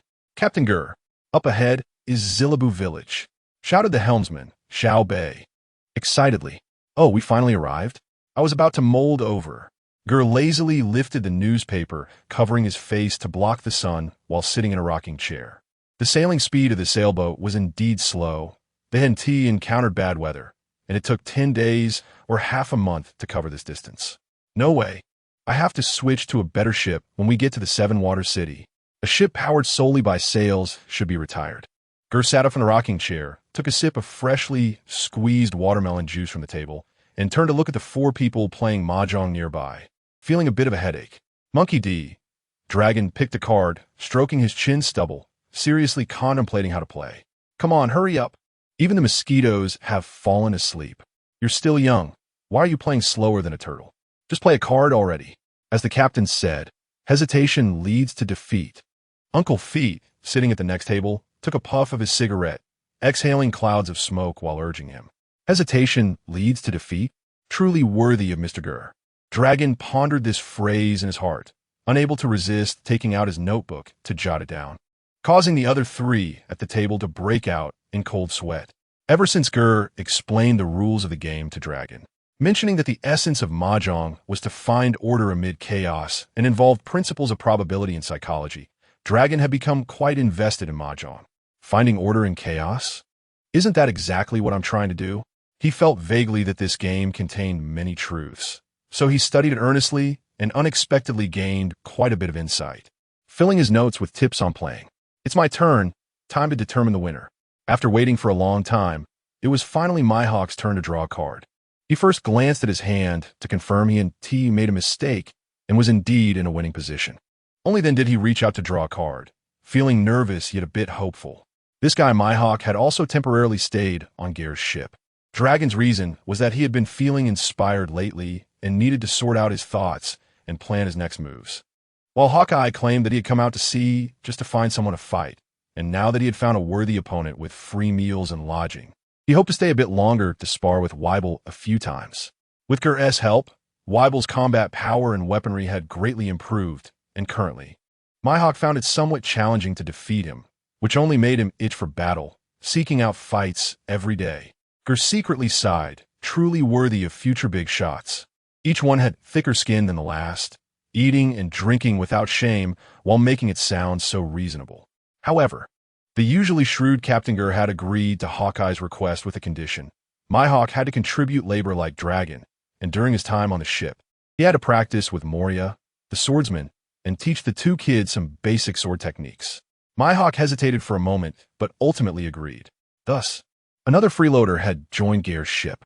Sai, being the captain, is really tough, acting as both father and mother, worrying about this group of people every day, Ger lamented, feeling aggrieved. The future world's #1 swordsman, Mihawk, teaching sword techniques, and the strongest candidate for the former admiral, now leader of the Revolutionary Army, Monkey D. Dragon, teaching martial arts, along with Ger's top-notch devil fruit ability development guidance. TSK. With this configuration and treatment, how can we not soar? Back at the mahjong table, Mihawk squinted, seriously rubbing the tiles like Ger, but after a long time, he still couldn't figure out what he had. So he flipped it over, saw it wasn't the card he wanted, and discarded it casually. 1 bamboo. Hee. I win. Mihawk's hand froze in midair, his expression darkening. The single bamboo in his hand, refusing to be let go. What are you doing? Can't you take it back? No way. The future world's #1 swordsman is playing dirty? Faced with Moria's merciless mockery, Mihawk finally helplessly released his hand, and with a crisp sound, the mahjong tile dropped on the table, causing the mighty swordsman Mihawk to slump in his chair like a deflated balloon. Hee. Can't beat you in a fight, but I'll make sure to crush you in mahjong. All one suit. Single bamboo. You really know how to play. I thought you're Hawk. I could see my cards. Hee. Moria, wrapped in bandages, slammed his hand on the table to reveal his hand, looking like a mummy, with only a pair of sharp horns on his head and facial features exposed, creating a rather terrifying appearance. This was the result of his and Mihawk's intensive training. The two had completely clashed recently, one boasting at the mahjong table, the other seeking revenge during practice. Hee. Yes.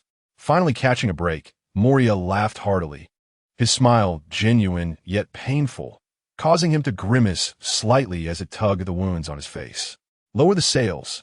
Big Dong's biceps bulged as he pulled the ropes hard to gradually lower the sails, while Xiao Bei calmly turned the ship's wheel.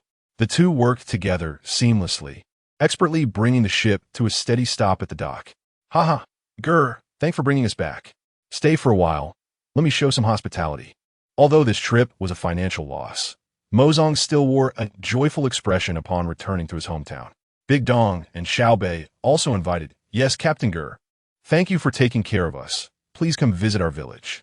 Brother Mozong and Big Dong and Xiao Bei, we are all friends, so no need to be polite.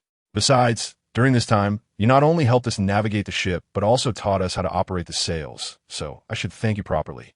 After some pleasantries, Ger continued, we've completed most of the tasks for this trip to the East Sea, and it's time to head back. Staying too long might not be good. However, having spent a lot of time on the ship, I plan to rest here for a few days before setting sail back to the Grand Line. Ger originally wanted to visit Windmill Village to see if he could earn any rewards, but after careful consideration, he realized that without Shanks, Ace, or the Straw Hats, there wouldn't be much to gain, so it would be more practical to hurry back to the Grand Line to hunt pirates, especially those with devil fruit abilities. Along the way, they had encountered quite a few pirates, but unfortunately, they were all small fry, all sunk by a few violent crew members on board. The total haul amounted to just over 20 million berries, which was merely enough to cover a few meals for Ger, who spent money like water, making it rather uninteresting. It wasn't that Ger was expecting to meet any formidable enemies. With the strength of the people on his ship, they would dominate in the New World, and it was indeed unlikely to encounter challenging pirates in the East Sea. Ger's greatest desire right now is talent, devil fruits, followed by capable individuals he can eliminate in money. By the way, Mozen, is there someone named Jesus Boo in your village? I wonder if you know him? Upon hearing this, Mozen was taken aback and curiously replied, of course I know him. We are from the same village and grew up together. How can I not know him? I just don't know how you, Ger, know Jesus Boo. Oh, I heard someone in the tavern in Rogtown say that there's a guy named Jesus Boo in Zillabu Village, who is the best sharpshooter in the East China Sea. Since I'm here, I wanted to see if I could get a chance to meet him. Ger casually fabricated a reason without blinking. Rogtown? That bastard really likes to run around. As for the #1 sharpshooter in the East China Sea, that person might have made a mistake, Mozen said awkwardly, subtly indicating that Ger's expectations might be greatly disappointed.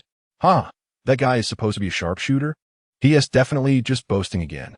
He was quite good with a slingshot as a kid, but to claim he is the best sharpshooter in the East China Sea?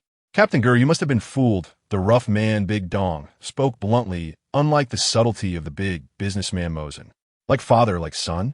Ger thought to himself, guessing that Jesus Boo might have been a braggart like Usopp in his youth, just a weakling who only knew how to boast. But shouldn't he be? He seemed quite stable and reliable in the original story. Unwilling to give up, Ger spoke again. It's fine. Since I'm here, if there's a chance, I'd appreciate it if you could introduce me, even if the sharpshooter turns out to be a false rumor. All right, since you put it that way. Introducing you is a small matter. I'll take care of it. Just don't know if that guy is in the village, Mosen replied. Xiao Bei added, Captain Ger, you may not know, but that Jesus Boo is notorious for being a drifter from our village. He goes out to sea every now and then, disappearing for 10 days to half a month, or even a year or more, and no one knows where he goes. Ger was taken aback. So this Jesus Boo is so carefree? No wonder he would abandon his wife and children to be taken away by the red-haired pirates. The red-haired pirates often hang out in Windmill Village in the East China Sea, staying for a year, and this guy hasn't even visited his wife and children once. Not even when his wife died, and he never thought about how his young son would live alone. A strong contender for the title of the worst man in One Piece, Jesus Boo. Your character design is lacking, points deducted. Thinking this way, Ger's urge to recruit Jesus Boo suddenly diminished.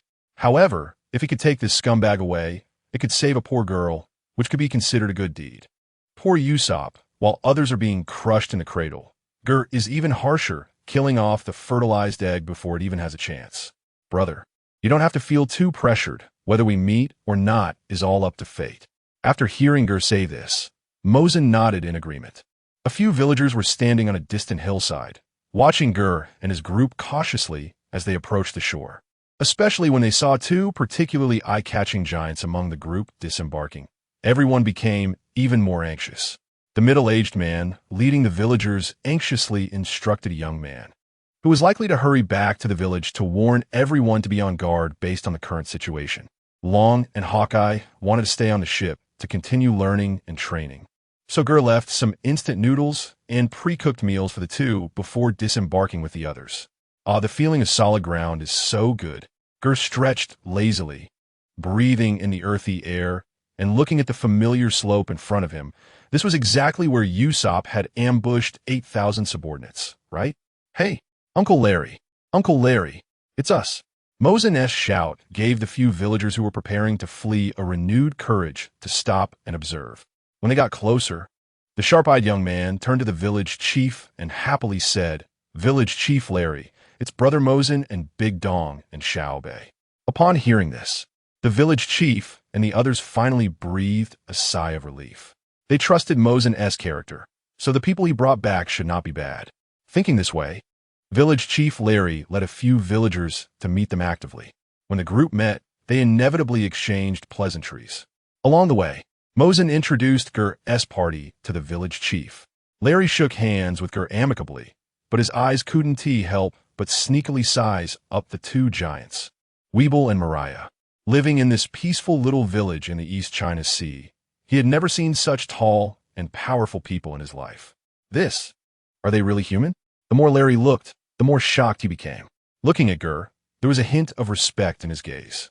Earlier, Mosen had introduced that this young man was the captain of a ship, and the title of captain meant that this young man was the leader, able to command these two seemingly dangerous giants. Ger was unaware of the village chief's rich psychological activities. He was enjoying the beautiful scenery of Zillabu Village with great interest. This small village in the East China Sea gave a feeling of a combination of a medieval fishing village and a prairie farm.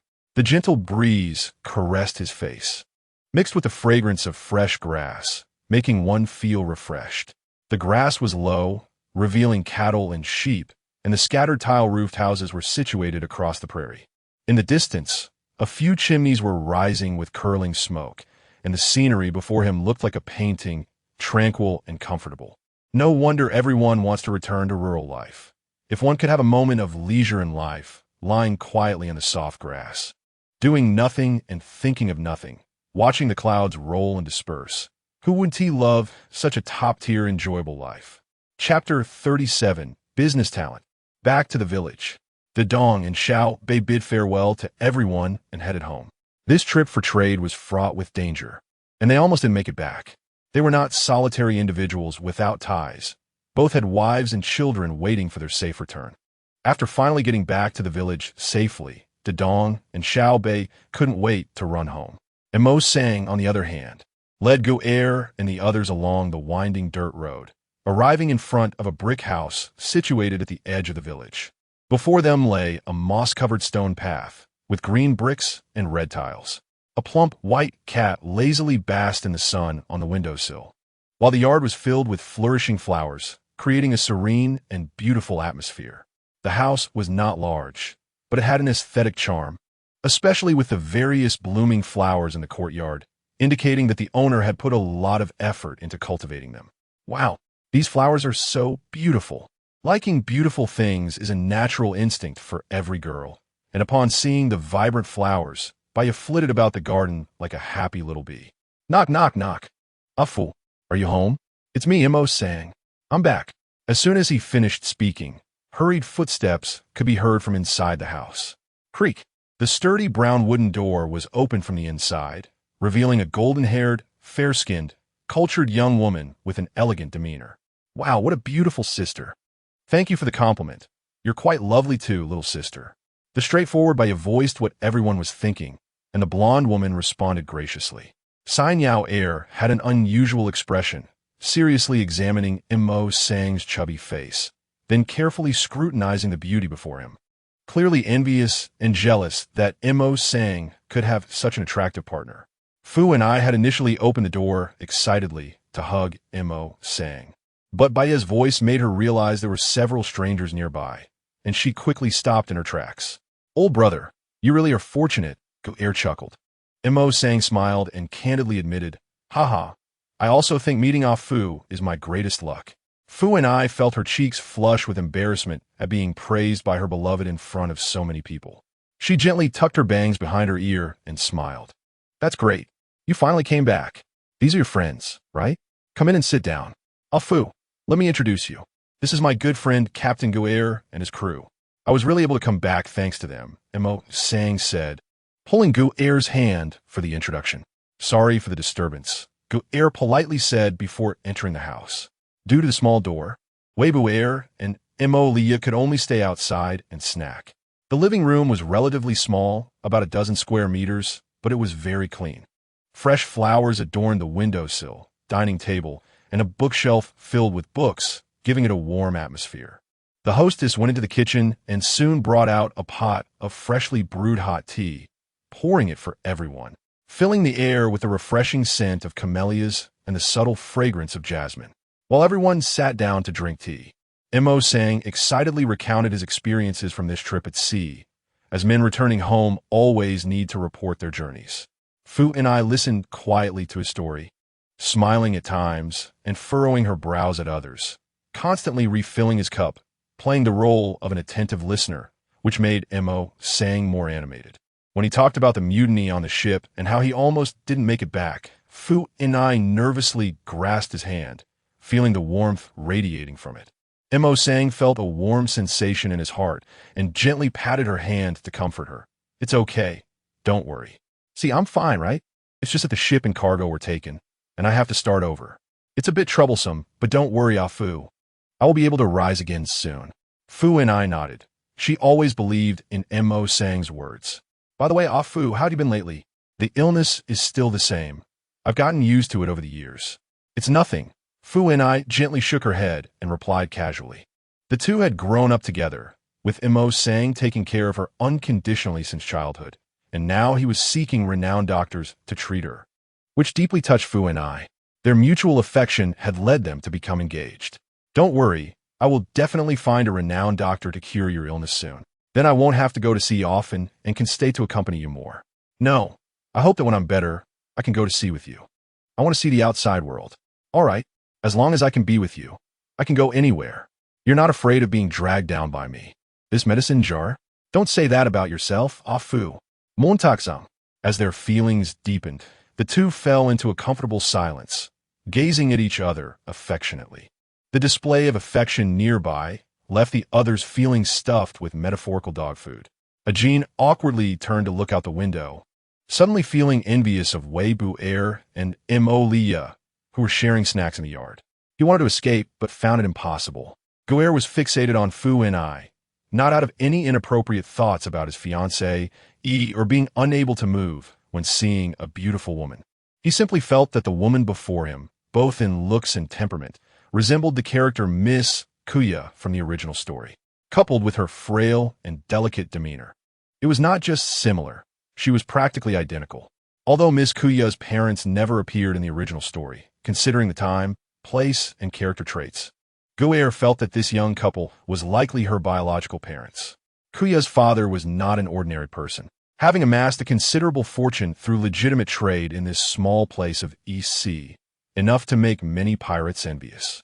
Through this time spent together, Mo Sang, the chubby merchant, despite his shortcomings, had demonstrated qualities in both personal conduct and business acumen that were commendable, even in Guer's discerning eyes. In Guer's future plans, besides strengthening his power and expanding his influence to establish a base, a crucial part was to utilize the goods from the system's mall and trade with various forces to gather vast resources and wealth from around the world.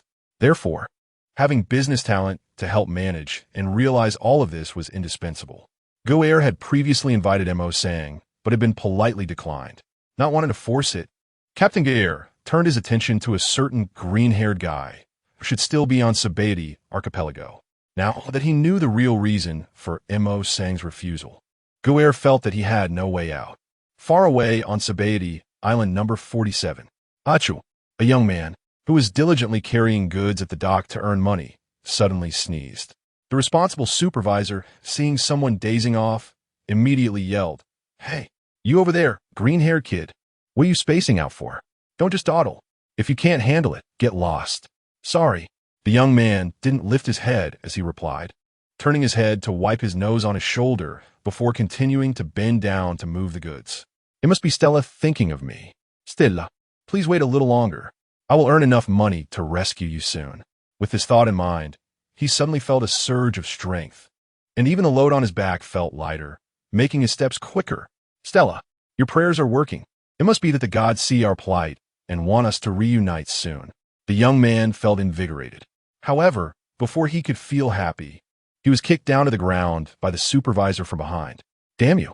The supervisor, with a face full of disdain, spat a thick phlegm on his pant leg and scolded loudly. "You bastard, you dropped 3 out of 5 bags. With your load lightened so much. Didn't you notice at all? I had to chase after you shouting for ages, and you just kept running faster and faster. Are you deaf or just deliberately messing with me?" The man got up from the ground, having fallen headfirst, and blood was already streaming down his handsome face from a wound on his forehead. The blood slowly gathered and finally dripped from his chin. He clenched his fists tightly, the anger in his eyes almost impossible to contain, his whole demeanor like a volcano about to erupt. At this point, many people had stopped their work, standing by to watch, all looking at the diligent supervisor with expressions of disgust. "What are you looking at? Hurry up and get back to work." Seeing more and more laborers gathering, the sharp-faced supervisor felt a bit scared. If a riot really broke out, he didn't know what would happen to these lowly peasants, but he was sure he wouldn't end up well. The supervisor raised his whip again, ready to continue beating, to make an example of these people. But when he saw the man's eyes, fierce like a man-eating tiger, his hand froze, and he involuntarily stepped back a few paces, the whip he had raised hanging in the air without coming down. After a while, the supervisor, regaining his composure, shouted at the man in a threatening tone. What do you want? Do you want to fight back? Think carefully now. If you dare to move against me, not only will you lose this job, but all your hard work from the past 2 months will be for nothing, and you can forget about getting a single penny in wages." He then turned to the others, and you all, get lost. If you dare to keep watching, you won't need to come back tomorrow. Slap, slap, slap. Calm down. Don't get angry. The man slapped his own face hard a few times, the force so strong that everyone around felt the pain. He slowly relaxed his clenched fists, casually wiped the blood from his face with his tattered sleeve, and then, with the help of a few other laborers, picked up the 5 sacks that had fallen to the ground and silently turned to leave. Watching the man walk away, the supervisor finally breathed a sigh of relief. He leaned against the wall and walked to a nearby corner where no one was, his weak legs unable to support him any longer, and he collapsed to the ground, gasping for breath. At this moment, he realized that his palms and back were already soaked with cold sweat, and he couldn't help but feel a bit scared. That green-haired kid is really terrifying. I almost thought I was going to die. Forget it. We're all just workers. There's no need to really work hard for the boss. It's better to stay away from that guy in the future. Cough, cough. Gel interrupted the two who were still in their own world, not out of jealousy, but because women only slowed down his shooting speed. Brother Mose-san, I wonder what illness Miss Funi has. Maybe I can help. Mose-san turned to look at Gel, who was obviously a bit happy, and thought to himself, are you polite? Why do I feel like you're quite pleased? But knowing Gel's character, Mose-san realized he meant no harm, so he spoke up, sigh. Afu has been weak since childhood, and minor illnesses like colds and coughs turn into major ones for her. I went to sea for business to find famous doctors in various places. But over the past few years, I've seen many doctors and taken a lot of medicine. Yet this illness hasn't improved at all. Gel pondered, combining the symptoms and analyzing that it was very likely a special constitution with a naturally weak immune system. However, this was just a guess. He knew nothing about medicine. Brother Mose-san, why don't Miss Funi join us on the Grand Line? Actually, we have another partner waiting for us at the entrance of the Grand Line, Twin Cape. Ignoring the puzzled looks on the couple's faces, Gel pretentiously took a sip of tea and said slowly, oh, I forgot to mention that this partner of mine is an excellent doctor with skills probably ranking in the top 3 in the world. I think maybe he can find a way to treat Miss Funi's illness. You call being in the top 3 just okay? Mose-san and Funi were already too shocked to say anything. Everyone in the room was surprised. Akin and Senior were surprised to learn there were other partners, while Fit and Bia, who had seen Coloca's, were shocked that the seemingly unreliable old man was actually a top doctor in the world. Mose-san and Funi, who had been struggling to seek medical help, were also overjoyed after their initial shock. Well, if that doesn't work, we can also go to the Drum Kingdom, known as the world's #1 in medicine, where there's an even more amazing old lady. We're just passing through. And anyway, there are always more solutions than difficulties, right? Gel was eager to get them on board and wasn't worried about Funi's illness being unsolvable. In the original timeline, this couple could at least live happily until their daughter was about 10 years old. And in the end, it seemed they died from an accident, or possibly were harmed by Bakikuro. He couldn't quite remember, but it didn't seem to be from illness. So Gel believed it shouldn't be a serious disease. If Coloca's couldn't handle it, there was also Kiriha from the Drum Kingdom, and if worse came to worst, getting a Zoan Devil fruit to boost her constitution would also be a good solution. I personally hope you can come help me with your business talents. Staying in the East Blue is such a waste. Join us to see a broader world. Go showcase your talents on a bigger stage. Of course, if you refuse, that's fine too. It's all on a voluntary basis. You guys think about it. Gel spread his arms wide, painting a big picture. Mose-san and Funi exchanged glances, both seeing the answer in each other's eyes. One wanted to cure his fiancée, E, and the other didn't want to be a burden for a lifetime. At this moment, they smiled at each other and nodded in agreement. Mose-san had actually had the idea of joining for a long time. As an excellent businessman, how could he not see that Gel was a very high-quality and worthwhile investment stock, especially with the things Gel casually brought out, each of which made Mose-san smell huge business opportunities. Following Captain Ger would undoubtedly take him to new heights he couldn't reach now, to experience a different scenery from above. Previously, he couldn't let go of his fiancée, E, at home, but now he realized he could have both fish and bear's paw. Mose-san immediately stopped hesitating, tightly holding Funi's hand, standing up excitedly towards Ger, and said, "No need to think about it. We've made our decision. Thank you very much for your invitation. Please take care of Funi's illness, Captain Ger." They called him Captain Ger, but this time the meaning was vastly different from before. Ha ha! Ger felt elated and wanted to shout, "I, Brother Mo, am like a fish in water. Great prospects await." He wanted to perform an impromptu act of desperately seeking talent. But unfortunately, his skills weren't enough, so he could only keep grinning and patting Mawson's shoulder like a fool. "Yay! Brother Mose-san and Sister Afu are going to travel with us too." The naturally friendly Bia immediately pulled Funi in, quickly becoming close. Chapter 38. The Grief of the East Sea Pirates. A week later, early morning.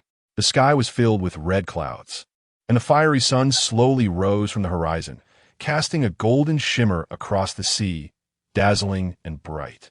Cock-a-doodle-doo. In the village, a rooster from who knows where flapped onto the fence and crowed energetically. On the rugged dirt road, Weibel and Moria walked at the front of the line, each carrying several pots of flowers of various sizes. Dadong and Xiao Bei followed closely behind, having learned that Boss Moria was eloping with his partner, and they came specifically to see him off. Captain Ger was, of course, very welcoming of these kind, loyal, and hard-working sailor brothers joining the ship. But both Dadong and Xiao Bei had families to take care of, so they had to decline Ger's kind offer. Today was the day of departure, and everyone was helping Moria and Funi move. A long line of people carried boxes of books toward the port. Moria himself was lugging a large bag of luggage, panting from the lack of exercise, while Funi followed behind, holding a snow-white cat. She wanted to help, but was unfortunately refused by the male-dominant Moria. Funi walked with a lively pace. She had always wanted to go out to sea and see the outside world, but due to her frail health since childhood, she had never been able to go anywhere, like a canary trapped in a cage. Funi could only learn about the exciting world outside through news and books. So other than reading, her greatest joy was listening to Moria recount his adventures upon returning from the sea. Xiaobai, you must be happy too, right? Meow. Funi gently stroked the chubby cat in her arms, and Xiaobai lazily stretched its paw to scratch its whiskers, responding with a sound. Finally, she had the opportunity to go to sea and see the outside world with her own eyes. Funi had been excited for several days, eagerly anticipating the day of departure. After carefully placing the pots of fresh flowers on the ship, Moria called out to Ger, who was focused on fishing nearby. Captain, it's all set. This is the last batch. Flowers, books, and a cat. This was all that the couple had at the moment. All right, then let's prepare to set sail. Ger replied, without looking away from the buoy on the water. Wait, don't move yet. Hearing Ger's sudden command, Moria lifted the box he was about to put down, afraid of making noise and disturbing the captain, while Senior looked around cautiously for any suspicious targets. Funi quickly covered Xiaobai's mouth. The cat didn't know what was happening and squirmed uncomfortably in her arms. Was danger approaching? Dragon and Maihawk, who were chatting nearby, noticed Ger suddenly become serious and immediately stopped their conversation, focusing their observation haki to sense their surroundings, but they did not detect any danger. Dragon and Maihawk couldn't help but feel impressed by Ger's mastery of observation haki. Maihawk grasped the hilt of his sword, his expression serious. Oh? Is it the legendary ability to predict the future? Truly impressive, Mr. Ger. Dragon also straightened his posture slightly. In an instant, all the combat members on the ship took up their stances, ready for action. Shoo! Ger made a shushing gesture, turned his head, pointed at the trembling buoy on the sea, and whispered, "There's a fish on the line." Everyone almost fainted. "Hey, you jerk!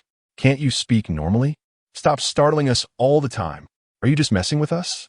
If it weren't for Dragon holding him back, Maihawk would have rushed up to chop this guy. Funi and Moria exchanged glances, communicating through their eyes, understanding each other's unspoken thoughts. This captain doesn't seem very reliable. Should we be cautious in our choice? Is it too late to regret now? Moria awkwardly scratched his head. "Let's go," Ger shouted, pulling up the fishing rod with all his might. And a nearly 5-meter-long fish was reeled in, thanks to the big knife-level fishing rod's bonus and guaranteed hook property. The big fish left the water, thrashing wildly on the deck. "Wow, Captain, this fish looks so strange. It has 2 big pincers," Bia exclaimed in surprise. No matter the size difference, the cat was still very interested in the fish. Xiaobai jumped down from its owner's arms, curiously running up to inspect the strange fish. Its overly plump body made it slow to react, almost getting hurt by the giant pincers of the strange fish. Luckily, Akin was quick and managed to pick it up in time. At this moment, everyone finally saw that Ger had caught a strange tuna with 2 huge claws. "What is this? Could it be?" Fit hurriedly ran back to the cabin and grabbed a book, flipping to a page. After comparing the illustration in the book with the strange fish, he said in disbelief, "Captain Ger, this fish is called a dragon claw tuna, a very rare species and one of the top-tier ingredients. It is said that every part of its meat tastes different and is all incredibly delicious." A person who was fortunate enough to eat dragon claw tuna described it as tasting like the essence of hundreds of lobsters in every bite, with the rich sweetness of tuna. According to records, no one has caught a dragon claw tuna for nearly 10 years. It is said that this fish only lives in the extreme depths of the sea, and it takes 20 to 30 years to grow to a 2 to 3 meter adult size and develop claws like a lobster. The bigger the fish, the more delicious it is. Given the size of this fish, it must be at least 50 or 60 years old. Truly a rare encounter, priceless. If this were to be auctioned, it could fetch at least 100 million berries. On the ship, aside from Moria, who was sensitive to numbers as a businessman, everyone else just wiped the corners of their mouths, nearly drooling. It's really strange. How can we catch such a fish near the shore? Is there something wrong with the records in this book? Fitz scratched his head in confusion. Captain, you're amazing. You actually caught a legendary fish. Akin said earnestly, flattering him. Ha, it seems that my inability to catch fish wasn't due to poor skills. It turns out my equipment was lacking, Ger shamelessly remarked, looking at the black and gold fishing rod made of unknown material with a look of regret for not having met it sooner. Super carbon fiber fishing rod. Big knife level ignores the user's skill level, guarantees hook, and has a certain probability of catching super rare fish. Can be used as a weapon. Truly worth 100 million berries. It turns out fishing is also a game where you have to spin to become stronger. Ger thought to himself. Whoosh. Ding. A black bat-shaped dart suddenly flew out and landed on the deck next to the big fish. With such a large target at such a close distance, it actually missed. Strangely, no one mocked Moria for being bad at aiming because everyone saw that the big fish, which had just been thrashing about, stopped struggling the moment the dart landed. Aside from its gills still moving, the entire fish lay on the deck as if it were dead. Moria's black dart hadn't missed. It had accurately pinned itself to the shadow of the big fish. He. This fish must have known we were setting sail today and came all the way to celebrate with us. We can't let its good intentions go to waste, Captain. Little Lou, showing off Moria's skills, suggested with a smile, blaming Fit for the great introduction that made everyone eager to have a taste. Of course, we're not short on money. Such a rare ingredient should definitely be reserved for our people to enjoy, Ger said proudly. In 2 lifetimes, today he finally felt proud about fishing. He then turned to Feet and smiled. Chef, it's up to you. Having the chance to cook such a rare, top-quality ingredient. Uncle Feet was already grinning from ear to ear, confidently thumping his chest in assurance. Leave it to me. Captain, it's truly an honor to handle such legendary ingredients. I won't waste a single part of it. Good things are happening early in the morning. It seems today is a good day. Crew set sail. Captain Ger stood at the bow, raising his arm and calling out, and everyone responded loudly. The sea breeze filled the sails, pushing the wooden ship towards the vast ocean. Although Ger's main purpose for coming to Zillibu village was initially to pick someone up, he also aimed to dig into the wall of the red-haired guy. Mozong had tried his best to inquire, but unfortunately, the guy had run off somewhere again. After staying for a few days, he still couldn't meet Jesus Boo. However, Ger didn't mind too much. He was already very satisfied with Mozang's joining. A month later, as the ship got closer to the entrance of the Grand Line, the number of pirates they encountered increased as well. After all, Roger was executed in the East Blue, and the pirate era sparked by his last words began to ferment their first. Having been born in a peaceful and prosperous country in his previous life, Ger instinctively despised the profession of piracy. 9 out of 10 pirates were ruthless and evil. Therefore, among the pirate crews they encountered, only one was a rookie who hadn't had the chance to do evil yet, and Ger physically persuaded them to back off. The rest were all eliminated ahead of time. Those people had already witnessed the dangers of the sea and were all crying and kneeling on the ground, announcing the dissolution of their pirate crew, promising to go home and farm honestly, never daring to do it again. Real pirates don't go to sea to play house. There's almost no group of rich second-generation adventurers like the main characters. The fastest way to accumulate wealth is not through creation, but through transfer. And pirates are a group of villains who use violence to transfer wealth. They all deserve to die. Ger declared, to hell with pirate dreams. As battle crew members, Weibel and Moria were busy every day during this time. Akin's strength had also progressed rapidly. He could now take down pirates with a bounty of around 10 million on his own. At this time, bounties over 10 million had no fluff. Most of them were pirates with real skills. Ger wasn't surprised at all. Akin was inherently gifted, now had two famous mentors teaching him. The ship's meals were good. And with daily practical training against pirates, becoming stronger was just a matter of time. However, Ger was quite frustrated that none of the dozens of pirate crews they encountered had any ability users. Recently, a piece of news circulated among the underground forces in the East Blue. A group of powerful monsters was rampaging through the East Blue, slaughtering pirates. Several pirate crews with bounties over 10 million had been eliminated, and their methods were extremely ruthless, with no pirate left unscathed. Suddenly, pirates in the East Blue were on edge. According to reliable sources, the opposing ship was a three-masted sailing ship with no markings or flags. The pirates and underground forces privately named this ship the Death God. Ger also unintentionally made an important contribution to the infamous reputation of the weakest pirates in the East Blue.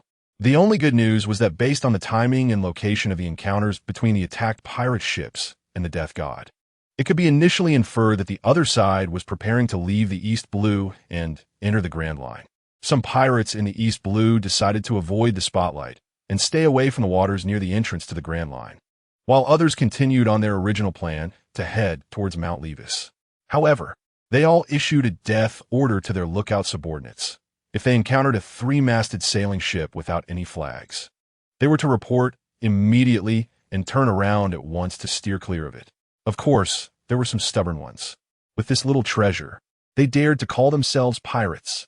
After finishing looting the treasures from the pirate ship, Ger laid back leisurely on the large sofa on the second-floor balcony, with his hands supporting the back of his head. This spot should be the exclusive throne of the pirate captain. Ger stared blankly at the pirate flag fluttering on the mast, which showed a skull holding two swords. Is this the flag that symbolizes the life and soul of pirates? How ugly! This pirate ship had actively pursued them and fired cannons, forcing Ger to bring Moria and Akin over to loot them. This behavior, in any era, would be considered legitimate self-defense. Weibel was left on the ship. He was too young to understand how to throw a match. With one hit, even if the other side wasn't wiped out, they would lose their fighting spirit entirely, failing to achieve Ger's training purpose. So now, whenever they encountered pirates, Akin would take the lead while Moria supported from the side. At Ger's suggestion, Moria had a breakthrough in developing his fruit powers. His shadow warriors could now swap positions with multiple shadow marks, achieving a teleportation effect similar to flying Thunder God over short distances. After leaving a mark in Akin's shadow, he sat beside Ger and started fishing. On the first-floor deck, Akin's opponent was the captain of the double-sword pirate crew, Double Sword Fideli. Fideli was a dual-wielding swordsman with a bounty of 14 million berries, standing 3 meters tall, with a robust build and a fierce appearance. A long scar running through his left eye only added to his intimidating demeanor. At this moment, Fideli regretted it deeply. Dozens of his subordinates had already fallen, and he wanted to slap himself for provoking this group of people. How foolish. Damn it. This is too despicable and shameless. To exhaust my strength, they actually sent a kid to die. Come down and fight me if you have the guts. I can let you all come at me together. I am Double Sword Fideli. Ha ha ha. Fideli threw his head back, looking disdainfully at Moria, actually just trying to provoke him to say something rash and promise not to make a move, giving himself a chance to fight one-on-one. If the other side really came at him together or left one nearby to ambush, he would have no chance of winning. Moria ignored him, merely looking at him with the gaze of someone watching a dead person, a hint of mockery on his lips. In his eyes, Moria was undoubtedly the strongest among the three present, and from his previous moves, it was clear he was an ability user. Very tricky. Meanwhile, Ger and Akin were just the young juniors brought along for training. The thought of being a pirate with a bounty of over 10 million, yet being treated as a sharpening stone, made him grip his dual swords tightly, his anger completely erupting. Chapter 39.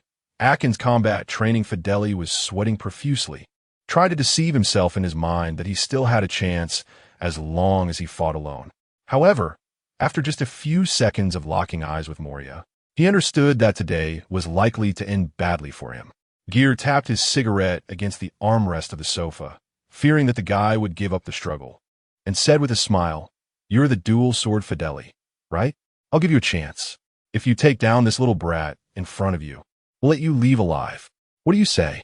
"Huh, really? Can I take your word for it?" Fideli asked Ger, his expression neutral. Of course. Even with Ger's affirmative answer, he turned to look at the tall figure standing beside him. "Hee, you don't have to doubt it. This is our captain. His word is law. I will naturally abide by it." "Ha ha. It seems you guys have completely underestimated me. This is really annoying. I've been sailing the seas for over 10 years. Do you really think I'm a fool?" Fideli's eyes bulged with anger, bloodshot, and gritting his teeth as he pointed at Akin and shouted, "How ridiculous! I'm a pirate. How could I naively believe that you would kindly spare my life? You're just afraid I'll give up fighting and ruin your fun." Ger was somewhat surprised, as he had thought he would grasp at any chance like a drowning man clutching a straw, but unexpectedly, this Captain Fideli seemed to have some brains. "Good. You're a smart one." Ger clapped his hands in praise. "But do you really think I would lose to such a little brat? What a joke. I'm a notorious pirate of the East Sea. Even if I die today, I will make you pay for your arrogance." No matter how many evils he had done before, at this moment, he chose to give up on survival and fight to the death for his last bit of dignity. Ger respected him as a qualified warrior and stopped mocking him. Akin remained silent throughout, holding two picked-up daggers in reverse grip, setting his stance like a praying mantis ready to hunt, his expression cold and serious. This posture made Fideli even more furious. "Bastard! Die for me, arrogant little brat." The height difference between the two was significant, so Fideli had to bend over to lower his center of gravity. He lunged forward, dragging his dual swords behind him, and with a few large strides, he rushed in front of Akin. The two swords swung down viciously, ready to cleave the little brat in front of him in half, like scissors. Clang! Akin raised his daggers to block, and the two daggers clashed fiercely with the dual swords, becoming locked in a stalemate in front of them. How is that possible? Feeling the force transmitted back from the weapons, Fideli was quite surprised. He had not expected this seemingly weak little brat to be able to withstand his attack head-on.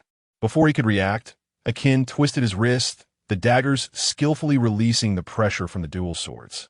Losing leverage, Fideli stumbled back, caught off guard. Akin seized the opportunity, instantly bending down, swinging his right-hand dagger upward while his left hand switched to a regular grip and thrust forward. So fast. The dagger was so close that the cold glint of the blade could be clearly seen. Fideli was taken aback, relying on his rich experience from countless battles. He reacted immediately, hurriedly leaning back to successfully evade the dagger aimed at his throat. Swish! The sharp dagger brushed past, cleanly shaving off Fideli's beloved goatee. "Damn bastard! You!" Puffed. Fideli hadn't finished his sentence when a sharp pain in his lower abdomen choked the rest of his words in his throat.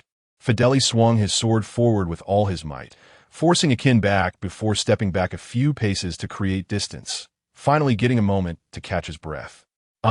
That hurts like hell, you bastard. I'm going to chop off your head." Fideli, indeed a man who could stand out among a group of desperate men to become a pirate captain, felt no fear from the bleeding wound on his right lower abdomen. Instead, it ignited his fighting spirit, making him even more frenzied like a shark that smelled blood. "Oh, what is this?" Seeing Fideli suddenly bite a dagger with his mouth, Ger thought he was about to unveil a three-sword style decades in advance, causing him to sit up straighter. But then, Fideli freed his right hand, pulling up his belt a dozen centimeters to cover his wound, then forcefully yanked the belt to stop the bleeding in such a simple and crude manner. "Hee, you're quite capable, little brat. I recognize your strength now. Next, I'm going to kill you seriously. If you can really do it, you wouldn't be talking so much." Akin showed disdain, then charged at his opponent again. Such a lack of manners. This is why I hate reckless little brats. Fideli swung his dual swords to meet him. In an instant, the two fought dozens of rounds again. Akin was as fast as lightning, his movements nimble, and his storm-like fierce attacks forced Fideli into a passive defense. What frustrated him even more was that every time he considered giving up defense and opting for an exchange of injuries, Akin would instantly create distance, giving him no opportunity. Damn it, just dodging around like a pesky fly. Come and face me directly, You damn little brat. Fideli's body was covered in more and more wounds, feeling increasingly irritated, cursing under his breath. If this dragged on, he would surely be worn down to death. No, if this continues, I'll really capsize in the gutter. His opponent was already injured, so logically he should just slowly deplete Akin's stamina now. But Akin glanced at Ger, who was watching from the sidelines, then shook his head. No, I can't keep the captain waiting too long. I need to finish this quickly. Clang, clang. In the blink of an eye, the two exchanged several more rounds of offense and defense. Impatient, Fideli suddenly opened his center, exposing a clear flaw. Akin reacted quickly, rotating his dagger 180 degrees into a proper grip, slightly crouching before suddenly kicking off, his figure shooting like an arrow straight for Fideli's heart. It's over. Clang. The dagger struck accurately against the left side of Fideli's chest, but failed to penetrate his heart, instead hitting some hard object hidden beneath his clothing. Oh no! Akin sensed something was wrong as the feedback from the dagger fell off, and he immediately tried to withdraw, but it was too late. Before he could retract his right hand, Fideli grabbed his wrist. Ha ha! Finally caught you, you damn fly. Fideli grinned sinisterly, directly executing a shoulder throw that slammed Akin hard onto the deck. Bang! The tremendous impact caused Akin to spit out a mouthful of blood, his vision blurring. Ha ha ha! D. Fideli pressed Akin down on the deck with one hand, raising his sword to chop at Akin's head. In the blink of an eye, Akin forcefully dislocated his captured right hand, swiftly throwing his dagger, performing a backflip, and catching the airborne dagger between his feet, aiming it at Fideli's neck. It looked like both would perish together. Life and death hung in the balance for a moment. Puffed. Warm blood sprayed everywhere. Fideli clutched his bleeding neck with both hands, slowly falling backward. He wanted to say something, but only bubbling sounds came from his punctured throat. His eyes widened, staring intensely at Ger and Moria on the second floor, looking as if he could not die with his eyes closed. How could we let you hurt our junior? At the last moment just now, a large black hand stretched out from Akin's shadow to block Fideli's knife. Although it seemed that even without Moria's intervention, it would be Fideli who would die first. If that knife really fell, Akin would definitely end up with a scar. Having just experienced life and death, Akin slowly stood up with his left hand supporting the ground.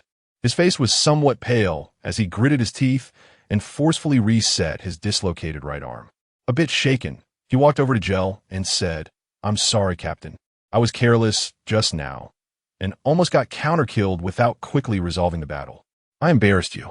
Gel shook his head, tossed Akin a clean towel, and comforted him. Well, don't worry too much. Just pay attention next time.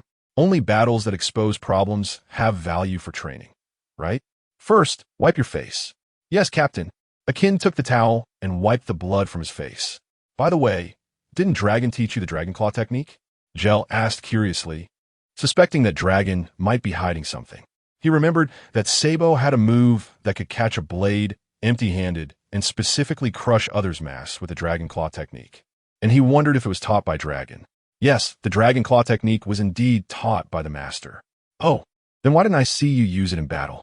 Upon hearing this, Akin awkwardly replied, Captain, I haven't even learned the armament hockey yet.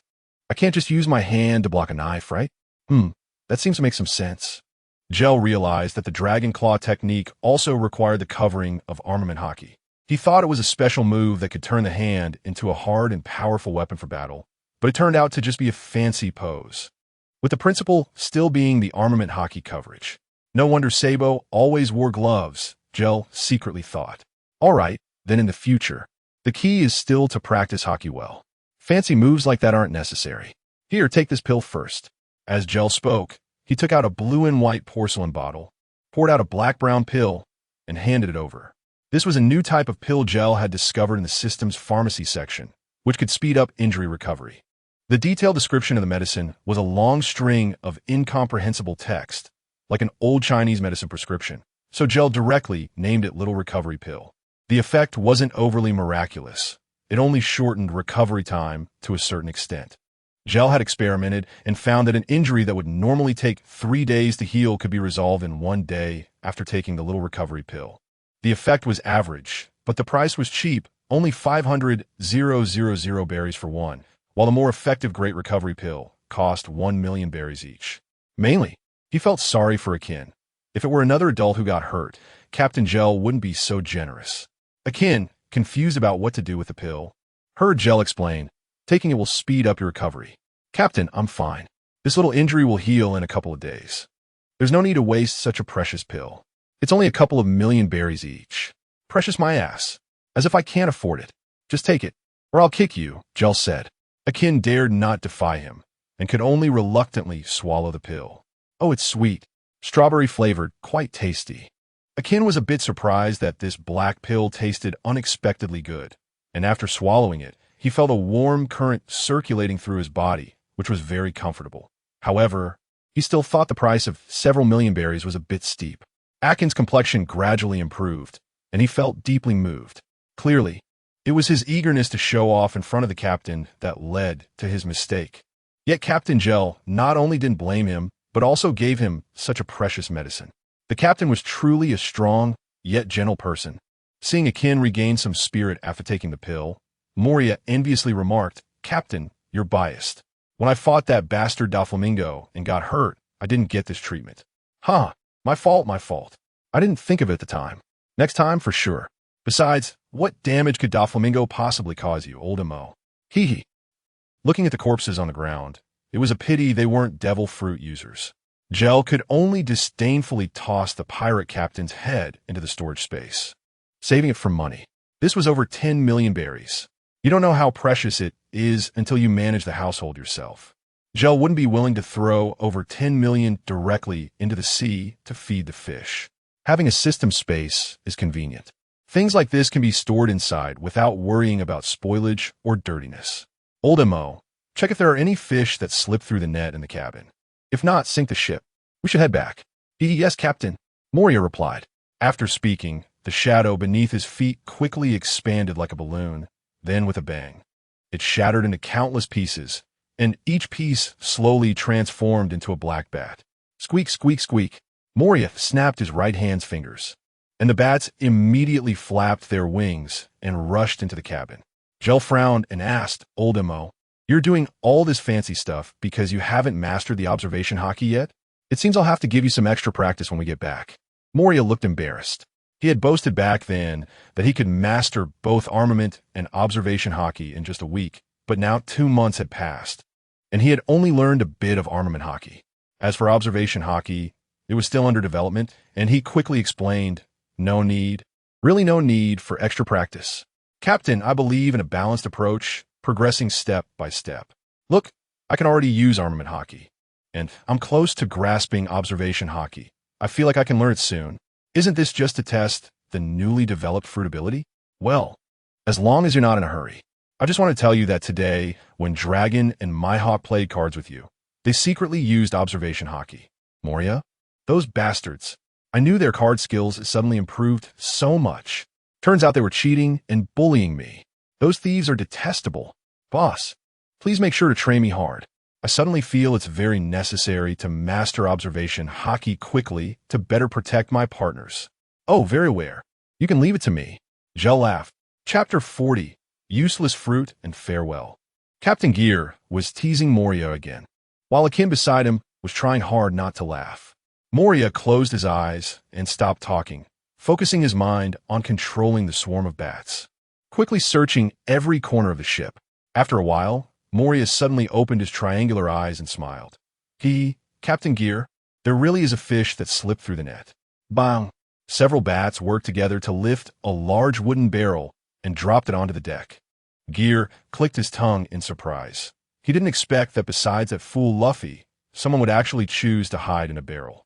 Even if they weren't discovered by the enemy, how could they manage to eat, drink, and relieve themselves while floating in a narrow barrel on the sea? Just thinking about that image made Ger's stomach churn. Oh my! The barrel smashed onto the deck and shattered into several pieces. And a middle-aged man with a lewd appearance and a thin, short stature screamed as he fell to the ground. Moria took a couple of steps forward, grinning as he dragged a man, who looked as thin as a monkey, in front of Ger. Spare me, sir. Spare me. I'm just a lackey. I've never done anything bad. The man prostrated himself on the ground, repeatedly bowing his head towards Ger, the sound of his forehead hitting the deck echoing. Clearly not a person of integrity. What is your name? Lift your head. Hearing Ger's command, the man dared to raise his head.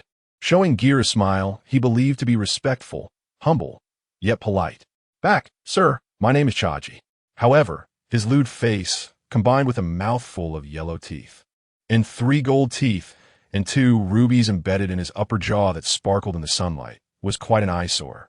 Ger squinted his eyes and looked at this obviously dishonest lewd man, laughing. I've searched the entire pirate ship, and all the valuable things combined are less than 10 million berries. How can a poor pirate crew like yours have a lackey who wears gold and silver? Even your damn teeth are gold and diamond-studded? Do I look that easy to deceive? The lewd man Chaji was intimidated by Ger's invisible aura, and for a moment, he just kept bowing his head, not knowing what to say. It seems you still don't want to tell the truth. Forget it. No need to waste time. Just chop him up and feed the fish, old Moria. All right, boss, Moria said as he slowly walked over, drawing his long knife. Seeing Moria's devil-like appearance and the strong smell of blood on him, Chaji's legs went weak, and he fell to the ground, a warm stream escaping from between his legs. At the critical moment of life and death, his mind became unusually clear. Instead of looking at Moria with a knife, Chaji turned to Ger, knowing that the one who truly decided his life and death at this moment was this handsome young man before him. Lord, spare me. Please don't kill me. I'll tell the truth. I have a special ability to communicate with animals. Through them, I can understand the ocean currents and weather changes around. So I am actually an excellent navigator. Please don't kill me. I can serve you. A great person like you must be planning to conquer the Grand Line and become the Pirate King. Ordinary navigators can't do that. I have the confidence and ability to help you. Respectable sir. After finishing, Chaji crawled forward to hug Ger's thigh. But Ger smelled a stench of urine and kicked him to the ground with a look of disgust. Chaji lowered his head, a trace of barely perceptible rage showing on his face, but when he lifted his head again, he still wore that respectful and humble smile. He got up from the ground, completely unembarrassed by being kicked, but felt anger inside. Damn it, I've put in so much effort to perform. Almost crying my tears dry. How can this person be so unmoved? This young man is unexpectedly so hard-hearted. Hold on. A gentleman's revenge is never too late. The priority now is to gain the other party's appreciation and survive before plotting anything else. When 2 pirate crews meet, it is often a fight and a takeover. But Chaji indicated that he had seen plenty of such small scenes. Since going to sea, he has changed several pirate captains. A solid navigator with a rotating cast of captains. Only he has managed to thrive. Because of his excellent navigation skills, he has gained the appreciation of new bosses every time he changed jobs, thus enjoying better treatment. What he feared was encountering unreasonable people who would cut him down before he finished speaking.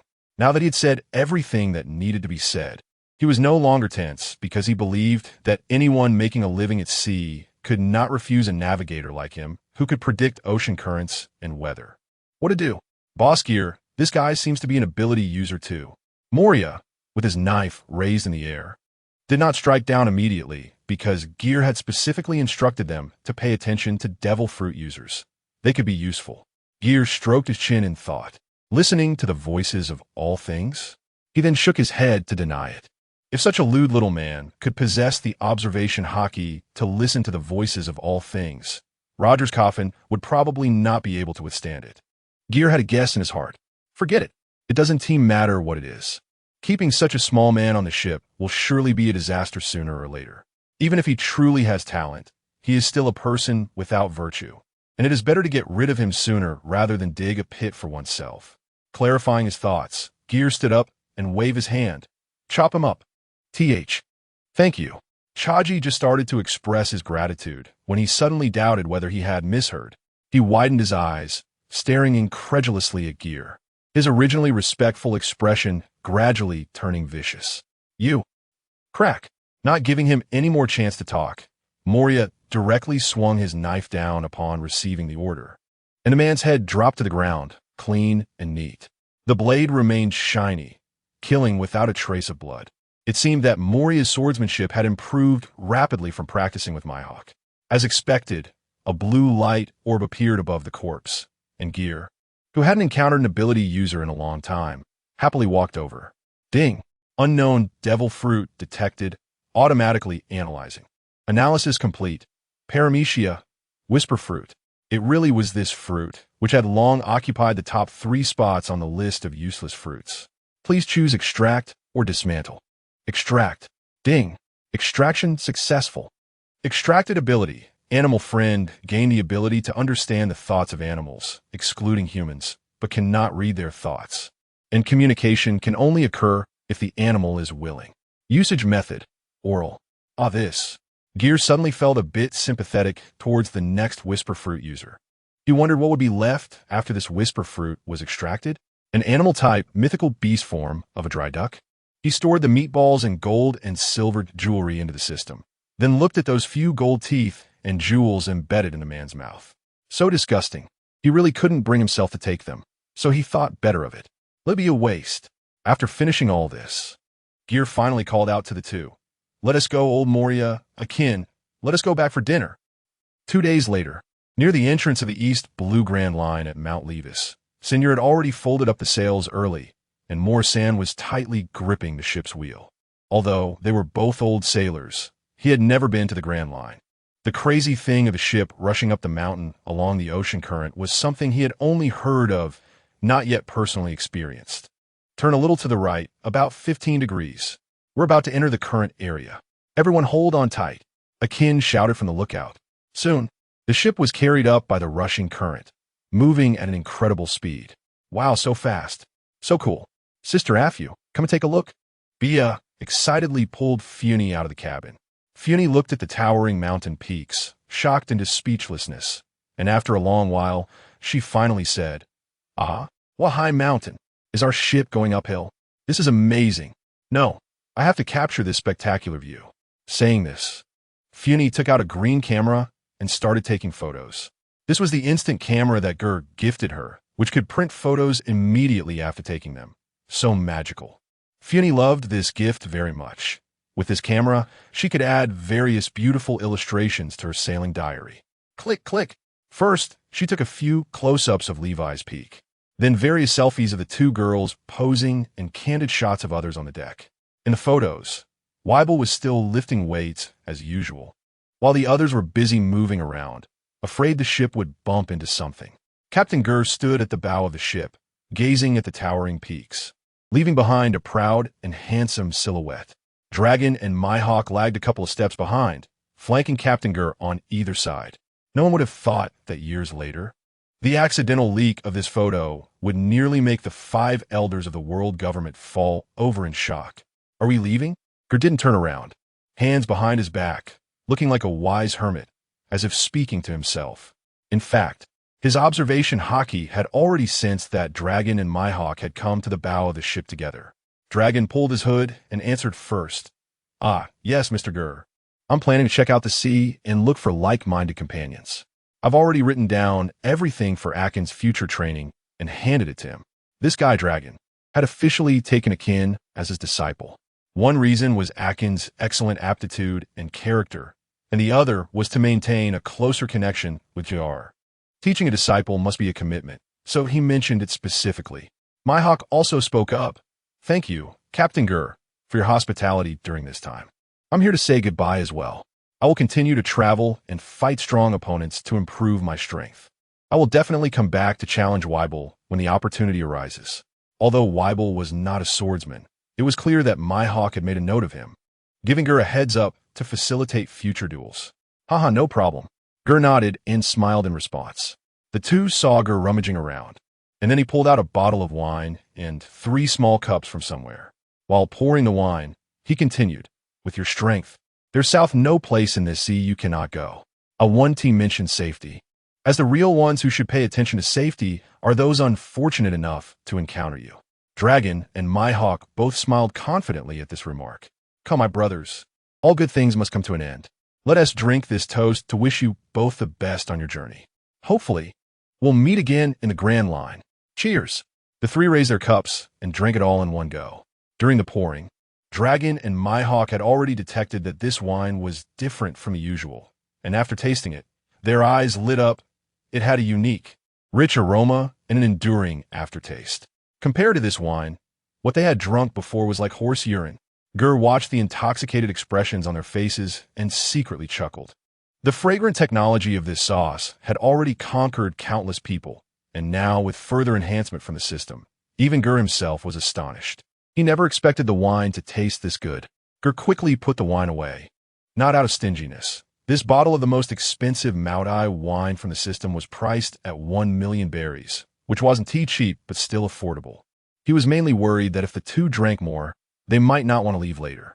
Seeing Ger's actions, Dragon and Mihawk smacked their lips, thinking that Captain Ger was being stingy. I really want another cup. Such fine wine, a rare encounter.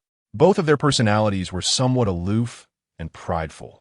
So they exchanged glances, wanting to drink, but feeling embarrassed to ask. They could only secretly sniff the lingering fragrance in their empty cups. Under the intense gaze of the two big men, Ger sighed, still soft-hearted, and took out the wine again. After refilling their cups, he directly handed the remaining half bottle of wine to Dragon to avoid any lingering thoughts. A little drink is for pleasure, Dragon. You are destined for great things and must not indulge like I do. Hearing this, Monkey D. Dragon's expression became serious. Thank you for the reminder, Mr. Ger. After saying this, he handed the wine bottle to Mihawk.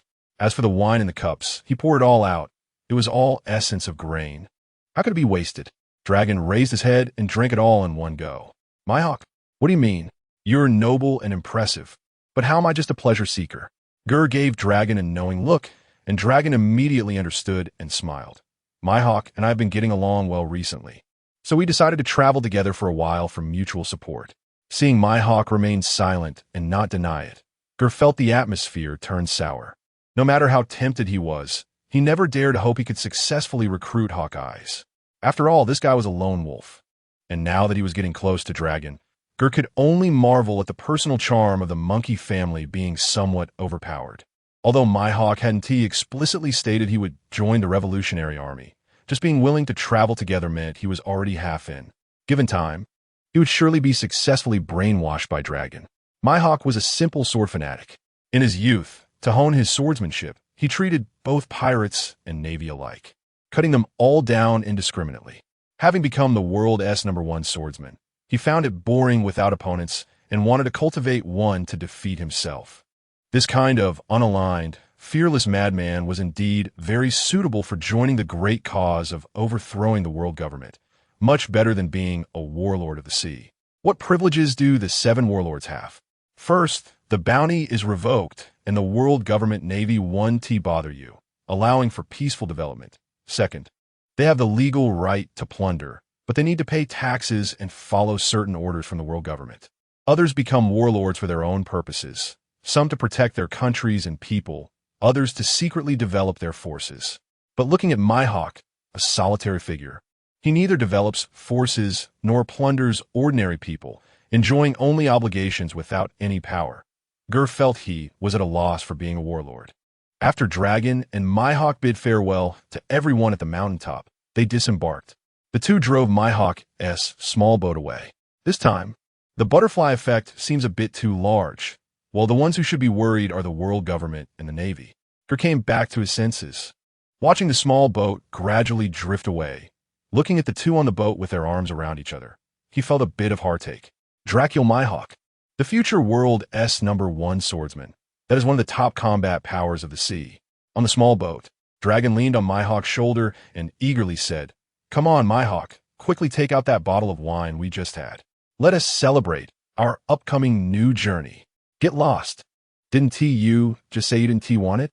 Pushed away by Mihawk, Dragon shamelessly leaned back in like a rogue, completely lacking the composure expected of a backstage boss. Hey, don't be so heartless, Mihawk. Just 1 cup will do. Pour moi un cup. Half a cup is fine. I'll just sniff it. I want to drink it. That's okay, right? Get lost. You're too much. How dare you try to hog it all? Don't force me to take it by force. Chapter 41, Unwritten Rituals. The friendship between Dorag and Mihawk capsized just like that, as the two argued over half a bottle of wine and left. Ger was celebrating with the crew on the ship for the new adventure they were about to embark on in the Grand Line. A case of rice wine contains 12 bottles, and Ger made sure that Dragon and Hawkeye had walked far enough away before he generously took out the remaining 11 bottles to share with the crew. If Dorag saw this scene, Ger wouldn't even know how to explain it to him. Click! As soon as he opened the bottle cap, the rich aroma of the wine wafted into the noses of everyone on the ship, stirring the wine bug in the belly of the old drunkard. So fragrant. Captain, what kind of wine is this?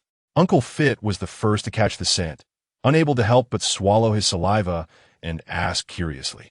Similarly, Mosin and Senna, who also enjoyed a drink, were drawn over by the aroma, already parched with anticipation. This is a famous wine from my hometown. You guys should try it. But remember not to drink too quickly. Ger didn't keep them waiting long and directly handed out a bottle to each person. Cough, cough, cough.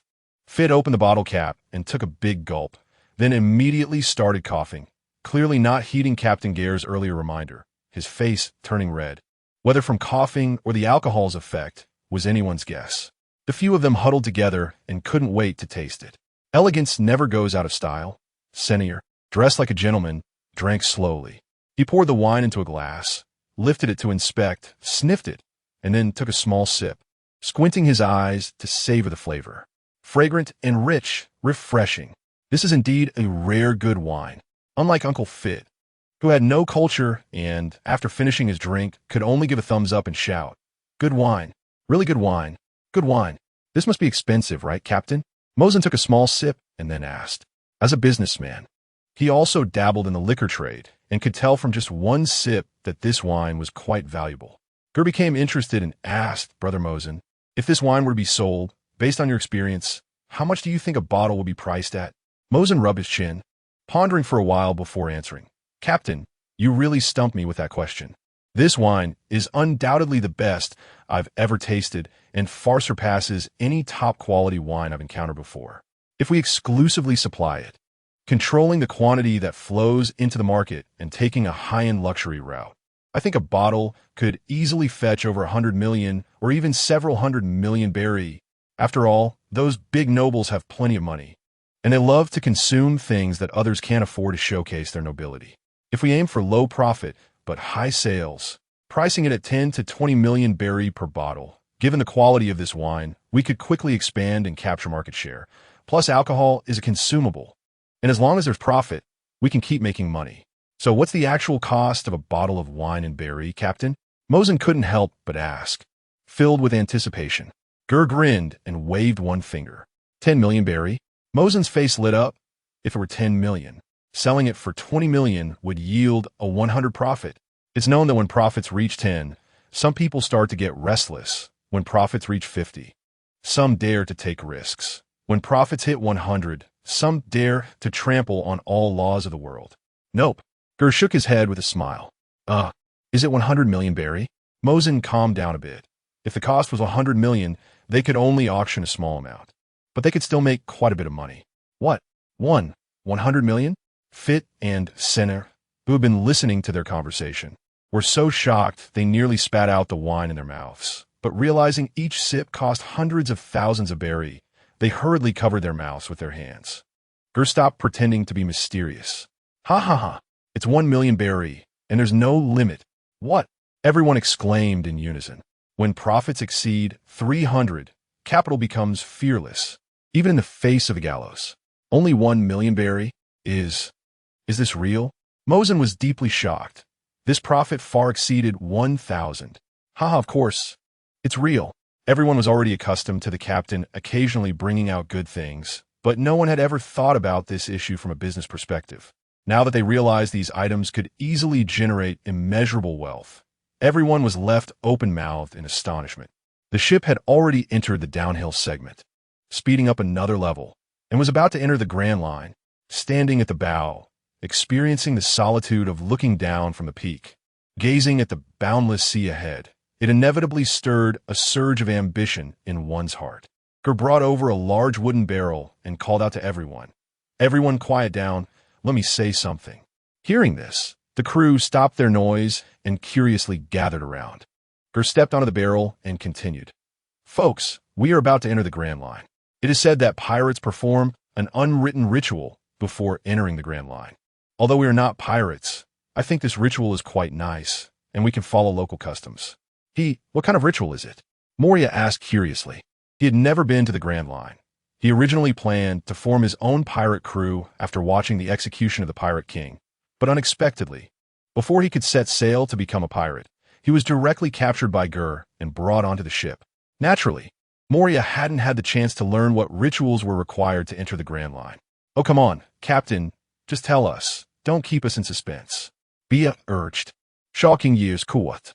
Seeing the atmosphere had been built up, Ger finally smiled and said, "This ritual involves all crew members forming a circle, with one foot on a barrel like I am, and in front of everyone, loudly declaring their dreams and ambitions, and then we all toast together, as a way to encourage each other, hoping that one day in the future, everyone can achieve their dreams." Sounds quite interesting. Everyone was eager to try after hearing this. Following the custom, the adults raised their glasses, and the children's cups were filled with juice. "Ahem, I'm the captain, so I'll go first."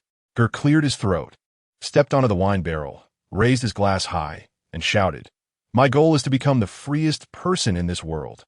I want to go wherever I want. Live happily, not bully the weak, not fear the powerful, stay true to myself, and insist on doing what I believe is right. Protect my friends and do my best to help them achieve their dreams. Captain, so cool. I want to go next." The wooden barrel Ger prepared was a bit high, but the stubborn Bia did a split to hard press her foot onto the barrel and shouted loudly, "Right now, I just want to eat delicious snacks every day. And when I grow up, I want to become a powerful person so that I can protect you all when you get old." One after another, everyone stepped onto the barrel to declare their ideals. Moria, to become a legendary powerhouse that makes the entire sea tremble. Fit, to become the top chef, recording all the delicious foods. Mosen, to become a financial giant, hoping to use the power of money to help everyone. Funi, to travel the world, recording beautiful scenery and life. Weibel, to listen to my brother and become the strongest in the world. Akin, what about you? Finally, only Akin had not yet declared, and everyone turned their gaze toward him. Ajin pondered for a long time and said seriously, "The captain's will is my will. I will inherit it and vow to defend it with my life." Clang! Ger punched Ajin on the head and scolded, "What do you mean my last wishes? I'm still alive and well, and you're already thinking about inheriting my last wishes? I think you're just itching for trouble." "I'm sorry, Captain. That's not what I meant," Ajin said, holding his head in pain and defending himself with a wronged expression, which made everyone burst into laughter. "Come on, for our dreams, for a wonderful today. Let's raise our glasses. Cheers." Senor said, "Huh? What about me? Has everyone forgotten about me? I haven't said anything yet. Forget it. I don't have any ambitions. I just want to live a simple life." Chapter 42 Goodbye. Labu Great Route Entrance Twin Gorges Haha. Finally back. At the bow, Ger looked around but didn't find that familiar figure, so he put his thumb and index finger to his lips. A clear and long whistle sounded, and soon there was a response. "Woof woof. Huh, something is coming." Akin stood on tiptoe, leaning over the ship's railing to look in the direction of the sound. Bia blinked her big eyes and took the opportunity to show off. "It's my friends coming over. Akin, don't get scared later." "Impossible, absolutely impossible. I want to be scared," Akin confidently replied. He had been undergoing practical training of blood and fire, life and death recently, and after this period of honing, Akin not only improved his strength rapidly, but also became more mature and steady, much more reliable. In broad daylight, he absolutely did not believe that anything could scare him. "Woof woof. Ada, air. Over here. Over here." Bia stood at the front, waving her hands, like a traffic cop directing traffic. Ada and air dashed towards the ship like a race, and just as they were about to crash into the hull, the two dogs suddenly hit the brakes. And all that could be seen were their huge dog heads poking onto the ship, affectionately rubbing against Ger's hand, borrowing a bit of courage from their dog guts. They didn't dare to actually crash into the ship. Bia ran up too, hugging the silly dog heads and petting them while calling to her little brother behind. "Akin, come here. What are you dawdling for?" "Coming." Akin replied calmly and walked forward, secretly pleased. "Is that it? Bia is underestimating me. I'm already a man who has experienced life and death. How could I be scared by just two dog heads of sea beasts?" Poof poof. Suddenly, a huge water column shot up from the sea ahead, spreading out at a height of 100 meters, looking like a giant fountain. On this sunny day, The mist of water in the air refracted the sunlight, forming a beautiful rainbow. What is that? Akin was startled by the sudden spray of water and instinctively took 2 steps back. Wow, so beautiful. Funi hurriedly ran out from the cabin, took out her camera, and captured the water column and the rainbow in the air before it disappeared. Ger grabbed Bia, spreading his coat to shield against the falling seawater. Hey, hold on tight. A big guy is coming. Moria, who had initially awakened his observation hockey, reminded everyone with a smile. Suddenly, a huge black shadow appeared directly below the ship and was slowly getting bigger. Ah, what is that? Mozong quickly reached out his right hand to hold onto a nearby pillar, while his left hand tightly pulled Funi. Splash! The shadow finally emerged from the water, and the ship began to sway. Soon the entire ship was lifted out of the water, being carried on the back of the monster below. This gigantic creature was Labu, the island whale. Wow, what in the world is that? It's so big. Akin nervously took out his dagger, preparing for battle, but looking at the 100-meter monster below, he suddenly didn't know where to start. Don't be afraid, Akin. This is Labu. We've been lifted up. Wow, Labu is amazing. Bia shouted excitedly. Ada and Aer were also lifted out of the water, happily clapping their front flippers. Clearly they had become familiar with Labu during this time and were no longer afraid of being eaten. The 2 sea dogs slid smoothly off Labu's back and dove into the water, playing happily like they were on a slide. Ger's mouth twitched. If the ship accidentally slid down like that, it would definitely crash and break into pieces, right? He quickly shouted, Labu, stop playing, put us down. Juju. Labu called twice and obediently dived down, placing the ship back on the surface of the sea, and everyone let out a collective sigh of relief. When Labu resurfaced beside them, those who had never seen Labu before finally saw that the creature they had just interacted with was actually a giant whale. Everyone, this is Labu, our partner. Ger turned to introduce to the people on the ship. How about it? ISNT, it's super cool. Juju. Labu was praised by Ger and excitedly began to create waves again. Everyone on the ship nodded in agreement. With a size like that, how could it not be cool to take it out for a stroll? You little brat, you finally came back. Why did you take so long? Kurokas had climbed onto the ship at some point, standing at the bow, twisting the seawater out of his clothes while speaking. Huh, there are quite a few new faces. All tricked onto the ship by you, right? Haha, what are you talking about? What do you mean tricked? Can't it be that they were attracted by my personal charm? Ger laughed, and then walked over to hand Kurokas a bottle of wine. What's this? Trying to shut me up with something? Kurokas wooed to be polite to Ger, taking the wine and directly opening the cap for a sip. Wow, good wine. You seem to have struck it rich. I've never had such high-end wine. Ger didn't answer and calmly said, Roger left this world smiling on the execution platform. Upon hearing this, Kurokas didn't respond immediately, silently took another couple of sips of wine, and after a while laughed. Ha, what a pity. What's the use of being the Pirate King? Even the Pirate King Roger couldn't enjoy such good wine. You don't know how much that guy loved to drink. His body was almost falling apart, telling him to drink less, but he wouldn't listen. I was trying to save his life, and he acted like I was trying to take it. You say that as not infuriating? The old man reminisced about the past, muttering to himself. At his age, he has no self-awareness at all and still needs me to keep an eye on him all the time.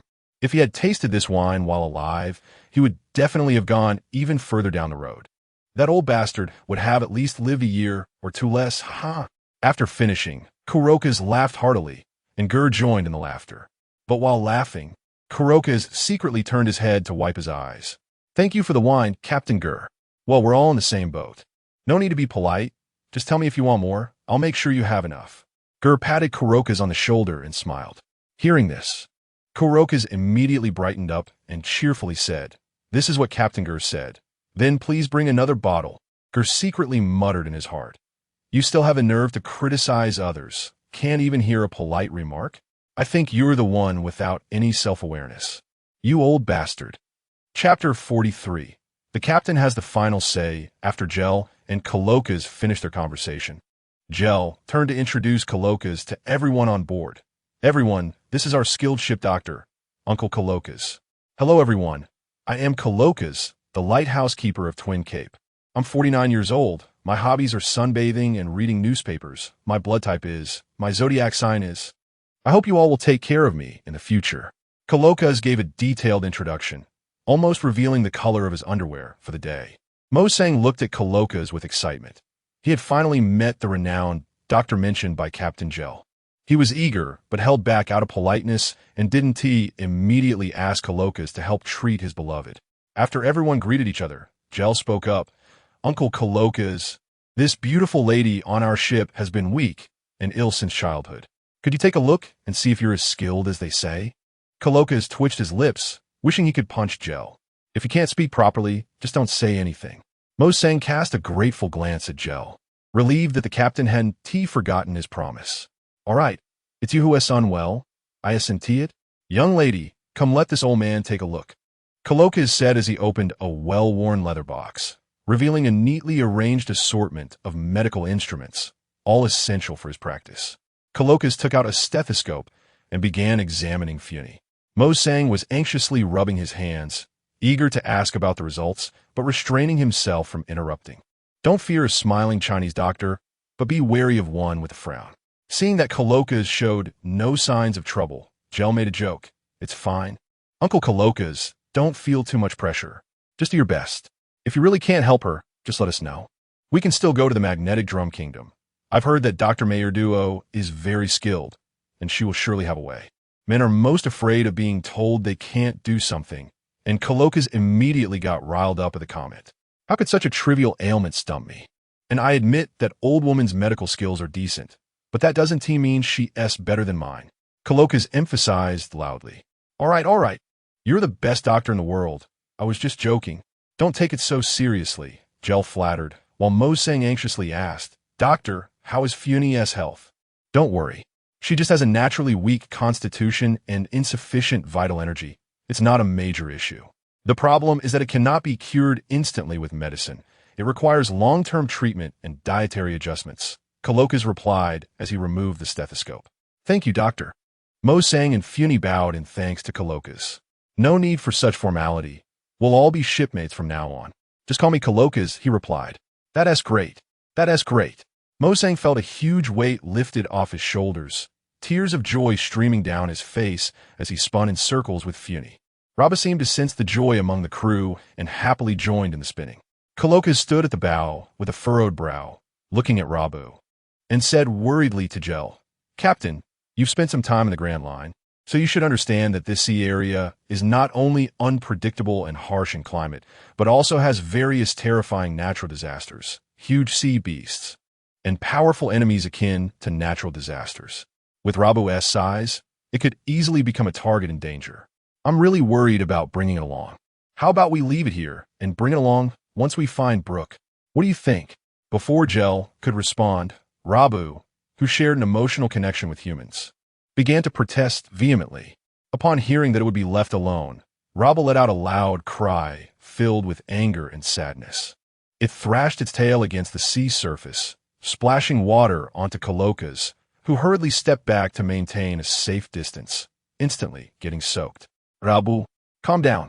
I'm doing this for your own good, Colokas shouted, wiping the water off his glasses. In response, he was met with another wave of splashing water. Rabu, chirp, chirp. Rabu shook its head vigorously, clearly saying without translation, I want to listen. Colokas felt helpless, wondering if he needed to use a sedative again. Ger jumped to the bow and shouted at the splashing whale, Rabu, I'm the captain of this ship. You're part of the crew now, so you must listen to me. Perhaps due to the time spent traveling with the Rumbar pirates, Rabu always considered itself part of the crew, so it seemed to understand that it needed to follow the captain's orders. Chirp, chirp. Rabu surprisingly quieted down, stopping its outburst, but its huge eyes were still filled with tears, feeling wronged as it called out twice. Am I going to be left behind again? Seeing Rabu willing to listen to Ger, Colokas finally sighed in relief, but the thought of leaving it alone brought a wave of sadness. However, this was for Rabu's safety, and he had to steel himself to do it. On the ship, knowing they couldn't take Rabu along and seeing the little whale as pitiful state, the sensitive ones were secretly wiping their tears. Funi took out a handkerchief, helping Bia wipe her tears while comforting her. It's okay, don't cry. The captain will definitely help Rabu find its family and reunite them. As she spoke, her own eyes started to glisten.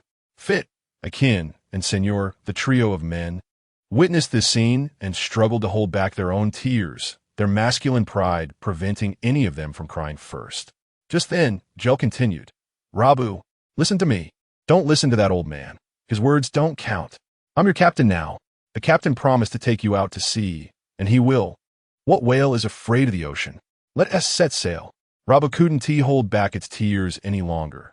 Two streams flowed like a dam bursting, splashing into the sea. Gel smiled and raised his right hand, and Rabu, understanding, leaned forward and gently rested its head in Gel's palm. Funi took out her camera to capture this beautiful moment. Everyone was immersed in emotion, while Coloca's, the old father, almost spat blood in anger, never expecting Captain Ger to come between him and Rabu's father-son bond. Am I the bad cop first, and you'll be the good cop later? Sighing deeply, Coloca's finally stopped opposing the idea. There was no point in dwelling on it. In the future, he would risk his life to protect Rabu in times of danger.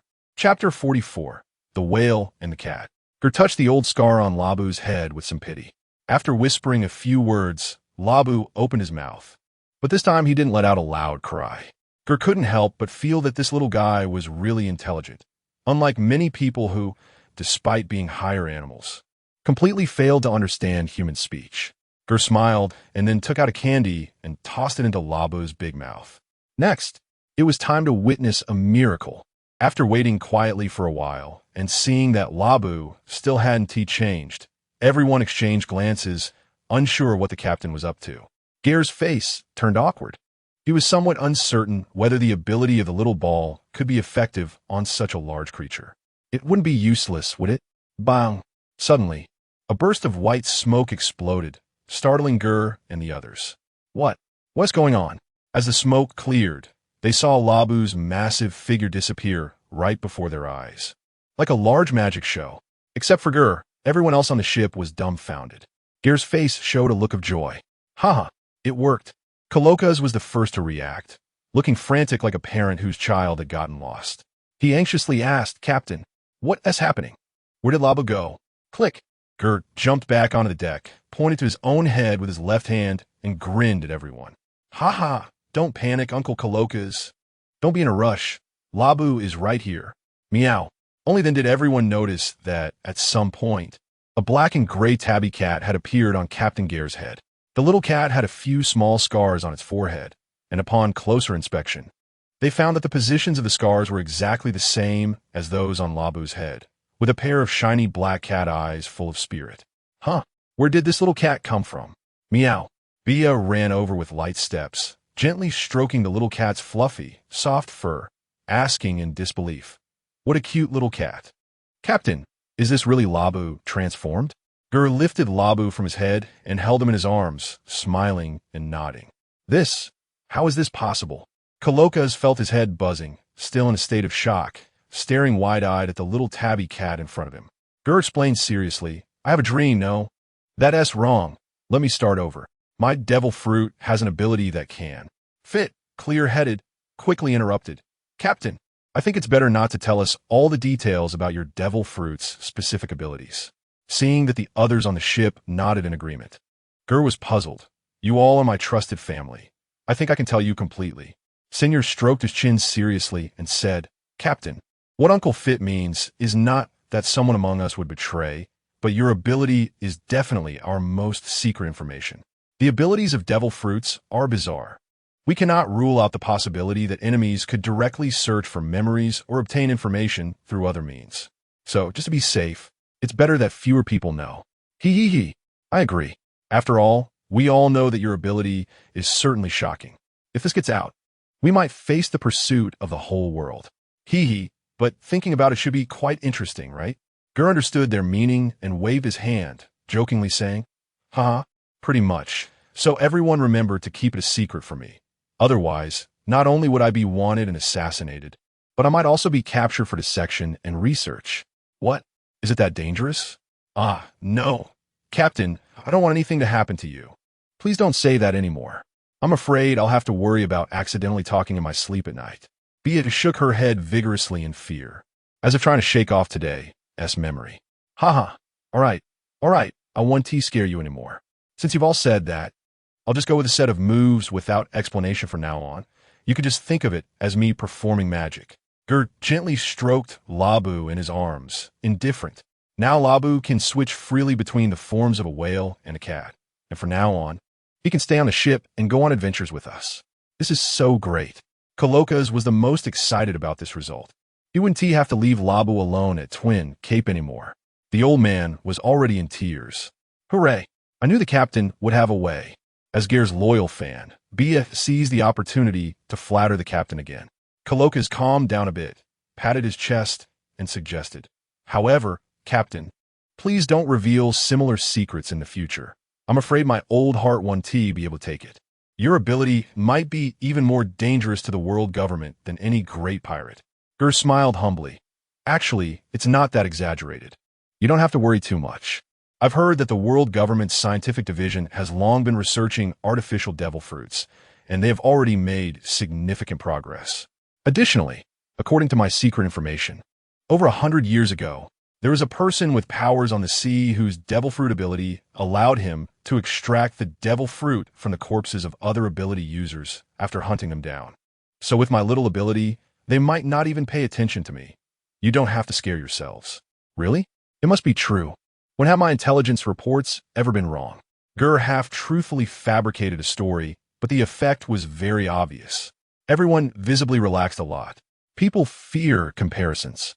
When comparing with the two situations Ger mentioned, they suddenly felt that Ger's ability seemed just average, even a bit unimpressive. Meow, meow. A well-known expert has found that petting cats can relieve tension. With their minds at ease, everyone gathered around to curiously observe the little tabby cat in Ger's arms. Women naturally cannot resist cute little animals. Bia and Funi had already started to fuss over Labu. Meow, meow, meow. The snow-white fat cat that Funi had brought on board suddenly felt a sense of crisis. Little Bai, feeling a bit jealous, ran to its owner's feet, rubbing against them with a look of cuteness and charm. Unfortunately, it was destined to not be the star of the day. Labu clearly overshadowed it with his intelligence. Woof woof. The joy of cats and dogs does not connect. As Labu became the group's pet, the two dogs, Ada and Air at the bow, cast envious and jealous glances. Colokas took off his glasses and rubbed his eyes, looking at the crowd surrounding a little cat with a gentle expression filled with tenderness. Chapter 45. The climate of the Grand Line. Uncle Colokas was still in a daze. It took several calls from Ger to bring him back to reality. He awkwardly asked, "What's wrong, Captain?" Ger, holding on to Lab, fought his way through the crowd and came to Colokas. Meow. Lab immediately jumped onto Colokas' shoulder and rubbed against his wrinkled face.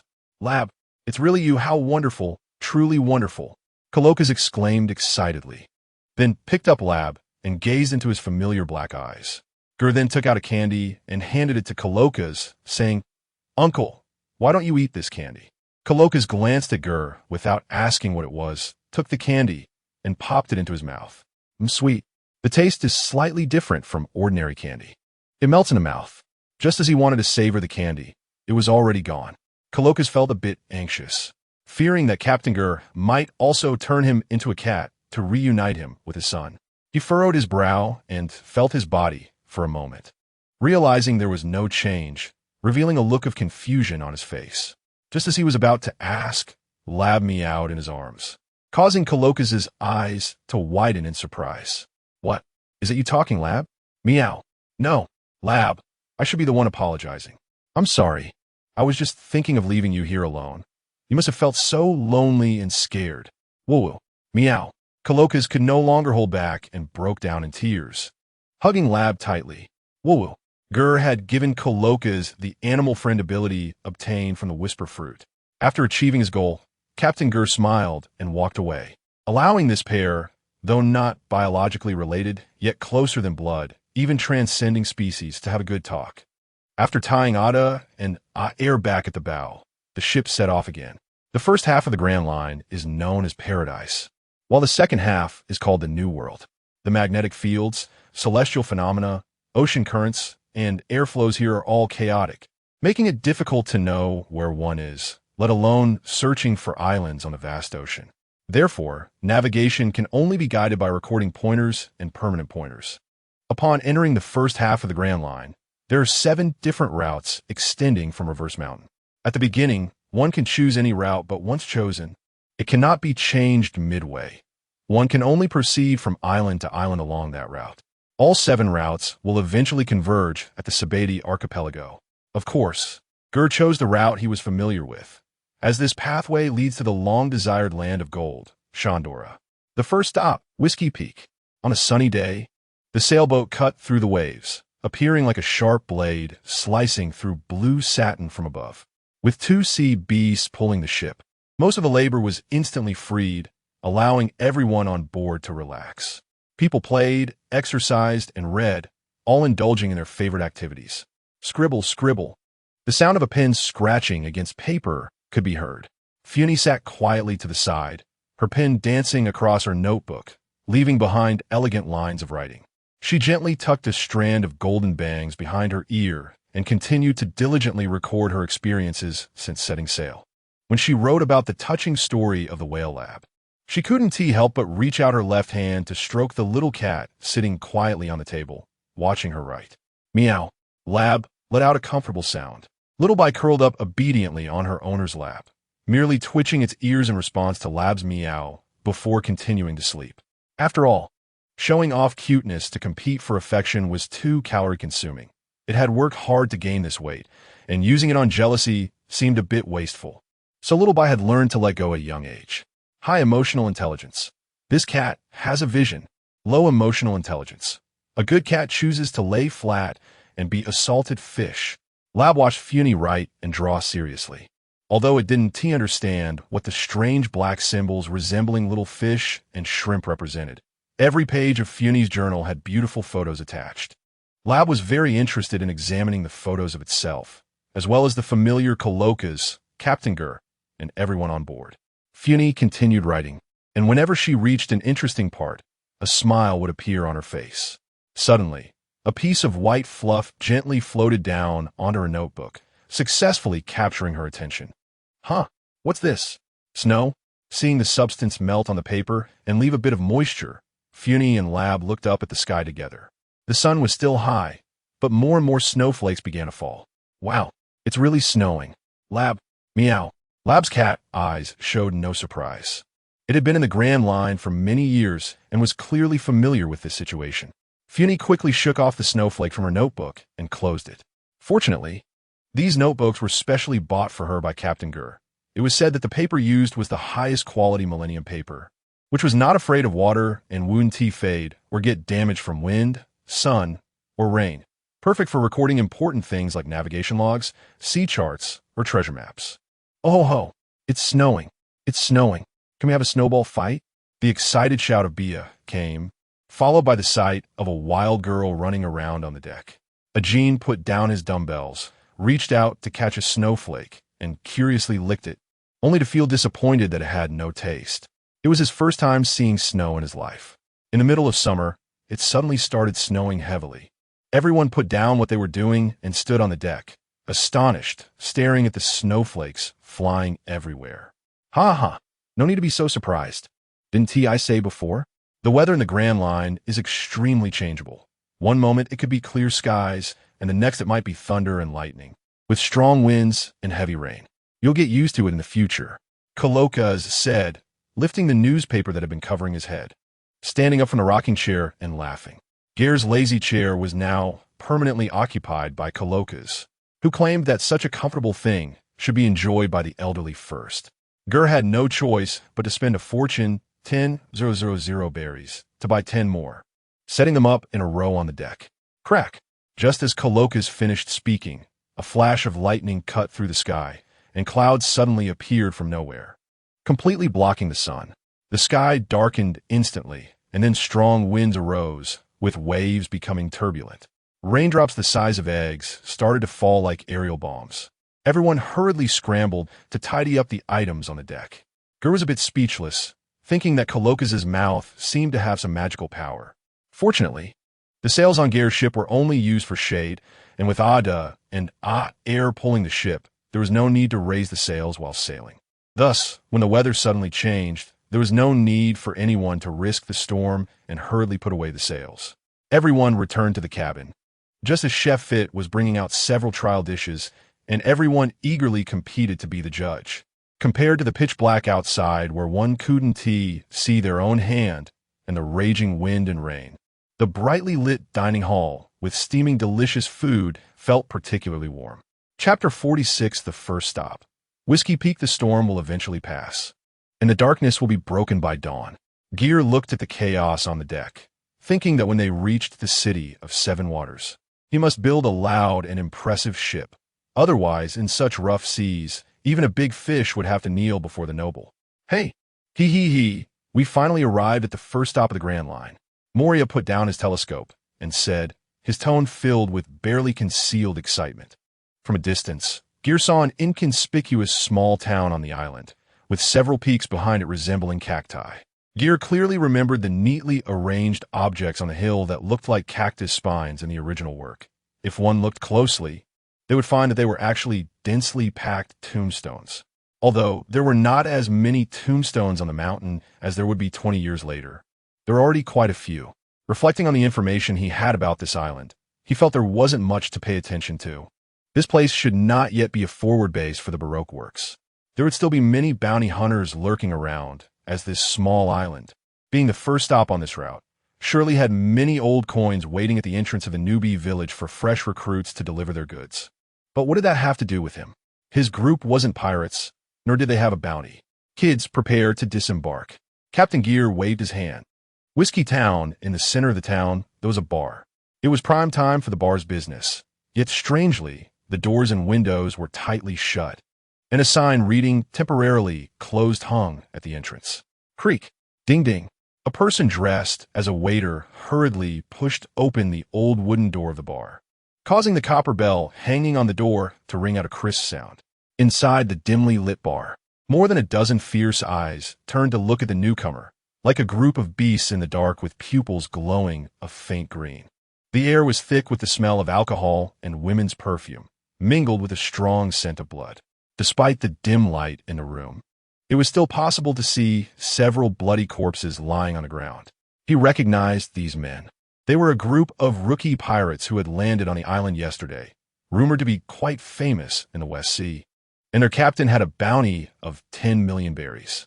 The waiter was stared at by the pack of wolves, and even though they were comrades, he couldn't help but feel a bit nervous. He swallowed hard, hesitating to speak. "A gang, is there something wrong?" A hoarse voice came from a thin old man. The waiter named a gang finally snapped back to reality and remembered he had urgent news to report. He hurriedly informed the old man, "Mayor, another ship is preparing to dock." Upon hearing this, the old man did not hesitate and immediately ordered the dozen burly men around him. "Cut off the heads of these two bountied men. Bury the bodies in the back mountain, and everyone else hurry up and clean this place. Remember to eliminate the smell. Also, tell those women and old folks to prepare to welcome our new friends with the main force." With the mayor's orders given, everyone began to take action, their faces full of joy. Recently, business had boomed, and they had grown accustomed to this busyness, thanks to the pirate king they had executed. What was his name? Jack. The combined bounty of the captain and the first mate of this pirate crew was 16 million berries. Plus, the treasure on their ship would at least bring in 20 million berries from this venture, meaning everyone would get a nice cut. A gang envied these combat members. Although he was a local born and raised in this town, he was just an outer member. He had no strength and no courage, usually only responsible for assisting in performances and running errands. So he wouldn't get any money, but he could receive some food relief. If Ger were here, he would definitely shout. Extras are people too. The mayor slowly walked up to a gang where the light was better. He could see that the mayor was a small old man in his 50s, about 6 meters tall, thin, with a terrifying scar on his forehead.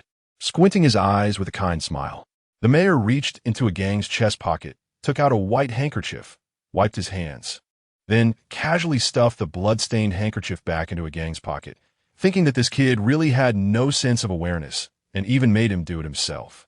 Seeing a gang's pale face, the mayor earnestly said, "A gang, if you want to survive here, you must adapt to blood and slaughter and learn to love them. When I was young, I was even more timid than you. At the sight of blood, I would faint, and I had no appetite for days. But one day, a group of vicious pirates raided our town. No, back then, we were just a small village. A young man nearby, handling the bodies, chimed in. All your closest people died, tragically before your eyes. To overcome your fear of blood, you cut your forehead to let blood flow into your eyes, turning your entire vision red, making it impossible to distinguish blood. Then, in anger, you charged at the pirates, and that moment you felt like you were possessed, killing all the pirates in one breath, your clothes drenched in blood without you even realizing it. That year, you had just turned 15, and the biggest regret of your life was not overcoming your fears sooner to save your family. The young man spoke without pause, evidently able to recite it by heart. Ha ha ha, Mayor, please stop. We've heard this story from you 100 times since we were kids. Our ears are calloused from it. Exactly, Mayor. We admit your story is great, but every time a newbie is scared of blood, you tell it again. If we hear it too much, we'll get tired of it. You bastards, how many times have I told you this is real, not a story? Okay, Mayor, don't be angry. It is real, but a gang here is just a softy. Telling him more is useless. Ha ha. The crowd erupted in laughter. I'm sorry, Mayor, A gang lowered his head in shame, feeling that his weakness had caused the mayor to be mocked. While everyone was talking, a noticeably larger man, about 3 meters tall, swung his axe and cleanly chopped off the 2 valuable heads. He deliberately tossed one of the heads at a gang's feet. Seeing the head of a pirate with its eyes wide open and a fierce expression, the timid gang screamed and fell to the ground in shock. Ha ha ha ha ha. The laughter in the room grew even more unrestrained. How can someone in our line of work be as cowardly as you? A gang. Why don't you take off your pants and let us see if you have what it takes? Maybe we got it wrong, and you're actually a girl? Ha ha ha. Surrounding him, everyone joined in the taunts, their ears filled with ruthless laughter. The mayor stood quietly to the side, not immediately stopping them from bullying a gang, thinking that maybe he would find the courage to fight back if he could no longer endure it. Unfortunately, after waiting for a while, he saw a gang still looking down, submissive and bullied. The mayor frowned and shouted, "Stop the nonsense. Get back to work." Only then did the crowd stop mocking and teasing a gang. The mayor sighed in disappointment. Having lived for more than half his life, he understood best. In this world, the weak are like ants, easily trampled no matter where they go. Chapter 47, Grouping and Landing on the Island. Black Bull, hearing the mayor call his name, the strongest man couldn't help but shrink his neck and turn to respond. Mayor, what do you need me for?" The mayor had a serious expression and asked, "Do you know that the group of vampires in the Navy responsible for exchanging bounties always finds various reasons to deduct the money that should be paid to us?" "Of course I know, Mayor. I really want to chop those bastards in the Navy. Last time, that head from Gufeza was obviously genuine. I personally chopped it off. Yet they stubbornly said they couldn't recognize it and refused to exchange 6 million berries for us." As he spoke, Black Bull became animated and began to rant about the Navy. The mayor's expression was somewhat unnatural. He thought to himself, you really can't blame them for that time. It's all because you were too brutal, turning that pirate's head into an unrecognizable mess. I didn't even have the nerve to argue with them back then. You still throw heads around like that. If I see you mishandling a bounty head again, I'll make sure someone gives you a good beating," the mayor said unhappily. "I got it, Mayor." Black Bull casually responded and looked for an opportunity to call a few younger brothers to leave, thinking after a big fight, he should go drink and enjoy himself. He wasn't interested in staying to listen to an old man ramble. One of the 7 routes of the Grand Line. Whiskey Peak is the first stop for all pirates choosing this route, so pirates continuously land on this island. The small town often faces harassment and attacks from pirates. And over time, the local culture has developed a fierce character. It's survival of the fittest, and those who aren't fierce have already been eliminated. This island is resource poor. Whiskey Peak has mountains, but is barren, with not a single tree or blade of grass, making it impossible to farm for food or cash crops. Thus, hunting pirates for bounties has become the main economic source for this small town. Almost everyone in the town has become a bounty hunter, from elderly women in their 70s and 80s to children as young as 5 or 6, all playing their roles in the ongoing pirate hunts to make a living. Those who cannot fight are responsible for receiving and distracting the pirates, making them let their guard down. And they often end up fainting after drinking beer laced with technology and strong substances, only to be dealt with by the combat members in their sleep. Except for a few exceptionally powerful ones, like those supernova pirate crews that just came from the four seas with bounties exceeding 20 million berries. They choose to treat them well and not provoke them. This move has caused dissatisfaction among the younger generation, as they believe that whether it's 20 million or 2 billion, it should all be taken down. Fortunately, the village chief's prestige built over decades is still there, suppressing their arrogance. As for the other, more ordinary pirate crews, they have basically become their prey, with unrealistic pirate dreams forever buried on this island. As they were about to dock, Ger snapped his fingers and said, "Everyone, we will stay on this island for 2 to 3 days to wait for the record pointer to finish recording the magnetic field of the next island before we leave for the next stop." The setting of the record pointer is quite good. It ensures that pirates must check in at each island, refusing to cheat or take shortcuts. However, later, there was a permanent pointer, but okay, forget I said that. Let us first divide into groups and assign tasks. Once we reach the island, we will act freely according to our groups and gather back at the port in 2 days. Yay, I can already smell the adventure. Captain, I want to team up with Akin, Bia shouted, raising her hand. Akin nodded in agreement, as he always thought they were the only 2 peers on the ship. You all can go have fun. With me staying on the ship, there won't be any problems. Kuroka said, focused on the book in his hand, not even lifting his head. He has already traveled the entire Grand Line and felt no novelty anymore, and he now has more important things to do. Studying medicine. Yes, Captain Ger, being considerate of his subordinates, arranged a pile of books for the ship's Dr. Kurokas. Books like Huangdi Neijing, Acupuncture Classics, Pulse Classics, and Compendium of Materia Medica were all included. Kurokas was forcibly opened up to new knowledge by Ger, unexpectedly returning to the apprentice stage at his age, diligently studying the miraculous essence of traditional Chinese medicine, perfectly embodying the saying, live and learn.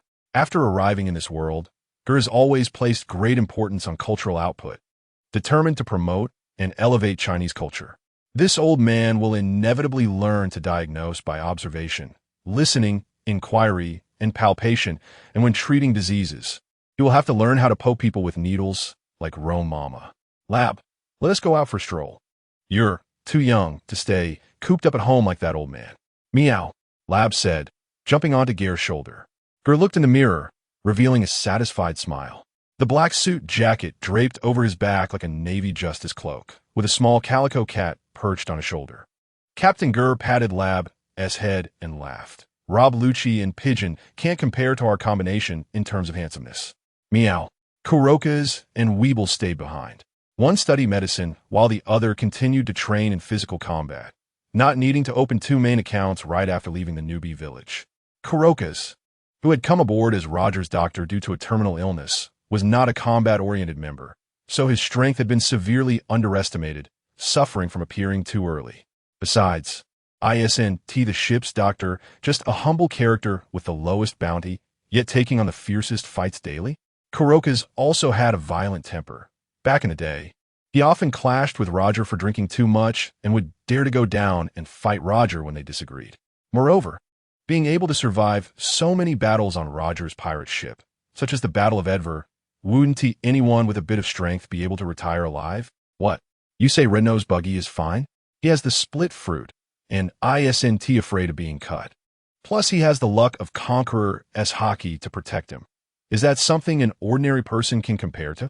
In the original story, Kurokas appeared when he was already over 70 years old, yet he was still vigorous enough to easily take down a small sea king with a single blow, demonstrating his true strength. The final grouping results: Akin and Bia in one group, responsible for eating and playing. Ada and Air in one group, free activity. Mo Sang and Funi in one group. Since both of them had no combat power, Moria would accompany them to prevent accidents.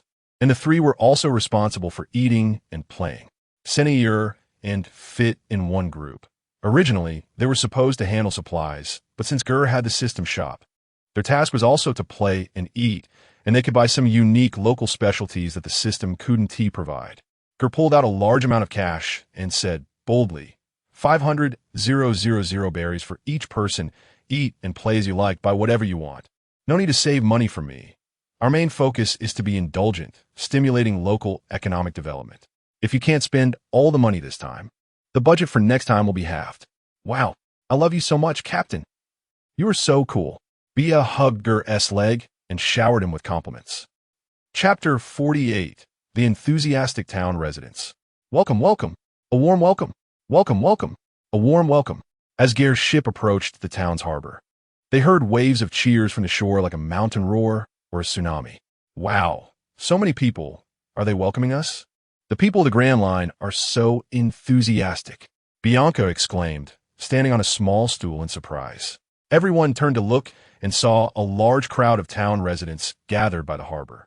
As soon as they disembarked, Ger and his group received a warm reception.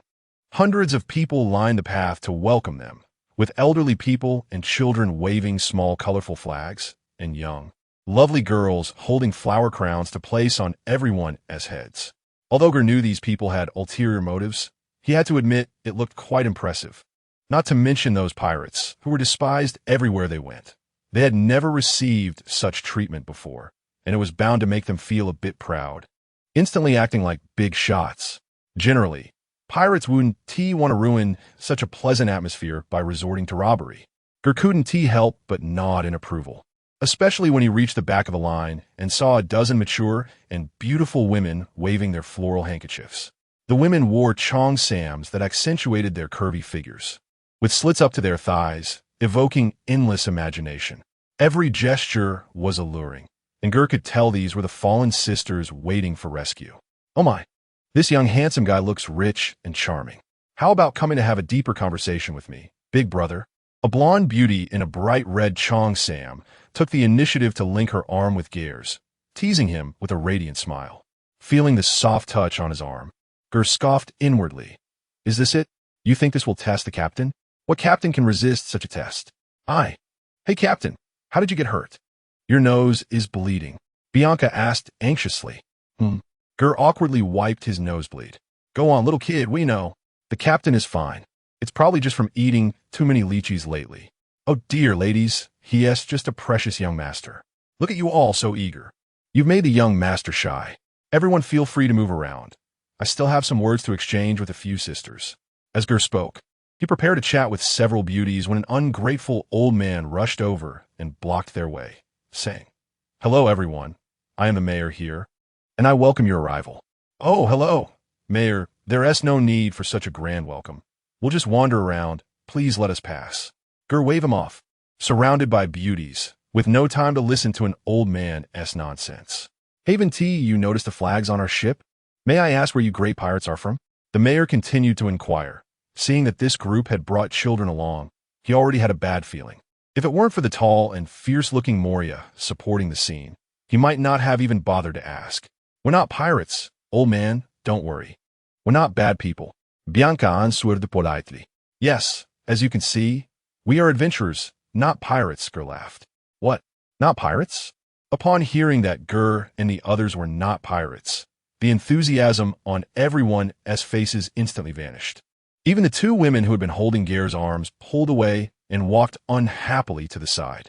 Hee, old man, we are not pirates who burn and pillage, yet you all seem unhappy. Yes, you are not welcome here. The old mayor squinted his eyes, looking disdainful. This island does not welcome anyone but pirates. For your safety, I suggest you stay on your ship and not wander around. The recording compass will take just 1 day to record the magnetic field of the next island. You'd best leave quickly tomorrow. After saying this, the old mayor ignored Ger and his group's reactions, walking aside to the group of cheerleaders. Disperse. Go back to doing what you were doing. How frustrating, all that effort wasted. Mayor, this should count as payment, right? We worked so hard to welcome you, singing and dancing for over an hour. Yes, we've been shouting for over an hour. I just shouted the loudest, and my throat is hoarse. You promised 1,000 berries for a performance. Shouldn't we at least get some compensation for our efforts? Mayor? The residents began to complain all at once. The mayor's face turned red. Since these people were not pirates, there was no business to be done, so he didn't owe them any wages. These bastards, they don't realize who has been worrying about their survival every day, and they dare to make a scene in front of me. It seems I've been too nice to them, and they've forgotten whose words to listen to. As the crowd saw the mayor's face growing darker, they began to take the hint and were about to obediently disperse. Wait. Upon hearing this, everyone stopped in their tracks. The old mayor turned around to see Ger calling out, his expression cold and somewhat displeased. Young man, what do you want? I advise you to listen to your elders. This old man's words were unpleasant, but Ger could still sense his good intentions. But does being kind give you the right to be so arrogant with me? I didn't come out here to be treated poorly while spending money on tourism. Ger immediately pulled out a large stack of berries and threw them in the old mayor's face, saying, "Here are 2 million berries, on average. That's over 10,000 for each person. Let them keep playing music and dancing until the sun sets. Is that a problem?" The mayor, struck by the money, turned from gloomy to happy, regaining his previous enthusiasm, and smiled. "No problem at all. What are you all waiting for? Hurry up and keep playing music and dancing. The welcome ceremony must continue until dark. Children 3,000 berries, adults 6,000 berries. No problem. Mayor, welcome, welcome, warmly welcome." Over 100 people started shouting again, all excited to have earned a nice sum today, while inwardly they were secretly cursing the mayor for being so greedy, taking more than half of the money. Everyone heard that the silly yet wealthy young man had clearly given 2 million berries. Seeing this scene, the earlier few women who had abandoned Captain Ger once again approached him. Unfortunately, this time they were all sent away by Ger with just 10,000 berries each. As Captain Ger sternly declared, "I dislike women who approach me for my wealth rather than my handsome appearance." The girls were somewhat speechless, realizing he was just putting on an act. Although they felt a bit regretful to miss out on a big client, they were all happy to have received 10,000 berries without having to do anything. The mayor was still a bit dazed. Most of the visitors to their impoverished island were pirates, and occasionally some unscrupulous merchants would come to take advantage of their scarcity of goods. These merchants, knowing the islanders had no choice, sold items at exorbitant prices and of poor quality. Later, under the mayor's leadership, they drove away these unscrupulous merchants and took it upon themselves to procure goods from nearby islands, which led to very few merchants visiting afterward. And someone like Ger, who was purely a tourist spending money, was a rarity in their experience. Chapter 49, Money Talks. The crowd was at a loss for how to respond to this situation for the first time. "Hee, I wonder if you need any more help." "Sir, this small place is short on people and goods, so if you have any needs, please let this old man know in advance, and I can make some arrangements." The old town chief asked with a smile, his demeanor one of flattery, as if to say, "As long as you have money, you are the boss." Ger looked at the old man, who immediately changed his demeanor after receiving money, and felt that it was indeed true that money could make the devil push the millstone. The ancient saying contained profound truth. There's no need for service. We'll just wander around ourselves. We want to stay long, and should be leaving tomorrow or the day after, so we want to delay your work. After Ger finished speaking, he smiled meaningfully. Seeing that the old town chief was still squinting, appearing oblivious, Ger suddenly asked, "By the way, I do have something I'd like to ask the town chief. It's not really a consultation. If you have any questions, just let me know, and I will surely answer without holding back," the old town chief said, rubbing his palms together and leaning closer to listen intently. "There's no need for such formality. Just call me Ger. I see your town has quite a few bounty hunters, given how warmly you welcome pirates." The old man's smile froze, and he felt a jolt in his heart. A few people in the crowd also looked somewhat uneasy. This young man didn't seem so easy to fool as he appeared. Unexpectedly, he was also an old hand pretending to be clueless. The old town chief controlled his facial expressions, slightly opening his squinting eyes, his gaze sharp as if it had a sword's edge, unconsciously radiating a hint of murderous intent. He calmly said, "What do you mean by that, Captain Ger?" Seeing the old man on high alert, Ger was somewhat surprised that this seemingly elderly man was unexpectedly formidable, at least a swordsman-level expert. Ger maintained his cheerful demeanor. "Ha ha, you don't need to be nervous. Although we are not bounty hunters, on the high seas, there are always some pirates who come knocking uninvited. So we occasionally play the role of bounty hunters. I just wanted to ask where you usually exchange bounty rewards here. I need to turn those useless pirate heads into lovely belly, nothing else. The town chief nodded in response. This explanation was reasonable. I see. This matter is not difficult. On the other side of this island, there is a naval outpost. You can see it once you cross the Whiskey Mountain behind us. There, you can exchange for the corpses of pirates with bounties. Ger speculated. It seems you often entice and kill pirates to exchange for bounties. The Navy has opened the exchange point here for convenience. I wonder which pirate crew Captain Ger took down that requires a bounty exchange. If it's not more than 20 million belly, we can directly accept it at 60 of the original bounty price, as long as the pirate head is in good condition and clearly identifiable. So you 1T have to make the trip yourself. The old money-loving town chief said, habitually rubbing his palms together. Seeing Ger's expression of "do I look like a fool?" he patiently explained, Captain Ger, you may not know, but the Navy often finds various reasons to deduct a little here and there. They also want a share of the bounty. Generally, getting 60 to 70 of the bounty is already considered good. If you're unwilling, they will say they can't identify the identity or make you wait a year until they confirm that this pirate crew has indeed not reappeared at sea before you can get the money. We are also forced to spend money to avoid disaster. A portion of the bounty goes to deal with these pests. So accepting it at 60 really only earns you a little hardship fee.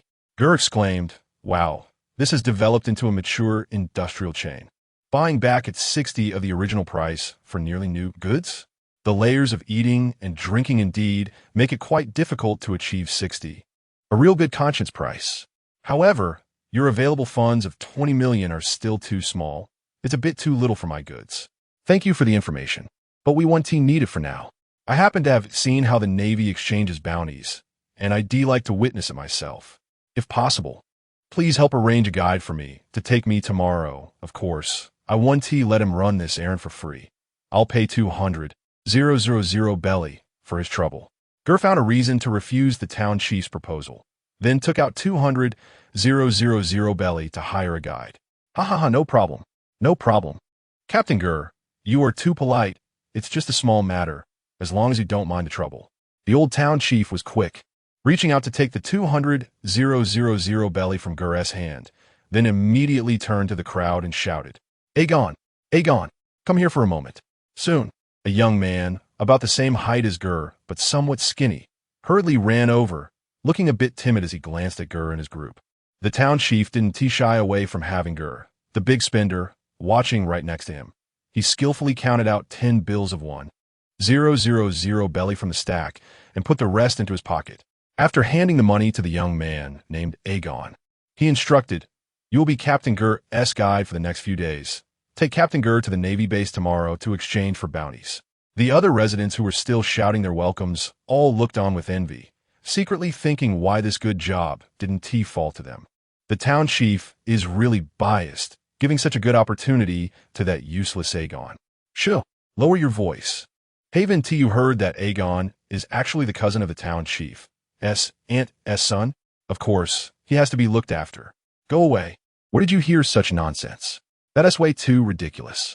I've heard that Aegon is actually the son of the town chief's first love's brother, and their whole family was tragically killed by pirates. His father sacrificed himself to protect the young town chief, leaving only 2-year-old Aegon and his grandmother. Later, his grandmother also fell ill and died early, leaving Aegon an orphan. If it weren't for the town chief's constant care, he would have starved to death long ago. Get lost, get lost. Your story is even more absurd than mine. Everyone knows our town chief has been single for nearly 60 years. When he was young, so many girls pursued him, but none succeeded. Rumor has it that the town chief might not be very capable in that aspect. So he has no interest in women. Where would the first love come from?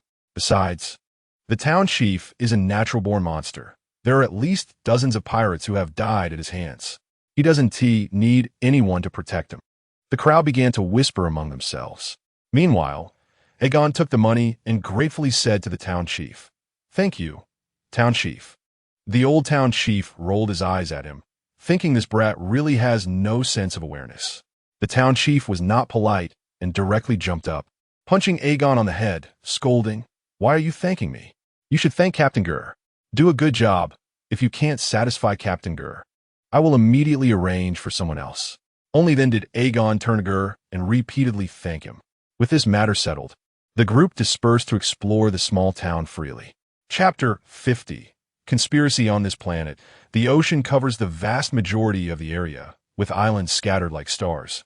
The transportation between the islands is inconvenient due to the sea separating them, leading to less communication and interaction, coupled with various factors such as vastly different climates and environments. Over time, each island has developed its own cultural characteristics, including beliefs, customs, clothing, architectural styles, and dietary habits. Therefore, every island has many unique landscapes to appreciate. Aegon spent the whole afternoon wandering the town with Ger, continuing until dark, while Lav had already fallen asleep on Ger's shoulder. It wasn't yet late at night, but the streets of the town were already deserted, appearing somewhat lonely. Except for a small tavern that was still open, most shops had already closed their doors. And Ger was also ready to return to the inn to rest. "Aegon, let's call it day. I'm going back to the inn. You should also head back and get some rest. Just take me to the naval base tomorrow morning," Ger said. "Okay, Lord Ger," Aegon replied respectfully. He had been on edge all day, afraid of displeasing his boss. He had worked hard to get this job, and couldn't afford to mess it up. Fortunately, Lord Ger was easygoing and not difficult to serve. Hearing that he had finally completed today's tasks, Aegon breathed a sigh of relief. And the tense expression he had worn all day finally relaxed a bit. Ger suddenly remembered something and took out a stack of berries, saying, "Oh, there's one more thing. Take this berry and help me find a carriage tomorrow, the kind with a compartment in the back for carrying things." "Sure, Captain Ger." Aegon didn't ask much. He thought it was normal for a wealthy young master like Ger to hire a carriage for a long trip. He took the money and counted it, 100,000 berries in total. "Lord Ger, I can drive myself. I just need to rent a carriage. 20,000 berries is enough. I don't need this much," Aegon said, handing back the remaining 80,000 berries. Ger was a bit surprised, not expecting there would be honest people on this island.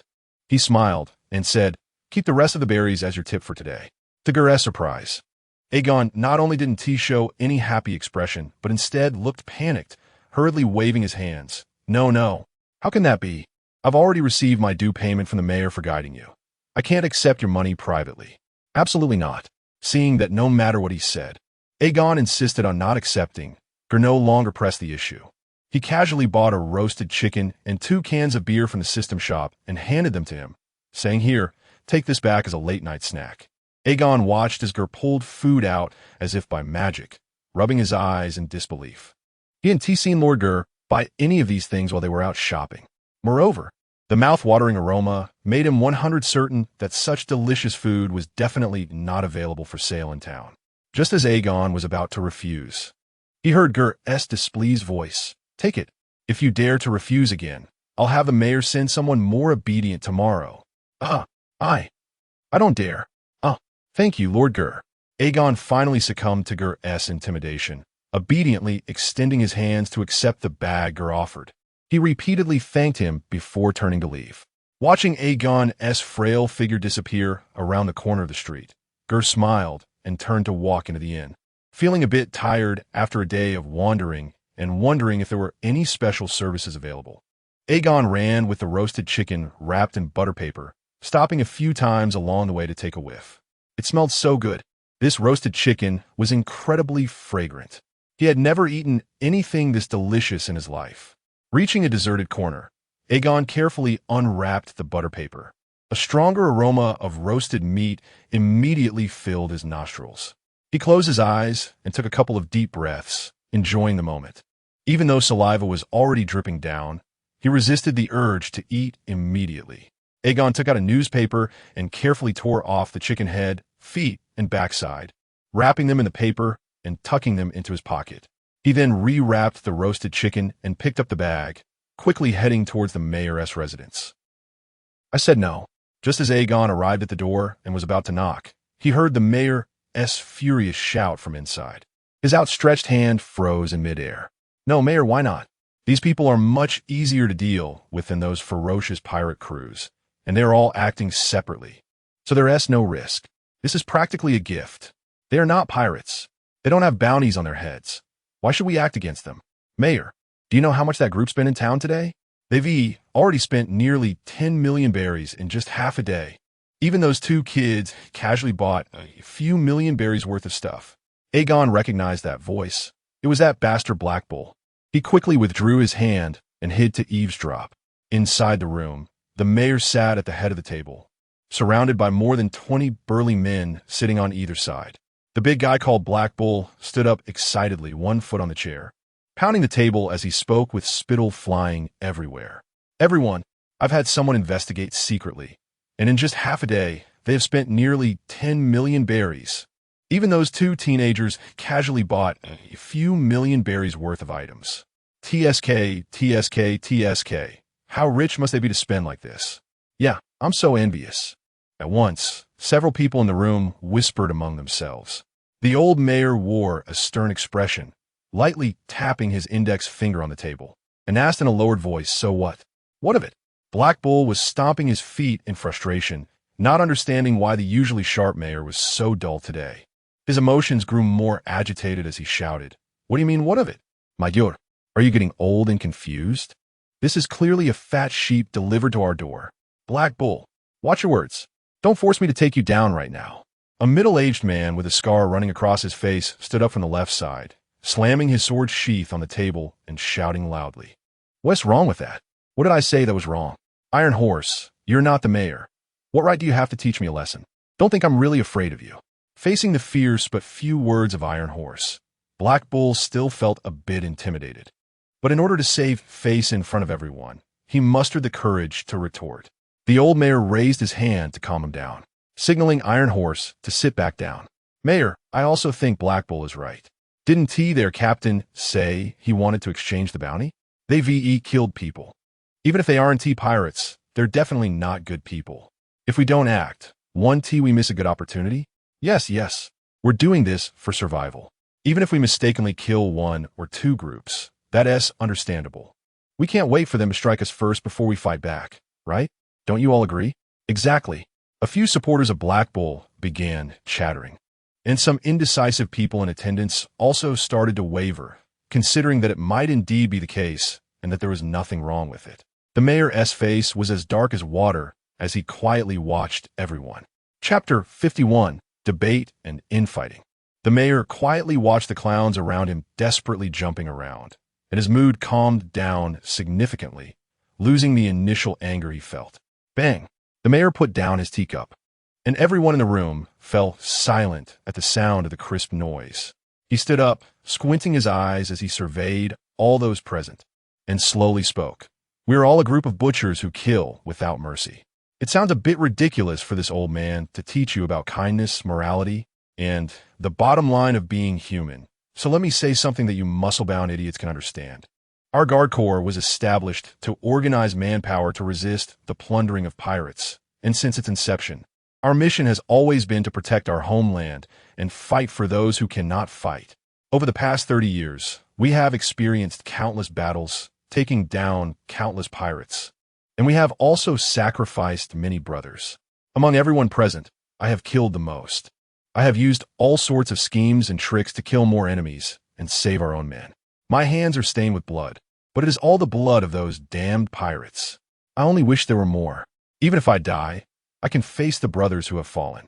We are executioners, but we have successfully protected the old, weak, women, and children in the town, including the elderly who raised you, the lovers you want to spend your lives with, and the children you want to raise. You are all heroes." The mayor pointed with his hand and continued, "And today, this fool wants to incite everyone to be greedy for money, and he even talks so grandly. If I hadn't sacrificed myself back then, I would definitely be infuriated by you today." Ignoring the furious and humiliated gaze of Black Bull, the old mayor looked at the crowd and continued, "If we really abandon our bottom line for money today, then tomorrow we can do anything for money. What difference is there between us and those damn pirates? We might as well abandon our wives and children and go out to sea to become pirates. Why are we still taking care of this group of old, weak women and children who only drag us down? after you die and go to another world? How can you face those brothers who sacrificed themselves? Tell them that we threw away what we fought so hard to protect, like it was trash. Now tell me, do you others also think the same way as this idiot? The crowd lowered their heads in silence, some feeling ashamed for having had even a moment of temptation. And even those who initially supported Black Bull had conflicted expressions. No one spoke up for him anymore. The room was deathly silent. More than 20 strong men felt like children who had done something wrong in front of the old mayor and dared not speak. Seeing this scene, Black Bull was so furious his teeth itched, regretting that he had not read more and could not spar verbally with the mayor. He knew it was impossible to win over others today, and that staying any longer might lead to his own men betraying him. Black Bull had already formed the intention to retreat, but to maintain his momentum, he wanted to leave with some harsh words. Mayor, I'm not as eloquent as you. I only know that the brothers follow you to have a better life, and now the opportunity is right in front of us. But you are cowardly and retreating. You are no longer the mayor you once were. Since you dare not act, then I will take my men to do it myself. All the money we earn this time will belong to us, and from now on, I will no longer follow your broken rules. I will not give a single penny of my spoils to those useless wastes. Bastard, every time we earn money, half is shared among the brothers, and the other half is to support the families of our fallen brothers. This is our core iron rule. Do you want to betray the organization? Iron Horse also stood up and sternly questioned, his right hand already resting on the handle of his knife. Black Bull stepped back 2 paces, getting closer to the door before he had the courage to respond. That's right. I won't play with you anymore. Clash. Suddenly, the room was filled with the sound of swords and knives being drawn. More than 10 people behind Iron Horse pulled out their weapons, pointing them at Black Bull and his group. Black Bull and his 6 loyal subordinates also unsheathed their weapons, but they were outnumbered by 2 or 3 times. Appearing somewhat weak, the 2 sides confronted each other, and the atmosphere in the room instantly became tense. Mayor, you just said so much about principles, but now you want to eliminate your former companions? In critical moments, one's mind can move faster. Black Bull anxiously shouted at the old man. Hearing this, the old mayor's eyes lost some of their coldness. After a long pause, he sighed and slowly said, Black Bull, considering that your father and brother both sacrificed in the defense of the town, I advise you one last time not to move against these people. Besides the principal issue, it's also because those people are not simple. Don't harm your brothers behind you. Black Bull scoffed. No need for your concern. I'm not a child. I will take responsibility for my own choices. Mayor, you're getting old. You are now cautious and afraid of death. You're no longer suitable to sit in this position and lead everyone. All right, Black Bull, promise me one condition. Do not harm those women and children, and I will let you leave this door. Otherwise, don't blame me for not being merciful. Today, I will clean up the door, and I believe your father in the afterlife will not blame me. Under the roof, one has to bow their head. All right, I swear I will not harm women and children. Is that acceptable now? Black Bull compromised. Mayor, Iron Horse, who was beside him, still wanted to persuade him. Let them go. The mayor waved his hand, closed his eyes, and rubbed his temples. We're leaving. Black Bull disdainfully snorted, kicked the door open, and led his few subordinates away without looking back. You all go back too. I'm old and can't stay up any longer. It's time for bed. Yes, Mayor. The crowd stood up to take their leave, but only the middle-aged swordsman remained quietly, standing in place. Iron Horse. Mayor, I'm here. The mayor took a sip of tea and asked, You've been in the Corps for over 10 years. Do you think I am wrong? Shouldn't we be a bit selfish, allowing the brothers to live well? No, I think you are right, Mayor. My life was saved by you. I was just a weak orphan back then. If you hadn't been willing to help a useless weakling like me, I might have starved to death long ago. The living conditions now are many times better than before. Many brothers are actually very satisfied, just like me. Human desires are endless. Even if you give more, those who are not satisfied will still not be satisfied. That Black Bull is just an ungrateful wolf. Hearing this, the mayor's brows relaxed a lot, and he instructed, You arrange for a few people tomorrow to secretly protect that couple and the 2 children. I don't trust Black Bull. He is not someone who will keep his promises. Yes. All right. You should go back and rest early too. Iron Horse stood up, bowed, and then exited. Chapter 52. To tell or not to tell. After everyone had left, the room that had just been crowded and noisy suddenly became quiet and empty. As people left and the tea cooled, the mayor couldn't help but feel a tinge of melancholy. He took out a pair of reading glasses from his pocket and put them on, then slowly stood up and walked to the side, gazing blankly at a few yellowed, old photographs on the wall. In the photos were a young version of himself and the comrades he once fought alongside. Old buddies, I'm sorry. It seems I still need to keep you waiting a little longer. I just can't let go. I always say it's almost time. That next battle, I might have to go down and accompany you. But in the blink of an eye, over 30 years have passed. Good people don't live long, but disasters last for thousands of years. Ha ha ha. Knock, knock, knock. Knock, knock, knock. Just as he was lost in his memories, a sudden knock on the door pulled the old mayor back to reality. Who could it be at this late hour? The mayor frowned and asked, warily reaching for the small knife hidden under the table. Mayor, it's me, Aegon. Aegon had been hiding outside for a while, having heard some heated arguments earlier. Now that everyone was gone, he hesitated for a long time, but eventually ran over to knock on the door. Wait. Hearing Aegon's familiar voice, the mayor relaxed his guard, put the knife back, and walked to the door to open it. What are you doing here, so late, instead of going to sleep? The mayor asked curiously. Mayor. Today I spent the whole day with Lord Ger, and before he left, he gave me some food and 2 bottles of beer.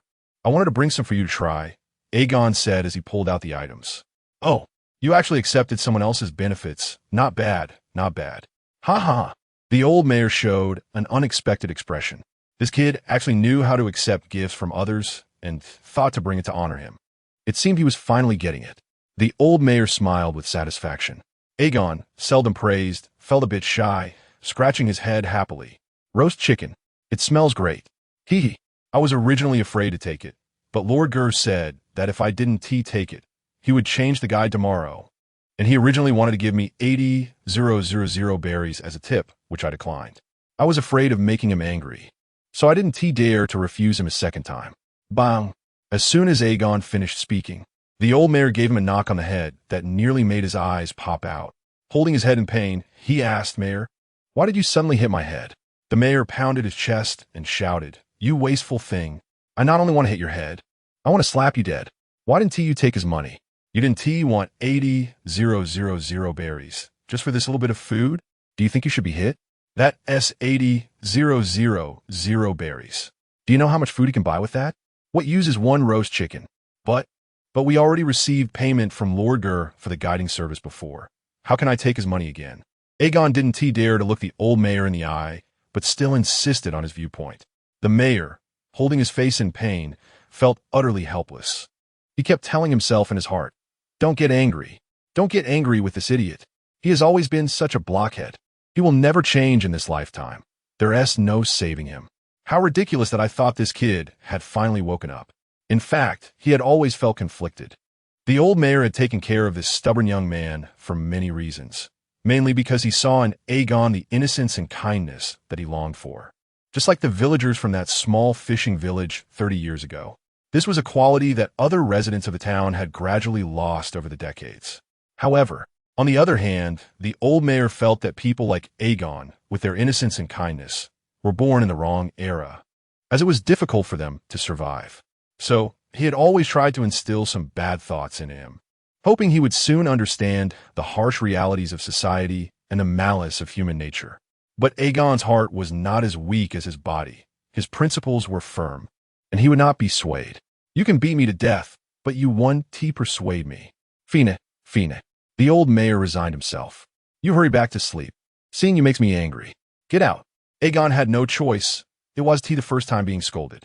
He could only scratch his head in apology while walking towards the door. Wait. The mayor suddenly called out to him, pointing at the bag in his hand. You really have no sense. Leave the roast chicken. Didn't you bring it to let me try? All right, I almost forgot. Sorry, Mayor. Aegon sheepishly ran back, placing the roast chicken and beer on the table. Just as he was about to leave, he heard the mayor say from behind, You should sit down and eat a bit too. No need, Mayor, you eat. I've already eaten, Aegon said as he quickly ran away, disappearing without a trace. This little brat, doesn't he lie? The old mayor laughed and scolded, his face showing a helpless expression. He closed the door again, locked it, and returned to the room. Although he was old, as a martial artist, his appetite was astonishing. The mayor quickly finished the roast chicken on the table. Burp. After finishing the last half bottle of beer in one go, the mayor satisfiedly burped. So delicious. I need to ask tomorrow where this roast chicken is bought. How can it be so tasty? Ger bought it in Orleans. The next morning, Aegon arrived at the hotel where Ger was staying, pulling a cart. After learning that the Black Bull gang was planning to harm Lord Ger and his group, Aegon had been tormented all night. Lord Ger had treated him very well. If he didn't tell him, his conscience would be tormented. But if Black Bull and the others found out that he was the one who informed, he would be doomed. Should I tell Lord Ger about this? Aegon paced back and forth in front of the hotel. Tell him, don't tell him, tell him. Don't tell him, don't tell. Aegon picked a small red flower from the flower bed and started plucking the petals while softly murmuring, hoping that the heavens would give him a sign. Oh, you're up so early, Aegon. Just as he was plucking the last petal, Ger suddenly patted him on the shoulder from behind to greet him. Aegon, deeply focused on his spell, was startled by Ger's sudden appearance, causing his chant to be interrupted and forgetting whether the last petal was to tell or not to tell. Good morning, Lord Ger. Aegon hurriedly tossed away the flower stem, nervously greeting Gr. Did you stay up all night? I see your town doesn't have much nightlife. You weren't out on a date with a girl, were you? Ger joked, noticing the heavy dark circles under Aegon's eyes.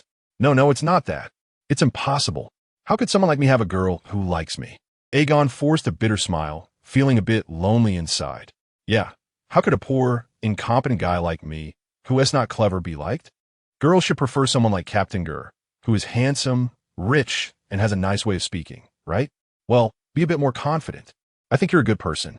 At least you're honest. Many girls end up wanting to marry someone honest. Ger patted his shoulder to comfort him. Really? Thank you, Lord Ger. Aegon felt touched. Besides the mayor, not many were willing to say a word to him in town. Lord Ger was indeed a kind person. Aegon's eyes suddenly became resolute. After looking around to make sure no one was watching, he pulled Ger back onto the wagon and said anxiously, Lord Ger, you must run. Someone is trying to harm you. Ger first looked at Aegon with some surprise, but seeing his nervous expression and realizing he wasn't joking, he asked with interest, Oh? What do you mean? Who is trying to harm me? Chapter 53. The tombstone on Whiskey Peak last night. Aegon, in a hurry, stumbled over his words and gestured for a long time before finally explaining the whole situation regarding the conversation he accidentally overheard. I don't know when they will make their move, so Lord Ger, you should quickly find your crew and leave here. The Black Bull gang is terrifying. Although Ger anticipated that someone would have ill intentions after seeing their group spend money lavishly, he was still grateful that Aegon, disregarding his own safety, chose to come and warn him of the danger. Ger patted him on the shoulder and smiled. Aegon, thank you for telling me this. I understand. By the way, have you had breakfast? Breakfast? Not yet. Huh? No, that is not right. Lord Ger, this isn't the time to talk about that. You should hurry back to the ship and gather your companions to leave here.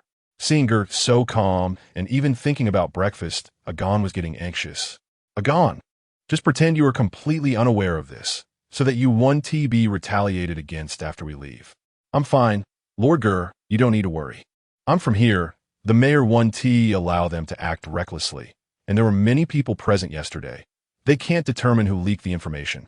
Ger was also curious why the mayor didn't oppose, but still allowed this group to act against him and his companions. Was it a case of using a knife to kill someone? That's good. Don't worry. My companions are all strong. There's no need to be concerned. Let us go. We're setting off now, and we can have breakfast on the way. Ger smiled and clapped his hands on the yellow emblazoned, bulging paper bag. The Emperor isn't in a hurry, but the eunuch is. Aegon, having no choice, followed Ger's instructions and drove the cart towards the back mountain. As Aegon drove the cart out of the small town, he started looking around nervously in the desolate wilderness, fearing that the Black Bull gang would suddenly jump out and rob them. Lord Ger, are you really okay? They're a group of strong thugs. It's fine. Don't worry.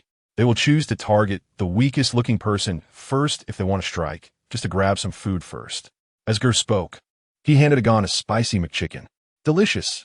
But Lord Ger, Aren't you worried about your companion's safety? Since it's for money, it's very likely to involve kidnapping and extortion. They wouldn't get much from killing and robbing them, and my companions are not weak enough to be easily slaughtered. Ger thought that since they were going to kidnap, it would be most suitable to target Bia and Jean, the two little ones. It would just be a test of their recent training results. If they were really captured, he could just pay to ransom them back and then wipe out that group and reclaim the money. He wouldn't suffer any losses in any scenario. Thud, thud.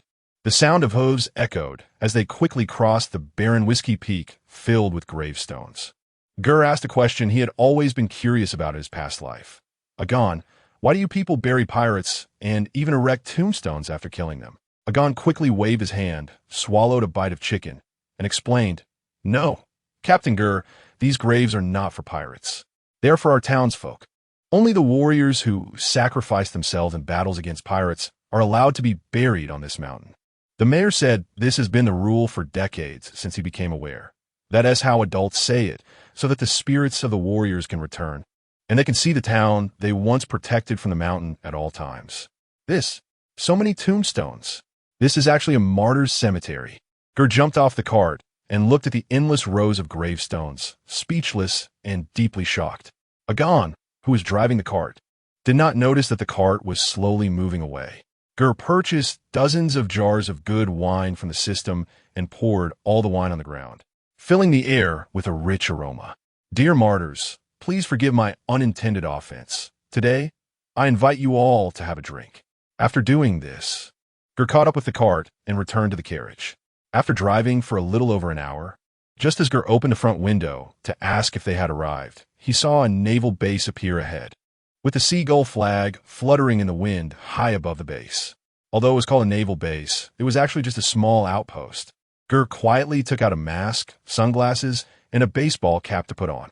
Normally, after capturing or killing a bounty criminal, one needs to go to the local naval base to verify the bounty order.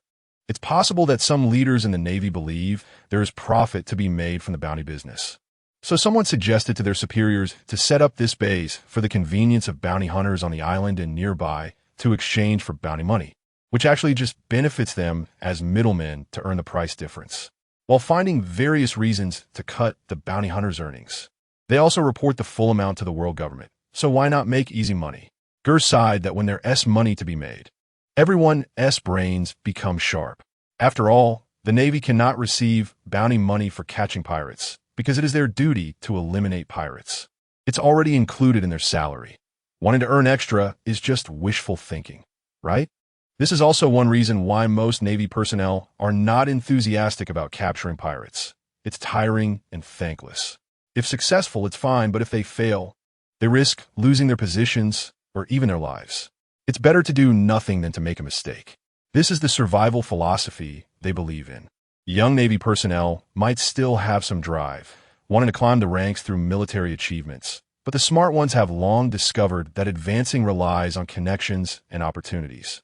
If someone has a strong background, they can take credit for the pirates caught by others, while grassroots individuals are better off honestly accumulating wealth. And pirates who kill pirates to claim bounties are likely to end up losing their lives, so they can only find ways to snatch some meat from bounty hunters.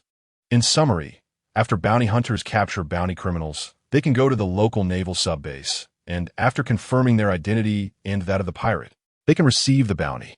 Of course, if the amount being exchanged at one time is too large, sometimes the base may not have enough money, and at that point, they generally issue a corresponding certificate, allowing the bounty hunter or person needing to exchange bounty money to go to a larger naval base to collect it. Halt! Ahead is the Whiskey Town Naval Base.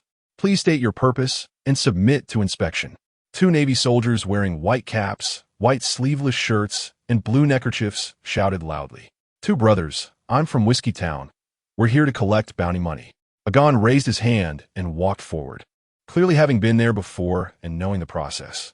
Upon hearing it was for exchanging bounties, the expressions of the two soldiers immediately became friendly, and they spoke much more politely, allowing Ger and the others to enter without inspection. After all, the ones coming to exchange bounties were all money gods they couldn't afford to offend. Chapter 54, Redeeming Bounties. As Gel entered the gates of the naval base, he began to curiously look around. The scale of this base suggested there were only about 300 to 500 soldiers. And at this moment, the spacious training ground had not a single naval soldier in training. A few men dressed in Marine uniforms were sitting in small groups under the shade, smoking and chatting. They were of various heights and builds, and their appearances were quite shabby, clearly the type who would panic and read out the names and bounties of pirates before getting taken out themselves. Upon arriving at the Bounty Redemption Hall, Ger noticed a male and a female Marine working in front, while a naval officer, draped in a justice cloak, sat at a nearby desk reviewing documents. Just then, a middle-aged man dressed as a swordsman came in to redeem a bounty, and Ger curiously moved closer to observe the process. The male Marine, a greasy man in his 30s, was disdainfully inspecting two pirate heads. The short-haired female Marine, youthful and attractive, was around 20 and was checking a thick book of bounty notices. For some reason, Ger sensed a certain arrogance in her casual movements. The naval major behind the desk, while trimming his nails, was watching the female Marine's curvy figure with interest, his lewd expression reminding Ger of a certain naval officer. When Aegon entered and saw the swordsman, he respectfully greeted, "Lord Iron Horse, what a coincidence to see you here." Iron Horse turned his head and, seeing Aegon, didn't he particularly like this timid boy, but didn't he reject him like others? He nodded slightly in acknowledgement and then turned back to closely watch the two pirate heads undergoing naval justice. Even though he knew these two pirate heads were genuine and there was no mistake, after dealing with the Navy at this base for so many years, Iron Horse was well aware that they would always find a reason to nitpick, so he had no idea how much bounty he would actually receive. The swordsman found comfort in his weapon, which had accompanied him through countless battles, and when he felt nervous, he instinctively reached for the long sword at his waist, a motion he had performed millions of times, now ingrained in his bones. Unfortunately, he remembered that his weapon had been temporarily confiscated upon entry. In this moment, this warrior who could bravely face thousands on the battlefield felt somewhat timid and helpless. The older male Marine, evidently more experienced, had already thought of angles to exploit. Just as he was about to speak, the young female Marine saluted and reported, "Report, sir." "Confirmed. This is the Wild Chicken pirate crew from the South Sea, with Captain Wild Chicken having a bounty of 10 million berries, and Vice Captain Castrated Chicken with a bounty of 6 million berries. Identity confirmation is no problem." She then placed the corresponding bounty notices gently on the desk. Completing the check and confirming the identities so quickly, she thought to herself, "I'm really impressive. This greasy uncle actually wants to compete with me? Does he even stand a chance? I'm a top graduate from the main military academy." With that thought, a hint of pride crept into her previously serious expression.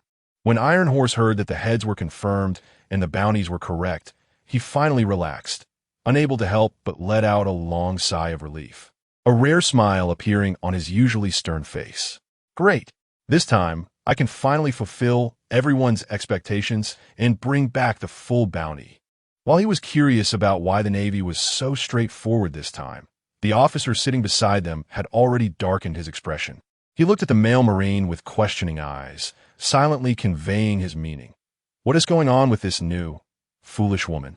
The male Marine felt awkward and lowered his head, thinking to himself, "How was I to know she had seduced some high-ranking official? She was parachuted in yesterday and placed in this lucrative position, and she was already a private upon arrival, likely related to a brigadier general." Looking closely, they even had a bit of a couple-esque resemblance. "If you don't know, how can I possibly know? Please stop looking at me." Cough.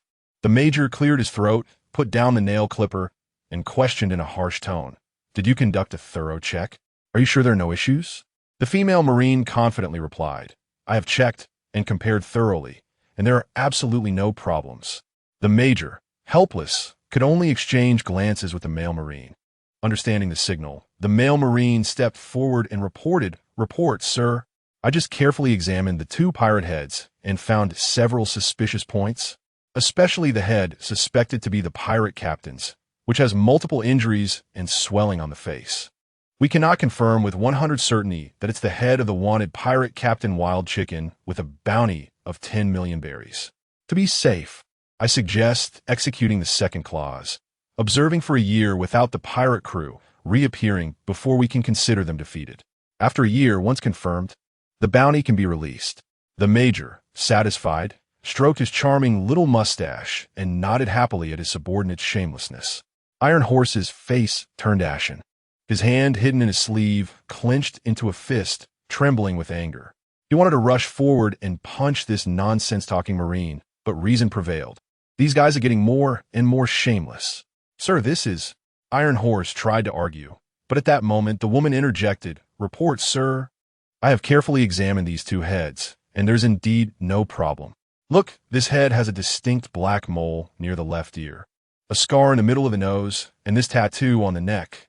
All these details match. Plus, since the identity of the vice captain castrated chicken has been confirmed, I believe it is sufficient to prove that this head belongs to Captain Wild Chicken. There is no need to execute the second clause. Senior, you really don't pay attention to details. You probably don't even have a girlfriend." Her tone was quite arrogant, and the last two sentences were particularly sarcastic towards the male Marine. The two were completely at odds, and the next exchange was simply one supporting and the other opposing. "What is this? Didn't you hear me say I confirmed there is no problem? This bastard actually dared to slap my face." The woman cursed in her heart. The Major, somewhat stunned, didn't he expect this female soldier to be not only big-breasted but also brainless, and that she would be so stubborn when displeased? He wasn't he the top authority here, and didn't he know which senior she had hooked up with? The more unruly the woman was, the more wary he became of her backer. He dared not reprimand her, and for a moment, he didn't know how to resolve the situation. He certainly couldn't continue lying in front of so many people. The scene fell into a dead silence, with even the Major's noticeably hurried breathing becoming clear. Gel eagerly leaned in to watch the drama unfold. After a long while, the male Marine awkwardly smiled and took the initiative to smooth things over, saying, "The points raised by my female colleague were indeed my oversight. I believe the officer can take them into consideration. Given the current situation, I suggest a compromise. Release half of the bounty now along with a certificate, and confirm a year later that the pirate captain has indeed been defeated before releasing the remaining bounty. What do you think, sir?" A smart subordinate should know how to take care of their superior's face, and this was a perfect way to take responsibility while giving the officer a way out. Although he was satisfied with the male soldier's quick thinking, stepping back would mean losing several million Bailey. The Major was still in a dilemma when he suddenly caught a glimpse out of the corner of his eye and saw the female Marine was about to fire again. He quickly made a decision, slammed his hand on the table, and loudly said, "All right, let's do it your way." The female Marine seemed to want to say something, but ultimately kept her mouth shut. Chapter 55. I also want to exchange the bounty, seeking 5-star reviews. The Navy accepted 2 pirate heads, issued the relevant documents, and then took the silent Iron Horse to the back room to collect the bounty. Damn it, I lost 5 million berries on this deal today. What a huge loss. The Major was still feeling sorry for the lost berries in his heart, but when he saw that there were still people queuing to exchange bounties behind him, his expression improved a little. The islands near the entrance of the Grand Line are practically a graveyard for novice pirates, so bounty hunters often come to exchange rewards. As a naval base in the Grand Line, the funding reserves are relatively sufficient.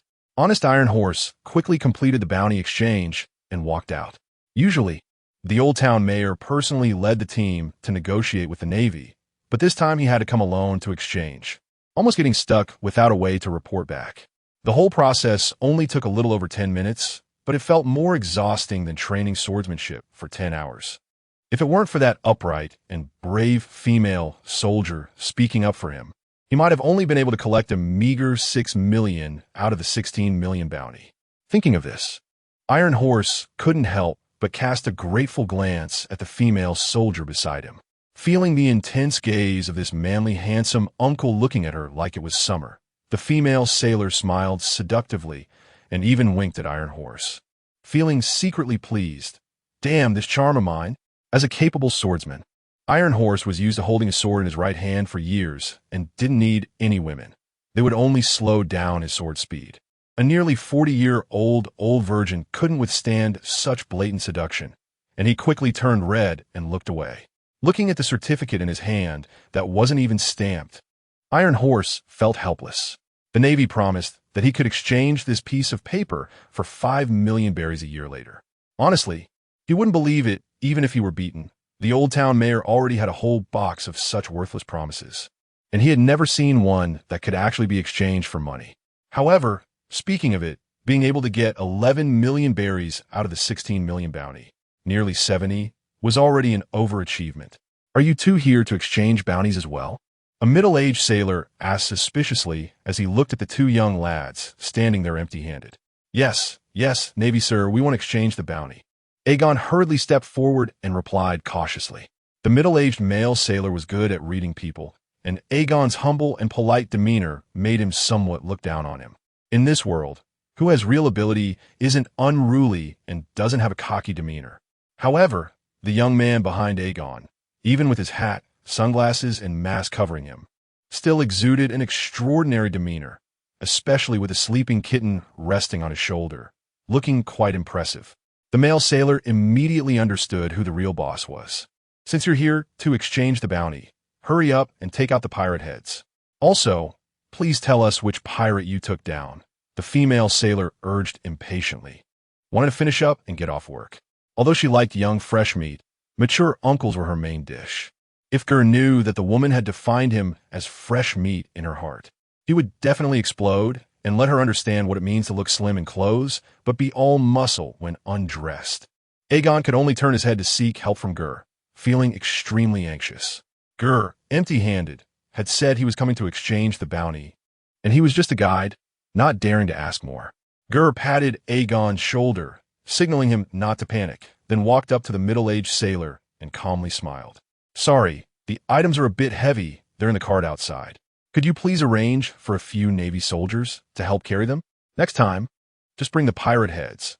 There's no need to bring the whole corpse. The middle-aged Navy man felt a little displeased, but reminded him kindly as he walked towards the door. He thought no one would really come here empty-handed to make a joke, and assumed Ger was not ordinary, so his overall attitude was still quite good. On the side, Iron Horse carefully secured the bag full of berries. With a large sum of money on him, anyone looked suspicious.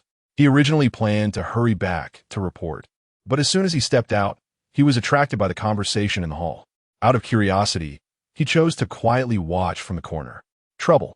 We didn't bring the whole corpse, just the heads. Ger's words left the middle-aged Navy man even more confused, but he didn't ask further, suspecting it might be a big head.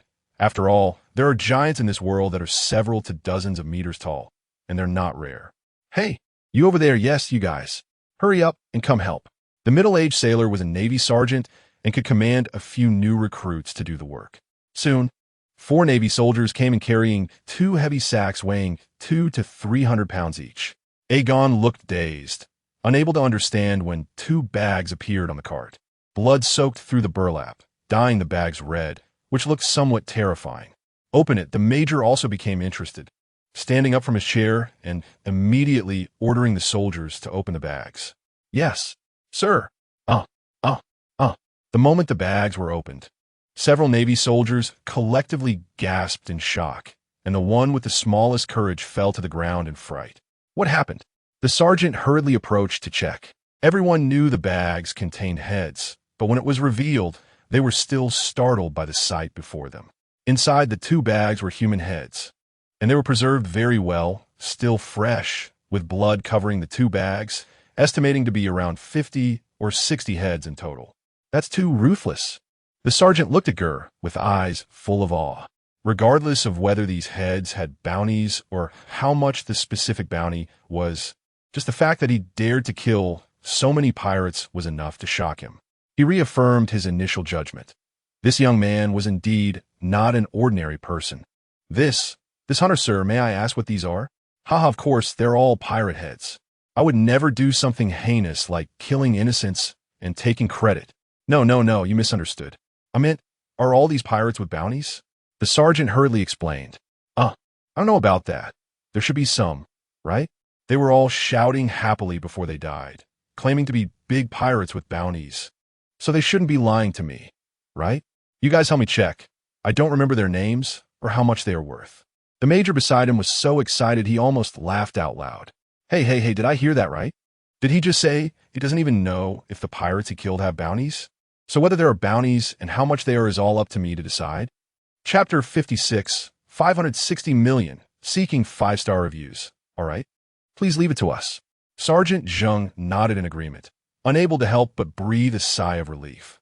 It seemed that the other party might not have known whether the pirates they killed had bounties, so they had just chopped off the heads of the entire ship of pirates. Soon, over 50 heads were neatly arranged on the ground, each one belonging to a fierce pirate with a grim face, creating a rather chilling scene. Aegon was so scared that he turned pale and hid aside, trembling. Gel kindly handed him a cup of hot coffee, suggesting he wait outside. Master Gel, if you can't handle it, just wait in the carriage. You won't be able to help with what's going on here anyway. Aegon looked gratefully at Gel, but in the end, he chose to stay, although his face remained pale. In the corner, the Iron Horse, who had stayed to watch, was also stunned into silence. He never expected that this seemingly harmless tourist group could be so brutal. Looking at the shocked Navy personnel, Gel sneered and thought, "This is nothing. If this were the prosperous times of the Han and Tang dynasties, facing such ruthless thieves, they would have to chop off tens of thousands of heads to build a monument for excitement." Suddenly, the Major, who was contemplating how to get rid of the unruly female soldier so that his plans could proceed smoothly, was startled by a sharp and piercing scream from the female Navy. "What is going on? What happened?" The Major, lost in thought, nearly had his soul scared out of him by her scream. Everyone turned to look at the screaming female sailor, who was holding a bounty notice in her left hand and tremblingly pointing with her right index finger at one of the pirate heads, saying this: "This head belongs to the captain of the Twin Swords pirate crew, Twin Swords Fedeli, with a bounty of 14 million berries. And this one next to it is the captain of the Black Tiger pirate crew, Black Tiger Beat, with a bounty of 16 million berries. The one behind is the captain of the Hellhound pirate crew, Jimmy, with a bounty of 25 million berries. And this one is, and that one is." As the female soldier spoke faster and faster, she hardly needed to check the bounty notice for comparison. She could recognize more than half of the faces at a glance, as each head was preserved very well, and the skin and bloodstains looked as if they had just been chopped off a second ago. At first, everyone thought the female sailor was overreacting, but the more they listened, the more they felt something was wrong, and they quickly stood frozen in place. Even the plotting Major momentarily forgot to stop the female soldier from continuing to name and introduce each head. Suddenly, an unrealistic thought arose in everyone's minds. Hey, no way. Could it be that all of these are bounty pirates? The few Navy soldiers who had helped carry in the sacks began to discuss, their tone filled with disbelief. "Yes, that's right. There are a total of 57 heads here. All of them belong to pirate captains with bounties." The female soldier's excited voice confirmed their suspicions.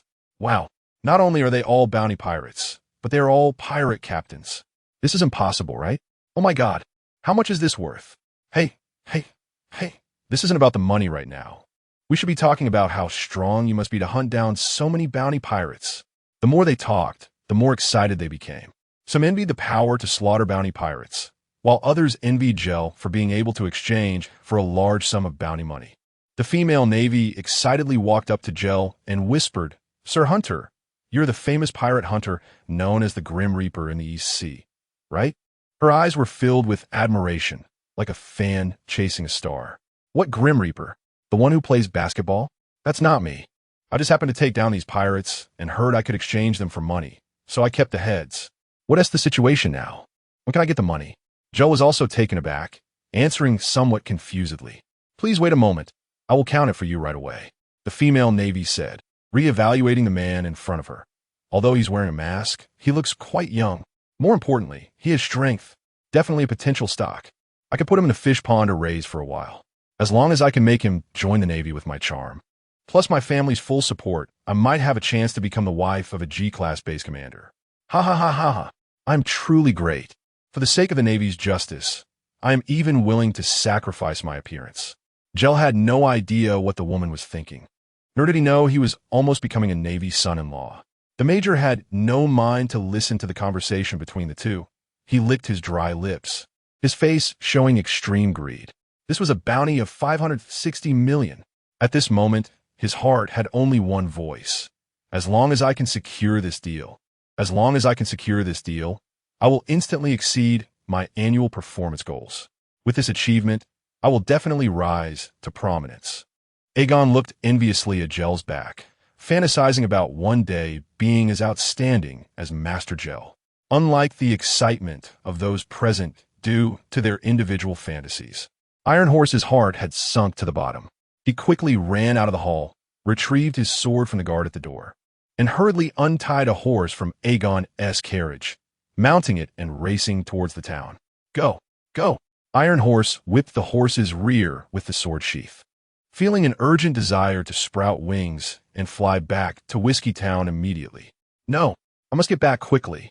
I must inform the town chief about this news. I have to catch up. I must make sure the town chief stops the Black Bull's actions, even if it means killing them in cold blood. They absolutely must not be allowed to attack this group of people. The bloody heads of those pirate captains were still fresh in his mind. This group of people was not just simple tourists. They were not only stronger than expected, but also ruthless killers. Even though his side had now parted ways with the Black Bulls, the town chief had reminded them earlier that it was best to stay on the ship, as there could be dangers. Even today, he had arranged for people to secretly protect the women and children. But if they found out that their crew members had been ambushed when their captain returned, would the other side, in anger, not listen to explanations and make all the townspeople pay for their companions? Iron Horse dared not gamble. This was a man who could easily pull out dozens of pirate captains' heads with a smile. Hurry up. Go faster. Go. Back to this side. The short-haired female navy, having found her new life goal, worked especially hard. When calculating the bounty, it was as if she could already see the money in her future. Hoping to count more. Report, officer. The total has been calculated. It's 560 million berries. Just in time for this year's military expenses, which arrived a few days ago. Now that the funds are sufficient, please hurry and stamp it, so I can take this handsome guy to collect the money. The female sailor said as she beckoned Gel to follow her to collect the money, while the major was itching to curse. Wait a minute. Gel stopped, wanting to see what instructions this major had. Chapter 57. Targeted by the Navy, seeking 5-star reviews. Wait a minute. The bounty amount for this exchange is too high and exceeds my authority. I need to consult my superiors. After saying this, the major turned to the 2 naval officers beside him and started making gestures, wanting to sneak out with them for a smoke to discuss a strategy.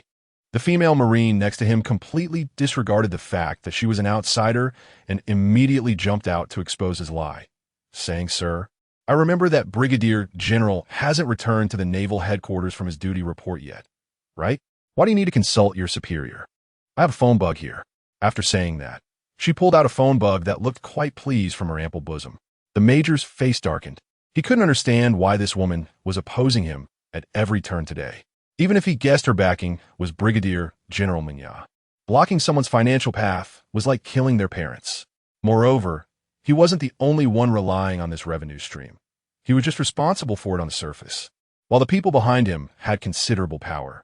Even Brigadier General Mignat, the highest authority at this base, had to weigh whether it was worth incurring public wrath for a small lover. That's right. I have people backing me too. No need to indulge her. Just as the major was boosting his morale and was about to be rude to her, he heard the female Marine speaking in a condescending tone. As we are colleagues, let me remind you, a large portion of these heads belongs to pirates from the East Sea, and they all suddenly went missing a while back. Can you guess how they died? Damn it. What do you mean by let me remind you? Can you speak with a bit more respect? Do I not have any dignity? The major was completely on edge, and he felt his emotions about to explode. Private Chichi, please mind your tone when speaking to the officer. Just because I have a good temper doesn't mean I don't have a temper. He continued, and what do you mean guess how they died? Are you stupid? Their heads are right here. How else could they have died? Of course, they were chopped off. The major finally mustered the courage to retort, and after speaking, he felt immensely relieved, even a bit smug. This is how I stand up against authority. I finally get to vent my frustrations. Suddenly, the sergeant next to him slammed his fist into his palm, looking as if he had just realized something. He excitedly said, I understand now. So that's how it is. Good thing you reminded me. Otherwise, we would have almost missed a big issue. The major was dumbfounded, thinking, wait, why are you joining in? What do you understand? Can't you two just say things plainly? Don't you think this way of communicating makes me look foolish? Jeru, I'm confused too. The female Marine, named Chi-Chi, rolled her eyes at the not-so-bright officer, showing a look of disdain, then walked to the side and started dialing the phone bug. The sergeant, understanding the need to maintain his superior's face, immediately took the major aside and quietly explained, "My dear Major, don't get flustered. Do you remember the bounty hunter who recently gained fame in the East Sea?" Seeing the major's confused expression, the sergeant knew he was completely unaware of this. His superior only cared about making money and ignored everything else. The mysterious bounty hunter known as the Grim Reaper, who is feared by the East Sea pirates and underground organizations. According to known intelligence, no one knows what the Grim Reaper looks like, nor if it's a group or an individual. It's only known that any pirate crew encountering the Grim Reaper in the East Sea has been wiped out without exception, and the methods are extremely brutal, leaving no survivors. The sergeant cautiously glanced at Jeru beside him, confirming he wasn't paying attention, and continued, "In just 2 months, the Grim Reaper has instilled fear in the pirates of the East Sea, and now all pirates tremble at the mention of the Grim Reaper's name, which is even more intimidating than our Navy. The superiors at headquarters are also very interested in this and want to see if they can recruit him into the Navy. Didn't they issue orders during the meeting at the beginning of the month? Any suspected Grim Reaper sightings must be reported to headquarters immediately." The sergeant gestured towards the pirate heads on the ground. Most of these pirate heads are from those who vanished after encountering the Grim Reaper. At this point, if the major still didn't understand, he would truly be wasting his brain. So the young man in front of him, who came with 2 bags of heads to claim the bounty, was most likely the legendary bounty hunter Grim Reaper. The sergeant nodded with satisfaction. The major secretly rejoiced that he had a subordinate who reminded him in time. This person was young, capable, ruthless against pirates, and had gained recognition from several high-ranking officials at headquarters. Moreover, with the recent surge in pirates due to Pirate King Roger's last words, the Navy and the world government were eager to recruit talent to deal with the chaos. Wow, thinking about it this way, it was like having the right time, place, and people. If he agreed to join the Navy, he might start at the rank of lieutenant colonel or colonel. To maximize his deterrent effect, he would likely be stationed at the entrance to the Grand Line, where he could rack up military achievements by killing pirates for 2 or 3 years, possibly getting promoted to brigadier general or even rear admiral. If he continued to guard the entrance to the Grand Line, wouldn't he become his future superior? What am I doing? I was just thinking about how to swindle my future superior's money. The major was startled by his own analysis and imagination. He thought about the consequences if he held a grudge against him later. He would undoubtedly be sent to the front lines to fight pirates. His skills had long since deteriorated, and he would only be heading to death on the battlefield. Cold sweat broke out on the major's forehead as he quickly grabbed the stamp on the table and pressed it down, then pretended to be nonchalant as he picked up his thermos and chose to drink water tactically. Jeru, who had been standing by and using his observation hockey to eavesdrop on their whispers, finally understood why these 3 Navy officers were so animated. He initially thought a few Navy officers were getting envious of the bounty and were planning to find a way to eliminate him to claim the wealth. If that were the case, he wouldn't just sit still. He would have to fight his way out, which would inevitably cost some Navy lives. And he would definitely be issued a bounty. Although he wasn't afraid, Jeru was someone who disliked trouble. After hearing their conversation, he couldn't help but smile, realizing the Navy wanted to recruit him. Understanding the context, Jeru casually pulled out a bottle of milk tea, sipping it while contemplating how to respond to the Navy's invitation. Chapter 58, Navy Headquarters. Beep, beep, beep, beep, beep, beep, beep, beep. Bep, bep, bep, bep, Gutson. Really? Why did it take you so long to answer the phone?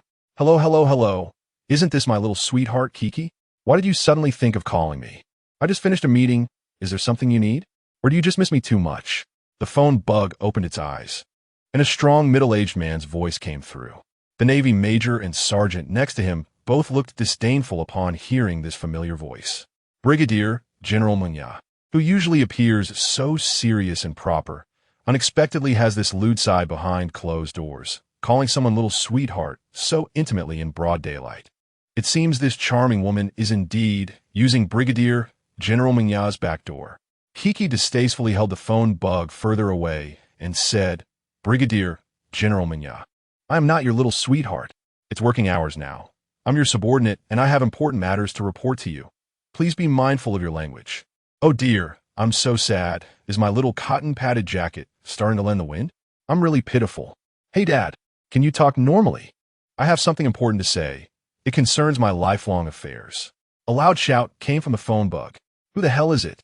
Which bastard wants to take my precious daughter away? I will definitely take care of him. Kiki's dad startled the major, causing him to spit the water in his mouth onto the sergeant's face.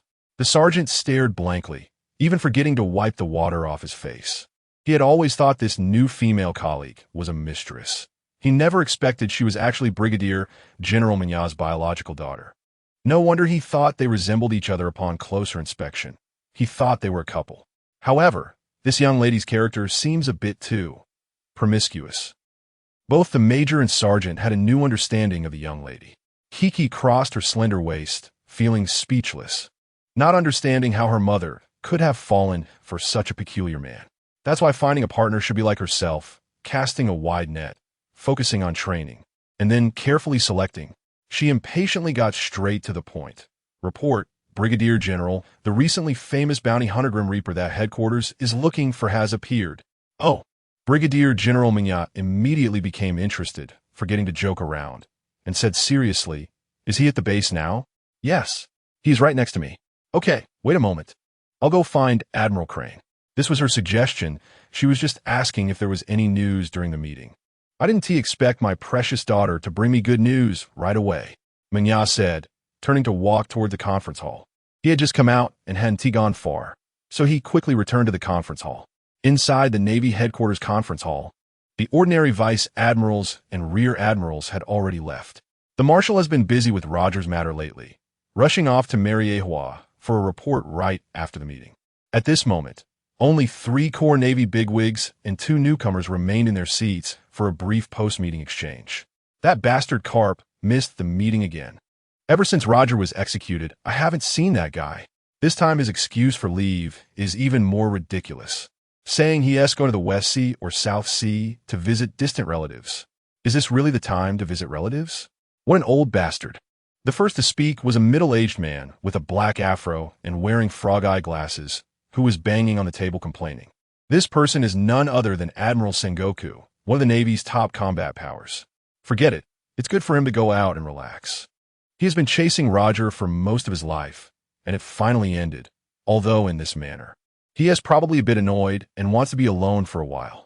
A woman around 50, with many wrinkles on her face, spoke up. She was wearing a light purple shirt and a tie, with her hair casually tied in a small ponytail, her eyes as clear and calm as a lake. With a kind expression, Xiaohe, you are just too gentle. Ahem. Sengoku realized he had momentarily forgotten that so many were watching and felt a bit embarrassed, coughing awkwardly. Oomph. When Roger surrendered, knowing he must have ulterior motives, he should have been dealt with directly. Executing him as a warning and displaying the corpse would have had the same effect. The world government insisted on a public execution, and now the entire sea is in turmoil. The number of pirates has surged, and our Navy is already stretched thin and completely passive. They caused this mess, and now they have the audacity to blame us. It's truly laughable. A middle-aged man with a dark expression said, All right, Sakazuki, complaining won't change what has already happened. We should think about how to respond to the upcoming wave of pirates. Admiral Sengoku said softly, Oh, what a headache. I really envy Vice Admiral Carp. A sleazy uncle in his 30s wearing sunglasses said. After that, he took out a nail clipper and began to groom his nails. The serious-looking purple-haired old man sitting next to him frowned and scolded. As a righteous Navy member, you are too lazy. Borisolino raised his hands, pretending to be very scared and wanting to surrender. Yes, I know. So scary. Teacher Zephyr is still as strict as ever. Sengoku shook his head. Zephyr had already retired to train talents for the Navy. If nothing unexpected happened, he would soon be promoted to admiral.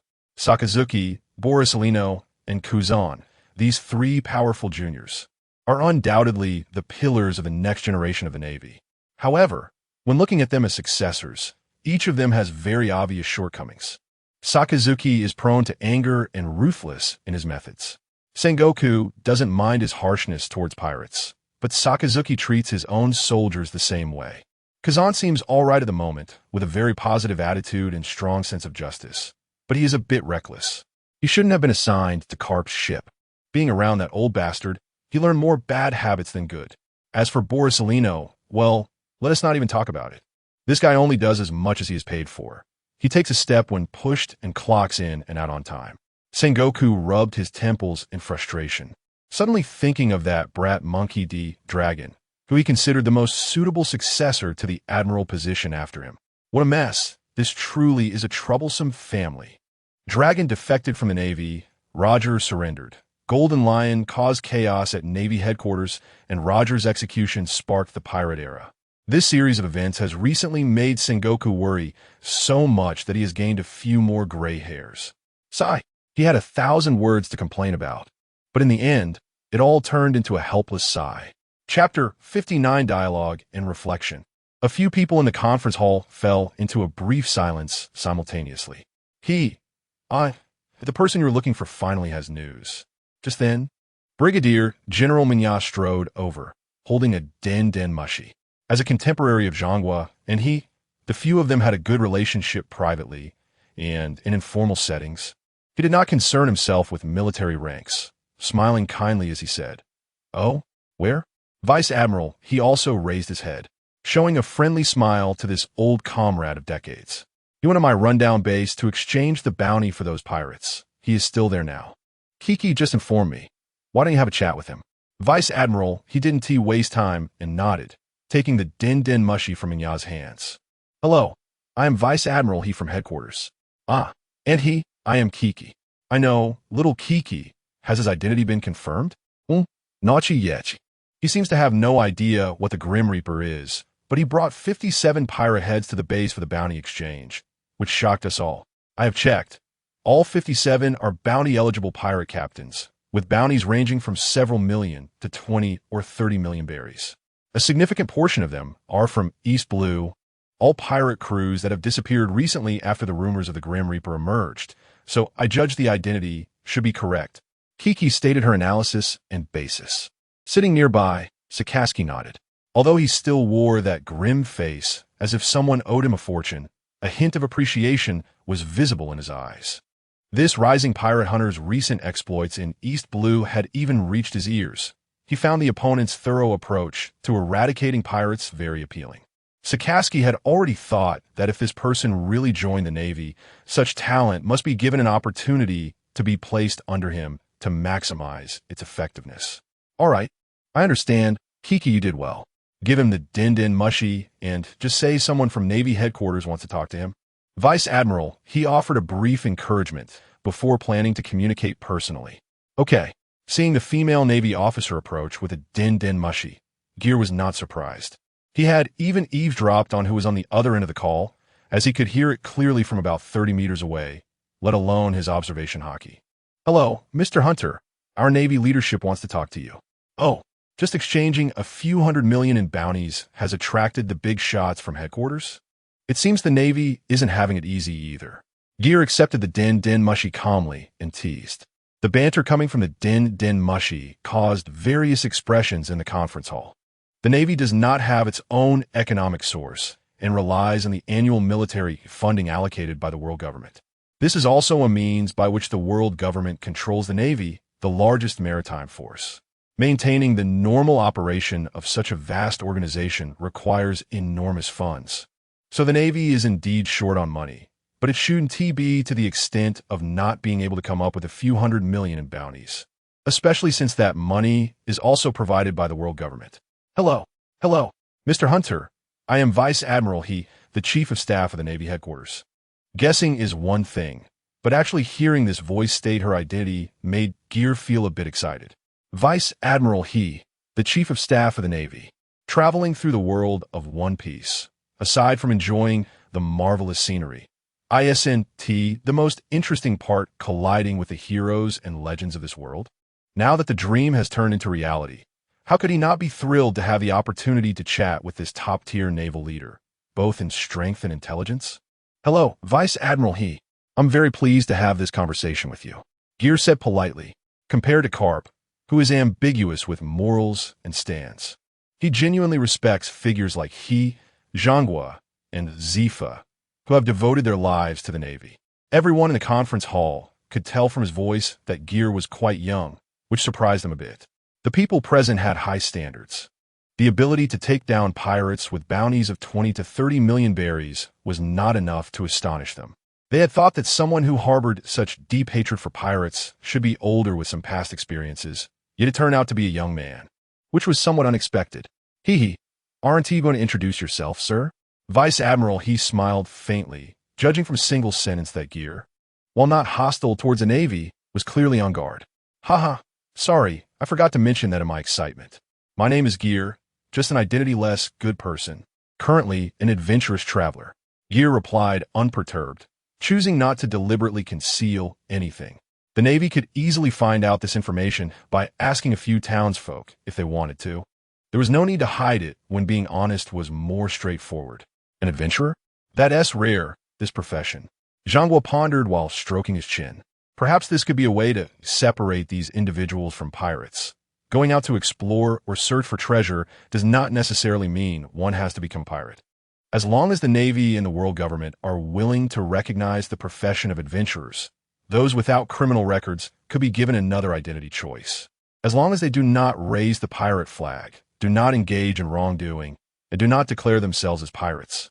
Although there may not be many who purely seek adventure and treasure, given the current strength of pirates, every little bit helps in weakening them. Zhanghua's eyes gradually brightened as he contemplated. The world government had not issued a ban on the sea, prohibiting everyone from leaving their home countries and islands. So going out to explore or search for treasure was not illegal. However, at some point, it became the norm for anyone going out to proudly raise the pirate flag, claiming to be a pirate, whether they were killing, looting, or just traveling for adventure. Pirates would view bounties as an honor recognized by the authorities, competing over the amount of the bounty, and even intentionally committing more crimes to increase their bounties. This pathological trend was about to engulf the entire sea, and one could only imagine how many innocent ordinary people would perish in this calamity. The more Zhanghua thought about it, the angrier he became. Perhaps it was indeed, as Sikorsky said, they should have defied the world government's orders and directly dealt with that bastard Roger. However, Admiral Kong was more focused on maintaining the status quo than taking risks, so it was clearly unrealistic to expect him to defy the world government's orders. Zhanghua couldn't help but wonder if he had been the admiral at that time. Would he have dared to disobey the orders of the world government? After some analysis, he realized he probably wouldn't have been able to resist either. After all, his lifeline was firmly in someone else's hands. A penny can harden a hero's heart. He hadn't expected that a pile of paper could bind the mighty Navy. Chapter 60, Invitation and Refusal. Huh, is Admiral Sengoku also nearby? The telephone bug on the table suddenly spoke, pulling Sengoku, who was lost in thought, back to reality. Oh, you know this old man? Sengoku replied with some surprise. The fact that the other party could guess his identity just by hearing his voice made him wonder if this Grim Reaper was someone they knew. Of course, who on the sea doesn't know the name of Sengoku the Buddha? Ha ha ha. Kid, you can eat food recklessly, but you can't flatter carelessly. This old man is just a Marine Admiral, not the Marine Fleet Admiral. Upon hearing this, Ger was also taken aback. He had been accustomed to calling Sengoku Admiral Sengoku and momentarily forgot that the current Fleet Admiral was still the old guy Steelbone Kong, and Sengoku was still just a Marine Admiral. Haha, my apologies. I always thought that the position of future Fleet Admiral is destined for you. So I inadvertently spoke my mind. Please forgive me. Who wouldn't like to hear good words? A subtle smile appeared on Sengoku's face, but he quickly became serious again. He couldn't show too much emotion in front of so many people. He thought to himself, this kid speaks well, but although my devil fruit is the human fruit, mythical beast form, this title of Buddha Sengoku is something I'm hearing for the first time. Shouldn't my title on the sea be the wise general? Admiral Sengoku, you and Vice Admiral Tsuru are here, but where's Vice Admiral Garp? Has he found another excuse to take leave? Everyone exchanged glances, confused about how this kid seemed to know so much about their Navy's internal situation. Vice Admiral Garp is not here. Do you have something to discuss with him? Sengoku deliberately probed. No, I was just asking casually, thinking if he were here I would greet him. When Vice Admiral Garp was young, his elders took good care of him. Ger's seemingly relationship-building comment actually contained a lot of information. After some thought, everyone began to form initial guesses about his identity. He was likely a descendant of some old Navy predecessor from the previous era. After all, Vice Admiral Garp was powerful and became a Vice Admiral at a young age. Being able to take care of young Garp means that the old predecessor must have held a high position in the Navy. A descendant of a Navy family coming out for training? Quite unique. Generally, these affluent connections would directly arrange for their own kids to work in the Navy headquarters for safety, as the sea is so chaotic. Which of these young lords and princesses isn't a precious treasure at home? Very few would dare to let them wander out on their own. The suspicion of being a military descendant instantly brought Ger closer to these Navy big shots. Ger actually intended to throw a smoke bomb to confuse their judgment. But what he said was not fabricated. Garp surely faced a lot of beatings from Rox and his crew when he was young. And if he wasn't beaten death, what else could it be but care? Although he couldn't acknowledge a thief as his father, it would be too much to call Rox Zebek a predecessor considering this body. Thud. Vice Admiral Tsaru slowly set down her teacup, looking at the telephone bug in front of her, which had somehow acquired a mask, a baseball cap, and sunglasses, and squinted her eyes as she said, "Since you are also a smart person and have a certain understanding of the Navy situation, I will speak frankly. Because you have eliminated many pirate crews in the East Sea, creating a deterrent to pirates there, and have never heard of any harm to ordinary civilians. Based on these 2 points, we judge you to be a person with a sense of justice and aligned with our Navy's values. Therefore, the Navy headquarters has now decided to formally invite you to join our Navy and work together to maintain world peace and justice. As for treatment, we can make an exception to promote you to the rank of Major at headquarters. If you are willing to enter the Navy headquarters boot camp for further training, we can promise you that if you perform excellently in assessments and graduate smoothly, you can be directly granted the rank of Colonel at headquarters." Ger was somewhat surprised. The treatment the Navy offered was already quite sincere. He didn't expect that by accidentally killing too many pirates in the East Sea to arrange practical training for a kin, it would attract the attention of the Navy's high command. Vice Admiral Tsuru, "Actually, these pirates were not killed by me alone. I have partners," Ger said sincerely. Sengoku was the first to reply. "We have considered this situation, but this point is not important. What we need now is the fact that the famous Grim Reaper of the East Sea joins the Navy. If your partners are also just and righteous people, they can also join the Navy and continue to serve under you." Ger thought to himself, "I thought they valued me highly, but it turns out they just want to use the title Grim Reaper to dampen the spirits of pirates and casually promote it through media and newspapers, sending a message to bounty hunters across the sea.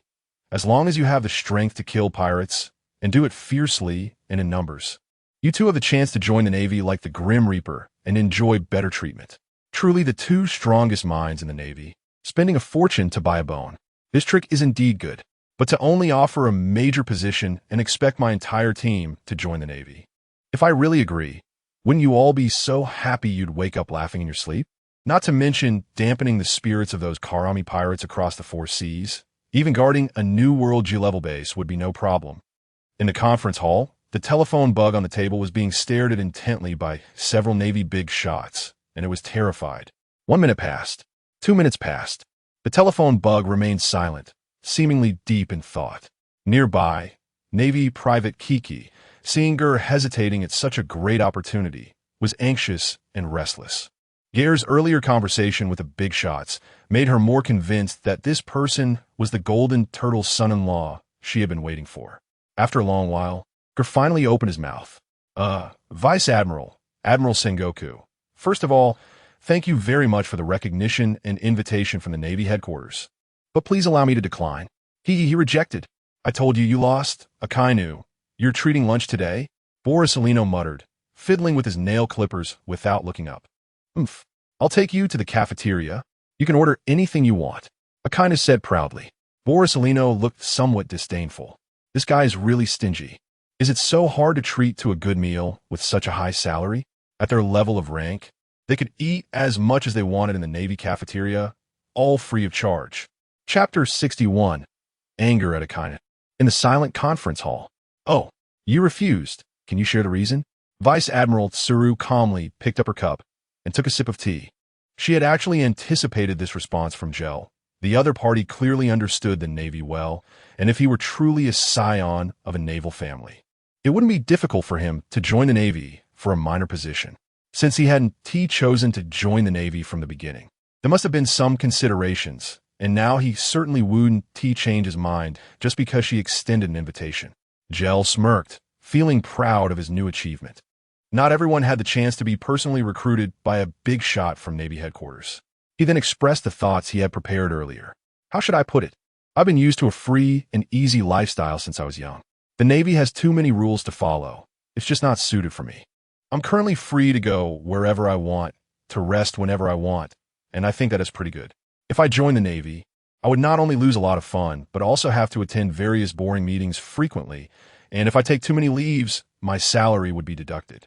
Even hunting pirates wouldn't earn me bounty anymore. Although I don't lack money, why would I do that? This statement left Tsuru, Singo Kamonka, and Zephyr all looking astonished, falling into self-doubt. Is our Navy's treatment really as bad as you say? Click. The nail clipper in Borsellino's hand suddenly fell to the ground, the crisp sound breaking the silence in the conference hall. Hiss. Borsellino gasped, feeling incredibly shocked. Why does it seem like this kid makes a lot of sense? So terrifying. Yes, so young yet sees so clearly. How much is his salary now? If he doesn't become a Navy, what if a pirate with a bounty of over 100 million comes up and says, have you ever been kicked by light? Then it's one kick after another. Isn't that faster money? Only dealing with those supernovas. Weak strength, yet high bounty, incredibly cost-effective. Work 1 day a year, eat for a year in 1 day, and during the rest of the time, I can go on vacation everywhere. The more I think about it, the more enticing it seems.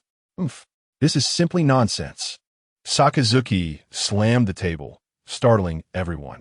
It's actually for the sake of indulgence. What do you take our Navy's justice for? I previously thought you were someone significant, but I didn't expect you to be so pathetic. You kill pirates just for the bounties? The reason to eliminate these pests should be for the justice in your heart, for honor, to maintain world peace and stability, right? Sakazuki shuted otedenden mushi, and the poor creature trembled in fear. Upon hearing this tone and attitude, Gel didn't need to guess who was yelling. I have my own justice.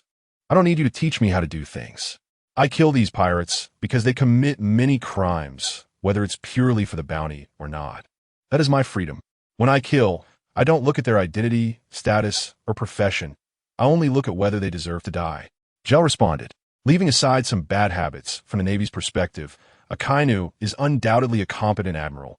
But what does that have to do with me? Would I, a self-proclaimed Zwan madman, be afraid of you? Don't say it's pirates. Even if you're a high-ranking Navy officer, as long as you do evil, even without a bounty. If you encounter me, you will still be killed. As Gel spoke, his aura suddenly exploded, and even the Den Mushi imitating him felt a surge of primal power erupting from within, becoming aggressive and imposing, making Sakazuki, who was facing the Den Mushi, feel as if Gel himself was sitting opposite him, spraying insults back. Arrogant. Sakazuki's face turned red with anger, his skin beginning to turn a dark red like magma, the steaming heat causing the temperature in the conference hall to rise rapidly. Sakazuki, what do you want to do? I've told you so many times. Why are you still so unable to keep your cool? Admiral Zephyr immediately reprimanded. Sakazuki calmed down a bit. Teacher Zephyr is also here, quickly educate him. Really, growing up looking more mature than his actual age, yet so rash. How can he bear great responsibilities with such temperament? Gel continued to add fuel to the fire. Zephyr felt a headache coming on and didn't want to pay attention to Gel. Don't get too arrogant with me. I'll remember you. Sakazuki snorted coldly. Getting anxious already? As a high-ranking Navy officer, a pillar of the Navy in the future, is this all the character you have?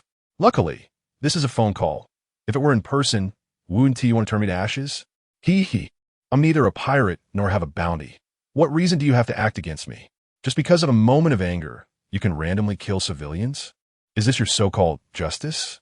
The Den Mushi mocked with a very annoying expression. Bastard. Sakazuki, you should leave now. Yes, right. You really need to control your temper. Admiral Sengoku ordered with an unhappy tone, his face showing some disappointment. With Sakazuki's immature behavior, how can he possibly serve as an admiral in the future, or even as the commander-in-chief of the Navy? Sai, still too young, needs more training. Looking at the Den Mushi's pretentious sigh on the table, Sakazuki was breathing heavily through his nostrils. Oh wow, that is scary, Borsellino said with a smirk, not sure if he was referring to the angry Sakazuki or Gel's sharp tongue. You can also tone it down. Vice Admiral Tsuru said to the Den Mushi. Okay, Vice Admiral Tsuru. Gel also graciously stopped. Oomph. Sakazuki's face was pale with anger, snorting coldly before turning and leaving the conference hall. It was truly disadvantageous to argue against him over the phone without being able to act. Staying would only mean suffering for nothing, so it was better to leave early. Not having taught the student well, Zephyr felt he was also responsible. These excellent young people carried all the hopes of the older generation of the Navy. He nodded to Sengoku and Tsuru, then followed after Sakazuki to leave the conference room. Chapter 62, Reaching Cooperation. The Navy Sergeant Kiki beside Geller was almost scared to faint. She graduated from a new recruit camp at the Navy headquarters and knew very well what kind of temperament the senior Sakazuki had. Seeing the man in front of her daring to provoke him in front of so many Navy bigwigs, Kiki felt both admiration and fear. As for the major and sergeant, upon hearing who the big shots sitting across from the dialogue snail were, they instinctively took the others and ran out, even closing the door behind them, fearing they might accidentally hear something they shouldn't. After Sakazuki left, the conference room returned to calm. So, are you sure you want to reconsider? The calm voice of Admiral Crane came through the phone snail again. Yes, I'm sorry, Admiral Crane. I've thought it over seriously and have no intention of joining the Navy system for now, sorry. Geller scratched his head, still not changing his mind. That's fine. In that case, let's leave it at that. I hope you can continue to strive and kill more pirates. We will also increase our publicity of your heroic deeds, encouraging more pirates who have confidence in their strength to come to you for revenge, saving you the time of looking for hunting targets. Sengoku couldn't help but give Admiral Crane a thumbs up. Upon hearing this, Geller's mouth twitched. So this old lady is so cunning? Which part what you said sounds like that's fine? Truly a woman who can easily handle the two great Navy heroes. Then let's leave it at that. Goodbye. Lord Grim Reaper, please wait a moment. Geller thought for a moment, trying to keep a low profile and avoid drawing anyone's attention until his wings had fully grown. Oh, Mr. Geller, do you have something else? Admiral Crane at the phone snail showed a hint of a smile. Recently, due to Roger's death, the great pirate era has begun, and the number of pirates has surged everywhere. As the chief of staff, she has been busier than ever. Now that she finally has the time to sit down for tea and chat, it lightened her gloomy mood a lot. Hey, Aunt Crane, we're all on the same side. Just call me Geller. Why don't you try persuading me again? Don't give up easily.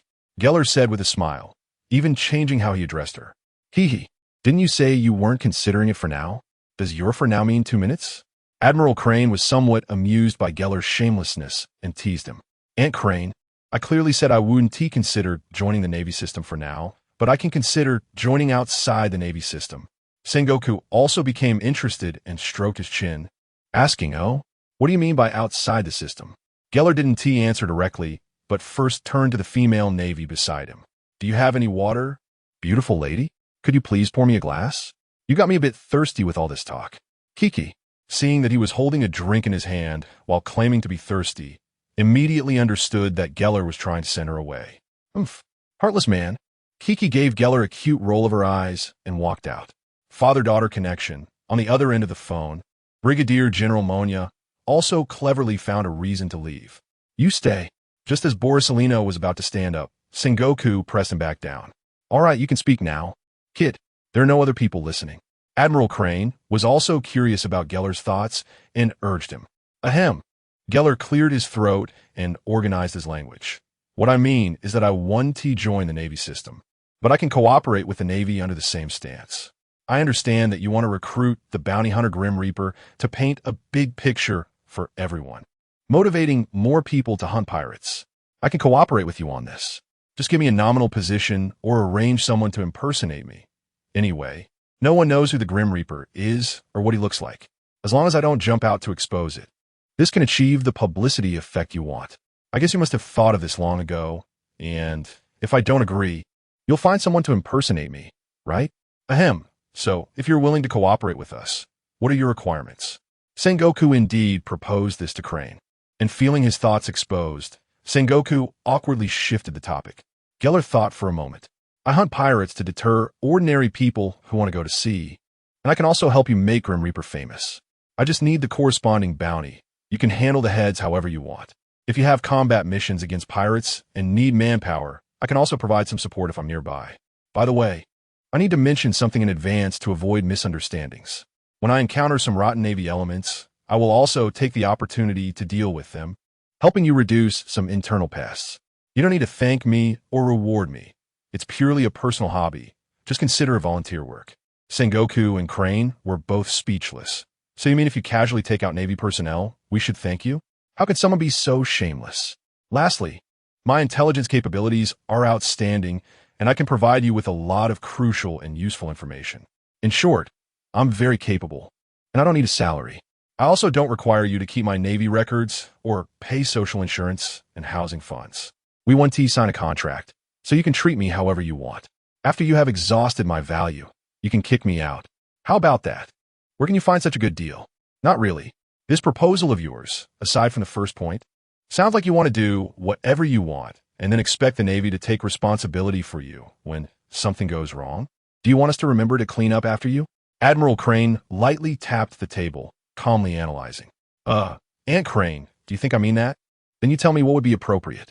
Geller shrugged indifferently, as his main goal was to avoid being famous for the bounty before his wings were fully grown.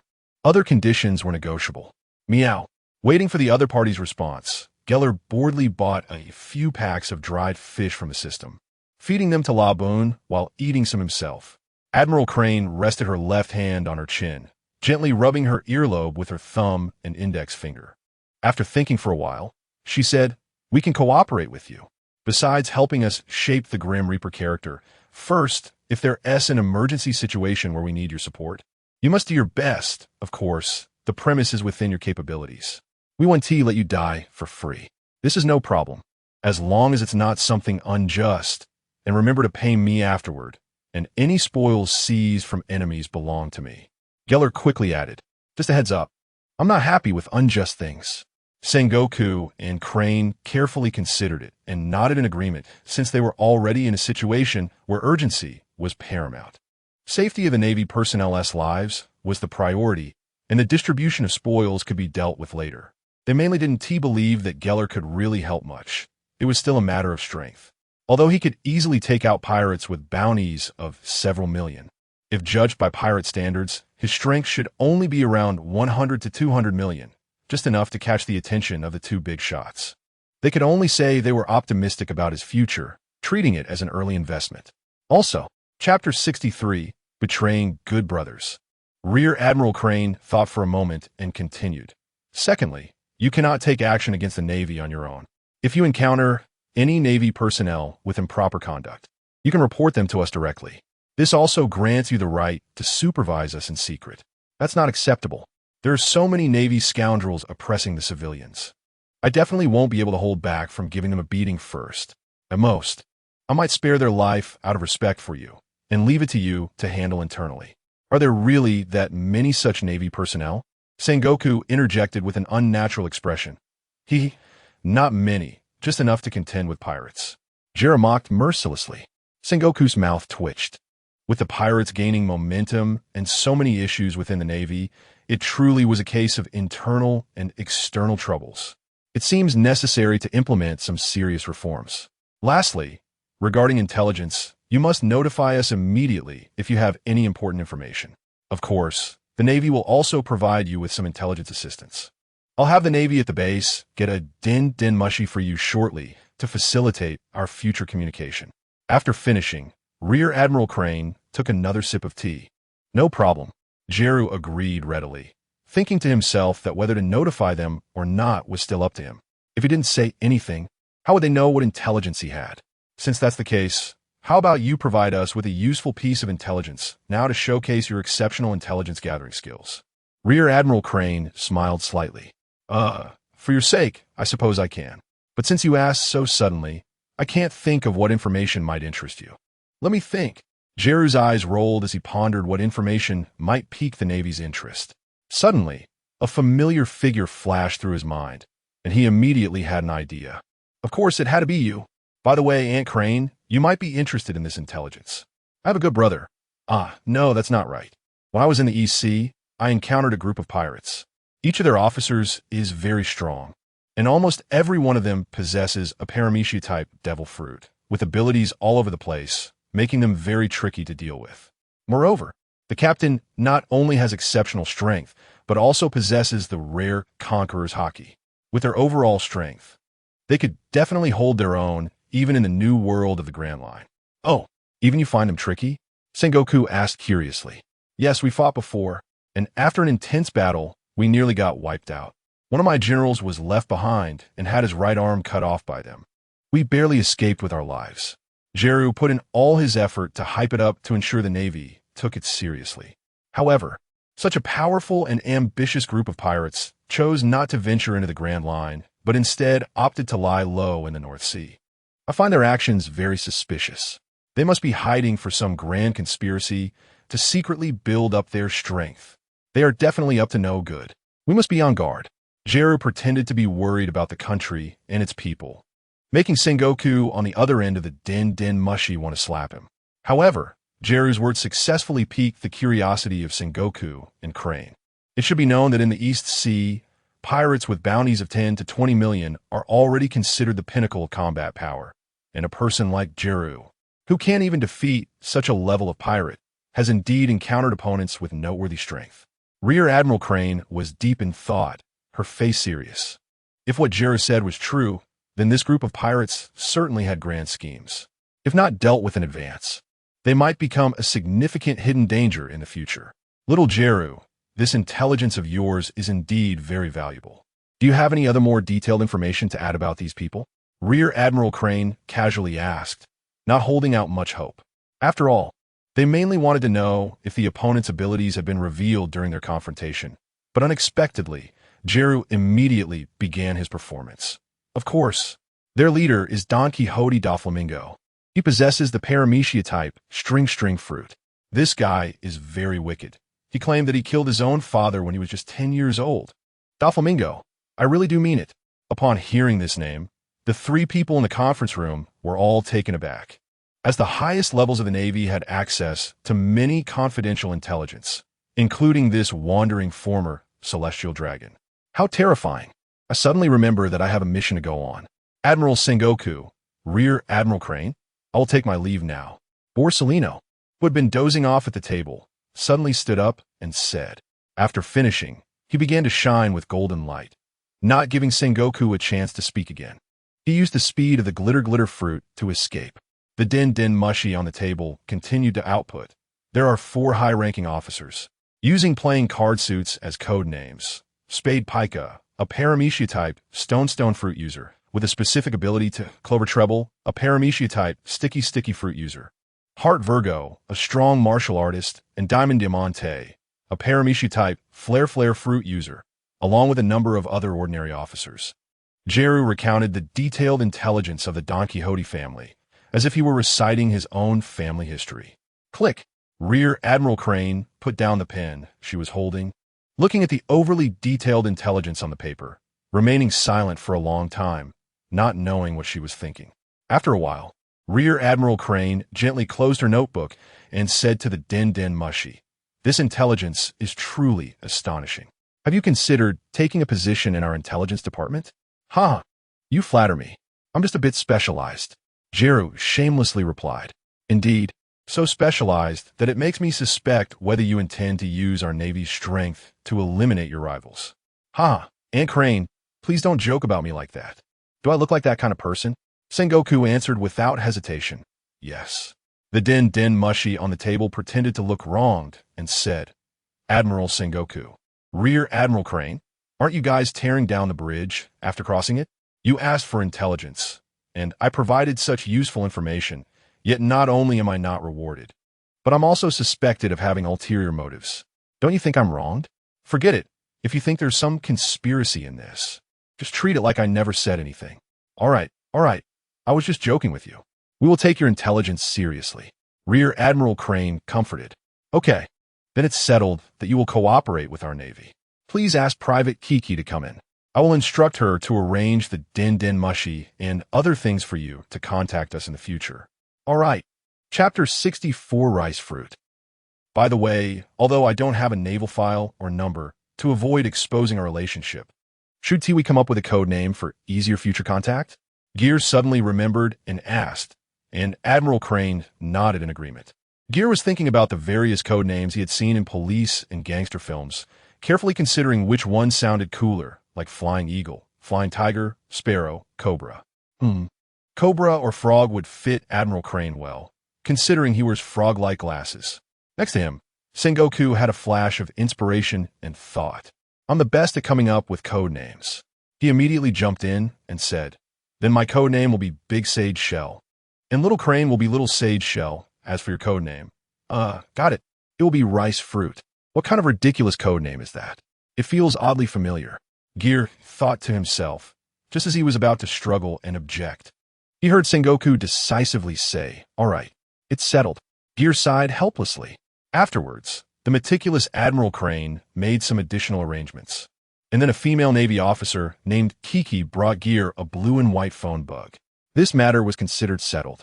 Ger looked at the phone bug in his hand, rubbed his temples, feeling a bit overwhelmed. Talking to smart people was really brain-burning, but overall this result was good. The main conference hall of the naval headquarters at Marineford was very spacious. As the naval generals who often held meetings there were not only numerous, but also quite tall. At this moment, the empty conference hall only had Sengoku and Crane. Click! After hanging up the phone bug closed its eyes and retracted into its snail shell. Sengoku frowned and said, Little Crane, do you really think this person can be trusted? Gulp. Admiral Crane picked up his cup and took a sip of tea. His expression calm. Sengoku, whether we can trust him or not doesn't matter, Ger. No, it should be called Rice Fruit now. This kid is also a smart person, and he might not necessarily trust us, but at least for now, he doesn't seem like a bad person. He shares the same stance as our Navy on many issues. The only difference may be in how we handle problems. He can act without concerns.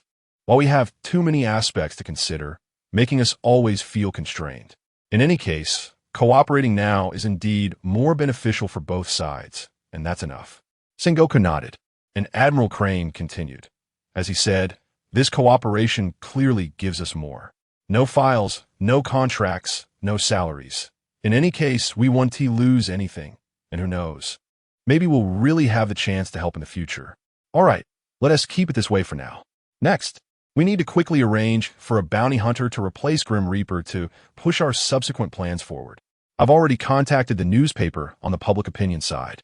As soon as we notify them, they will immediately release the news. Hopefully, it will achieve the effect we want. If all capable bounty hunters on the sea can compete to emulate it, it should temporarily suppress the momentum of the pirates. Sengoku said excitedly, clearly satisfied with this result. Who should take on this title? Sengoku. I think this choice must be carefully considered. First, this person must be a Navy with a sense of justice, loyal enough to the Navy. Second, they must have enough strength to eliminate doubts. Third, they should currently have little fame on the sea. This selection is crucial. If not chosen well, it might end up being a waste of effort and could damage the Navy's prestige. Sengoku nodded, also seriously pondering. Suddenly, he slapped the table and laughed. Got it. After you mentioned it, I remembered someone. Oh, then hurry up and say it. What are you waiting for?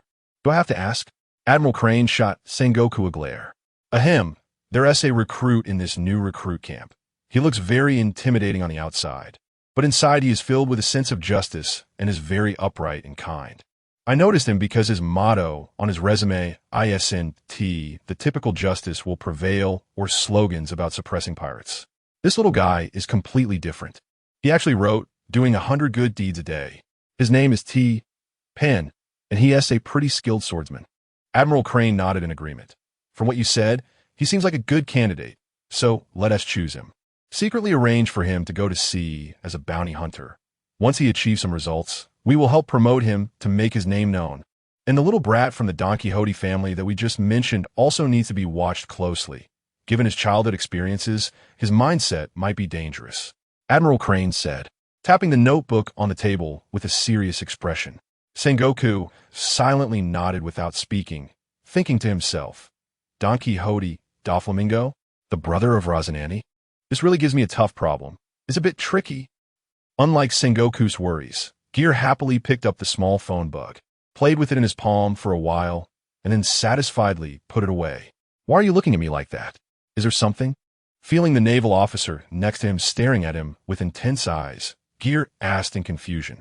Sir, Kiki, dressed in a Navy uniform, leaned in, actively shaking Ger's arm, and even intentionally unbuttoned the top 2 buttons of her shirt. From Ger's elevated viewpoint, he could just see a patch of white skin and an impressive cleavage, making him feel a bit dry-mouthed, and he quickly took a few sips of water. Sir, my dad hasn't been home recently, and the big house is only me at night. I'm so scared. I wonder if you're interested in coming over to my house for a cup of tea. I'll personally make milk tea for you. Kiki leaned in close to Ger's ear, her voice soft and filled with temptation. Ger looked at her in disdain, thinking, what milk tea? This looks like green tea to me. I'm sorry, Lord Ger. I didn't mean to disturb you. Just as Gon, who was about to come in from outside, saw this scene, he quickly covered his eyes and turned to run out. Seeing the woman's hand already mischievously reaching for his waist, Ger couldn't help but speak up. What are you doing? In broad daylight. If you keep this up, I might have to shout so comfortable. Huh. Oh, sir, you're really humorous. Can you come to my house for dinner tonight and tell me some stories? I can make you even more comfortable. Seeing that Ger didn't refuse, Kiki was about to throw her long, beautiful legs over. Oh no, I'm going to lose my life. What a little devil. I can't handle this. All right, stop it. I was just joking with you. You're really taking it seriously? Girl, it's just for fun. Don't be so serious. Ger tactically jumped back, successfully escaping the woman's entanglement while speaking and tidying up his clothes. He wasn't that kind of casual man. Chapter 65. Smoking? Seeking 5-star reviews. Regarding Ger's principles, there aren't many. Chi-Chi was so angry that her teeth were itching.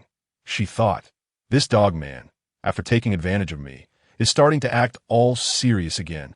I refuse to believe that with my beauty that can make fish sink and birds fall, and my curvaceous figure, I can't handle a smelly man. Young master, you're still young, full of blood and vigor. Holding back is bad for your health. Chi-Chi, undeterred, wiggled closer again. Seeing that this unappreciative woman was still trying to cling on, Ger's expression hardened, and he coldly said, I said that's enough. Instantly, a chill hit Chi-Chi, and she felt as if someone was choking her. She was almost suffocating.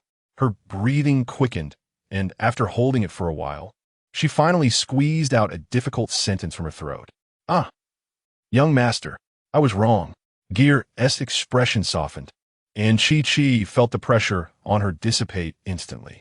She obediently stepped aside, lowering her head so she couldn't see the tips of her shoes.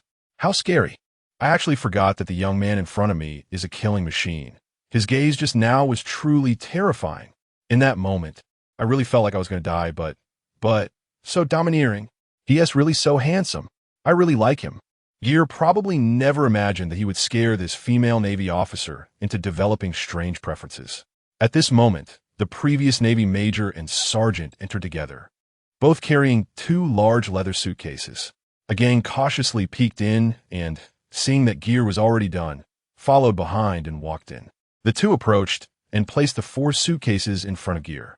The major opened one of the cases, revealing it packed neatly with a whole box of berries. He said with a flattering smile, Young master, this is the bounty you came to exchange for this time, a total of 600 million berries. It's all here. Please count it. What? 600? 600 million berries? The inexperienced gang exclaimed in surprise, quickly covering his mouth, fearing he would be scolded. He nervously turned to look at Ger and found that Ger was calm and didn't seem to intend to reprimand him. So a gang finally felt relieved. Ger immediately understood what the major meant. He squinted his eyes, pretending to know nothing, and deliberately asked, Oh? Didn't my bounty just add up to 560 million? Did you just miscalculate my money? Little Chi-Chi? No, young master. I can confirm 100 that I didn't miscalculate a single cent. Chi-Chi hurriedly waved her hands to explain. Oh, he called her little Chi-Chi. Cough, cough, cough. The major wanted to secretly bribe, but being exposed, awkwardly coughed and said with a smile, Young master, you've traveled all the way to our little place to exchange for your bounty. It's a great honor for us. This extra 40 million is just a small token of respect from us to you. Just a little gesture. Hee hee. Yes, yes, yes. Although this amount is just a drop in the bucket for you, it's our sincere heart towards you. The sergeant chimed in. Ger pressed his hand down, signaling these two clever idiots to stop showing off. Chi-Chi crossed her arms and stood aside with a look of disdain at these two Navy pests, suddenly doubting whether her father, as their superior, might also have problems. Although the major felt pained about the 40 million berries. He thought that spending money to avoid disaster was better. The young man in front of him was directly conversing with a general and a chief of staff from the Navy headquarters. His little issue had already been exposed, and if reported, he and a group of good buddies could end up on Judicial Island. It was said that anyone sent to Judicial Island would be presumed guilty. With no acquittals in hundreds of years, if nothing went wrong, he would definitely have to spend the rest of his life in the underwater prison. He wasn't afraid of the infamous torture of impelled down. He just couldn't bear to leave his beautiful wife behind, fearing she would be too lonely. A gang watched these high-ranking Navy officers, who usually looked down on them and often deducted their hard-earned money, now behaving like quails in front of young Master Ger. A gang stared in amazement, his mouth agape. Although he didn't know what was happening, it didn't stop him from looking at Ger with starry eyes. Ger slowly took out a pack of Huapai cigarettes from his pocket, pulled one out, and began looking for a lighter. He searched all his pockets. I clearly remember having one. Why can't I find it? Ger searched for a long time, but couldn't find a lighter. Just as he was about to buy a new one, click. Chi-Chi stepped forward, took out a lighter, and helped Ger light the cigarette. Thank you. Pretty girl. Why does your lighter look so familiar? Chi-Chi's face turned slightly red, and she lowered her head awkwardly. This lighter was the one she had stolen from Ger. She originally intended to keep it as a memento, but now that she had been caught, she could only reluctantly reach out to return it to Ger. Seeing the woman reach out her hand, Ger frowned and handed her a cigarette, casually reminding her, girls should smoke less. Chi-Chi stared blankly at the cigarette and lighter in her hands. Ger shook his head helplessly, feeling frustrated. How self-important. I thought she was trying to flirt with me, enchanted by my handsome appearance. But it turns out she just wanted to steal my lighter. Seriously, does she need to sell her charm for a lighter that costs 500 berries? What kind of family situation is that TSK? Ger then looked at the eagerly waiting major and sergeant and asked, Do you smoke? Both shook their heads in unison. They didn't dare let the big shot offer them a cigarette. Ger exhaled a puff of smoke and said, I only take what belongs to me, 560 million. Hearing this, both the major and sergeant felt a sense of despair. Not accepting the money meant Ger didn't plan to let them off easy. The major wanted to slap himself. They were already in deep trouble, yet his greed made him secretly happy about saving 40 million berries. Damn, am I crazy? However, before he could sort out his thoughts, Ger continued, I will advance this 40 million berries to the residents of Whiskey Peak for you. You say, as the Navy, you should be resisting pirates and protecting civilians. Not only did you do nothing, but those people, in order to survive and defend their homes, have been fighting pirates for generations. The brave warriors who sacrificed themselves have almost filled the entire Whiskey Mountain with their tombstones. You should go up the mountain sometime. See if your conscience hurts? As soldiers, you only know how to hide behind and say nothing. You even deduct and siphon off the bounty that those people earned with their lives. To be honest, I now want to chop off your heads to comfort the spirits on Whiskey Mountain. As Ger spoke, his emotions became agitated, and his conqueror's haki subtly leaked out. The terrifying aura was hundreds of times scarier than when he had just frightened the girl. Thud! Unable to withstand the pressure, both of them buckled at their knees, not doubting at all that Ger would dare to do such a thing. The loud parts of Ger's conversation with the Navy high-ups were clearly heard outside. They absolutely could not provoke this young master. Even the rear admiral in the headquarters could be scolded casually by him. Chopping off the heads of these two small fries was just a trivial matter. If he did, no one would even care. Chapter 66. The Lighter, seeking 5-star reviews. Please spare our lives, sir. We know we were wrong. We won't dare to do it again. Please show us mercy. The major and the sergeant said as they knocked their heads on the ground. We will write a self-reflection letter today and voluntarily accept the Navy's punishment. Yes, yes. The desire to survive makes them prefer to serve time in prison rather than being directly executed by Ger. Seeing that the stick's effect had been achieved, Ger continued. If I wanted to kill you, I would have done it long ago. Upon hearing that they could avoid death, the two hurriedly knocked their heads again to express their gratitude. Thank you, sir, for sparing our lives. Thank you, sir, for sparing our lives. Shut up. Don't get it wrong. Not killing you doesn't mean I forgive you. I have no right to forgive you on behalf of the dead soldiers.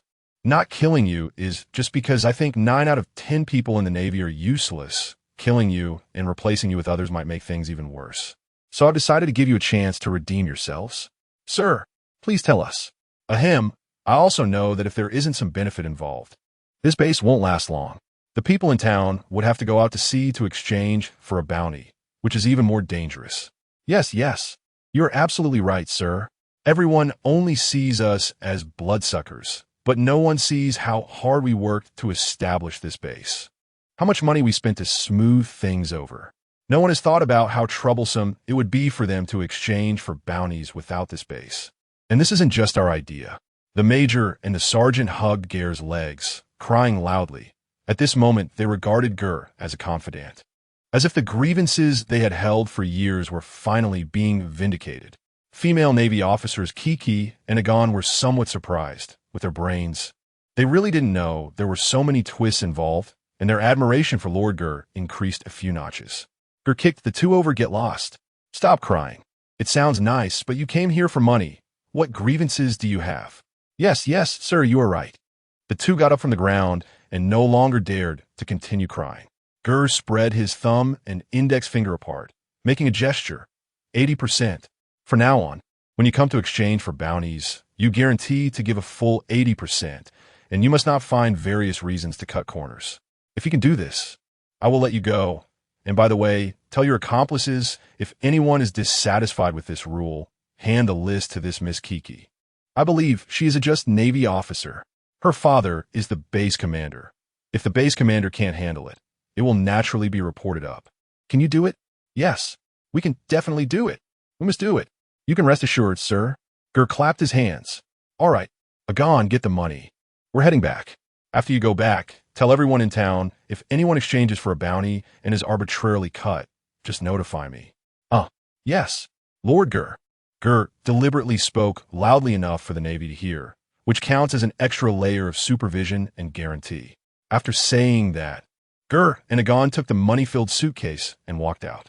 The major and the sergeant hurried to help, while Kiki followed behind, looking heavy-hearted. Where's the horse? Oh no, Lord Ger, our horse is missing? Upon arriving at the carriage, Agon discovered that the horse pulling the cart was missing, which made him anxious. He searched around, as this was a rented cart. Without Ger's orders, with just a glance from the major, the sergeant hurried to ask the nearby sailors, and finally learned from the guard that the horse had been taken by a local named Iron Horse. That uncle looks rough and tough, but I didn't expect him to be such a jerk. He didn't even say a word before riding off with the horse. Ger was somewhat dissatisfied. Who borrows things like this? This cart was rented. What if there was an accident? How would the responsibility be determined? Agon shook his head and defended. Lord Iron Horse must have had something urgent and couldn't tell me. He must have hurried home. The major and the sergeant exchanged glances, each seeing the expression that qualified lackeys should have, and they understood each other, saying in unison, Lord Ger, don't worry. We will go get you 2 fast horses right away. After saying that, the two ran off without a trace. Hearing that there were horses, Agon quickly moved the suitcase onto the carriage. Finally seizing the opportunity to be alone, Kiki walked up to Ger, her face flushed. Ger noticed she had been silent for a long time, fiddling with her fingers, so he asked, Is there something on your mind? No, nothing. Kiki didn't know why she felt so nervous just talking to this man now. Her heart racing, the usual assertive demeanor had faded away. Oh, if there's nothing, that's good. Are you leaving? Yes. When can we meet again? When she said this, she felt steam rising from her face. Ger looked at her in surprise, thinking, what do you want? Do you want to steal my lighter? He rolled his eyes and directly pulled out a box of lighter gas canisters to give to her from somewhere. After all, it wasn't anything valuable. And he taught her how to use it. This big box of gas canisters would last her for 10 or 8 years for lighting cigarettes.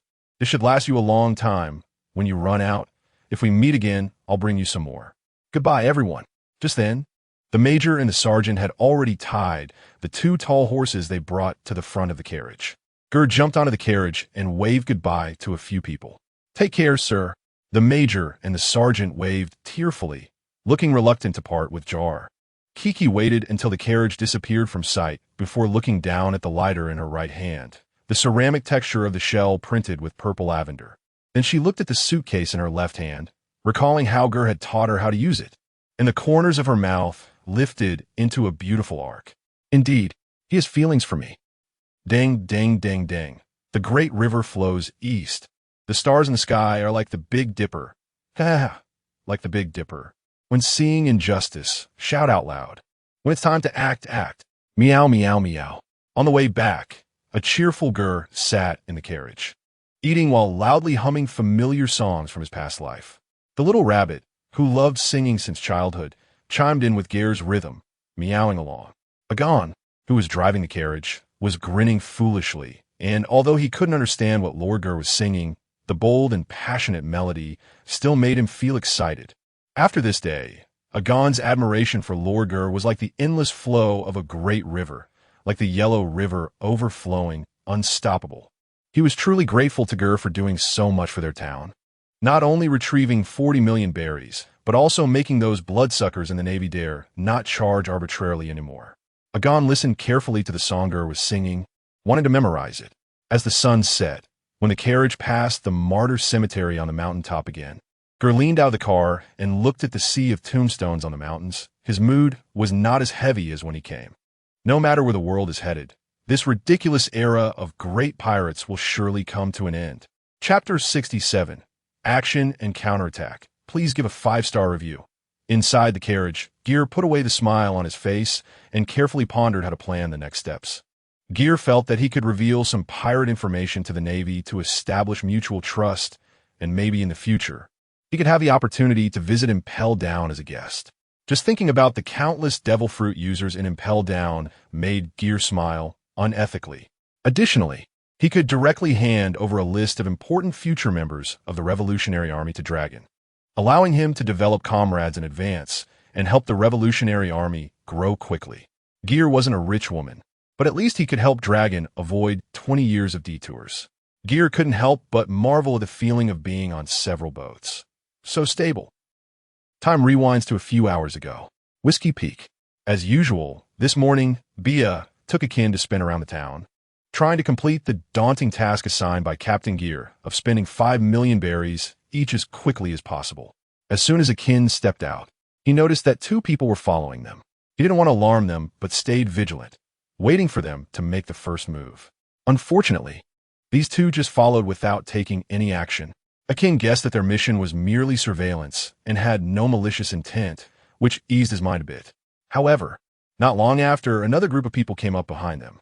Unlike the previous ones, Akin could sense a clear hostility from the 2 newcomers. Was it for money? He noticed that the other party's emotional fluctuations were greatest whenever Bia took out money to pay, leading Akin to make a judgment. Akin, you have to try this. It's really sweet and delicious. Bia, completely unaware of the danger, bought a skewer of fruit resembling candied hawthorn from a street vendor and happily took a couple of bites, finding it quite good and offered it to Akin to try as well. Although Bia had also started exercising on the ship, her combat talent was rather ordinary compared to Akin, and she was still in a phase of pairing her diet with exercise to enhance her physical fitness. Seeing that Akin seemed distracted and wasn't listening to her, Bia reached out and patted Akin on the back. Huh, what's wrong? Is it not good? Akin finally turned his head and realized what was happening. Akin, are you okay? Not feeling well? You've been spaced out all day. I'm fine. I was just wondering what Captain Ger and the others are doing right now. By the way, Bia, give me your bag. I'll carry it for you. I'm afraid it's too heavy for you. Bia's shoulder bag only contained some berries and wasn't heavy at all, so she was about to refuse. But Akin had already taken it and slung it over his shoulder. Wow, there's so much money. How can I possibly spend all this? Akin opened the backpack and exclaimed loudly on purpose. Surrounding passers-by cast eager glances, surprised to see someone troubled by having too much money to spend. And many were eager to help Akin solve his problem. After walking for a while, they happened to encounter Fit and Senor, who were tasting local delicacies. Akin then falsely claimed he needed to find a restroom and told Bia to stay with them for now. Senor, with a thoughtful look, exchanged a glance with Akin and asked, "Do you need me to go with you? I know where the restroom is." "No need, you all continue eating. I'll be back soon." Thinking that if he went with Senor, the other party might be deterred from attacking, and staying hidden was too annoying, Akin directly rejected Senor's offer and quickly ran off alone, disappearing at the end of the street. Fearing that he might lose them, Akin didn't run too fast and specifically chose deserted alleys, squeezing into them. This delighted the two men following him. As they turned down several corners and finally arrived at a dark, narrow alley with no one in sight. Without Akin needing to shout, "Come out, I see you," the two men eagerly stepped out from the shadows. Lost your way, little brat? Come, let Uncle take you out." The speaker was a stout man with a beer belly, panting from having chased for several streets. "Fatty, stop talking and take action. There are two more rats following us," reminded a tall, thin, and severely hunchbacked man beside him. I thought I wouldn't have a chance to act today, but I didn't expect you to come right to us." "Well, good luck. Fatty, be careful, don't kill him. The boss specifically wants him alive." The hunchbacked man cautioned again. "Got it. I have a brain. I don't need you to remind me." The fat man was somewhat impatient, but thinking of the money. He smiled and said, The boss only said we need a person, so we can share the money in this kid's bag later, right? No need to turn it in?" "Of course. I'll keep an eye out. You hurry and tie him up and take him away. We shouldn't stay here long." The hunchback licked his lips greedily, having heard from a distance about the unspent berries in the bag. The two didn't take the little brat before them seriously at all. Before even getting their hands on him, they were already thinking about how to divide the loot. Akin said nothing and quietly hid a dagger in the sleeve of his right hand, bowing his head and hunching his body, looking as if he was scared and curled up. "Damn it, where did he run off to? Old 3, you go that way. Let us split up and search. Signal as soon as you find him." "Okay." Seeing his companion vanish from view after a few twists and turns, Wang Si hurriedly quickened his pace to run in the other direction, feeling extremely anxious. Please don't let anything happen. Otherwise, how am I supposed to explain to Boss Iron Horse and the mayor? The two were sent by Iron Horse to secretly protect Akin and Bia, having followed them all day without incident. They didn't expect that after getting a bit drowsy, one of the little brats would vanish without a trace. "All right, little brat, obediently come with us, or else you'll suffer for nothing." The fat man grinned wickedly as he stepped forward, holding a rope and a sack in his left hand, reaching out with his right hand to grab Akin's shoulder. Swish! Akin's dagger shot out like a bolt of lightning, slicing through the fat man's line of sight so quickly that he had no time to react. By the time he felt the pain, blood was already streaming down his neck, dyeing the front of his white vest bright red. The fat man was horrified, bubbles of blood bubbling from his mouth, desperately clutching his neck to stop the bleeding. But Akin's strike had precisely severed his carotid artery. Not only was it impossible to stop the bleeding by merely covering it, but even if the bleeding stopped, he would suffocate himself. "Fatty, stop dawdling. They'll all catch up soon." The stout figure completely blocked Akin, and the hunchback man standing behind hadn't noticed anything unusual as he leaned against the red brick wall, urging him on. Not receiving a response from the fat man, he was met with a strange, cold voice instead. "Don't wait for him anymore. Today none of you will leave." The hunchback man's expression froze. Chapter 68. An Eye for an Eye. Seeking 5-star reviews. The hunchbacked man's pupils contracted in shock. He turned his head in disbelief and saw the fatty fall straight back. At that moment, the seemingly weak little ghost was holding a bloody dagger, walking towards him with a beer belly on top of a corpse. You dare! You bastard!" The hunchback man drew out a long knife, trembling as he pointed it at Akin his anger and fear switching back and forth in his heart. How ridiculous! What do I have to be afraid of?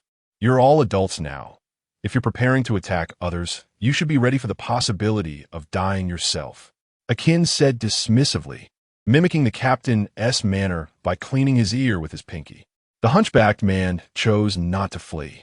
He believed this kid must have used some underhanded methods to take down the fatty. As long as he stayed alert and didn't give the little ghost a chance to ambush him, he could win.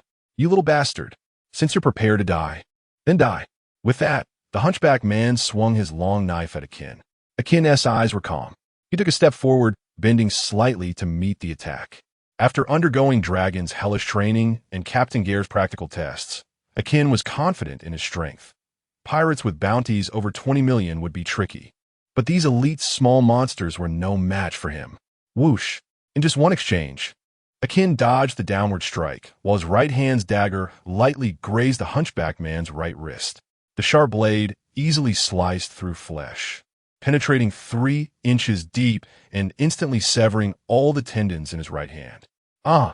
The hunchback man let out a painful wail, his right hand losing strength instantly, and the long knife clattered to the ground. Before he could make his next move, Akin jumped in close and delivered a knee strike directly to his chin. Poof! The hunchbacked man spat out a mouthful of blood and flew backward, gliding 3 to 4 meters in the air before crashing heavily to the ground, kicking up a cloud of dust. Martial arts are killing techniques. To quickly and effectively bring someone to death, one must first understand the structure of the human body. Akin recalled Captain Ger's tireless teachings. The captain had assigned him a heap of books related to martial arts and human anatomy, which he had been diligently studying. The jaw is the only movable part of the human head, and it is not well protected by thick fat and muscle, directly connecting to the largest mandibular branch of the trigeminal nerve. Therefore, when the jaw suffers a heavy blow, the resulting vibrations can easily cause a concussion, leading to a complete loss of balance or even a brief fainting. The hunchbacked man didn't faint. He trembled as he leaned against the wall, trying to stand. But his body wouldn't obey him. After 2 failed attempts, he could only kneel on the ground. You, bastard. How dare you attack us? You're all dead meat. Our boss will never let you off. He glared fiercely at Akin, his consciousness becoming a bit hazy, his speech slurred. But that didn't stop him from continuing to be tough. No wonder the knee strike didn't knock him out. With a jaw this tough, it probably wasn't too weak. Dragon Claw. Akin spread his left hand's middle and ring fingers, clawing at the hunchbacked man's neck and slamming him against the wall. You want to harm my family? We'll send your so-called boss down to join you soon enough. Stop. Wang Si came over, following the sounds of the fight, and was shocked by the scene before him. Just as he was about to stop the boy from killing his former teammate, he realized he had no idea what was happening, but the bond of former comrades urged him to intervene. Wang Si, save me. The hunchback man, once certain of his death, saw the newcomer and immediately felt a desire to survive. He grabbed Akin's wrist with his remaining left hand, but unfortunately, Akin's grip was like steel, unyielding as he continued to choke him. Are there any accomplices? Akin turned to the newcomer, speaking to himself. No, I'm not his accomplice. We were ordered to protect you secretly, but it seems you don't need protection, Wang Si said with a bitter smile. Given the opponent's ability to easily deal with the fatty and the hunchback man, they clearly didn't need their protection. Seeing the hunchbacked man's miserable state against the wall, Wang Si couldn't bear it and pleaded with the cold boy before him. Even if he was at fault, please spare his life and let us handle him. The mayor will give you an explanation. At that moment, the third man arrived after receiving the signal. His temperament much more explosive than Wang Si's.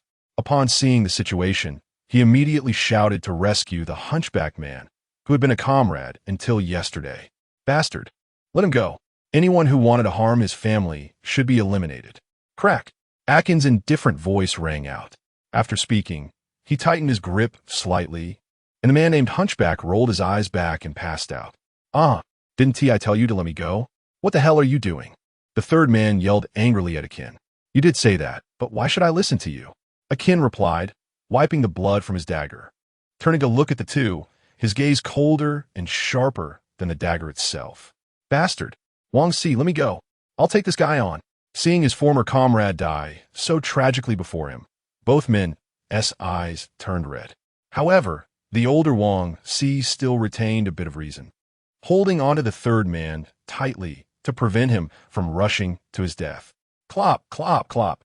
The sound of hard hooves striking the stone road echoed like a drumbeat, growing louder as it approached. The three people present looked over. With a neigh of a horse, Iron Horse, dusty and weary, jumped off his mount. The exhausted horse could no longer hold on and collapsed on the ground, foaming at the mouth. Everyone stopped. He quickly shouted at his two subordinates. Iron Horse had raced without rest, and upon entering the town gate, he saw the combat signal flare in the sky. Immediately guessing that Black Bull's gang was making a move in the town, Iron Horse decisively turned his horse around and raced towards the signal flare, praying all the while that the situation hadn't reached an irretrievable point. Although he didn't know the details of what had happened, seeing that the boy from Captain Ger's ship was still alive, he couldn't help but breathe a sigh of relief. Great, it's Boss Iron Horse. Upon seeing him, the two men showed signs of joy. The excited third man stepped forward and indignantly said, Boss Iron Horse, this little ghost killed Hunchback and the Fatty. We must avenge our brothers.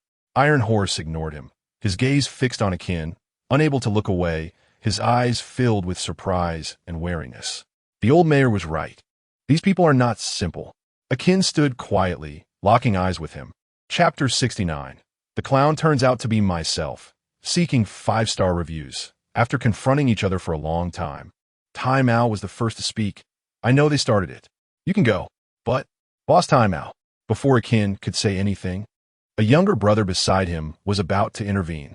Seeing his subordinate still being foolish, Tai Mao shot him a glare, thinking to himself, do you know what kind of people these guys are?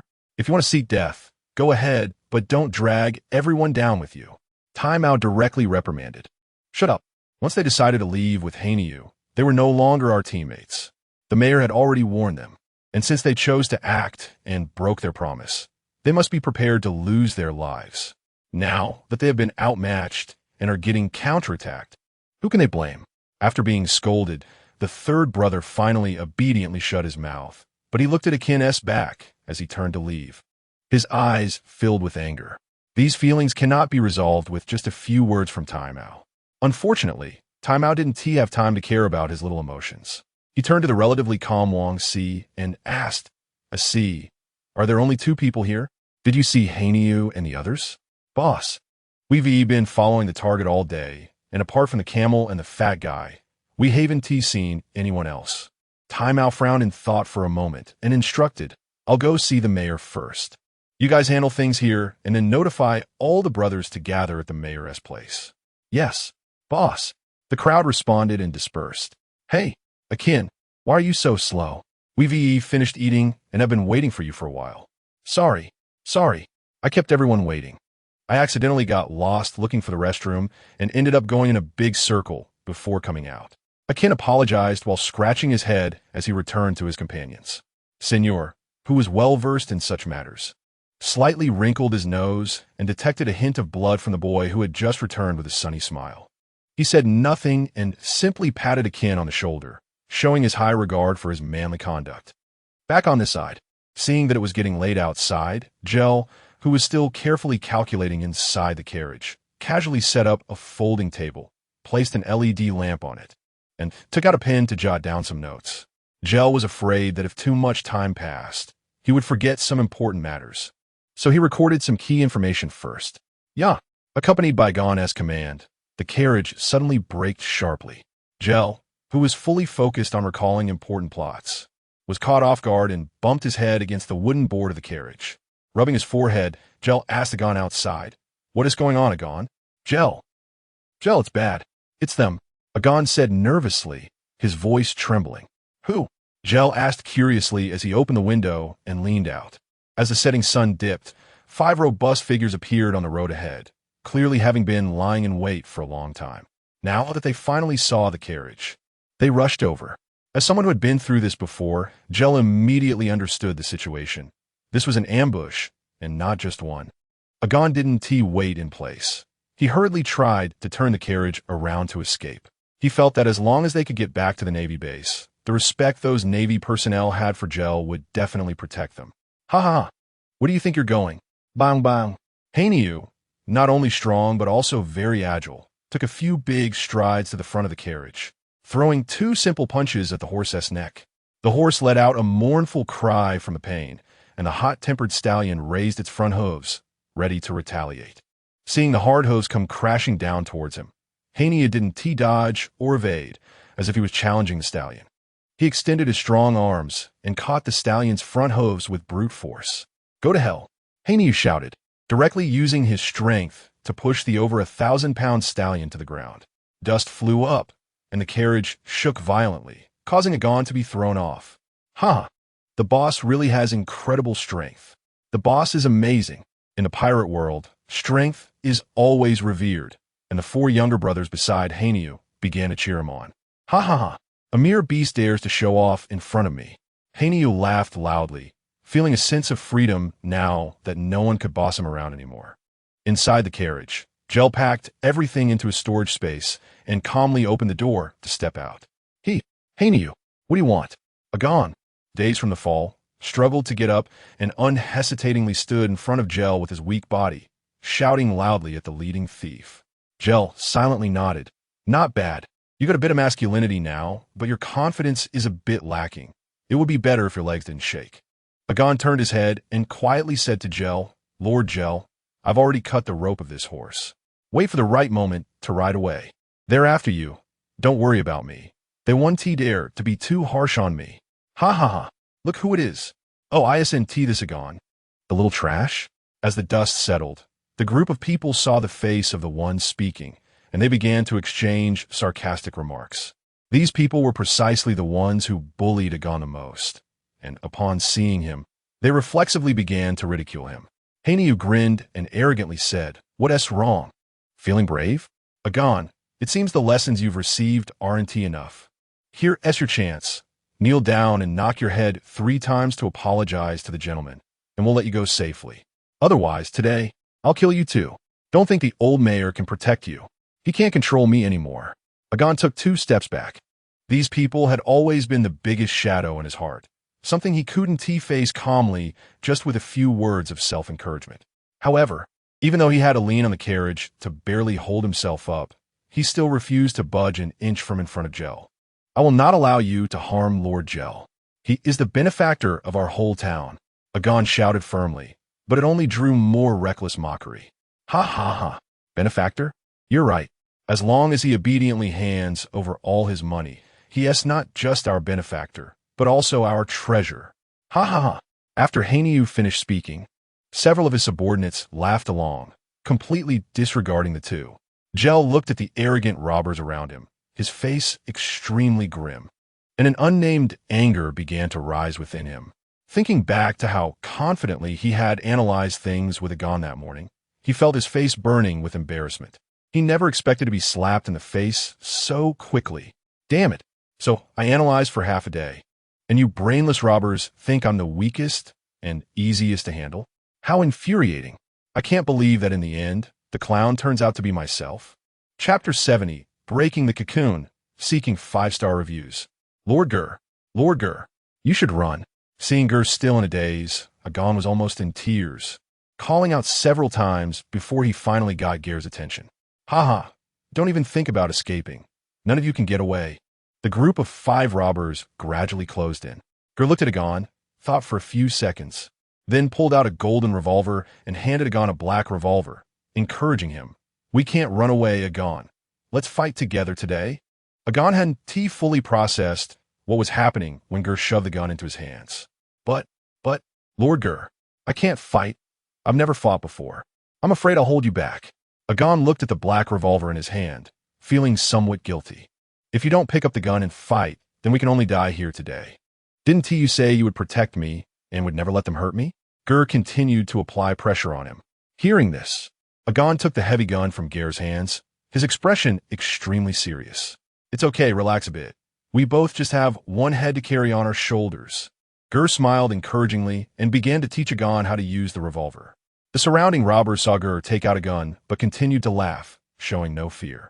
In fact, when they saw that Ger's gun was made of gold, They laughed even harder. In this world, guns in the hands of ordinary people are like firewood sticks. With a fierce display, they deal a mere 0.5 damage, making guns lose all face here. Ger also couldn't understand why in the original work there were often scenes where a large group of pirates, unarmed and without hockey, would not fall even under a barrage of musket fire from the Navy, with hardly anyone getting injured. In his previous life, no matter how skilled you were, once I pulled out a gun, you would just admit your mistake. Ger ignored the robbers nearby and patiently guided a gun. Yes, first do this, then aim here at the target and just pull the trigger. Bang! With the sound of a gunshot, a small thug instantly fell to the ground, clutching his thigh and howling in pain. I'm sorry. I didn't mean to. Seeing that he had shot someone, Agon's first reaction was not to be happy, but to hurriedly apologize. Ger was also taken aback. The first shot had hit. Damn it. You useless piece of trash dared to shoot me. Watch how I'll tear you apart. That small thug felt humiliated to be knocked down in front of so many brothers. He didn't want to admit he was taken down by this guy they had bullied since childhood. He crawled up from the ground, limping with a big knife, and lunged at Agon. Don't come over.